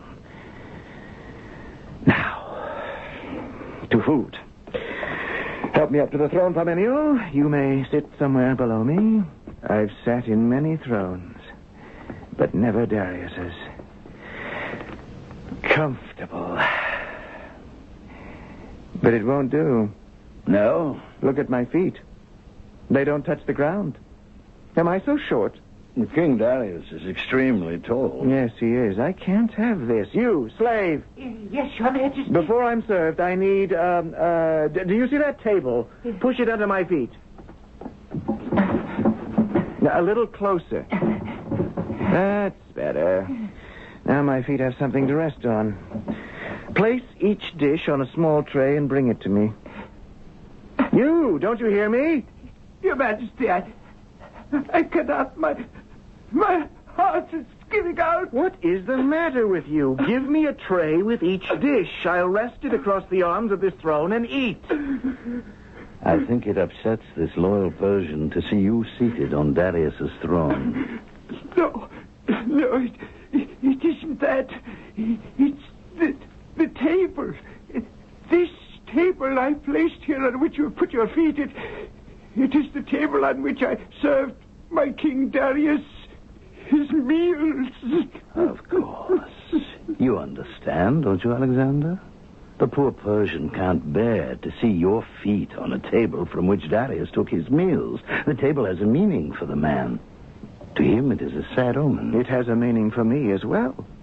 Darius's dinner table is Alexander's footrest. To me, that's a good omen. It means that soon Alexander will be trampling all over Darius. Now, the food. And no delay.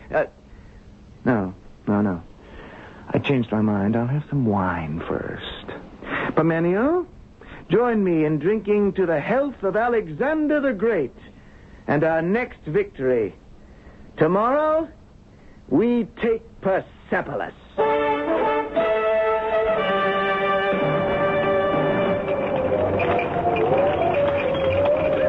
Alexander, are you in the tent? Yes, I am. Parmenio. Yes.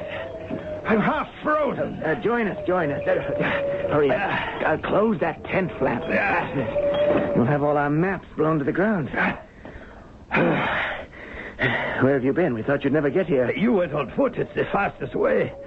Our horses travel very slowly in deep snow. Many lost? 100, then I stopped counting. Alexander, how much longer are we going on with this forced march over the mountains? Until we reach Persepolis. Darius's main city, his biggest palace is there. Turning into a fierce blizzard. You want us to pitch camp at Rhodus? Why are the troops so slow? Lysander and I have been here for 3 hours. They're doing their best. They're not used to freezing weather. Give them credit, Alexander. Nobody's moving thousands of men across mountains by wishing. But it can be done by will. Look at this old man. He has the will. Lysander, wake up. Parmenio is here. Hail, Parmenio. Hail, Lysander. You did good work on the roads. I'm sorry our engineers couldn't clear it better. But as soon as they'd push the snow from the road, it would drift right back. Did you have any trouble with the mountain tribesmen? We lost many men. Alexander, the troops are exhausted. Some of them are marching without shoes. Most do not have the right kind of clothing against the cold. And even if we do get to Persepolis by morning... What do you mean, if? There is no if. Parmenio, you may leave my tent now. Try to understand. No ifs, no rests, no stopping. I am not resting until Greek law and art and life are everywhere. Everywhere. Your kingdom is to be everywhere? Parmenio, when we are in Persepolis, And when Darius is found and chained, you and I will have a long talk about the Empire. I don't think you understand. The Empire is made up of people, not one man with one idea. Our civilization is superior to all civilizations, and I will march, and I will battle until it is everywhere, not as a dream, but as a fact. Lysander, let me see that map again. The three of us can decide the quickest route for the army. We'll send supplies and the siege train this way, across here. Cavalry that way. It's not quite as steep. What do you say, Parmenio? Nothing. And we'll have the main troops continue straight on as they're doing. Lysander and I will catch up with them, get ahead, and mark the trail, right? Right, Your Majesty. Did you hear that, Parmenio? Lysander has 20 years on you. He's older by 20 years. And when I say, shall we go ahead, does he say, I wish to rest, I'm tired? Lysander's an extraordinary man, and we need him. He is the star who guides our ship. But do not push him too far, Alexander.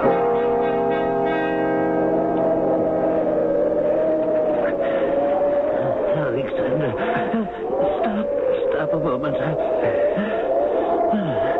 Parmenio's men are still ahead of us. I'm holding you back. I cannot go any further. Forgive my age. Take my hand. No.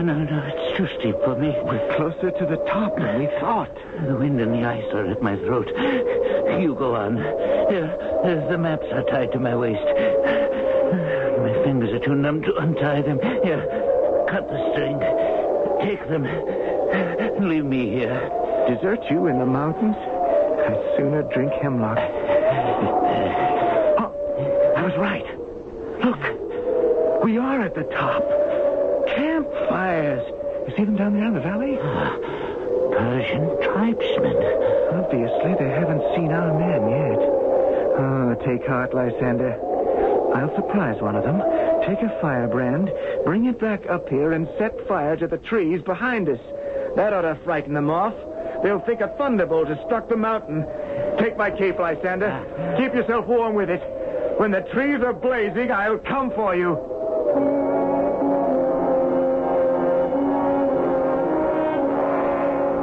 What a strange fusion of tempers and talents he was, this Alexander.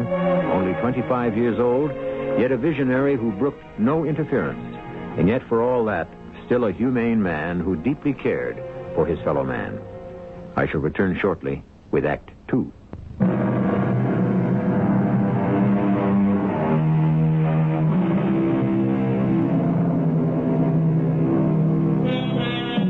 It stuck in Alexander's craw that he couldn't find Darius III, king of Persia. Town after town fell to Alexander, but Darius eluded him.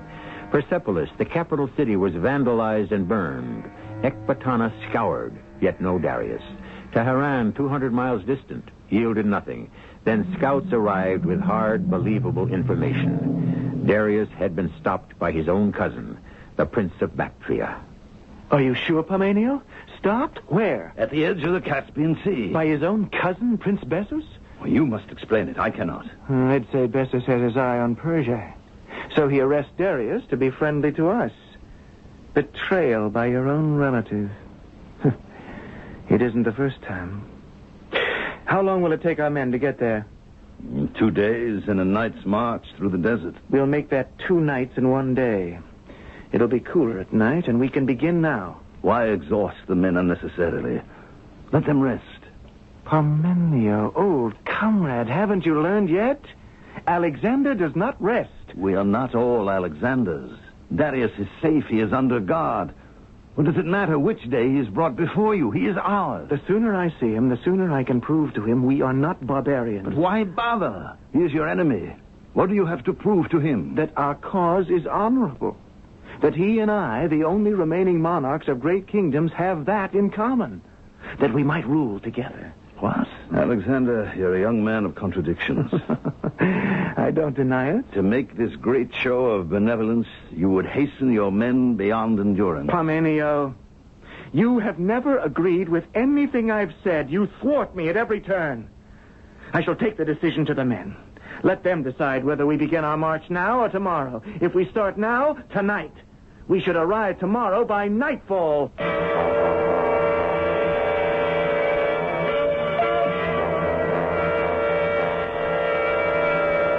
Hold that torch higher, Parmenio. By Apollo. Horror of horrors. There, lying at the bottom of that chariot. Is that not Darius? It is, Alexander. Is he alive? How came he to this? Parmenio, you arrived here before I did. I thought you said Prince Basis had captured Darius, not tortured him. His body is a mass of wounds. I have taken the prince into custody. He told me his men got out of hand. When they came upon Darius, they went berserk with rage. I want every single murderous soldier in the prince's army. I'll show them what rage is. Oh. Darius. Darius. Oh. Great Zeus. Look how he bleeds. Get me some fresh cloths. Hurry. Darius? Can you hear me? Who are you? I'm Alexander of Macedon. Alexander. And so we meet. Will someone fetch me some cloths? Alexander. Yes, great king. Is it dark? Or are my eyes failing me? It is dark. I have lain here since dawn. Is there water? Parmenio, some water, quickly. Here, pour it into my helmet. Darius, let me lift your head. Let me tip my helmet.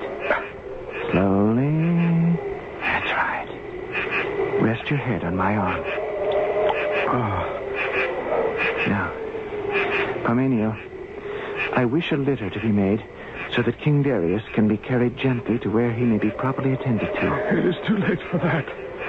For me, the combat is over. Great Darius, speak not so. I have been dishonored by one of my own family. He will be punished. Basis is a coward. He will die a coward's death. Take my right hand, Alexander. It is yours. He is gone, Alexander. May the great King Darius enjoy a peaceful passage to the land of shades. As Apollo is my witness, we shall bury him with all the honors of war.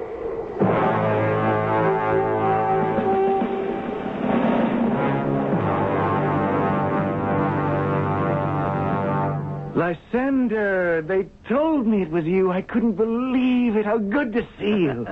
Do I look the same? Your face is more lined, but otherwise I see very little change. What brings you to Babylon?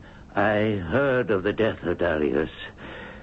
How long is it since he died? Oh, many months. 4, 5. The war is over, that you know. Then why don't you return to Macedon? No, I can't. Not yet. There's too much to do here. If I'm to bring our two great nations together, that would not happen in my absence. You still haven't told me, dear old teacher. Was there some specific reason you came all this distance? I wanted to see you again, Alexander. Alive. The battles are over. Why should I die? What could kill me? Treachery. What makes you say that? I can see by your eyes that thought has been with you also. Yes, it has been for many months. There are too many whispers in Babylon that I am too much influenced by this country and the Persians. And are you? What is their complaint? The army is here. Most of the men are enjoying the spoils of victory. Most of them have married Persian women. To me, they say nothing, openly. But there are whispers behind my back. They would rather be home in Macedon. Then let them go home. No one is forcing them to remain in Babylon. If they don't see the advantage of the mingling of our two great cultures, then let them go. There were rumors in Macedon that you had married again. Yes, twice. To 2 women last month. There was no rumor. You shall meet them both, Lysander. And the Macedonians here, how did they take the news? How should they take it? We had a double feast. Everyone attended. I heard no complaints. The city was in a stupor for a week. Lysander, if you could have been here, it would have made it perfect for me. I miss the old friend. Why did you marry here? Political. A very wise move, if I say so myself. Now, General Parmenio, he didn't think so, but he's been very critical lately. Lysander, I know you'll understand. You have a political background. You marry two women from two ruling Persian houses. Am I right? Right as the rain clouds over Parnassus. Parnassus. How I miss it. However, the older of my wives is Statira, Darius's daughter. She's 21. The younger is Perisastes. Her father was king here before Darius. What do you say to that? In one double wedding, you united two rival branches of an old ruling Persian family. What a pleasure. A man who sees the political implications of what you're doing and doesn't disagree. That Parmenio... he disagrees. He's getting too old. I gave his son Philotas the governorship of one of the provinces. Do you think I've received any thanks? Just the reverse. This pipsqueak Philotas, I know he speaks against me. He does more than speak. That's the real reason I came to see you. You have proof? I have brought it with me. This letter.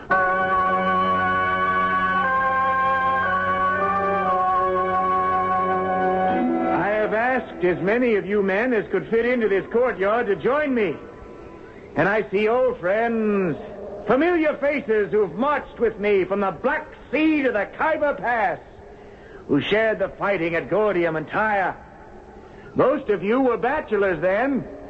Does anyone remember the advice I gave in hand-to-hand then? Strike the Persian in the face. You remembered. Strike the enemy in the face. A young bachelor does not like to return home with scars on his face. Well, we were not afraid when the Persian chariots rolled down upon us. Sharp scythes lashed to their wheels. We stepped aside, let them crash into each other.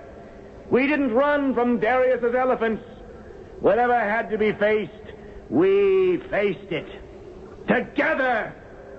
There was an openness, and there still must be. There is room for argument, even dissatisfaction, for criticism.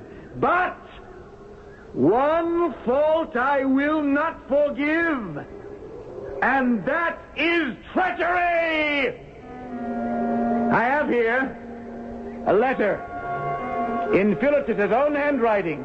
Governor Philotas, there is a plot to murder Alexander. Look to yourselves.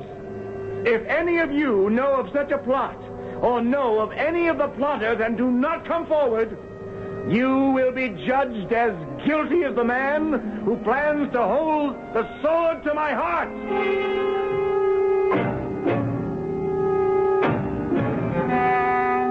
You sent for me, Alexander? Yes, General Parmenio. When did you arrive in Babylon? A few moments ago. I rode through the night. Parmenio, you and I have fought side by side in many battles. We've shared the gold. We have shared, haven't we? Susa, Issus, Persepolis. You were my right arm. I still am. Are you? Why? Do you doubt it? Have you spoken to your son lately? I have not seen him. And he has always been a poor correspondent. Of course, now he is a governor. Philotas is here, in Babylon. He's in prison. What has he done? He has written this letter. It is to a fellow conspirator, Harpalus. Do you recognize the handwriting? Yes, it is my son's. Last night, with the slight encouragement of some red-hot coals, he confessed to a plot against me, which he says was hatched by you, Parmenio, his father. Philotas said that? But why? I do not understand any of this. My own son? It's not true, then, is it, old warrior? Me? Plot against you? I may differ with my king about many things, and I have been outspoken in my opinions. But to plot against your life? Never. I hope that is true. Because if not, you should prepare yourself to follow your son to that land from which no voyager returns. There were many executions. Today, we might call this form of justice a chronicle of horrors. Suspicion, accusation, arrest, trial, a confession enforced by torture, and finally, death. One by one, those whom Alexander had trusted were betraying him. He was 32 years old. Were his days numbered? Would he live to complete his mission, to make one world dominated by Greek culture? I shall return shortly with Act 3.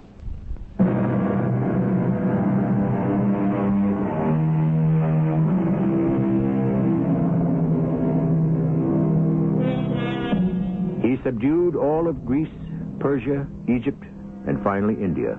Then, convinced he had marched his men to the outer limits of the world, Alexander ordered his army home. His new favorite general was Koinos, who had risen in the ranks and was genius enough to deal with India's secret weapon, elephants. But the road back, overland and by boat, was treacherous. One city, Pylos, rebelled and refused to surrender, and in that battle, Alexander was severely wounded. He was on the point of death when his new general rescued him. Alexander? Is that you, Koinos? Shall I part the curtains and let in some light? Oh, Koinos, you're as transparent as these curtains around my bed. Yes, open them. There are rumors that I'm dying. You've come to see if there's any truth in them. How did you get it? That's exactly why I'm here. Do the men wish me dead? Oh, far from it. They're hoping every day you'll get better. You're the only one they'll trust to lead them home. Tell them I have no intention of dying. But I might remain here in Babylon over the winter. I'm not as young as I was. Oh, yes. A sparrow told me you were the ripe old age of 32. Add 100 to that, and you'll know how I feel.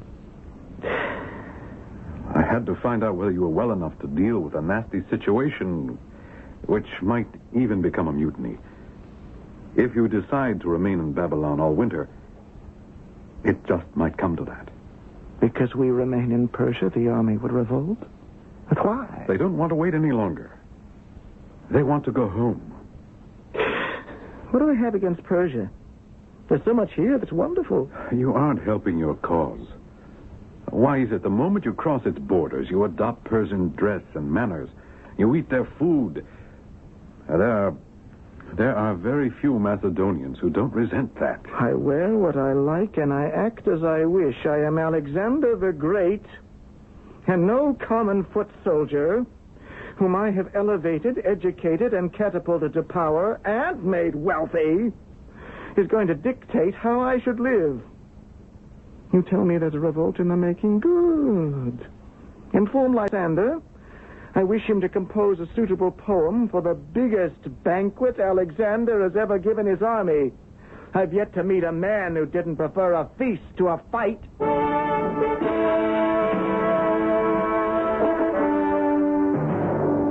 General, does he think a feast for his soldiers will change their minds? And that I should write a verse for this happy occasion? Oh, I might as well write an obituary. No one would attack Alexander. They won't have to. He'll kill himself. No, he's weak. Isn't recovered from his wounds at Pylos. That javelin almost went through him. But what else can Alexander do but get up and face the men? He's simply not well enough. Has he any idea it might be his farewell address? At 32 years, did death seem close to you? I know it's dangerous, but it would be worse if the men thought they could have their own way. Consider it as another battle. The king does. He knows he must stand alone at the head of his army.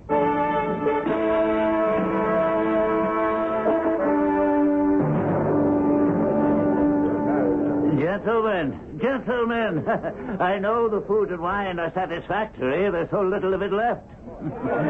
But may I have your attention? My name is Lysander.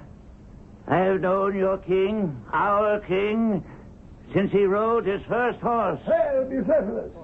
I have the honor to present to you your king, your host, the undoubted leader of the century, our leader, the son of Philip of Macedon. Hail, Philip! There was a giant! King Alexander. Not a peep out of them, Lysander. Not a hand clap, not a cheer. This is not a very good beginning. Thank you. I can manage without any assistance. I can lean on my sword. Hail, Alexander! Never mind the formalities. Friends, Persians, Macedonians, countrymen, that we have made brothers of our former enemy is true. The Persians who fought us bitterly are now our friends. And though we rule their land, we are still their guests. I wish he wouldn't emphasize that. His men suspect he's more Persian than the Persians. Their leader fought hard and died bravely. We fought and died, too. I heard that. But those of you who survived have had bounties. You've all profited. I wish to announce to those veterans who fought beside me throughout the Asian campaign, and there are 10,000 of you, that you are all free to leave Babylon and return to Macedon. He's trying to get rid of us. Don't you see? It's part of the plot. Get rid of the Macedonians. Make Babylon the center of the world. Hold it down. I am General Coyness for those of you at the back. Calm yourselves. This is not the way a soldier behaves. General, was that Craterus, the soldier who spoke just then? Yes, Your Majesty. Bring that man forward. Craterus, front and center on the double. Yes, I am coming. Tell me, Craterus, what is this about a plot? You can speak freely. I'd like to know. Your soldiers. Well, what I mean is... Go on. We see you dressed like a Persian. And you have a private bodyguard made up of Persians. And you say you want 10,000 of us out of the way. I know I take my life in my hands speaking to my king like this. But they all feel as I do. Here we have marched and fought for 11 years, some of us. But not to be betrayed by our own. Anything else, Craterus? I say if any of us are going to be sent home, we will all leave. Guards, I know it is the end for me, but I speak as an honorable soldier. So if these are the last words I ever speak on earth, I speak the truth. The truth? What is the truth to you, Craterus? You have all had far more than you deserved. More gold, more silver.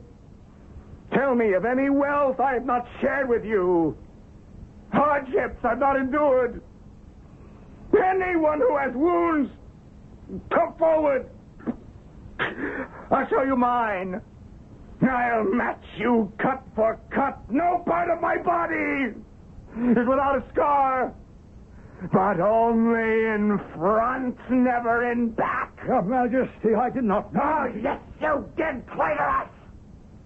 Every word. Interesting, isn't it? You have a name that the great poet Pindar would enjoy rhyming. Craterus, which rhymes with traitorous. Guards, seize this traitor. Take him to be executed! You wish to leave Babylon? Go, every one of you. Tell them at home you deserted your king who led you from victory to victory across the world. Tell them you left your king in the care of the strangers he conquered.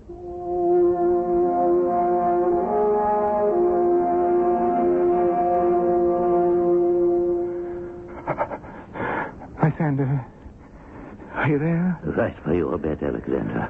Try not to talk. What's happening outside the palace? How many days has it been? Only 3 days.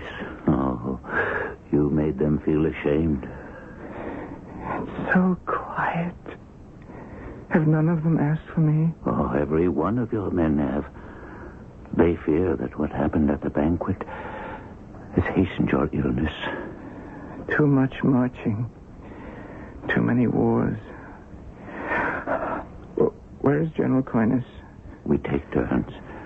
We think it best if there's just one of us with you at a time. I have so much to do. How can I remain here like a sick dog? How much longer? Until the physician says you are healed. Who? Polydamas? What does he know? Alexander. It is I, Coyness. I had Polydamas speak to the men, and he promised them your quick recovery. You see, the traitors are silent. The men love you.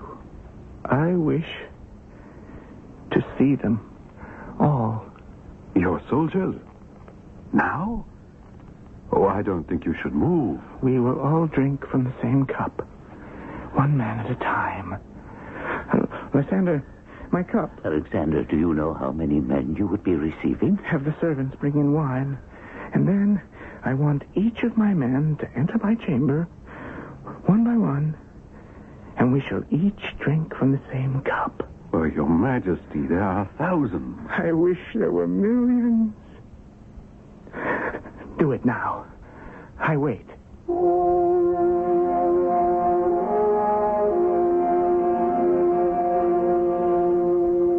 It's been a long day.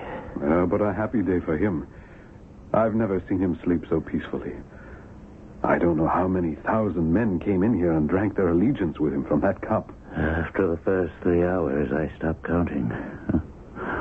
To put away even 100 sips of wine would tax the strongest of men, but he did it. In the field, he could outdrink anyone. An entire phalanx of men. I've seen him. And I see him now.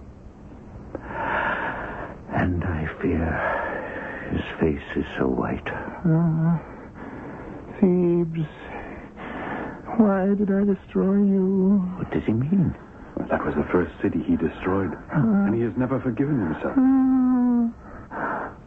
Mother.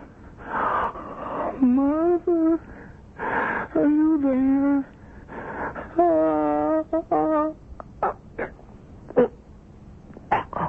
Who is it? Father? Alexander, it is I. Coyness, your general. Parmenio, you betrayed me too. My own General Parmenio. No, Alexander. General Coyness, the faithful. So many of you standing around my bed. No, my king. Only Lysander and myself. There's no one else here. Good Lysander, come closer. Will you read to me from Homer as you used to? You and I, Lysander, like times of old. I die, Lysander. Oh, you leave so much unfinished.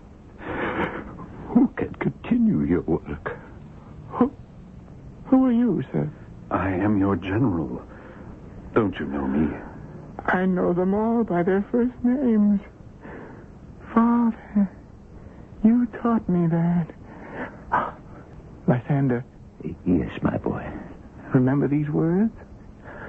I would rather be tied to the soil as another man's serf than be king of all these, the dead and destroyed.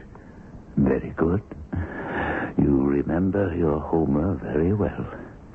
Did you know, General, my father was slain in his bedchamber, and I die in mine. Neither of us were killed in battle. Who will come after you, Alexander? There is no one worthy to stand in your shadow. Alexander, can you hear me? To whom do you leave your empire? To the best. To the best.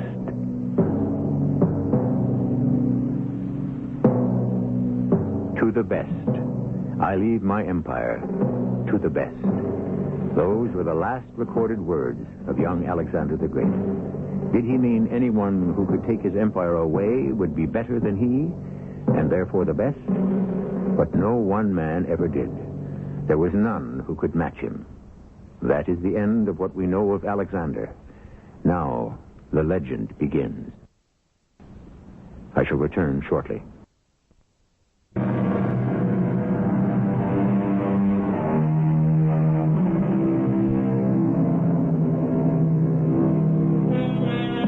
Incredible that one man, driven by one idea, could march armies from Greece to the borders of modern Russia, could take Persia, India, and Egypt in his stride, found a city in his own name, Alexandria. Alexander's dream was a world state sharing the customs and merging the races of Europe, Africa, and Asia. Now, 23 centuries later, the world is as fragmented as the remains of Humpty Dumpty. I wonder if all the pieces of common understanding can ever be put together again. Our cast included Russell Horton, Mandel Kramer, Roy Owens, and Lloyd Battista. The entire production was under the direction of Hyman Brown. And now, a preview of our next tale. He stared at me. And then he walked over to my bench. Have I your permission to be seated?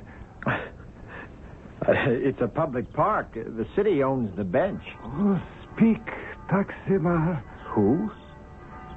What did you call me? Taximar. You must have me confused with someone else. Oh, no. That's not my name. Well, of course it is not. It is your title. You are the Taximar. Sure. Please, excuse me. No. We have looked for you for so long. You cannot leave us now. I'm afraid I have to. No, you will stay. You will remain here. What for? What for? Because you are the Taximar. This is E.G. Marshall inviting you to return to our Mystery Theater for another adventure in the macabre. Until next time, pleasant dreams.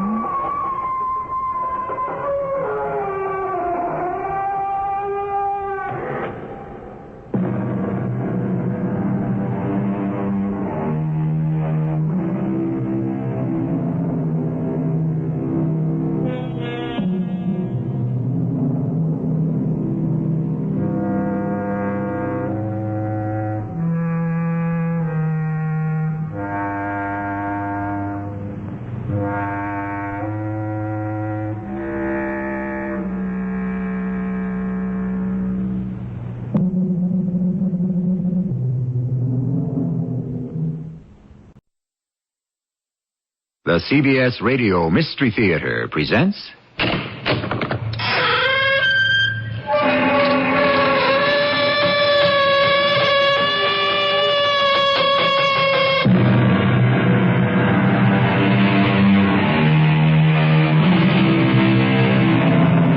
Come in. Welcome. I'm E.G. Marshall. America's favorite story is The Caper. And why not? Wasn't the discovery of America itself one of the greatest capers of all time?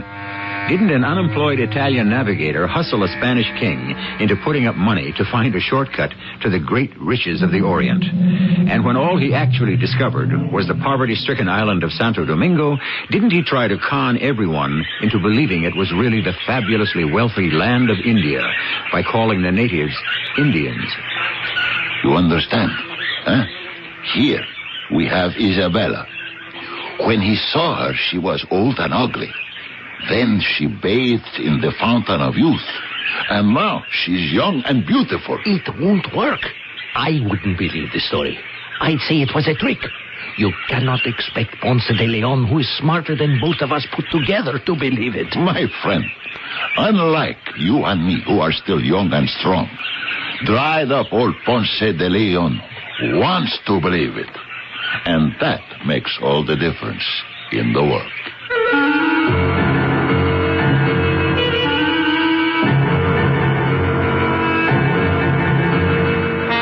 Our Mystery mystery drama, The Fountain of Truth, was written especially for the Mystery Theater by Sam Dan and stars Fred Gwynne. I'll be back shortly with Act One.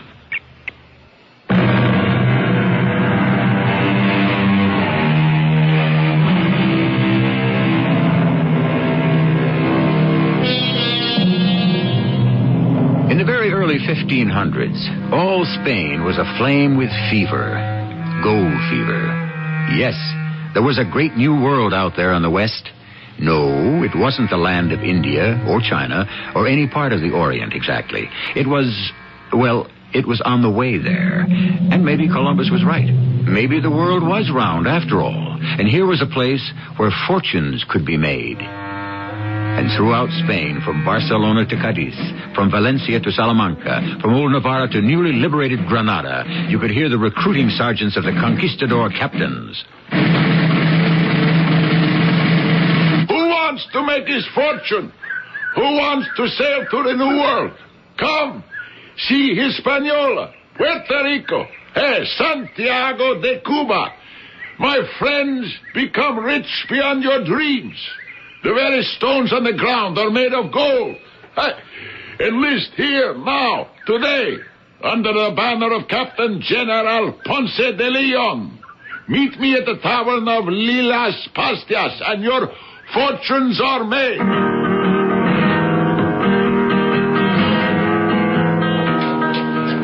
Here, my lad. Have another. Tell me about the New World. I can't. You have to see it. You were there? Just at the edge of it, lad. Just at the edge. Well, why did you come back then? Good question.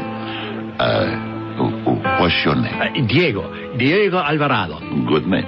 Excellent name. I am Pedro de Zamora, a sergeant with Captain General Ponce de Leon. Why did you come back? We need men. Yes, we need men to load the ships with silver and gold, pearls and rubies, diamonds and sapphires. All that is out there? My boy, you're surrounded by it. Believe me. And it's not just the fabulous wealth. No. It's also the climate. What do they eat there? Eat. They dine like kings. The most tender cuts of meat. The most delicious fish and fruits. And the women. You saved the best for last. These women, my boy, are visions of sheer delight. Soft, lovely, willing. I can't believe it. Would I lie to you, my friend?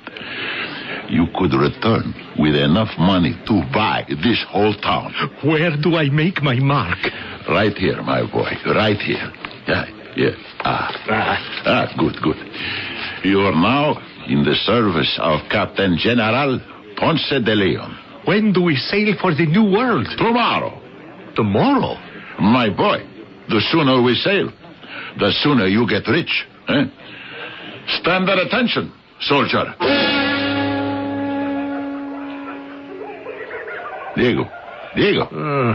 Come on. Wake up. Go away. Hey, Diego, get up. Who's that? Me, Pedro.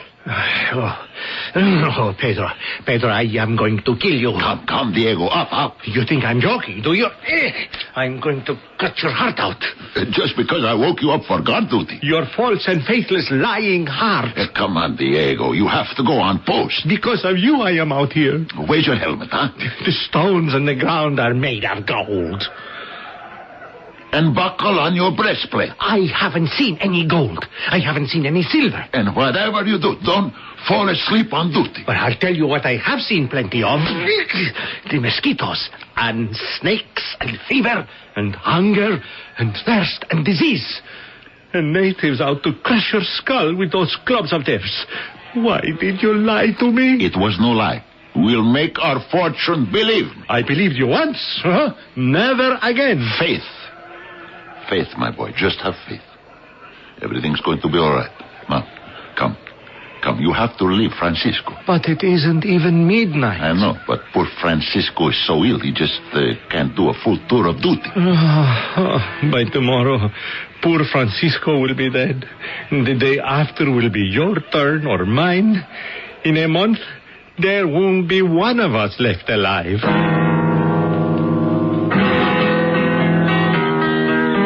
Hola, Diego. Yeah, I am off duty. I have here a letter from your mother. My mother? But read it. If only you know how you have gladdened her heart. What are you talking about? Listen. My dearest Diego, I am so happy to hear that you are well. What's that? I am overjoyed that the new world is everything you had hoped for. What kind of nonsense? We look for your triumphant return. What kind of letter did you write to my mother? I wrote what you dictated. Oh, no. If you did, she wouldn't answer what you're reading to me now. Well, I touched it up just a little here and there. You had no right to lie to my mother. No, Diego. No, you took advantage of me because I can't read or write. Isn't that a blessing? I have done you a favor. You have done me too many favors. I'm going to do you one more favor. No. Oh, please, Pedro. No, I beg of you. I found you a woman. I don't want a woman. That's your problem. You haven't had a woman since we left Spain. How can you say you don't want a woman? I do want a woman. Believe me, more than anything else in the world, I want a woman. So, I've got one for you. But not the kind of women they have out here. Come now, Diego. I want a real woman. I assure you, my boy, these are real women in every way. Please, Pedro, let me alone. She's waiting for you in your tent. Get her out of there. I went to a lot of trouble. I bought her for you from her mother. I could have just taken her. But, after all, I'm a civilized human being. Oh, no. Now, you're not a human being. You're a devil that's been sent here to punish me for my sins. The fact is, you need a woman. Someone to cook for you, wash your clothes, take care of you when you're sick. Come now. At least, look at her. Diego, this is Isabella. She has an Indian name, but we never could pronounce it. So I named her after our late great queen. She even speaks a little Spanish. Isabella, this is your lord and master, Don Diego Alvarado. Yes? There you are. Isn't she a treasure? Look at her. That face. That body. Isn't she beautiful, huh? Pedro, you say she's beautiful. Don't you believe me? You can look at this and actually think it's beautiful. That's what this country has done to you. You have been away from home too long. What's the old saying, my boy? All cats are gray in the dark. Well, why don't I leave you two lovebirds alone, huh? Isabella, obey your lord and master, huh? I'll see you tomorrow, Diego. What can I do to please you? You can go home. This is my home. No, this is my home. Home, this miserable piece of canvas. No, you go back to where you came from. I cannot. Why can't you? My mother will beat me. Why? She will think I displeased you. Oh, you do not like me. No, it's just that I don't like myself. Poor Don Diego Alvarado. You have the Spanish disease. The Spanish disease? Gold fever. There is no more gold here on this island that you call Puerto Rico. How do you know? There was some.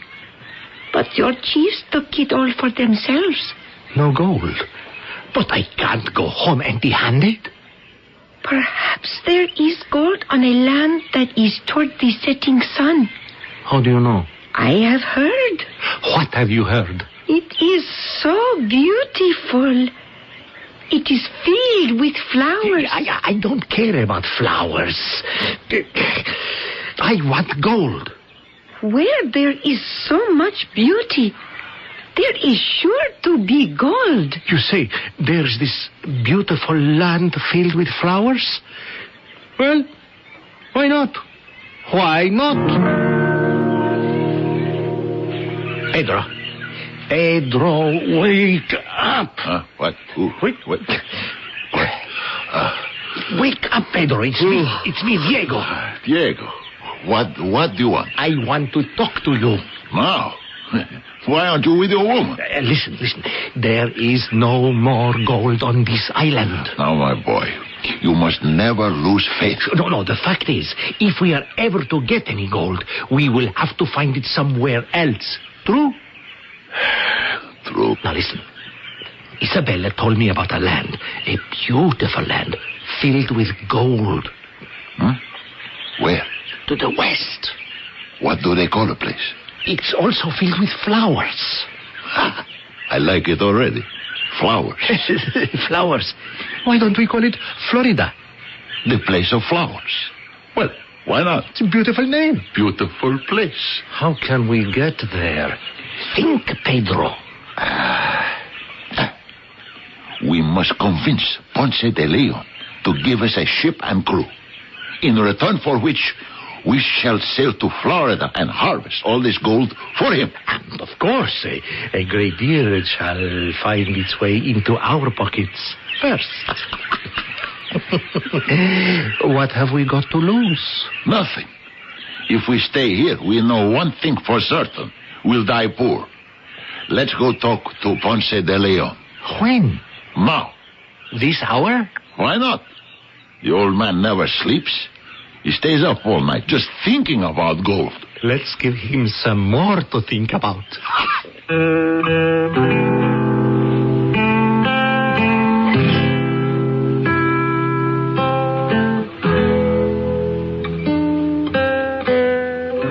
Gold. It has a way of capturing one's thoughts completely, doesn't it? Once you begin to consider it, you soon find that thoughts of gold monopolize all your powers of consideration. No wonder they called gold a fever that never subsides, and for which there is no cure but death. But all that is the concern of Act 2, coming shortly.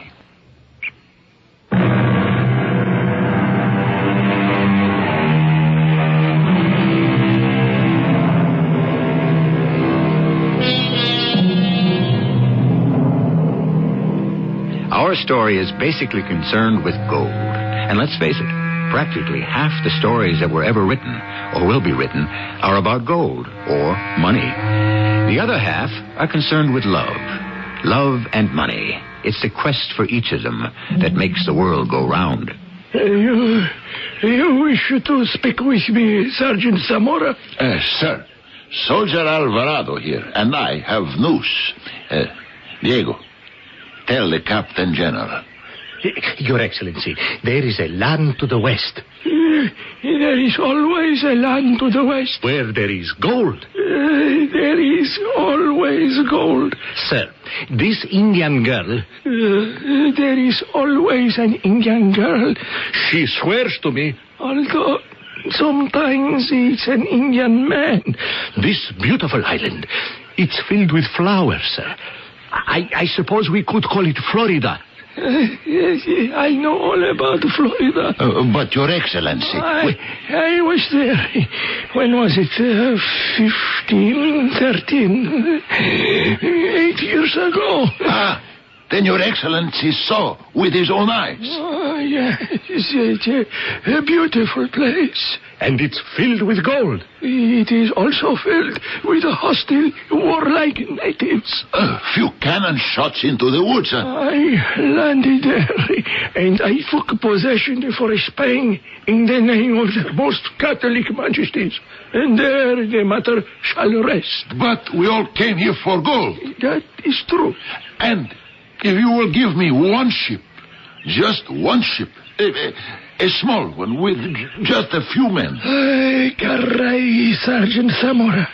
I came here for gold, and I found some. Not as much as I hoped for, but some. All we ask is one small ship. But the ship costs money. Well, you have to spend money to make money. Well, unfortunately, the expenditure must be reported, in this case, to the Viceroy in Cuba. And I must tell him that I have dispatched the ship to search for gold.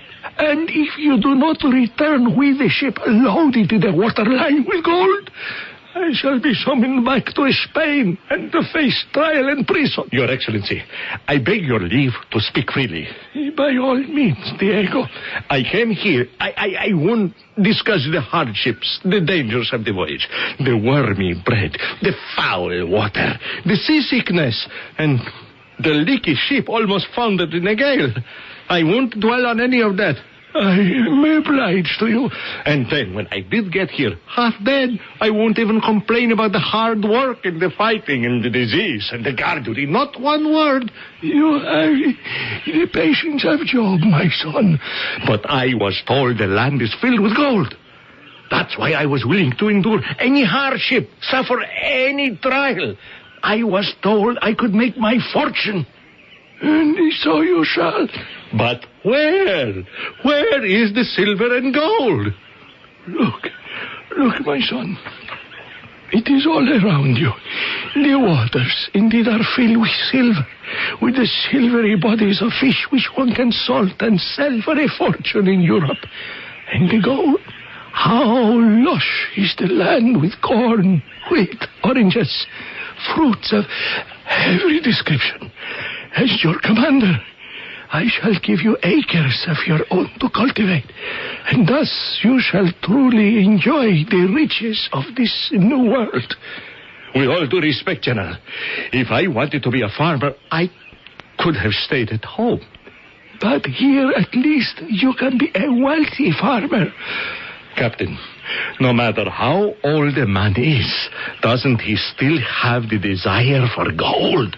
Soldier Alvarado, I have a desire, but not for gold. It's for something far more valuable. What could be more valuable than gold? You have it. I don't understand.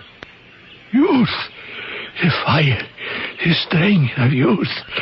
They speak of some magic fountain, a fountain of youth.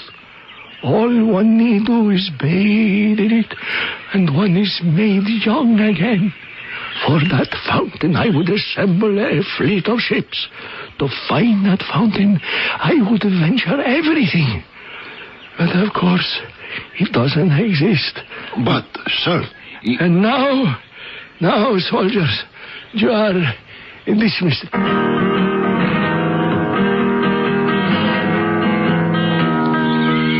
Diego, what do you want now? Is this a way to speak to your sergeant? I have come by to see how it goes with you. I see it goes well. You think so, eh? The tent. How clean. Your clothes are in such good order. You must be eating well. Your face has filled out. You're gaining weight. Married life evidently agrees with you. I have decided to accept my fate. Why do you say that? Isabella, see her. I have been here so long, she is beginning to look good to me. The truth is, she's a good woman. Of course. But how would she fit in back home? You still think we're going home, huh? One day. And loaded down with silver and gold. If we go home, we shall be loaded down with illness and poverty. No, I'll stay here where at least I shall never starve. Oh, which reminds me, it's dinner time. Isabella, bring us something to eat. Yes. Did you hear that, Pedro? Yes. That's all she ever says. Whenever she is asked to do. No arguments, no complaints. I tell you, no man in Europe has such a wife. My boy, I feel irresponsible. I talked you into coming here. I promised you gold. Gold you shall have. Forget it. How could we find it? We can never get off the island. Here is meat and fruit. I shall bring wine. Yes. Yes, she does look very good. I even think she would look good in Europe. Well, I tell you the problem. They don't keep those looks too long. Soon, she'll be all fat. I don't believe it. It's true. They get wrinkles in their faces. They're hardly 30 years of age, and they are already old crones. I still don't believe it. I can prove it. You ever see Isabella's mother? No. They could be identical twins, except for the weight and the wrinkles. Here is the wine. Isabella, let me look at you, huh? Yes. Just stand still. Why, it's fantastic. What are you saying? Diego. Hey, come with me. We'll put on our armor and helmets. Take swords and muskets. Why? We may run into something in the jungle. Why are we going into the jungle? We are going to Isabella's village. What for? I want you to look at Isabella's mother. Why should I look at Isabella's mother? I have an idea. Oh, no. I'm afraid of that. It's the greatest idea I have ever had in my whole life. That doesn't impress me at all. Trust me. Oh, no. I trusted you once. This time, we shall not fail. I don't want to hear anymore. Did you ever feel that your whole life was just a preparation for one single great act? No. Come and bring Isabella. You and I have a date with destiny.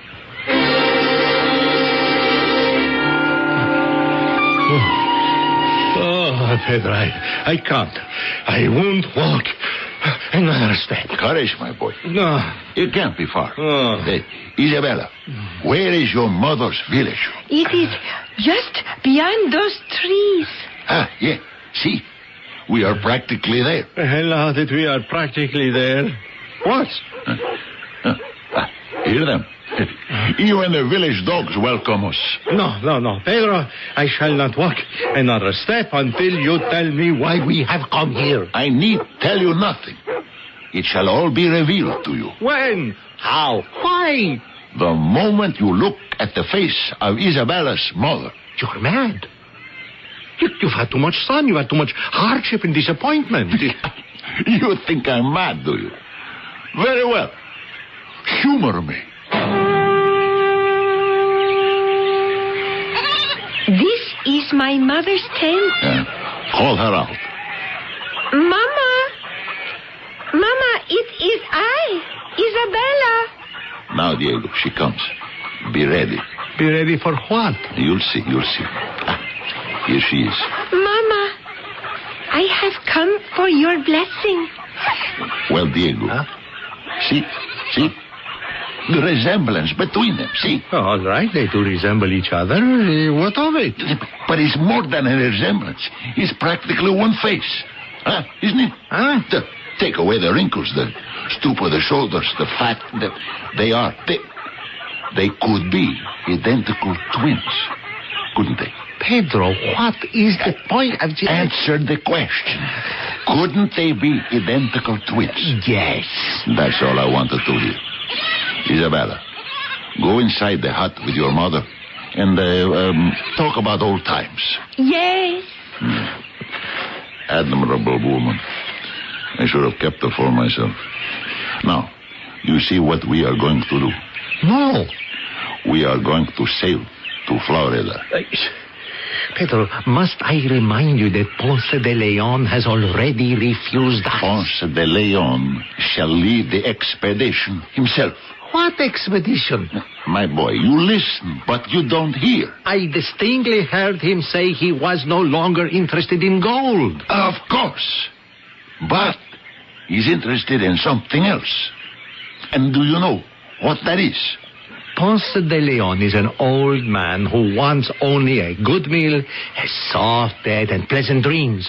Nothing could tempt him to leave the peace and security of this island. But he wants something else, too. What? youth. Ah, Pedro, every old man wants to be young again. Yes, but this old man dreams of a fountain of youth. Didn't you hear him speak of it? And what were his words? For that fountain, I would assemble a fleet. To find that fountain, I would venture everything. Yes, but you also heard him say that the fountain doesn't exist. Our worthy Captain General is mistaken. I have just seen it. You've seen it? Where? Right here. And so have you. Ay, caray, poor Pedro. You're mad, aren't you? Isabella's mother is the fountain of youth.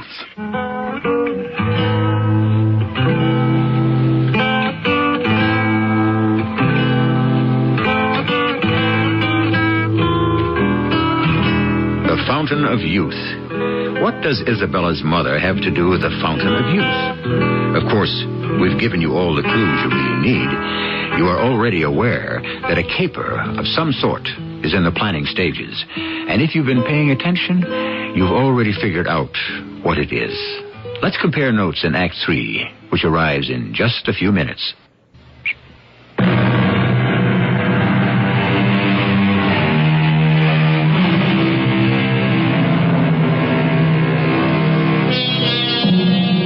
The conquistadors, those Spanish adventurers who practically took over an entire new world, were men who lived by their wits from minute to minute. In the early days, while it was still touch and go, and their victory was by no means certain, they not only swindled the Indians, but also one another. Don't be nervous, Diego. I tell you, this thing is mad. All great endeavors are rooted in a certain amount of madness. But suppose he finds out it's go ahead, say it. A hoax. But he's not going to find out. He's going to believe it. Something. I know. Something is going to go wrong. What? He's never seen Isabella. And he won't. She'll be safely out of the way at her mother's village for the next few months until we need her. Her mother? How do we know the old lady won't betray us? Why would she? Besides, we only taught her enough Spanish to say exactly what we want her to say. What can go wrong? Nothing. It's just that everything you ever promised somehow, some way, just doesn't work out. Listen, my friend. There's always a first time for everything. Now, how's the old lady? She's just a little bit drunk. Good. That's exactly how we want her. How about it, Mama? A little sip of wine, huh? Wine? See, wine. Give her just a taste, Diego. We want to have her mellow, but not overripe.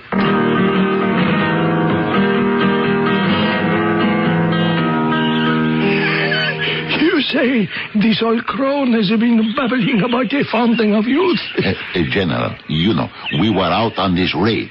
There was a rumor the Indians of this village were hiding gold. Were they? We didn't find any. Continue. In the hopes of loosening her tongue, we fed her a little wine, and she started to babble about this fountain of youth. It seems that she's, the way we figured it, at least 200 years old. She doesn't look it. Well, no, General. Because every time she feels her age beginning to weigh her down, like right now, she heads out for this fountain. And she washes herself in it. And she steps out again. A girl of 18. Old lady. What is her name? We call her Mama. Mama, fountain of youth? Fountain, see, wash, young, pretty, make love. Where is this fountain? Where? Land where flowers are. It must be Florida, sir. And you believe her? Is the truth what you tell us? Isn't it, Mama? Truth. See, truth. Thank you for letting me know about it, Sergeant. That will be all. Dismiss it.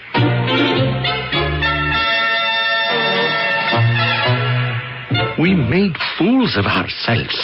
Do you actually think that he believed that story? He didn't throw us into the calabozo. If somebody had told me a story like that, I would laugh in his face. Diego, you know what your problem is. You don't have any confidence in me. And why should I? Attention! Yes, you were. I see you, Mayor, having your meal. Carry on. Yes, General. You men received all your equipment? Yes, sir. Any complaints about the rations in the quarters? No, sir. Bye, Sergeant. That old woman. Old woman, General. The drunken old woman. The one that babbled something about the fountain of youth. Oh, that old woman. Yes, sir. You brought her in to see me. It was 2 weeks ago. About a month ago. Whatever became of her? I don't know. Did she really go off to find that fountain? I imagine, General, she did. Would the Captain General want me to find out? No. I was just mildly curious. Carry on. He's hooked, Diego.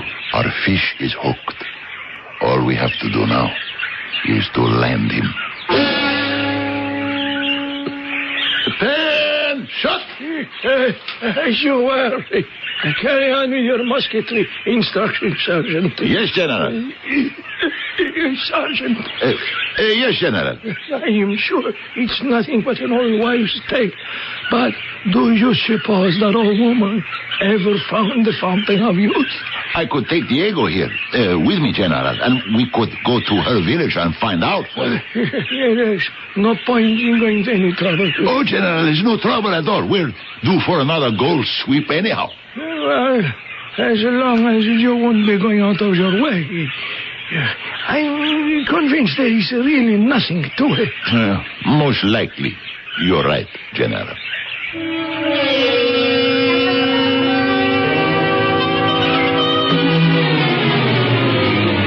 Now remember, there's nothing to worry about. Isabella, you know your story. You went to Florida. You bathed in the fountain. And here you are, young, beautiful once again. What's the matter, Diego? No, it won't work. Why not? I wouldn't believe such a story. But here is the young Isabella. Here is the evidence. I still wouldn't believe it. I'd say it was a trick. My friend, unlike you and me, who are young and strong, dried up old Ponce de Leon wants to believe it. And that's what makes all the difference in the world.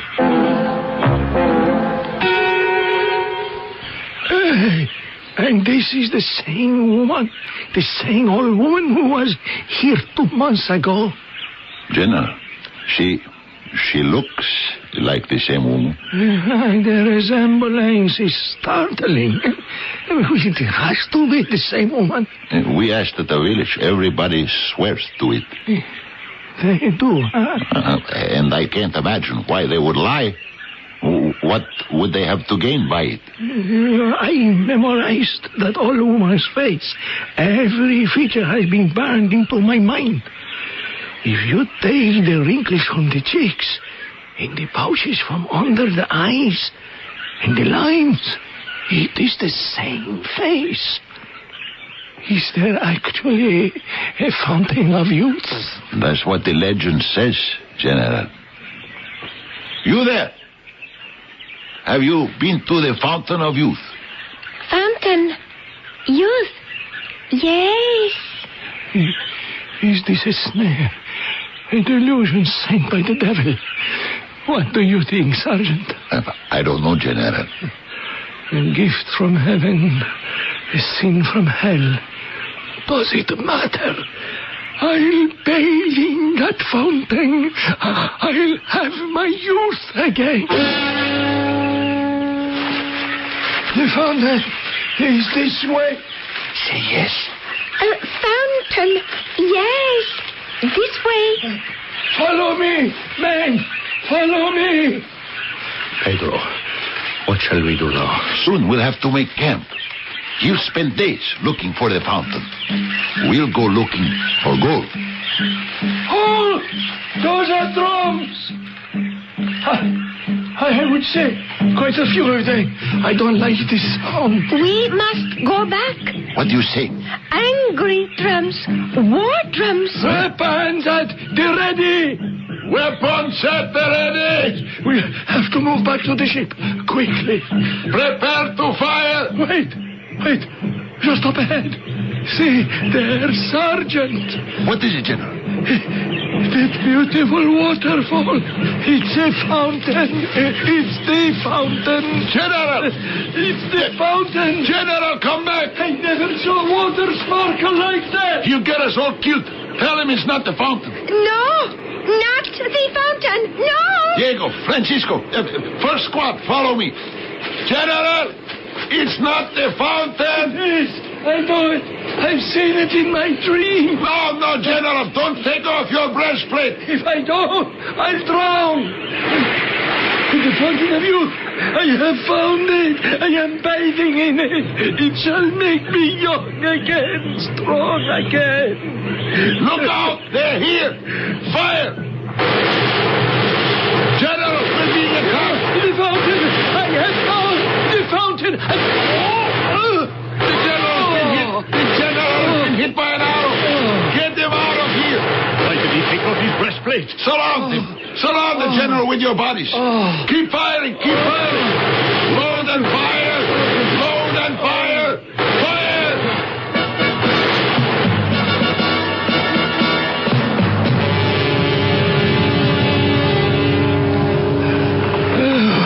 Where am I? In your cabin on board the ship, General. I found the fountain. Yes, General, you certainly did. And now, I am young, Sergeant. I feel young. I feel strong. Do I look young? Oh, yes, sir. It hurts. I'm sorry, General. We just managed to get the arrow out. From my chest? Yes. It's bad. Tell me the truth.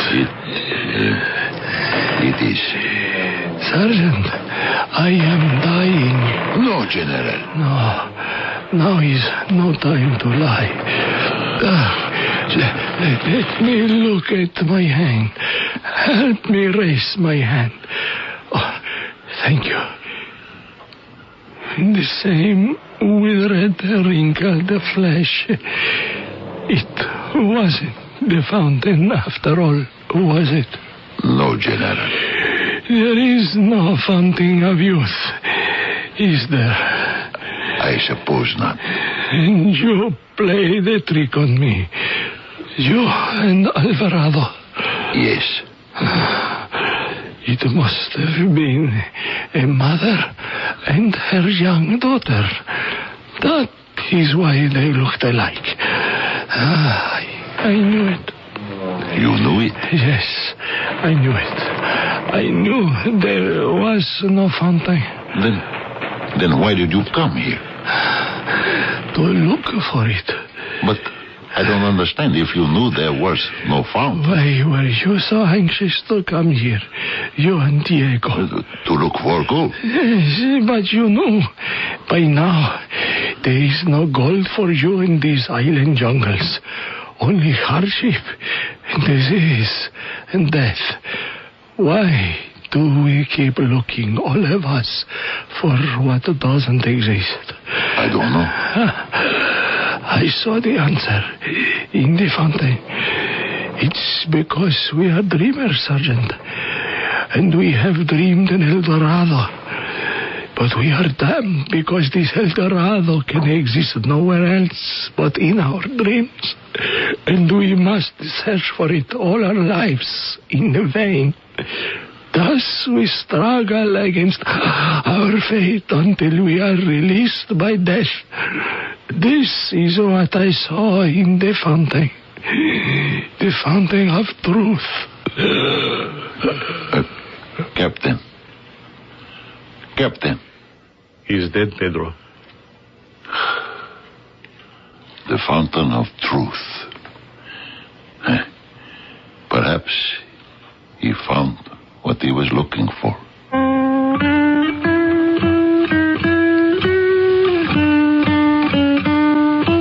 The dreamers.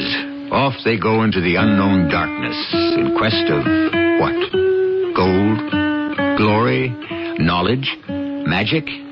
Whatever it may be, each knows in his heart that he is only blazing a trail for those who come later. That he will die poor and defeated. That wealth and fame will be for those who come after. Why do they so readily throw away their lives for such small reward? They're a special breed, and this world could not exist without them. I shall return shortly.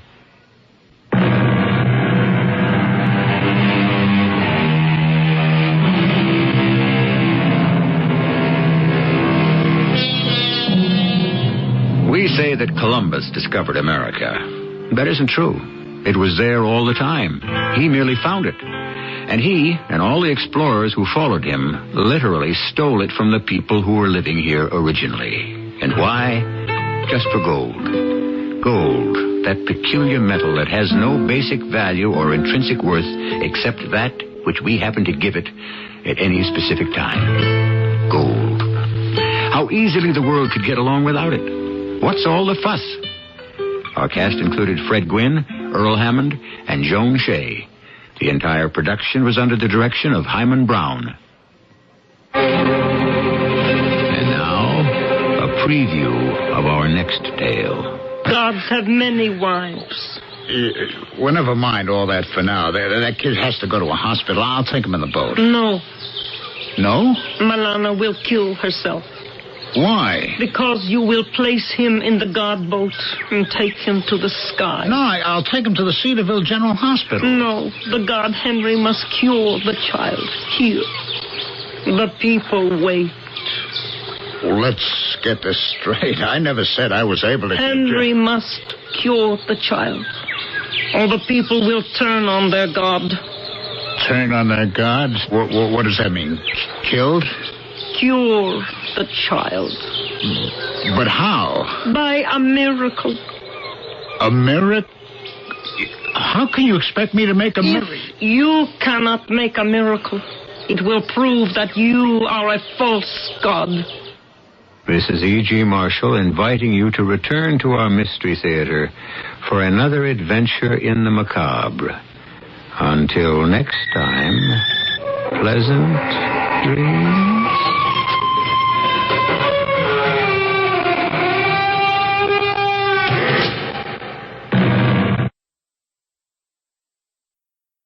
The CBS Radio Mystery Theater presents...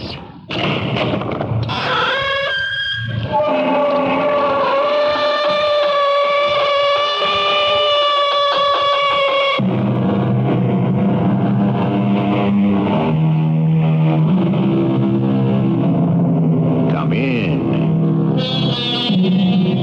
Welcome. I'm E.G. Marshall.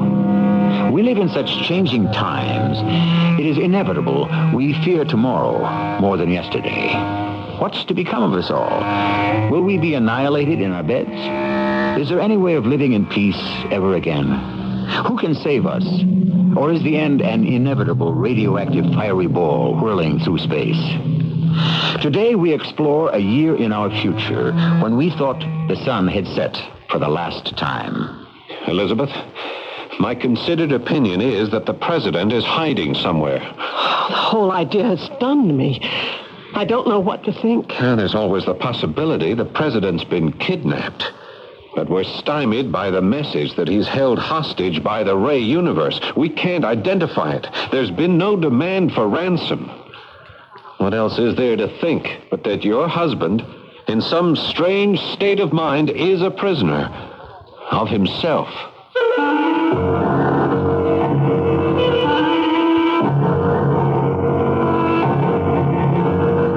Our mystery drama, The Final Mind, was written especially for the Mystery Theater by G. Frederick Lewis and stars Norman Rose and Ann Williams. I'll be back shortly with Act One. What do doctors recommend to avoid constipation? These days, doctors stress the importance of fiber in the diet. Food fiber that helps the system regulate itself naturally. Metamucil is the laxative made from natural fiber. No chemical stimulants. So for occasional constipation, doctors recommend Metamucil more often than any other laxative. The way to overcome constipation is the natural way. But if not nature, Metamucil. Read label and follow directions. Denture wearers agree. Snug cushions hold loose dentures so comfortably tight, I feel confident again. Soft adhesive Snug brand denture cushions ease sore gums from loose-fitting plates. No messy fixing like powders or pastes. Snug is easy to shape and fit. Won't wash off. Get temporary relief from loose-fitting dentures until you see a dentist with Snug. Now in the new 4-cushion economy package. Snug, another fine product from Mentholatum. Here's Willie Stargell for People's Gas. When you're fighting cold weather and inflation, sometimes you've got to pay attention to the stats. People's Gas has a stat you should know about. 75% of the gas you use goes for home heating. So make your house weather tight. Keep the cold air out and the warm air in. The People's Natural Gas Company, part of the Consolidated Natural Gas System. Hi, this is Sam Nover. You know, a very nice thing has happened to me, and I'd like to share it with you. KQV has asked me to host its nightly sports talk show, and I have gratefully accepted. The important thing to me is that while I continue to work for NBC, I will now have the opportunity to be reunited with you, the sports fans of Pittsburgh. I invite you to take the starring role in our sports talk give and take, weeknights from 6:10 till 7:30, right here on KQV.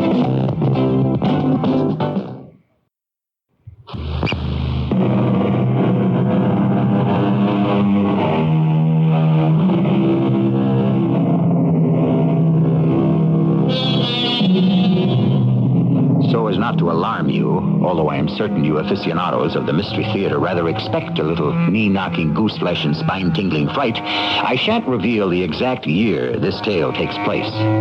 Tonight, I'd say, you can all go to sleep in safety. It's tomorrow I cannot guarantee. We begin at a secret destination 1 mile under the surface of a Midwestern state, in a concrete bunker, where are gathered those who govern and defend the United States. What's the communicator reading, Mr. Freeman? Bombs are still bouncing off the Atlantic protection curtain. Bouncing off? Yeah, not only off, but most of them are being thrust back to the Asiatics. It's almost too good to be true that the enemy's bombs could boomerang. I was pretty sure Justin would pull it off. He's our greatest scientist, so why wouldn't he come up with a laser formula which forms a protective roof over the entire country? Oh, is that how it works? Yes, Freeman here. Security 5, Mrs. Justin Day would like clearance to enter Control 1. She has clearance. Pass her through. Elizabeth, it's good to see you. Max, I just got in from Atlanta. I thought all spaceports were closed. They can't stop me from flying my own. That antique jet can still take off? I was visiting my sister. The report came through on the zone monitor that the Asiatics are suing for peace. So I had to get here to find out if it was true. It hasn't been confirmed, Elizabeth. How's Justin? He's great. I don't think any of us could believe peace was that close, even if we heard it. You must be very proud of your husband, Mrs. Day.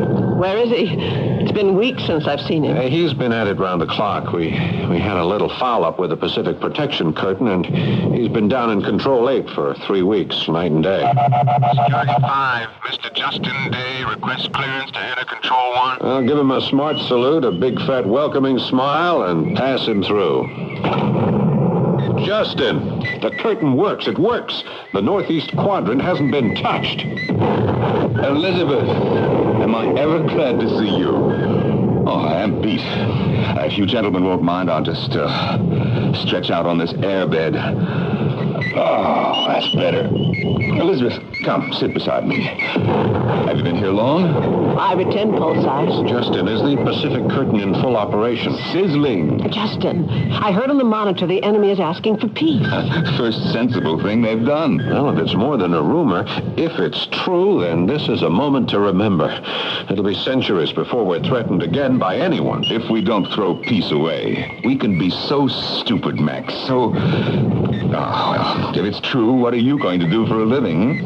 If the government can do without a national security chief, what'll you do with yourself? Well, I've always wanted to be a librarian in a small town. How does Shakespeare, North Dakota sound to you? Not bad. I got it all picked out. My job would be to buy books for our library and read them. How about you, Justin? What's there left for a scientist to do after he's invented the ultimate security blanket? Justin wants to return to his laboratory and keep searching for new worlds. You mean in space? No, in time. I'm not going to ask you to explain that because I don't think I could understand your answer. I can't explain it either, but it's all he talks about. You'll have to ask him yourself. Not now. The poor man's asleep. Well, after 500 hours on his feet, can you blame him?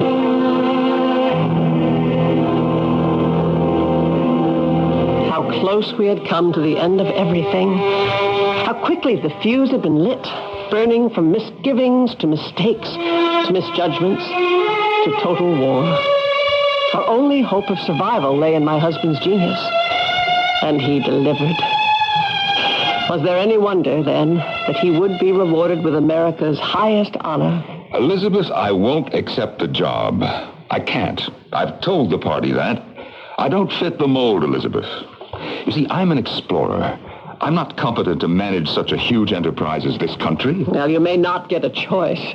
You may be conscripted. What good is an unwilling savior? No, I won't accept it. I can't.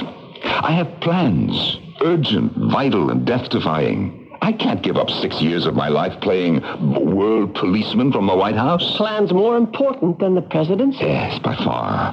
When I said death-defying, I meant just that. What in the world could be more important than serving your country as president? Mankind.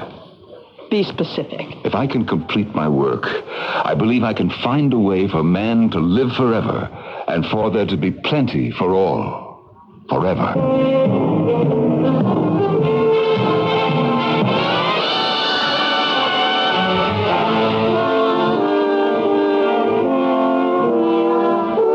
To the best of my ability, preserve, protect, and defend the Constitution of the United States. Ladies and gentlemen, the President of the United States, Mr. Justin Day.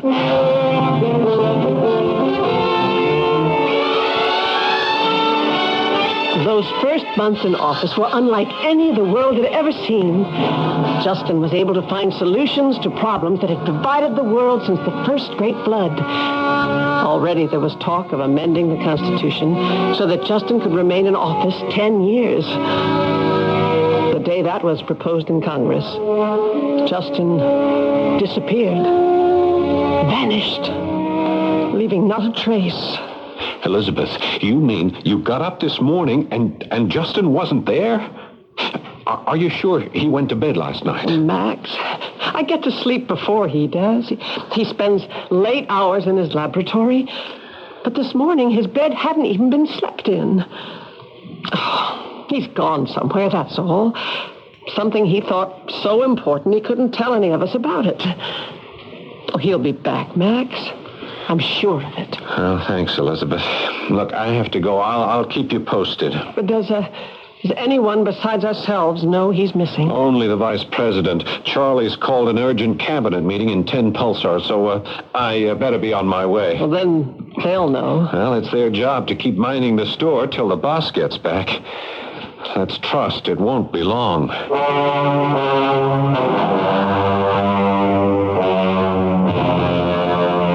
But Justin did not return. The days turned into weeks. The weeks into months. There'd been no provision in our 30th century Constitution for such a tragedy. Everyone in government operated on a temporary basis. Vice President Charlie Wall, of course, doing double duty. It's almost 3 months. Seems hopeless to find him. He must have been kidnapped. Who knows, Charlie? No one's giving up. All our satellites have been programmed with Justin's birth and behavior code. There isn't a particle of universe we can reach by beams that can't react to his wavelength. That is, if somehow he's been spirited into space. Anyway, today's trace and search reports are due in on the Magna scanner any minute now, so we'll have a look, huh? Is Elizabeth joining us? Oh, yeah, she never misses a TNS report. Well, good evening, Max. Charlie. No. Any news yet? You're right on the button, Elizabeth. I'll turn on the scanner.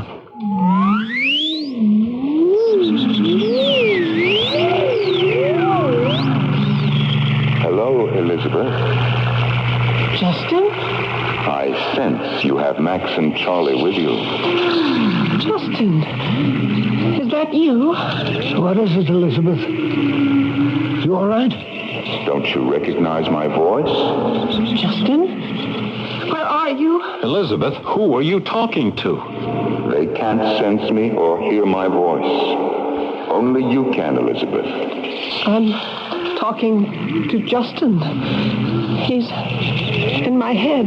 I want you to tell Charlie what an excellent job he's been doing in my place.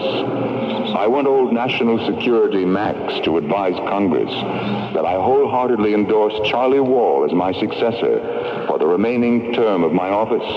Max, Justin says you must tell the leadership that Charlie is to officially take over the presidency. Well, ask Justin where he is. Keep her talking, Charlie.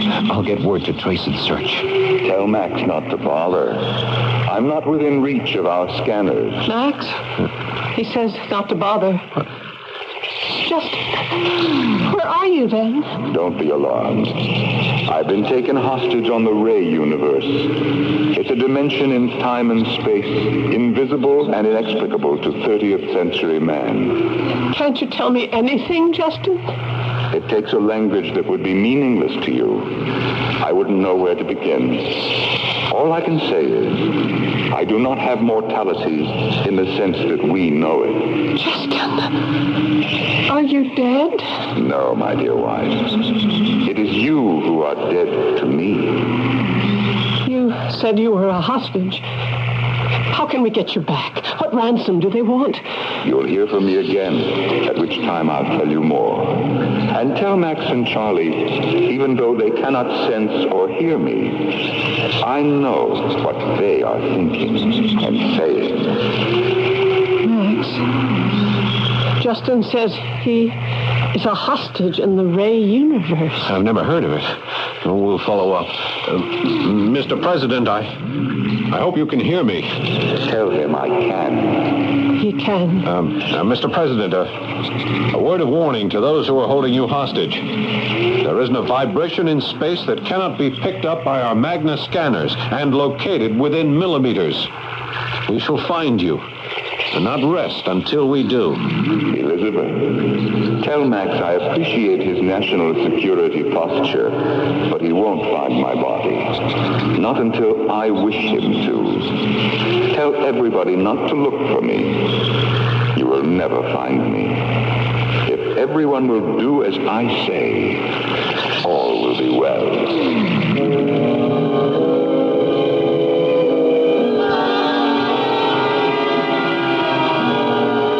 Always a first time. For me, that is. I have brought you many stories of a mysterious nature, but none in which the sound of man is the whole. Since all of us look towards the future with the hope that it spells better days of great enrichment and greater knowledge, I am stepping aside quickly now so that I may return very shortly with Act 2. Weekdays on CBS Daytime Television, Search for Tomorrow follows the lives of people who laugh and cry and love and hate as if there were no tomorrow. And on The Young and the Restless, experience the joys and sorrows of a community trapped in a world where life can be cruel and unfair one moment and joyous and giving the next. Not a fantasy land, but a place where the problems of everyday life must be faced head on. Search for Tomorrow and The Young and the Restless, weekdays on CBS Television. Wait. This Sunday, Chrysler goes to the Super Bowl to take on the toughest competition. We've been there before, and we know the way. We're coming back. And we've got the momentum. We've got what it takes to go all the way. We're coming back. For the third straight month, Chrysler new car sales are up over last year. Ford and GM are down. We're coming back. October, November, December. Got what it takes to go all the way. We're coming back. Chrysler's moving up. All we've got going. We're coming back. Our K cars beat out Ford and GM entries to win Motor Trend Magazine Car of the Year. In test after test, Chrysler takes on the competition to show you just how good our cars are. With all we've got going, we're coming back. If you like tough competition, watch the Super Bowl and don't miss our commercials. The new Chrysler Corporation.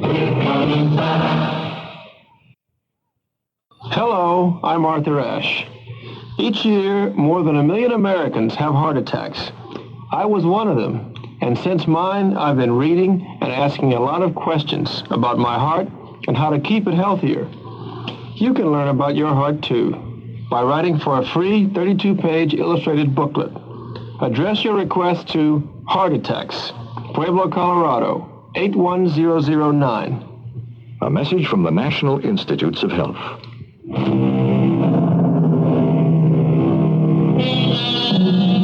Our story unfolds in that sometime of the future. One of the characters let slip the date, the 30th century. We'll take them at their word. A brilliant scientist, Justin Day, having succeeded in averting World War, has, by an appreciative country, been drafted into the presidency. He disappears, returning in voice only, a voice imprinted upon the mind of his wife, Elizabeth. She resumes the story.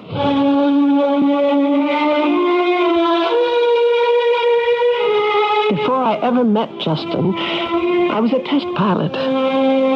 Superstition and flying don't mix. So I'm not a believer in portents, signs, or dreams. Our civilization hasn't arrived at the present millennium by conceding to ignorance and credulity. Superstition hampered the first 25 centuries of man. That we know. But I swear to you, the dream I had last night shocked me. This is how I remembered it. Don't be angry with me, Elizabeth. But I have decided. Why would I be angry? Have you come back, Justin? Even if I could, would it be worth it, darling? 6 years of presidential fence-sitting, playing universal chess, conniving in the name of progress. I can't do it. Who else is there but you, Justin? Who was there before I had the honor? The best would be an exactingly programmed computer. It could keep our world on a balanced economic and political axis. A computer? Yes, Elizabeth. Emotions only get in the way. An emotionless computer. And I am on the verge of the concept.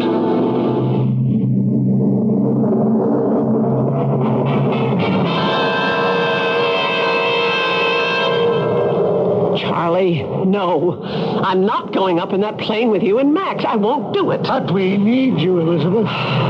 You're our only link to Justin. It's useless, I tell you. We won't find him. Elizabeth, I'm the vice president. I've got to use every trick of the century.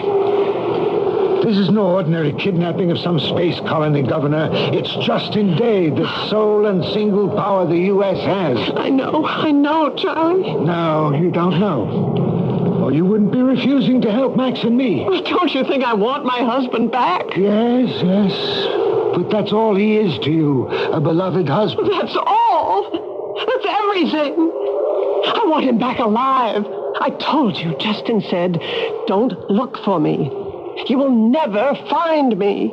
He could have said that if he were forced to. The world looks to us for leadership. And with Justin gone, there is no leader. Charlie, what's holding you two guys up? Let's go. Just a minute, Max. Elizabeth, we've got to have you with us aboard the Magnaplane. Our only hope is if our transmission is spotted, he'll communicate with you, and you could talk to him. Maybe persuade him to tell us what to do, where he is he free to return, and how and when.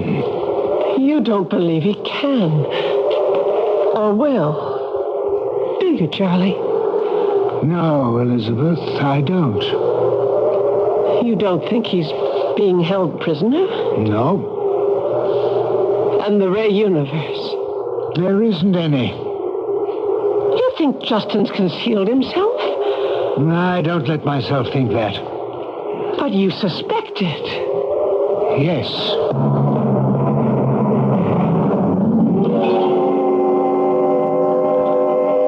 We'll cross the Potomac and then, by using the White House as a central point, fly in ever-increasing circles. Tom, switch on the scanners and receivers. Yes, sir. You comfortable, Elizabeth? Max, I don't know what to think. I told Elizabeth it's our considered opinion that Justin is hiding somewhere. The idea has stunned me. I'm not ruling out the possibility he's been kidnapped, but overwhelming evidence doesn't point that way. In 4 months, we've not had a single ransom demand from his supposed captors on this Ray universe. Mr. Freeman? Yeah, any signals yet? No, sir. The Vice President would like you to join him aft. Right. Elizabeth, you keep your ears tuned to the scanner as we keep circling. Remember, it's for Justin's own good that we find him. And your good, Max. And mine.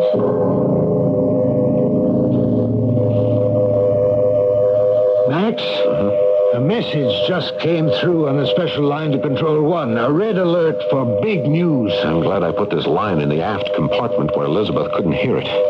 She's in a tough spot, you know. Yes, I know.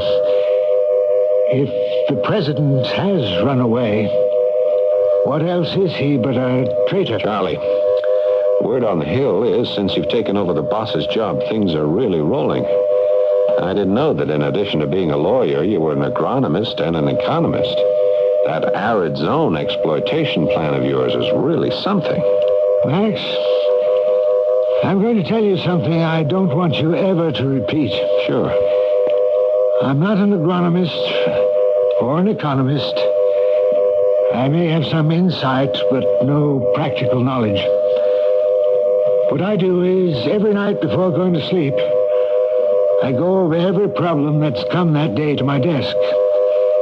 And by morning, I've got the answers. I've heard of people who can do that.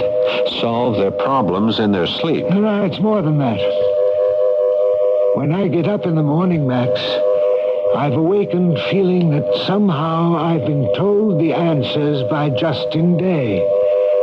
It's as though he's been advising me during the night. Signal for another message. Oh, plug in my voice channel, will you? Hello, Control 1, Max Freeman here. Go ahead with the message. Yes, Control 1, I read you. Would you mind repeating that? What is it, Max? They found the body of Justin Day at the foot of the Washington Monument.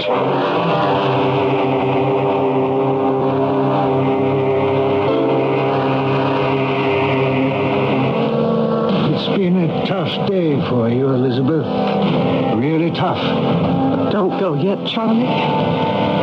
These last few days, I've hardly had time to think. But I hate being alone. Justin was 41. He had a lifetime before him. Would you mind putting on the communicator? You don't want to see all that's going on, do you, Elizabeth? Let the wounds heal. No. Turn it on. I want to. The irony of it all is Justin never wanted to be president.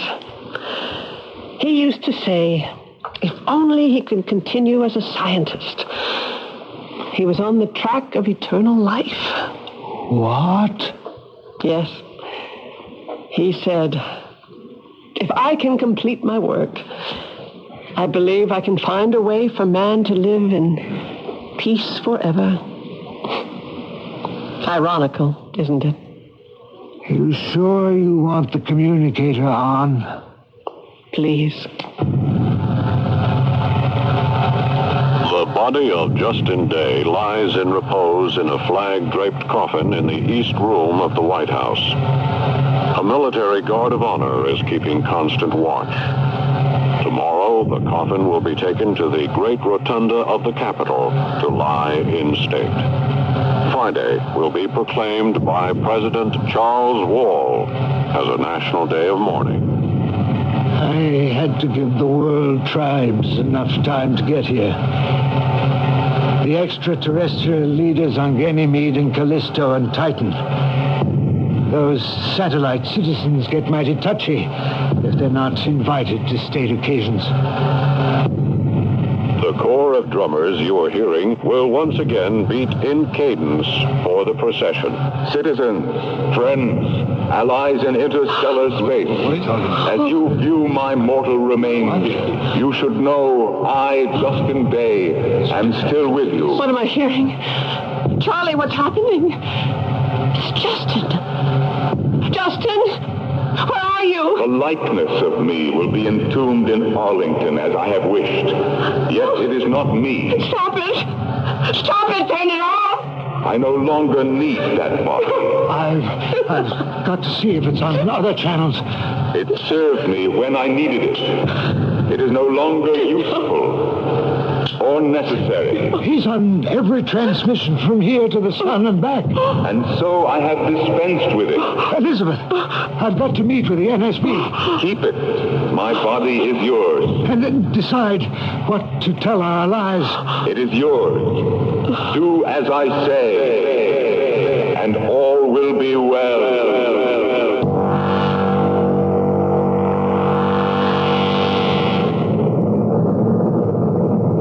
I've got to do this all alone. Another day of not knowing, and I'll go crazy.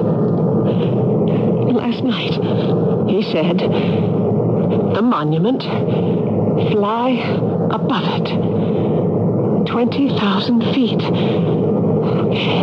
Good. All checked out. Turn on the gamma sensors.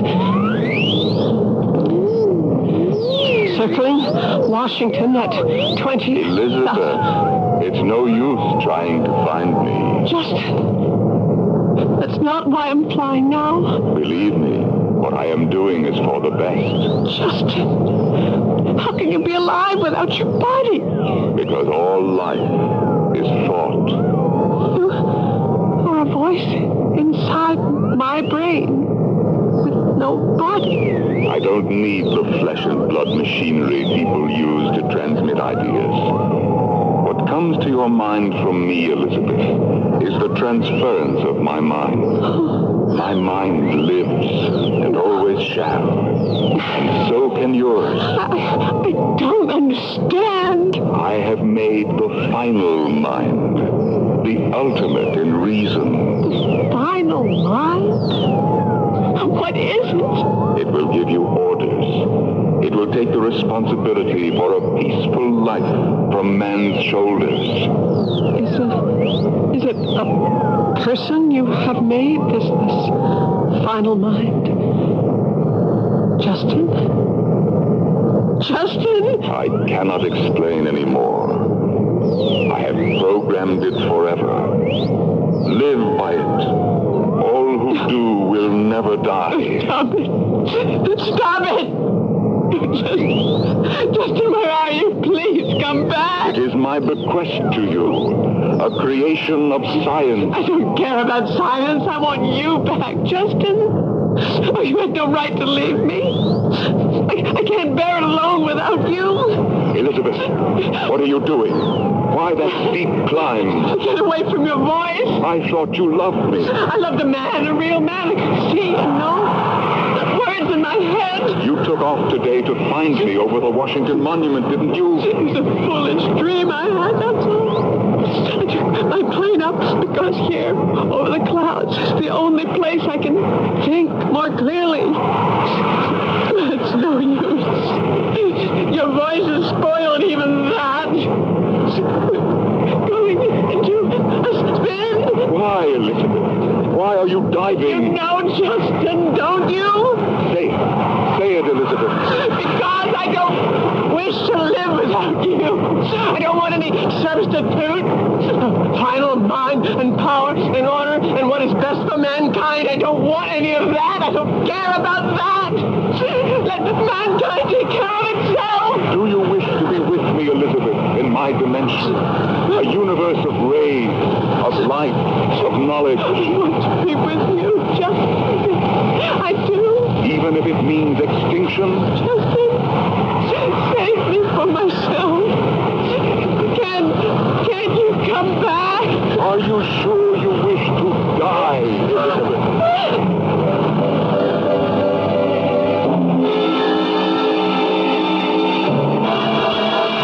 This tale of tomorrow makes me feel somewhat like Sir Isaac Newton, who said of his discoveries, I am like a boy playing on the seashore, now and then finding a smoother pebble or a prettier shell.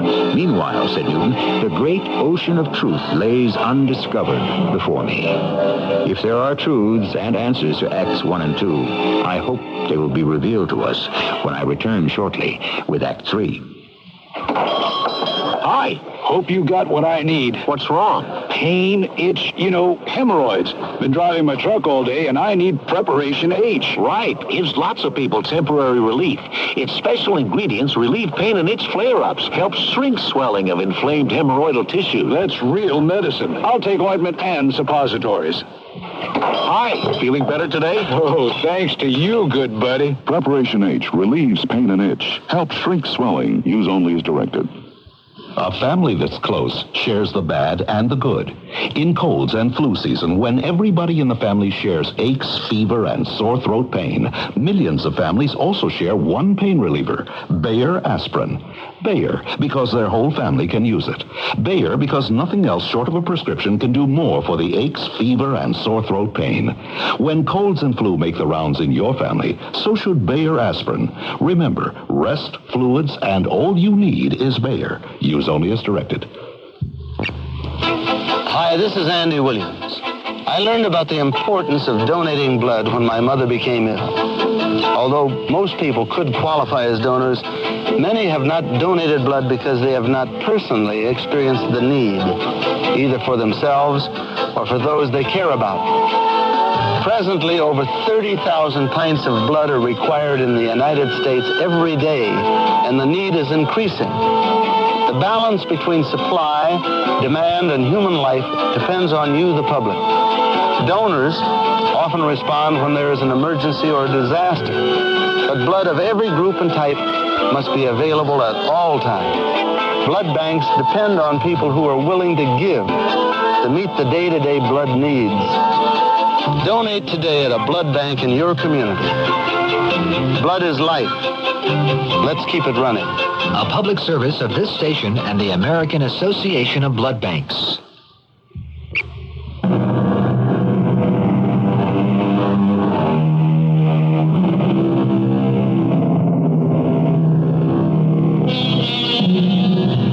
President disappears, yet his disembodied voice lives on. His wife, a former test pilot, desperate because her husband's body has been found and buried, takes off in her space jet, flies high, then spins to Earth. Her plane stalls. The end to her dive seems inevitable.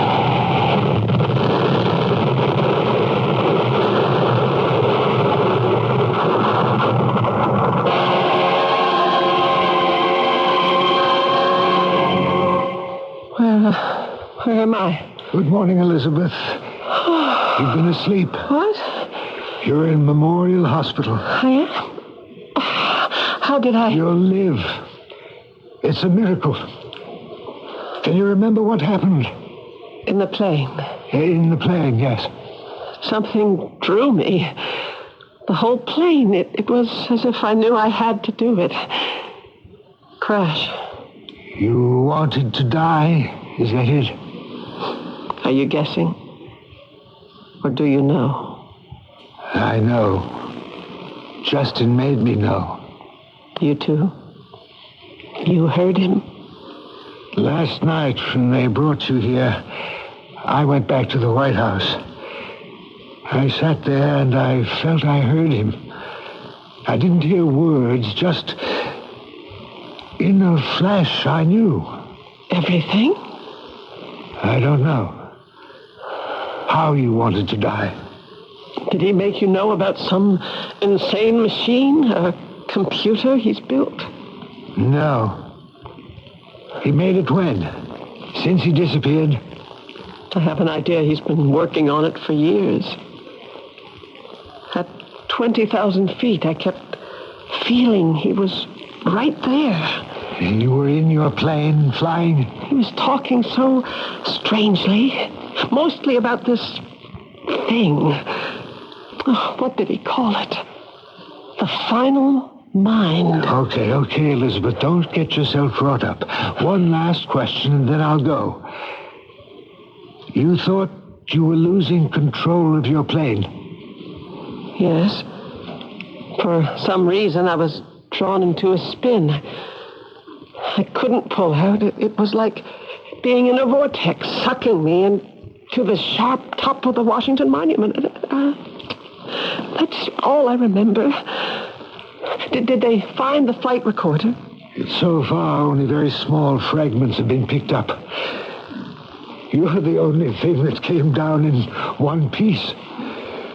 You walked out of that crash on your own 2 feet. Nothing broken, nothing even bruised. You're here for observation, that's all. So if I wanted to, I could get up and walk right out of the hospital? Yes, but don't. A couple of days here won't hurt. I'm tired. I'm going to close my eyes now. Give my regards to Max. I'll see him soon.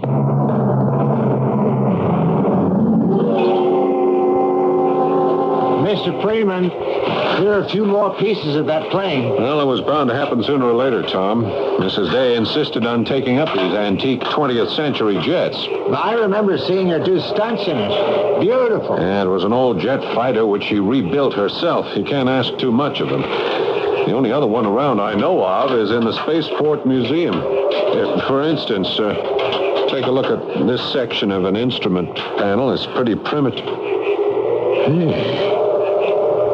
Will you look at this? Got something? Yeah, these 3 gauges behind the cracked glass. All the indicators are bent in one direction. Let me see, Max. Elizabeth, what are you doing here? I couldn't sleep at the hospital, so I came here. Oh, is this all that's left of my baby? You must be unhinged, Elizabeth, coming out here in the dead of night. You've just been in a plane crash. I know. Charlie was telling me. Hey, it's nothing to joke about. I want you to get back to the hospital right now. Max, doesn't it strike you as awfully strange that I should dead stick it to the ground?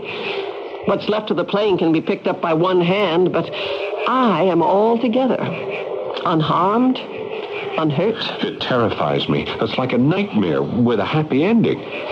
Somebody's watching over me. Yeah. Tom, I want you to take Mrs. Day back to the Memorial Hospital. Max, please. Elizabeth, let me remind you, my job is Chief of National Security. I have this feeling that I ought to look around the monument a little more. There's something in the back of my mind that tells me... Elizabeth, I'm not kidding. Tom? All right. I'll go quietly. Tom, I wonder if you could do me a favor. Sure, Mrs. Day. Instead of us walking straight off the monument grounds to Constitution Avenue, would you mind if we went round by the south end of the mall? It's shorter that way. Well, I guess so. The only thing is that the park lights aren't working on that side. Wait, it doesn't matter. Over by that big hedge, I know a shortcut. Mrs. Day. Where are you? Mrs. Day. Oh, boy. If I've lost her, there goes my job. Whatever it was that drew my plane to the Washington Monument was compelling me to do the same.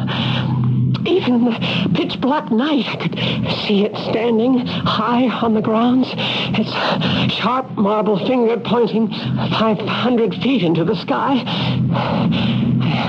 found myself at a small, flat stone door set into the base of the shaft. Elizabeth, you're here. Justin. Look for a round stone right under your feet. Under it is a handle. Turn the handle. The vault door will open. Enter. I found the stone. Go ahead. The handle. I'm inside, Justin.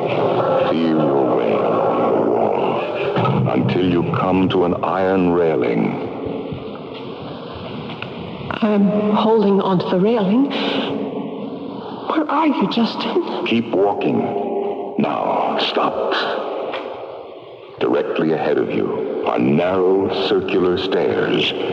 They go down into the foundation for 36 feet. Walk down. Is that where you are, Justin? Down there? Walk, Elizabeth. Hurry. Go on. Go on, Elizabeth. I can't. I don't want to fall. Faster, Elizabeth. Why? You're being followed. Elizabeth, do as I say. Nobody is sure I hear your voice. No one really believes you still exist. They can't allow themselves to believe that. Justin, I'm here now at the bottom of the foundation. Turn around. That's far enough. Do you see a phosphorescent glow? Yes. What else? A door. A large marble-faced door. The glow seems to come through the door. Walk toward it. Tell me what you hear. What do you hear, Elizabeth? It's something powerful behind the door. Justin, it makes me afraid. Elizabeth, you are to place your hand in the center of this door. It will open to your touch. Inside, you will not see me. You will sense me. When they come for it, your body will be where you are standing. They will believe you died of a seizure to your heart. But you will be here with me, living forever. It's too strange. Oh, I can't. I'm right here, Elizabeth, on the other side. Let me go, Justin. Don't do that to my will. You will be so proud of me, my dear. You will understand why I could not sacrifice 6 years of my life in such an elementary, childish occupation as being president. Elizabeth, where are you? You will not cry out. Elizabeth! Elizabeth, we know you're somewhere here. Charlie's here, too. Elizabeth, do as I say. Elizabeth. Hello. What are you doing down here? I'm all right. I'm fine. Hello, Charlie. Hello, Elizabeth. I thought you were going to stay in the hospital. Why, have you followed me? I don't know. Seemed like a good idea. It's 4 a.m. You've been in a plane crash, and here you are waltzing around Washington. We thought maybe you needed help. Justin's in there. Oh, yes, he is. He's behind that big door. What do you know? You don't believe me. I want you to tell them something. I will, Justin. Tell them, right here is a self-powered perpetual dynamo locked into a gamma computer, and I have programmed it to meet every contingency known to man. The problems of floods, famine, politics, economics. I told you what I've named it. The final mind. Max. Charlie. I know you can't hear Justin. He instructs me to tell you that what he has invented is behind that door. Convince them of what I tell you. What's he saying, Elizabeth? He wants you to believe him. That sound is a kind of artificial super brain Justin calls the final mind. What does it do? Reads minds, hears sounds, and acts. The secret lies at the top of this monument. The platinum rods act as a sensor, receiving thought signals from everywhere. Platinum rods? The lightning arresters, yes. They receive thought signals. I get the message. This mechanism he calls the final mind solves the problems it receives and sends out solutions in return. Maybe there is something in it. I leave the final mind as my gift to mankind. Now I'll be on my way to other planets, other galaxies and systems in space to continue my work. My body is a hindrance to me. I bequeath that to the world also. Elizabeth, can we go now? You must be very tired. Do you believe? Why don't we prove it? I'll have the door opened later and we'll have a look. A machine that's going to run the world. Everyone will want to see that. It's a treasure. He's lying, Elizabeth. Charlie's lying. The moment you leave here and go up the stairs, you'll be placed under restraint and taken away. And then the door will be broken down. It wouldn't. And then the final mind will be destroyed. Charlie, no, Max! What's upsetting you, dear? Elizabeth, the alternative is a return to a world mismanaged and war-torn by misguided hands. Tell them it's up to them to decide. Charlie. Decide. Charlie, Max, listen. Don't hurt the final mind. Don't destroy Justin's work. Please.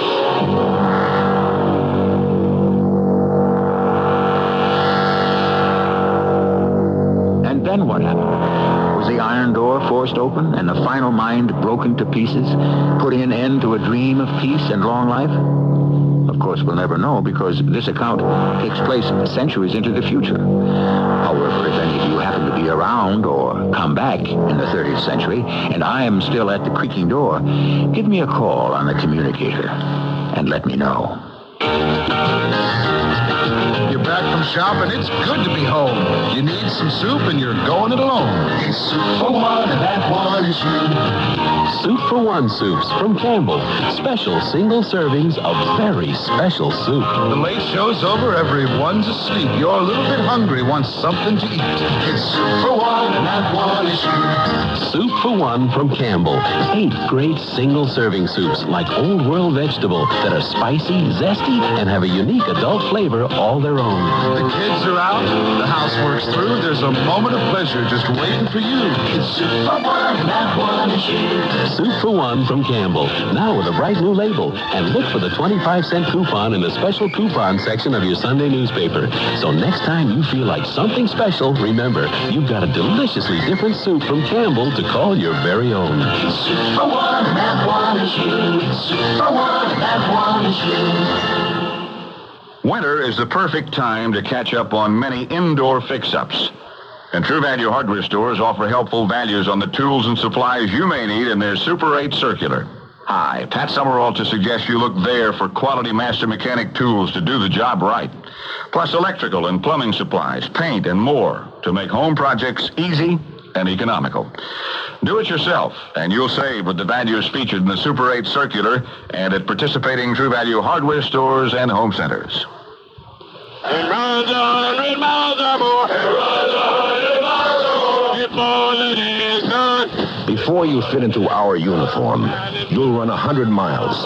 You'll strengthen muscles you never knew you had. And you'll study things you've never studied before. Then you'll fit the dress blues uniform of a United States Marine.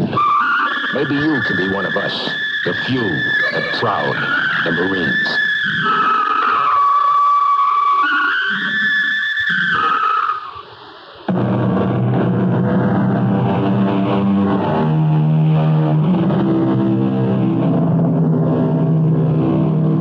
Right now, man is built only to learn from the past. Memory only goes backwards. Some say it's a good thing. It's better not to know what we're in for. I don't agree. If the final mind is in our future, I want to know. I'd even settle for a reliable answer as to whether I should wear a raincoat or a ski suit or Bermuda shorts tomorrow. I hope some scientist out there will give my idea a crack. Our cast included Norman Rose, Ann Williams, Paul Hecht, and Robert Dryden. The entire production was under the direction of Hyman Brown. This is E.G. Marshall inviting you to return to our Mystery Theater for another adventure in the macabre. Until next time, pleasant dreams.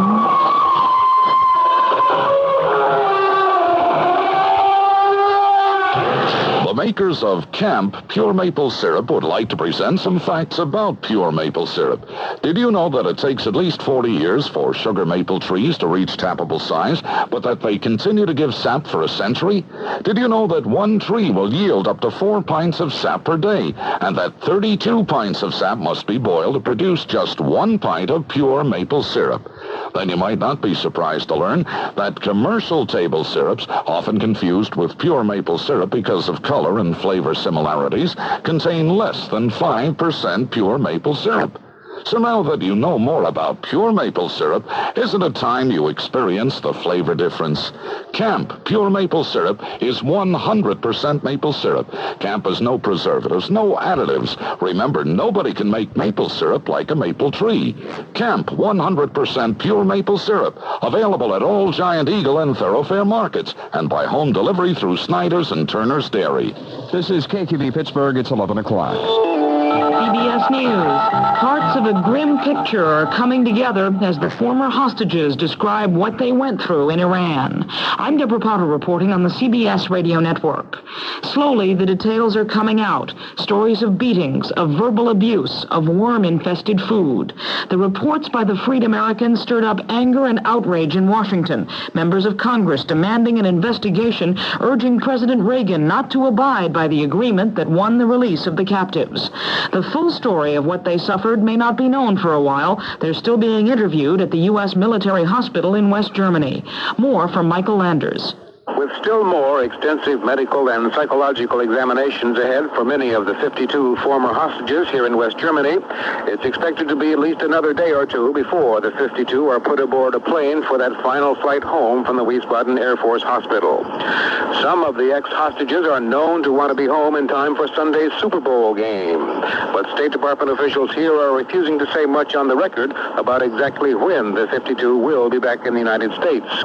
Spokesman Jack Cannon has outlined a number of torture techniques the Iranian militants inflicted on the hostages. He mentioned mock executions, meager and insufficient diets, some hostages handcuffed to chairs for long periods of time. As of late Thursday here in Wiesbaden, Cannon described the initial mental and physical evaluation of the hostages' condition as only about at the halfway point. Michael Landers, CBS News, Wiesbaden. More news after this. Will labor problems in Poland lead to a U.S.-Russian showdown?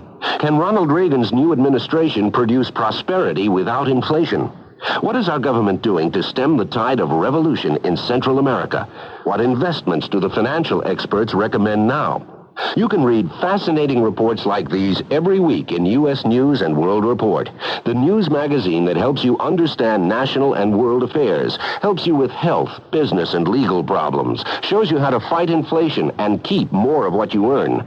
No other news magazine covers the news that affects your world as completely as U.S. News. But find out for yourself. Right now, call 1-800-331-1005 and save 20% off the regular subscription price with a 25-week trial subscription for only $9.87, just about 40 cents a copy. Send no money, but call now. 1-800-331-1005. That's 1-800-331-1005, toll-free.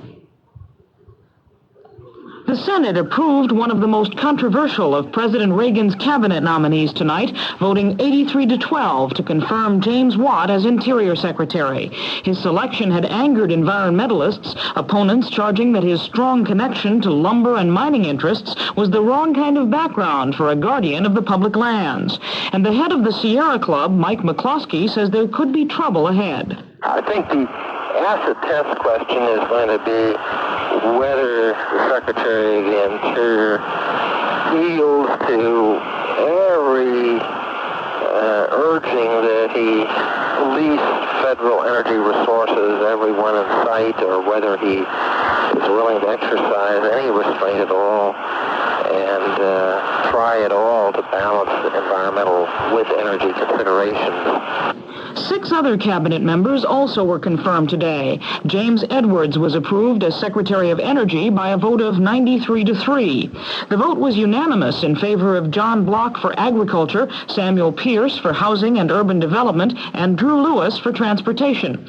Only one vote was cast against the other 2 by Senator William Proxmire. He said he opposed the choices of William French Smith for Attorney General and Malcolm Baldridge for Commerce Secretary because they weren't specific enough about how they'd cut government spending and paperwork.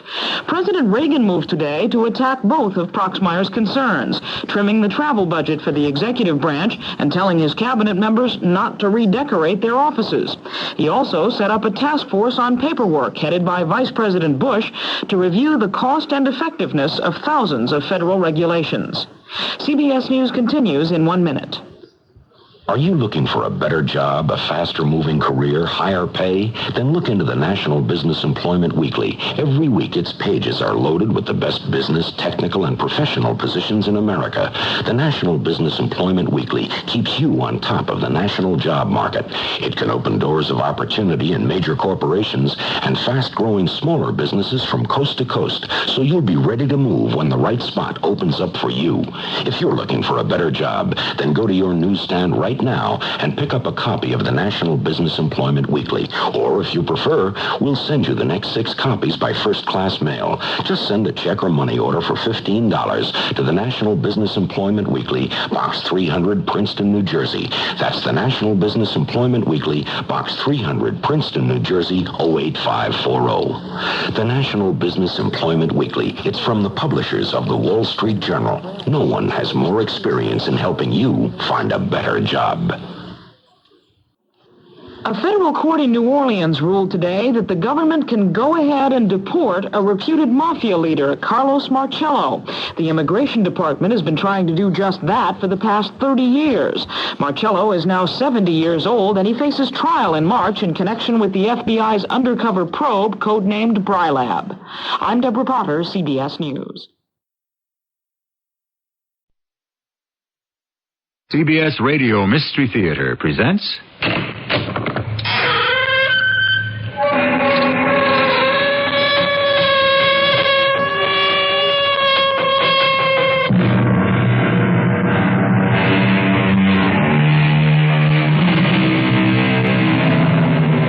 Come in. Welcome. I'm E.G. Marshall. Truth, a philosopher once said, is the most scarce, the most rare, the most precious commodity in the world. And yet, the supply has always been far in excess of the demand. And who can deny it? Or, put it another way, falsehood never lacks for hospitality, while truth usually starves in the streets. But wasn't it ever thus? What are you looking for in the closet? Stanley? It's here. I know it's here someplace. Tell me what you're looking for. Maybe I can help you. I know I put it... here it is. A gun. Stanley, we shouldn't have a gun in the house. Get rid of it. I will. After... After what? After I use it.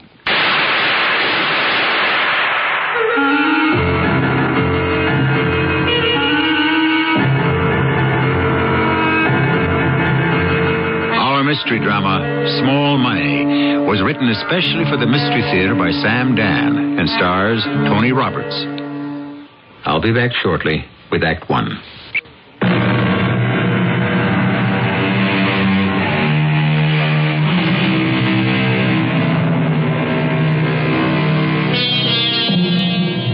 The quiet of the night is shattered by the shrilling of a police whistle and followed by the keening of a siren. Sounds to constrain the heart and ice the blood. Once again, violence has burst forth in the city. Once again. She lies on a richly inlaid floor, a golden girl in a magnificent apartment. What beauty, what wealth. But what difference now? She lies on the floor in simple white slacks and sweater, the costume familiar to millions. But around her breast, another color is spreading slowly, seeping softly. A dark, angry red. He looks at her. He sighs. He has seen so much of this. But of course, there is no way to get used to it. Yeah, it's Lieutenant Schaefer over at Endicott Boulevard. It's a homicide. A doc can work out the details, but she's dead enough. Name's Susie Standish. That's right, the golf champ. Well, I guess she just won't win the tournament on Sunday. Get the team over here, start going. Hey, you don't have to bust the glass in the door. I'm Stanley Standish. Where's my wife? Just take it easy, Mr. Standish. Where's my wife? In the morgue. All right, how do you know it's her? How do you know it's Susie? The body was identified by her sister. How did it happen? Who did it? Look, you want to sit down? No, I don't want to sit down. Just have a seat anyway. Here. Here's some coffee. Who did it? It's nice and hot. You need it. Tell me who did it. At this point, we don't know. At which point will you know? Look, you got to pull yourself together. Don't you tell me what I have to do. It was a burglar. She must have surprised him. She's dead, isn't she? Yeah, she's dead. You don't know. You don't know how good she was, how sweet, how kind. She was number one on the tour, you know? Yeah. And I can tell you, no one resented her. No one. All the girls. No one was jealous of her. No one could ever say a bad word about her. All the publicity, all the money, none of it ever turned her head. Yeah, I read stories about her. Well, you could believe every one of them. What are we sitting around here for? Shouldn't we be doing something? All right, take it easy, huh? I don't want to take it easy. I want some action. All right. I'll tell you what we can do. We can go over to the apartment. The apartment? Yeah. The apartment where she was... Oh, no. No, I don't want to go over there. All right, now, look, sooner or later, you're going to have to. No, I don't ever want to see that place again. The way it looks, it was a robbery. I guess you're the only one who could tell us exactly what was taken. It doesn't matter anymore. Oh, yes, it does. We might be able to trace some of it.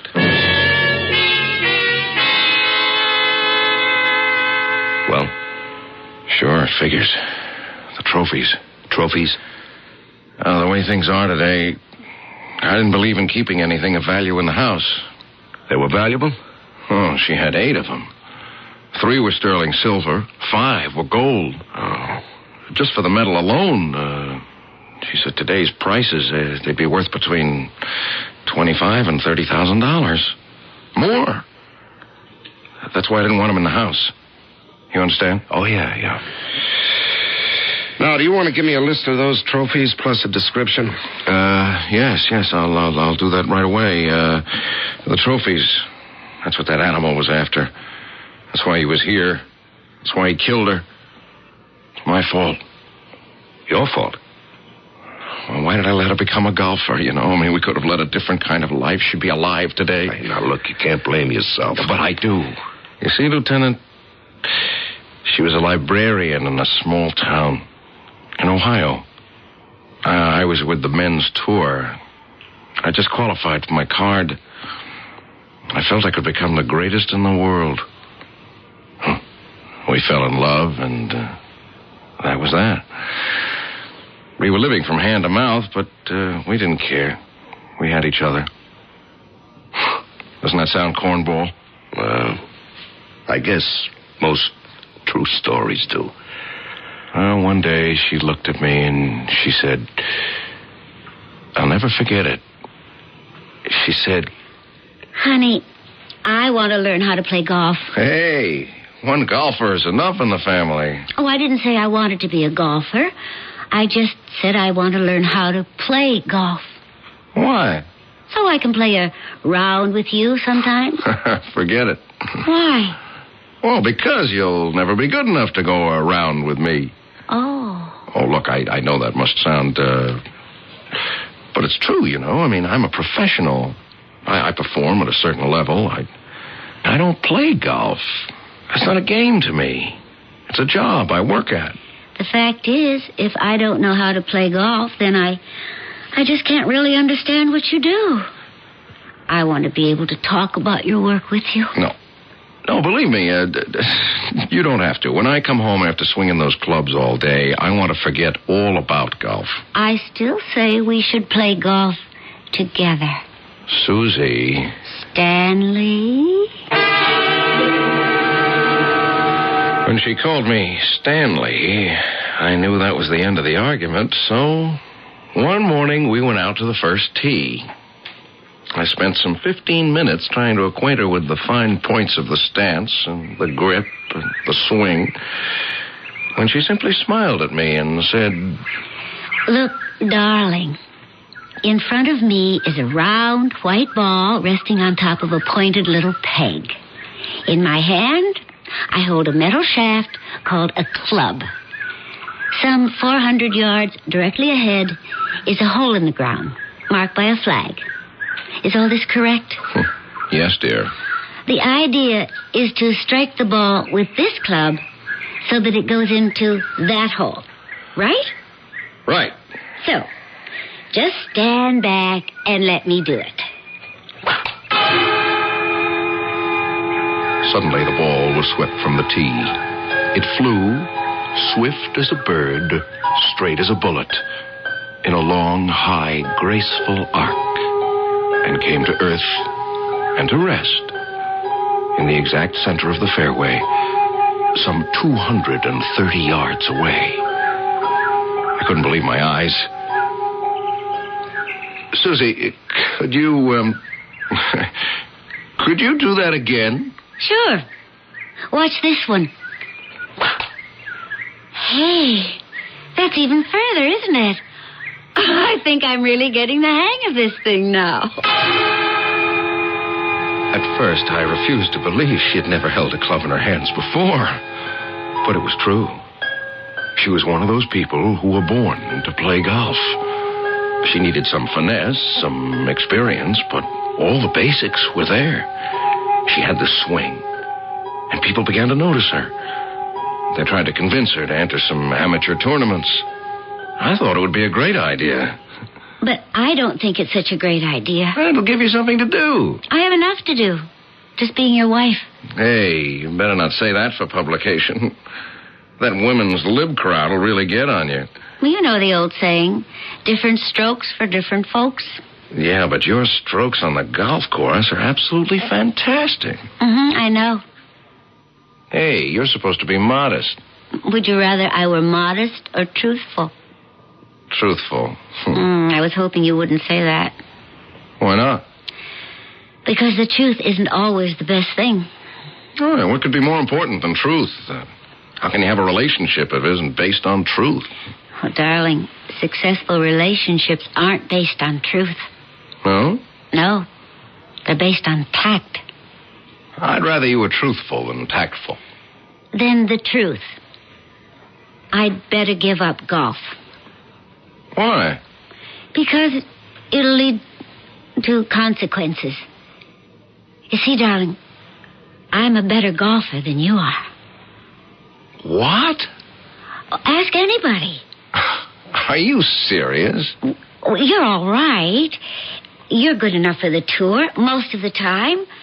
Oh, you make some money in the bottom half of the scores. Now and then you even win a tournament. Susie. It was hard enough to begin. Let me finish. But, darling, I'm a natural. Who are these people you've been talking to? The most important one is me. Myself. I know what I can do with a golf club. Well, Stan, you can't have two golfers in the family. I still don't know what you're talking about. Especially if it's the wife who outclasses the husband. Stan, if I'm going to enter tournaments, I'm going to win.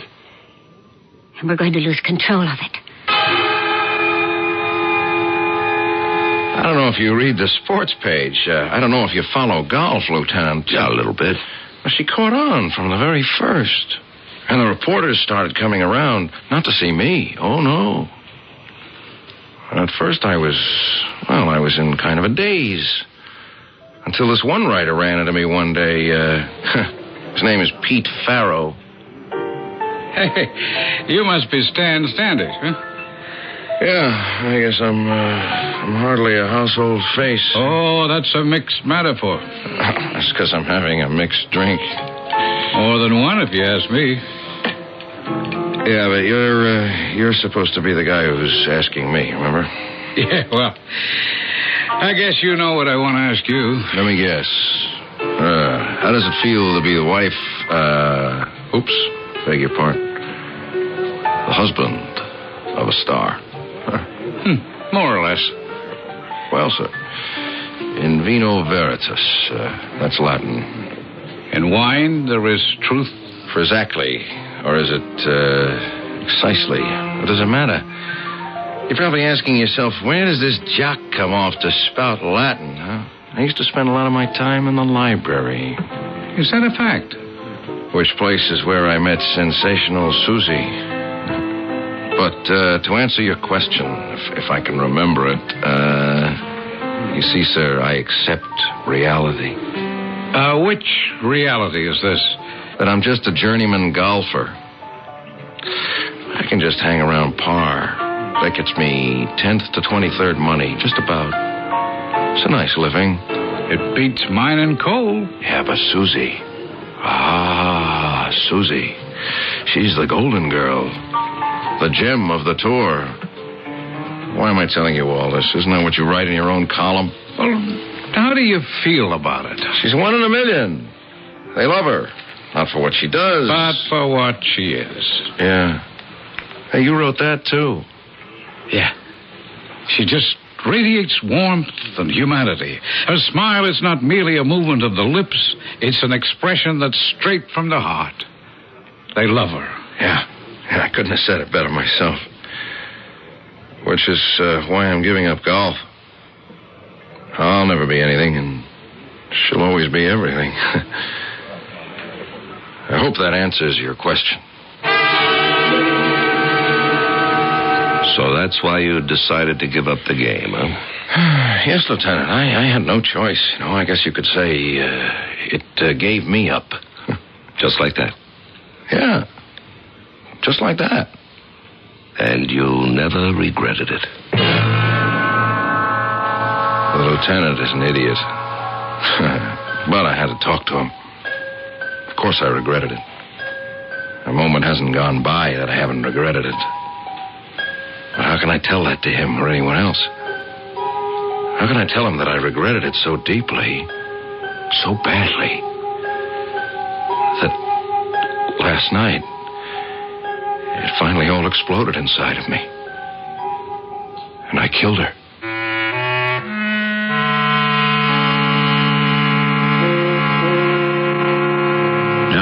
That's a surprise. Perhaps it's not too great a surprise to veteran, sophisticated followers of our stories who take nothing for granted and suspect everybody of everything. The question is, will he get away with it? Well, don't take anything for granted there either. To be continued in Act 2.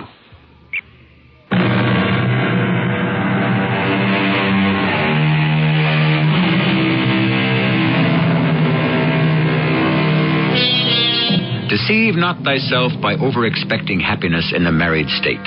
Remember the nightingales, which sing only some months in the spring, but commonly are silent when they have hatched their eggs, says the learned Thomas Fuller. It's a rather complex thought, but we get the sense of what he means. And we know that Stanley Standish over-expected happiness in marriage, and when he was disappointed, he killed her. But of course, the police do not know that. Nor is he disposed to tell them.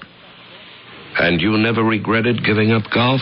Well, it's like I told you before, Lieutenant. It gave me up. I mean, when we first got married, she followed me around the men's tour. Now I was following her around the ladies. And it didn't bother you? Well, of course. It was bothering both of us. One night we'd come home from a party. She just won the Open. And we just simply started to talk about it. Stan, you missed the Southern States Invitational. Yeah, I know. But you had a chance to win. Oh, an outside chance. I'd probably have placed my usual 18th, taken home my usual $3,500. You're giving up. No, that isn't true. I can see signs of it.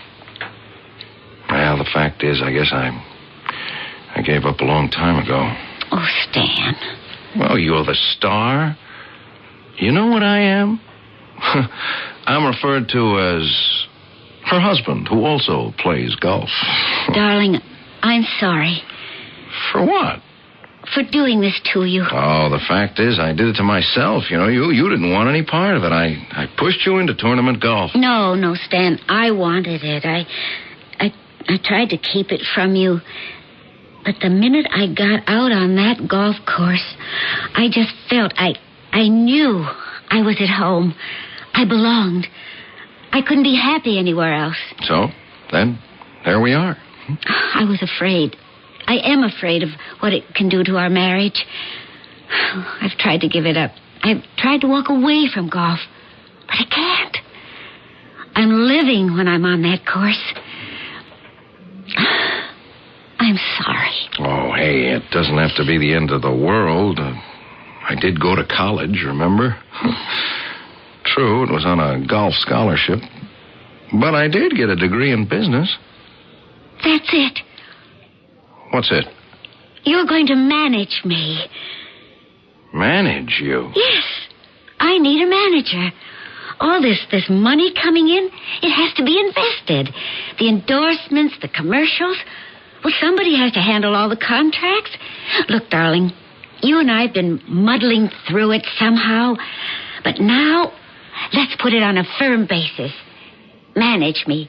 Be my manager. Oh, what am I supposed to do? Become a guy who lives off his wife? Oh, darling, I need you. Oh, sure. Well, somebody has to do it. Well, then get somebody to do it. Who can I trust? Who loves me? Who's always going to be looking out for my interests?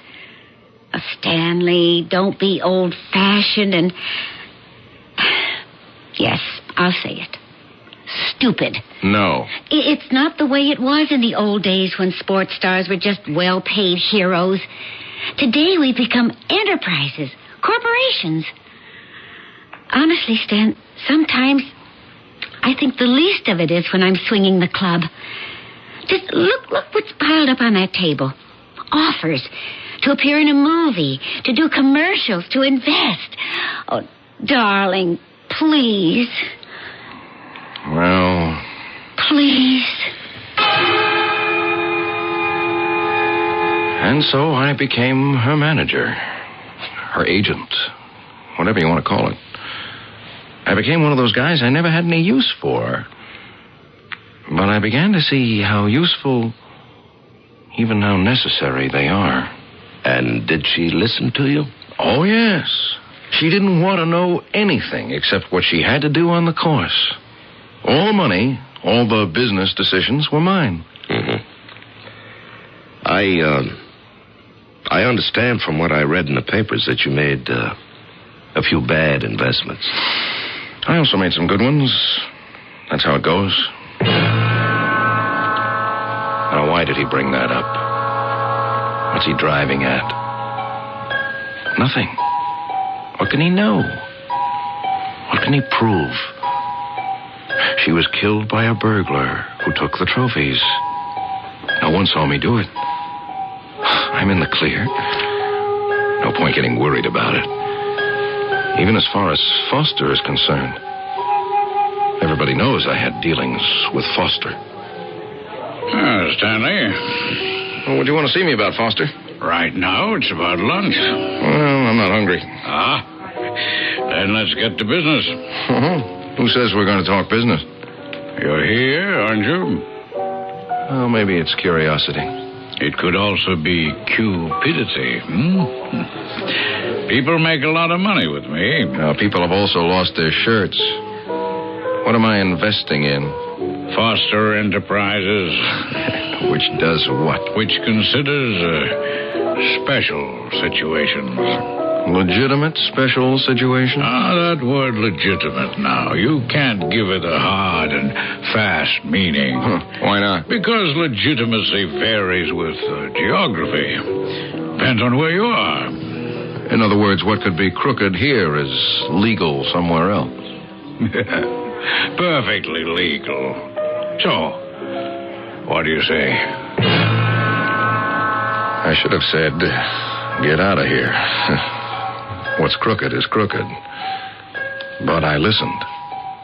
And I agreed. I gave him money. And I must say, it showed some spectacular results. Susie happened to ask me one day. How are we doing? Great. You're a cinch to take the Lady Grey tournament. No, I mean financially. Isn't that supposed to be my department? Oh, sure. Except... Don't tell me. I know. Polly. She doesn't mean any harm. She does, but let it go. I just wish you and Polly would like each other. I'm prepared to like Polly. She hated me from the first minute she saw me. Oh, Stanley, she doesn't hate you. She's my sister. My only sister. My only relative. She practically raised me. Well, I give her all that, but the fact is, she hates me. And she thinks I'm cheating you out of your estate. Oh, Stan. Well, it's true. So, she's been steaming you up. I'm not steamed up. Okay. Let's go over the books. No, let's not. Look, darling, I trust you. But I insist. To begin with, here's a bank statement. I want you to look at these certificates. Also, these checks. Stanley, do we... I never knew we had so much money. And this is just the tip of the iceberg. Oh, I'm so sorry. Forget it. It's just that she's my sister. Tell Polly from me that anytime she cares to, she may send her own accountant here to examine the books. I wonder if this lieutenant, who seems so sympathetic, actually suspects me. Is it a pose? I don't know. But I do know this.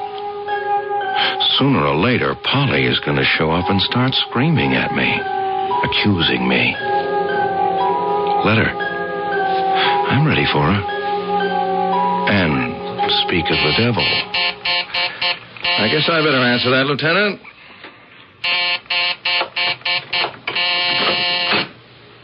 I've been looking all over for you.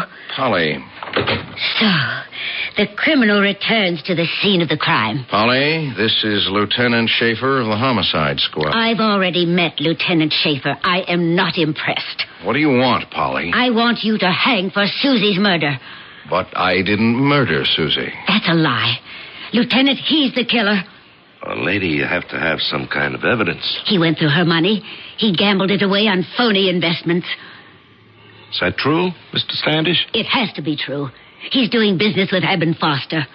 You lost all her money. She faced you with it. You had to kill her. Polly, poor Polly. You want it to be true, don't you? You need it to be true, but it isn't. It is. You say I killed her because I had squandered her money? What's the truth? I tripled it. It's a lie. Well, the documents are there. They're phony. The money is there. It's a counterfeit. Now, miss. I know what I must sound like. A mad woman. But, Lieutenant, I tell you, he killed her. Why, Polly? Why? I don't know why. But you do. Polly, I want to help you. You killed my sister, and you won't get away with it. You don't believe me, do you, Lieutenant?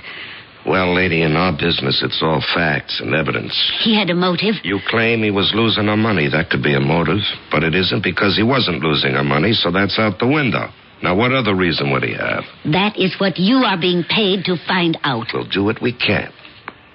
Because your sister was celebrated, the media will keep it alive for a while, but we have so little to work with. I'm sorry. Believe me. What you're saying is he's going to get away with it. Look, we've set a special phone number. We've asked anyone who might have some information to call us. I have some information. I'm giving it to you in person. Why do you disregard it? We've checked him out. He wasn't aware of it. But we've looked into his activities carefully. There's no talk of another woman. I never accused him of that. We don't feel he had any reason to be jealous of her. He hasn't swindled her out of her money. So I ask you, Miss Darnay, what is or was his motive? I don't know. I only know he did it. All right, Polly, dear. You stay with that. Make a fool of yourself. Keep screaming that I'm the killer. And the more you yell, the better for me. I'm sorry, Polly. I'm sorry I had to kill her. But I had no choice. You're right for all the good it's ever going to do you. I killed her, and I'm going to get away with it.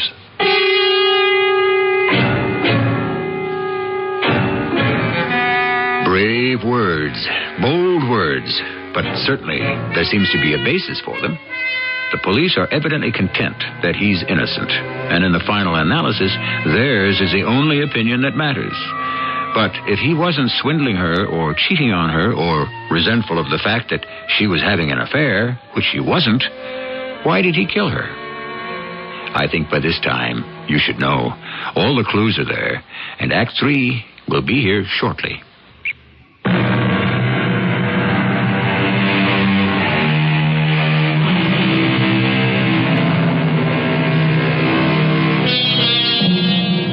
Love. By popular consensus, love, or the lack of it, which some people call a manifestation in reverse, is the basic motive force of the world. No argument here. But love can mean many things to many people. Love can have an infinite variety of subjects, not to mention objects. One thing, however, we do know about love. It is no stranger to death. I know you're feeling all upset, Miss Darling. Would you like me to have a police officer see you home? No. No, thank you, Lieutenant. Stanley, please. I can forgive you. Confess. Sooner or later, it'll all become too much for you to bear. All right. Don't say a word. Just think about it. Goodbye. Well, she sure doesn't like you. It would have been anybody Susie fell in love with. She didn't want her to get married. Polly's about 12 years older. They were orphans. Polly's been like her mother. She gave Susie her whole life. And then Susie ups and marries and leaves her all alone. Yeah. Great deal of bitterness in the world. So much of it unnecessary. I should tell you something. Nobody says you killed your wife. Oh? Nobody says it isn't what it appears to be. A burglary and homicide. But people are going to follow through on her sister's suggestion. They'll question whether there's some truth to her charges. My financial life is an open book. It was. As far as my honesty with my wife's money was concerned. Eben Foster, he taught me things I never learned in college. I didn't want to know how the money was invested. There were rumors he financed drug operations. I couldn't say. That he promoted riots, even revolutions in foreign countries. I didn't know. All I knew was he always gave me my money's worth. And great advice. Stan, I have a little venture. Count me in, Foster. Without knowing what it is? If I did, would it matter? No, I suppose not. Tell me something, Foster. Why do you cut me in on these deals? You got enough money of your own. I like you, Stan. I like you because you're basically conservative. You can say that. Look at the unorthodox way you work. Unorthodox, but conservative. I bet on sure things, and I respect small money. Small money? What's the small money, Stan? Too many people make a pile, and they forget. They don't watch the little stuff, and it starts to trickle away.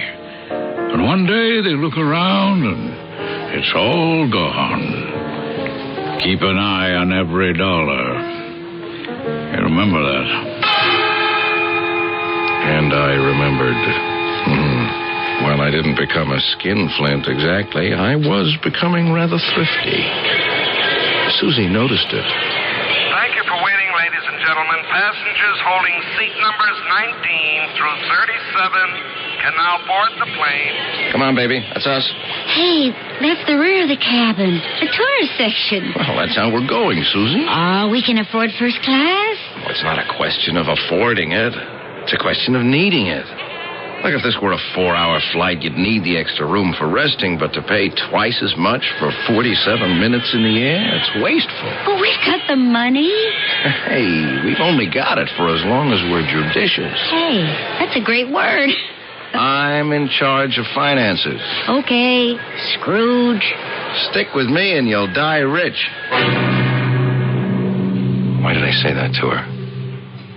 It was the first time I ever used the word die in speaking to her.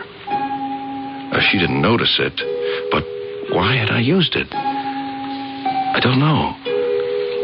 Something was bothering me. And then I realized I wasn't playing golf. I missed it.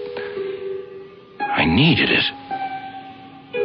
And so one afternoon I sneaked away. I went to some club up in the country and I played for 18 holes. I felt marvelous. And then in the clubhouse, someone said, Hey, Stan, let me buy you a drink, huh? Oh, well, if it isn't Grantland Rice, the greatest sports writer that ever lived.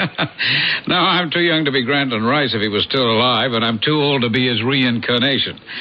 I'm just Peter B. Farrell. Hey, you were absolutely sensational.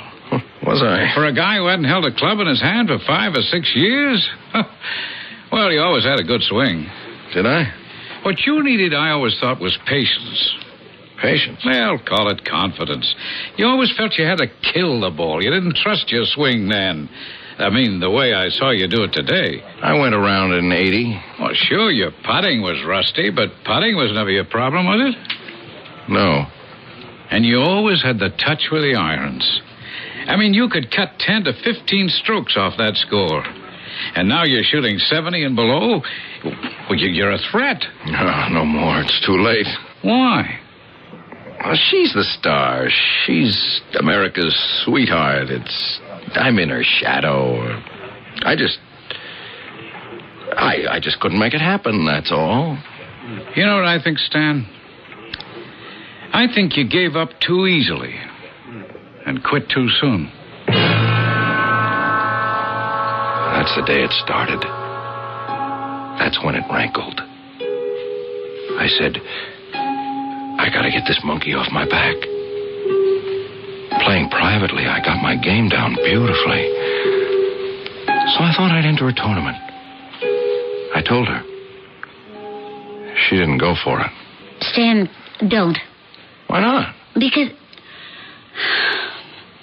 darling, I don't know how to tell you. Well, tell me the truth.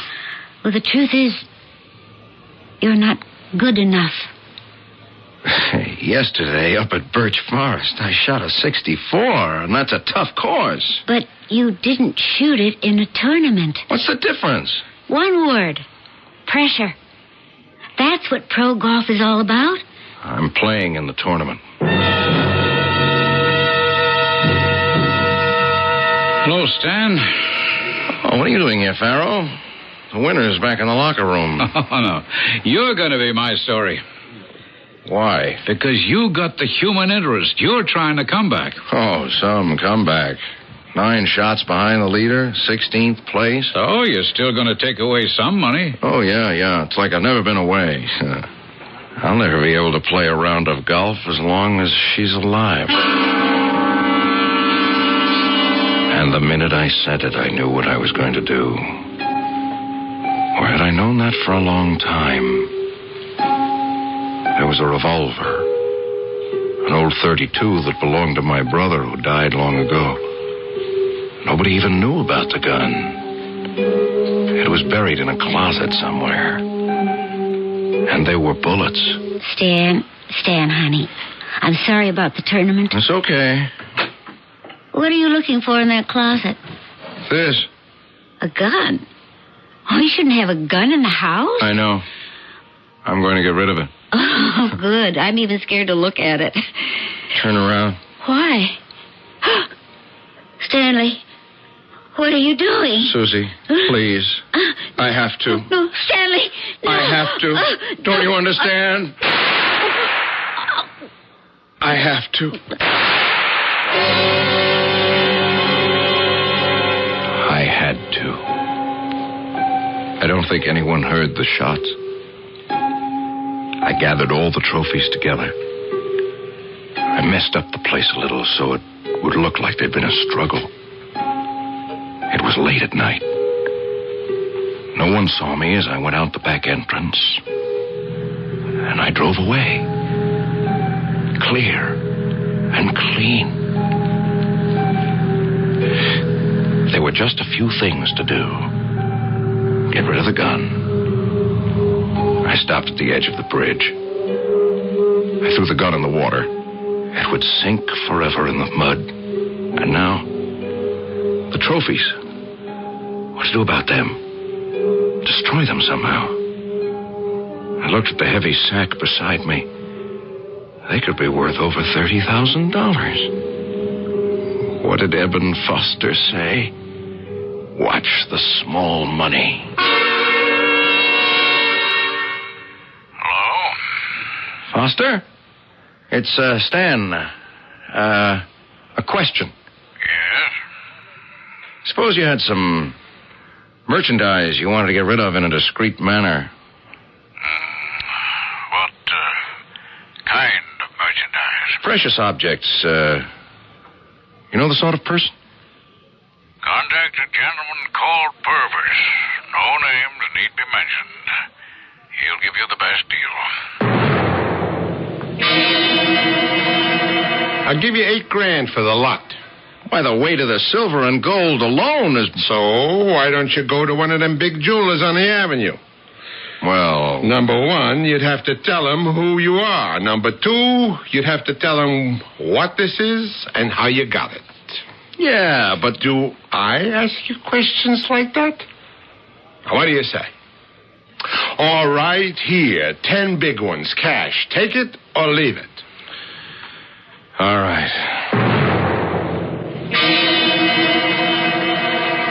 Oh, Mr. Standish, come in. Sit down. Thank you. I just dropped by to see if perhaps there was some progress. Not much, I'm afraid. You know how these things are solved? One of the killer's friends will turn them in for a reward. Oh. Why don't you offer one? A reward? A big one. You can never tell. It might produce results. How big? The bigger, the better. Could you offer $50,000? Why not? Why not, indeed? Why 50? Why not 100,000? I was the killer, and I was absolutely in the clear. I'm sorry I shot her, but she took away the most important thing a man has. His pride. Well, it's time for me to drop in on police headquarters and my routine visit with Lieutenant Schaefer. A nice man. I rather like him. Anything stirring, Lieutenant? Oh, a few false alarms, but you have to expect that. Should I raise the ante? No, it's good enough. Give it a little time. Excuse me.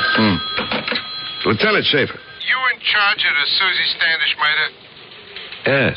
You have any information? The guy that knocked her off and stole the trophies. He left them here with me.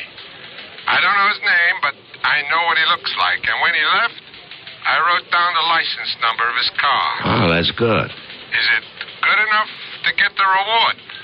Well, if you got all that merchandise, it's all yours. I'm around the corner. Give me 2 minutes. Bingo. Oh, what is it? These crooks, they all make stupid mistakes. He went out and fenced the trophies. Now, that was incredibly stupid. Oh, it was? Well, sure, the fence knew what they were. He knew there'd be a reward. You see? Oh. The reward would be bigger than the gold and silver he could realize from them. Oh. And it's good money. Nice, clean, legitimate. He'd be crazy not to do it. You mean the fence to whom the crook went has now decided to report to the police? Uh-huh. It's our lucky day.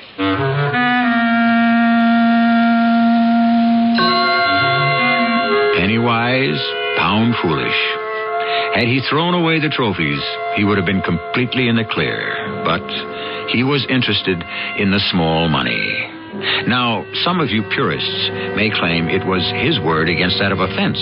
But the trouble was that they found the 10,000 on him. Well, he'll be gone for a long time. But I won't. I'll be back shortly.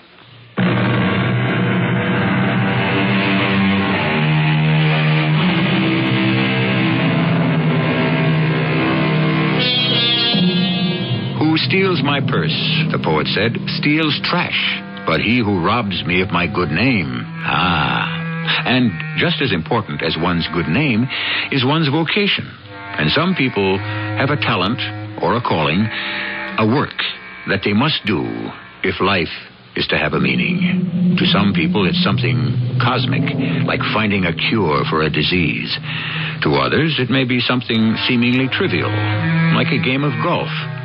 But, as one of our characters said, different strokes for different folks.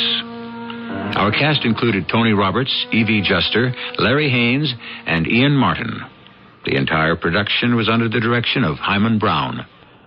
This is E.G. Marshall inviting you to return to our Mystery Theater for another adventure in the macabre. Until next time, pleasant dreams.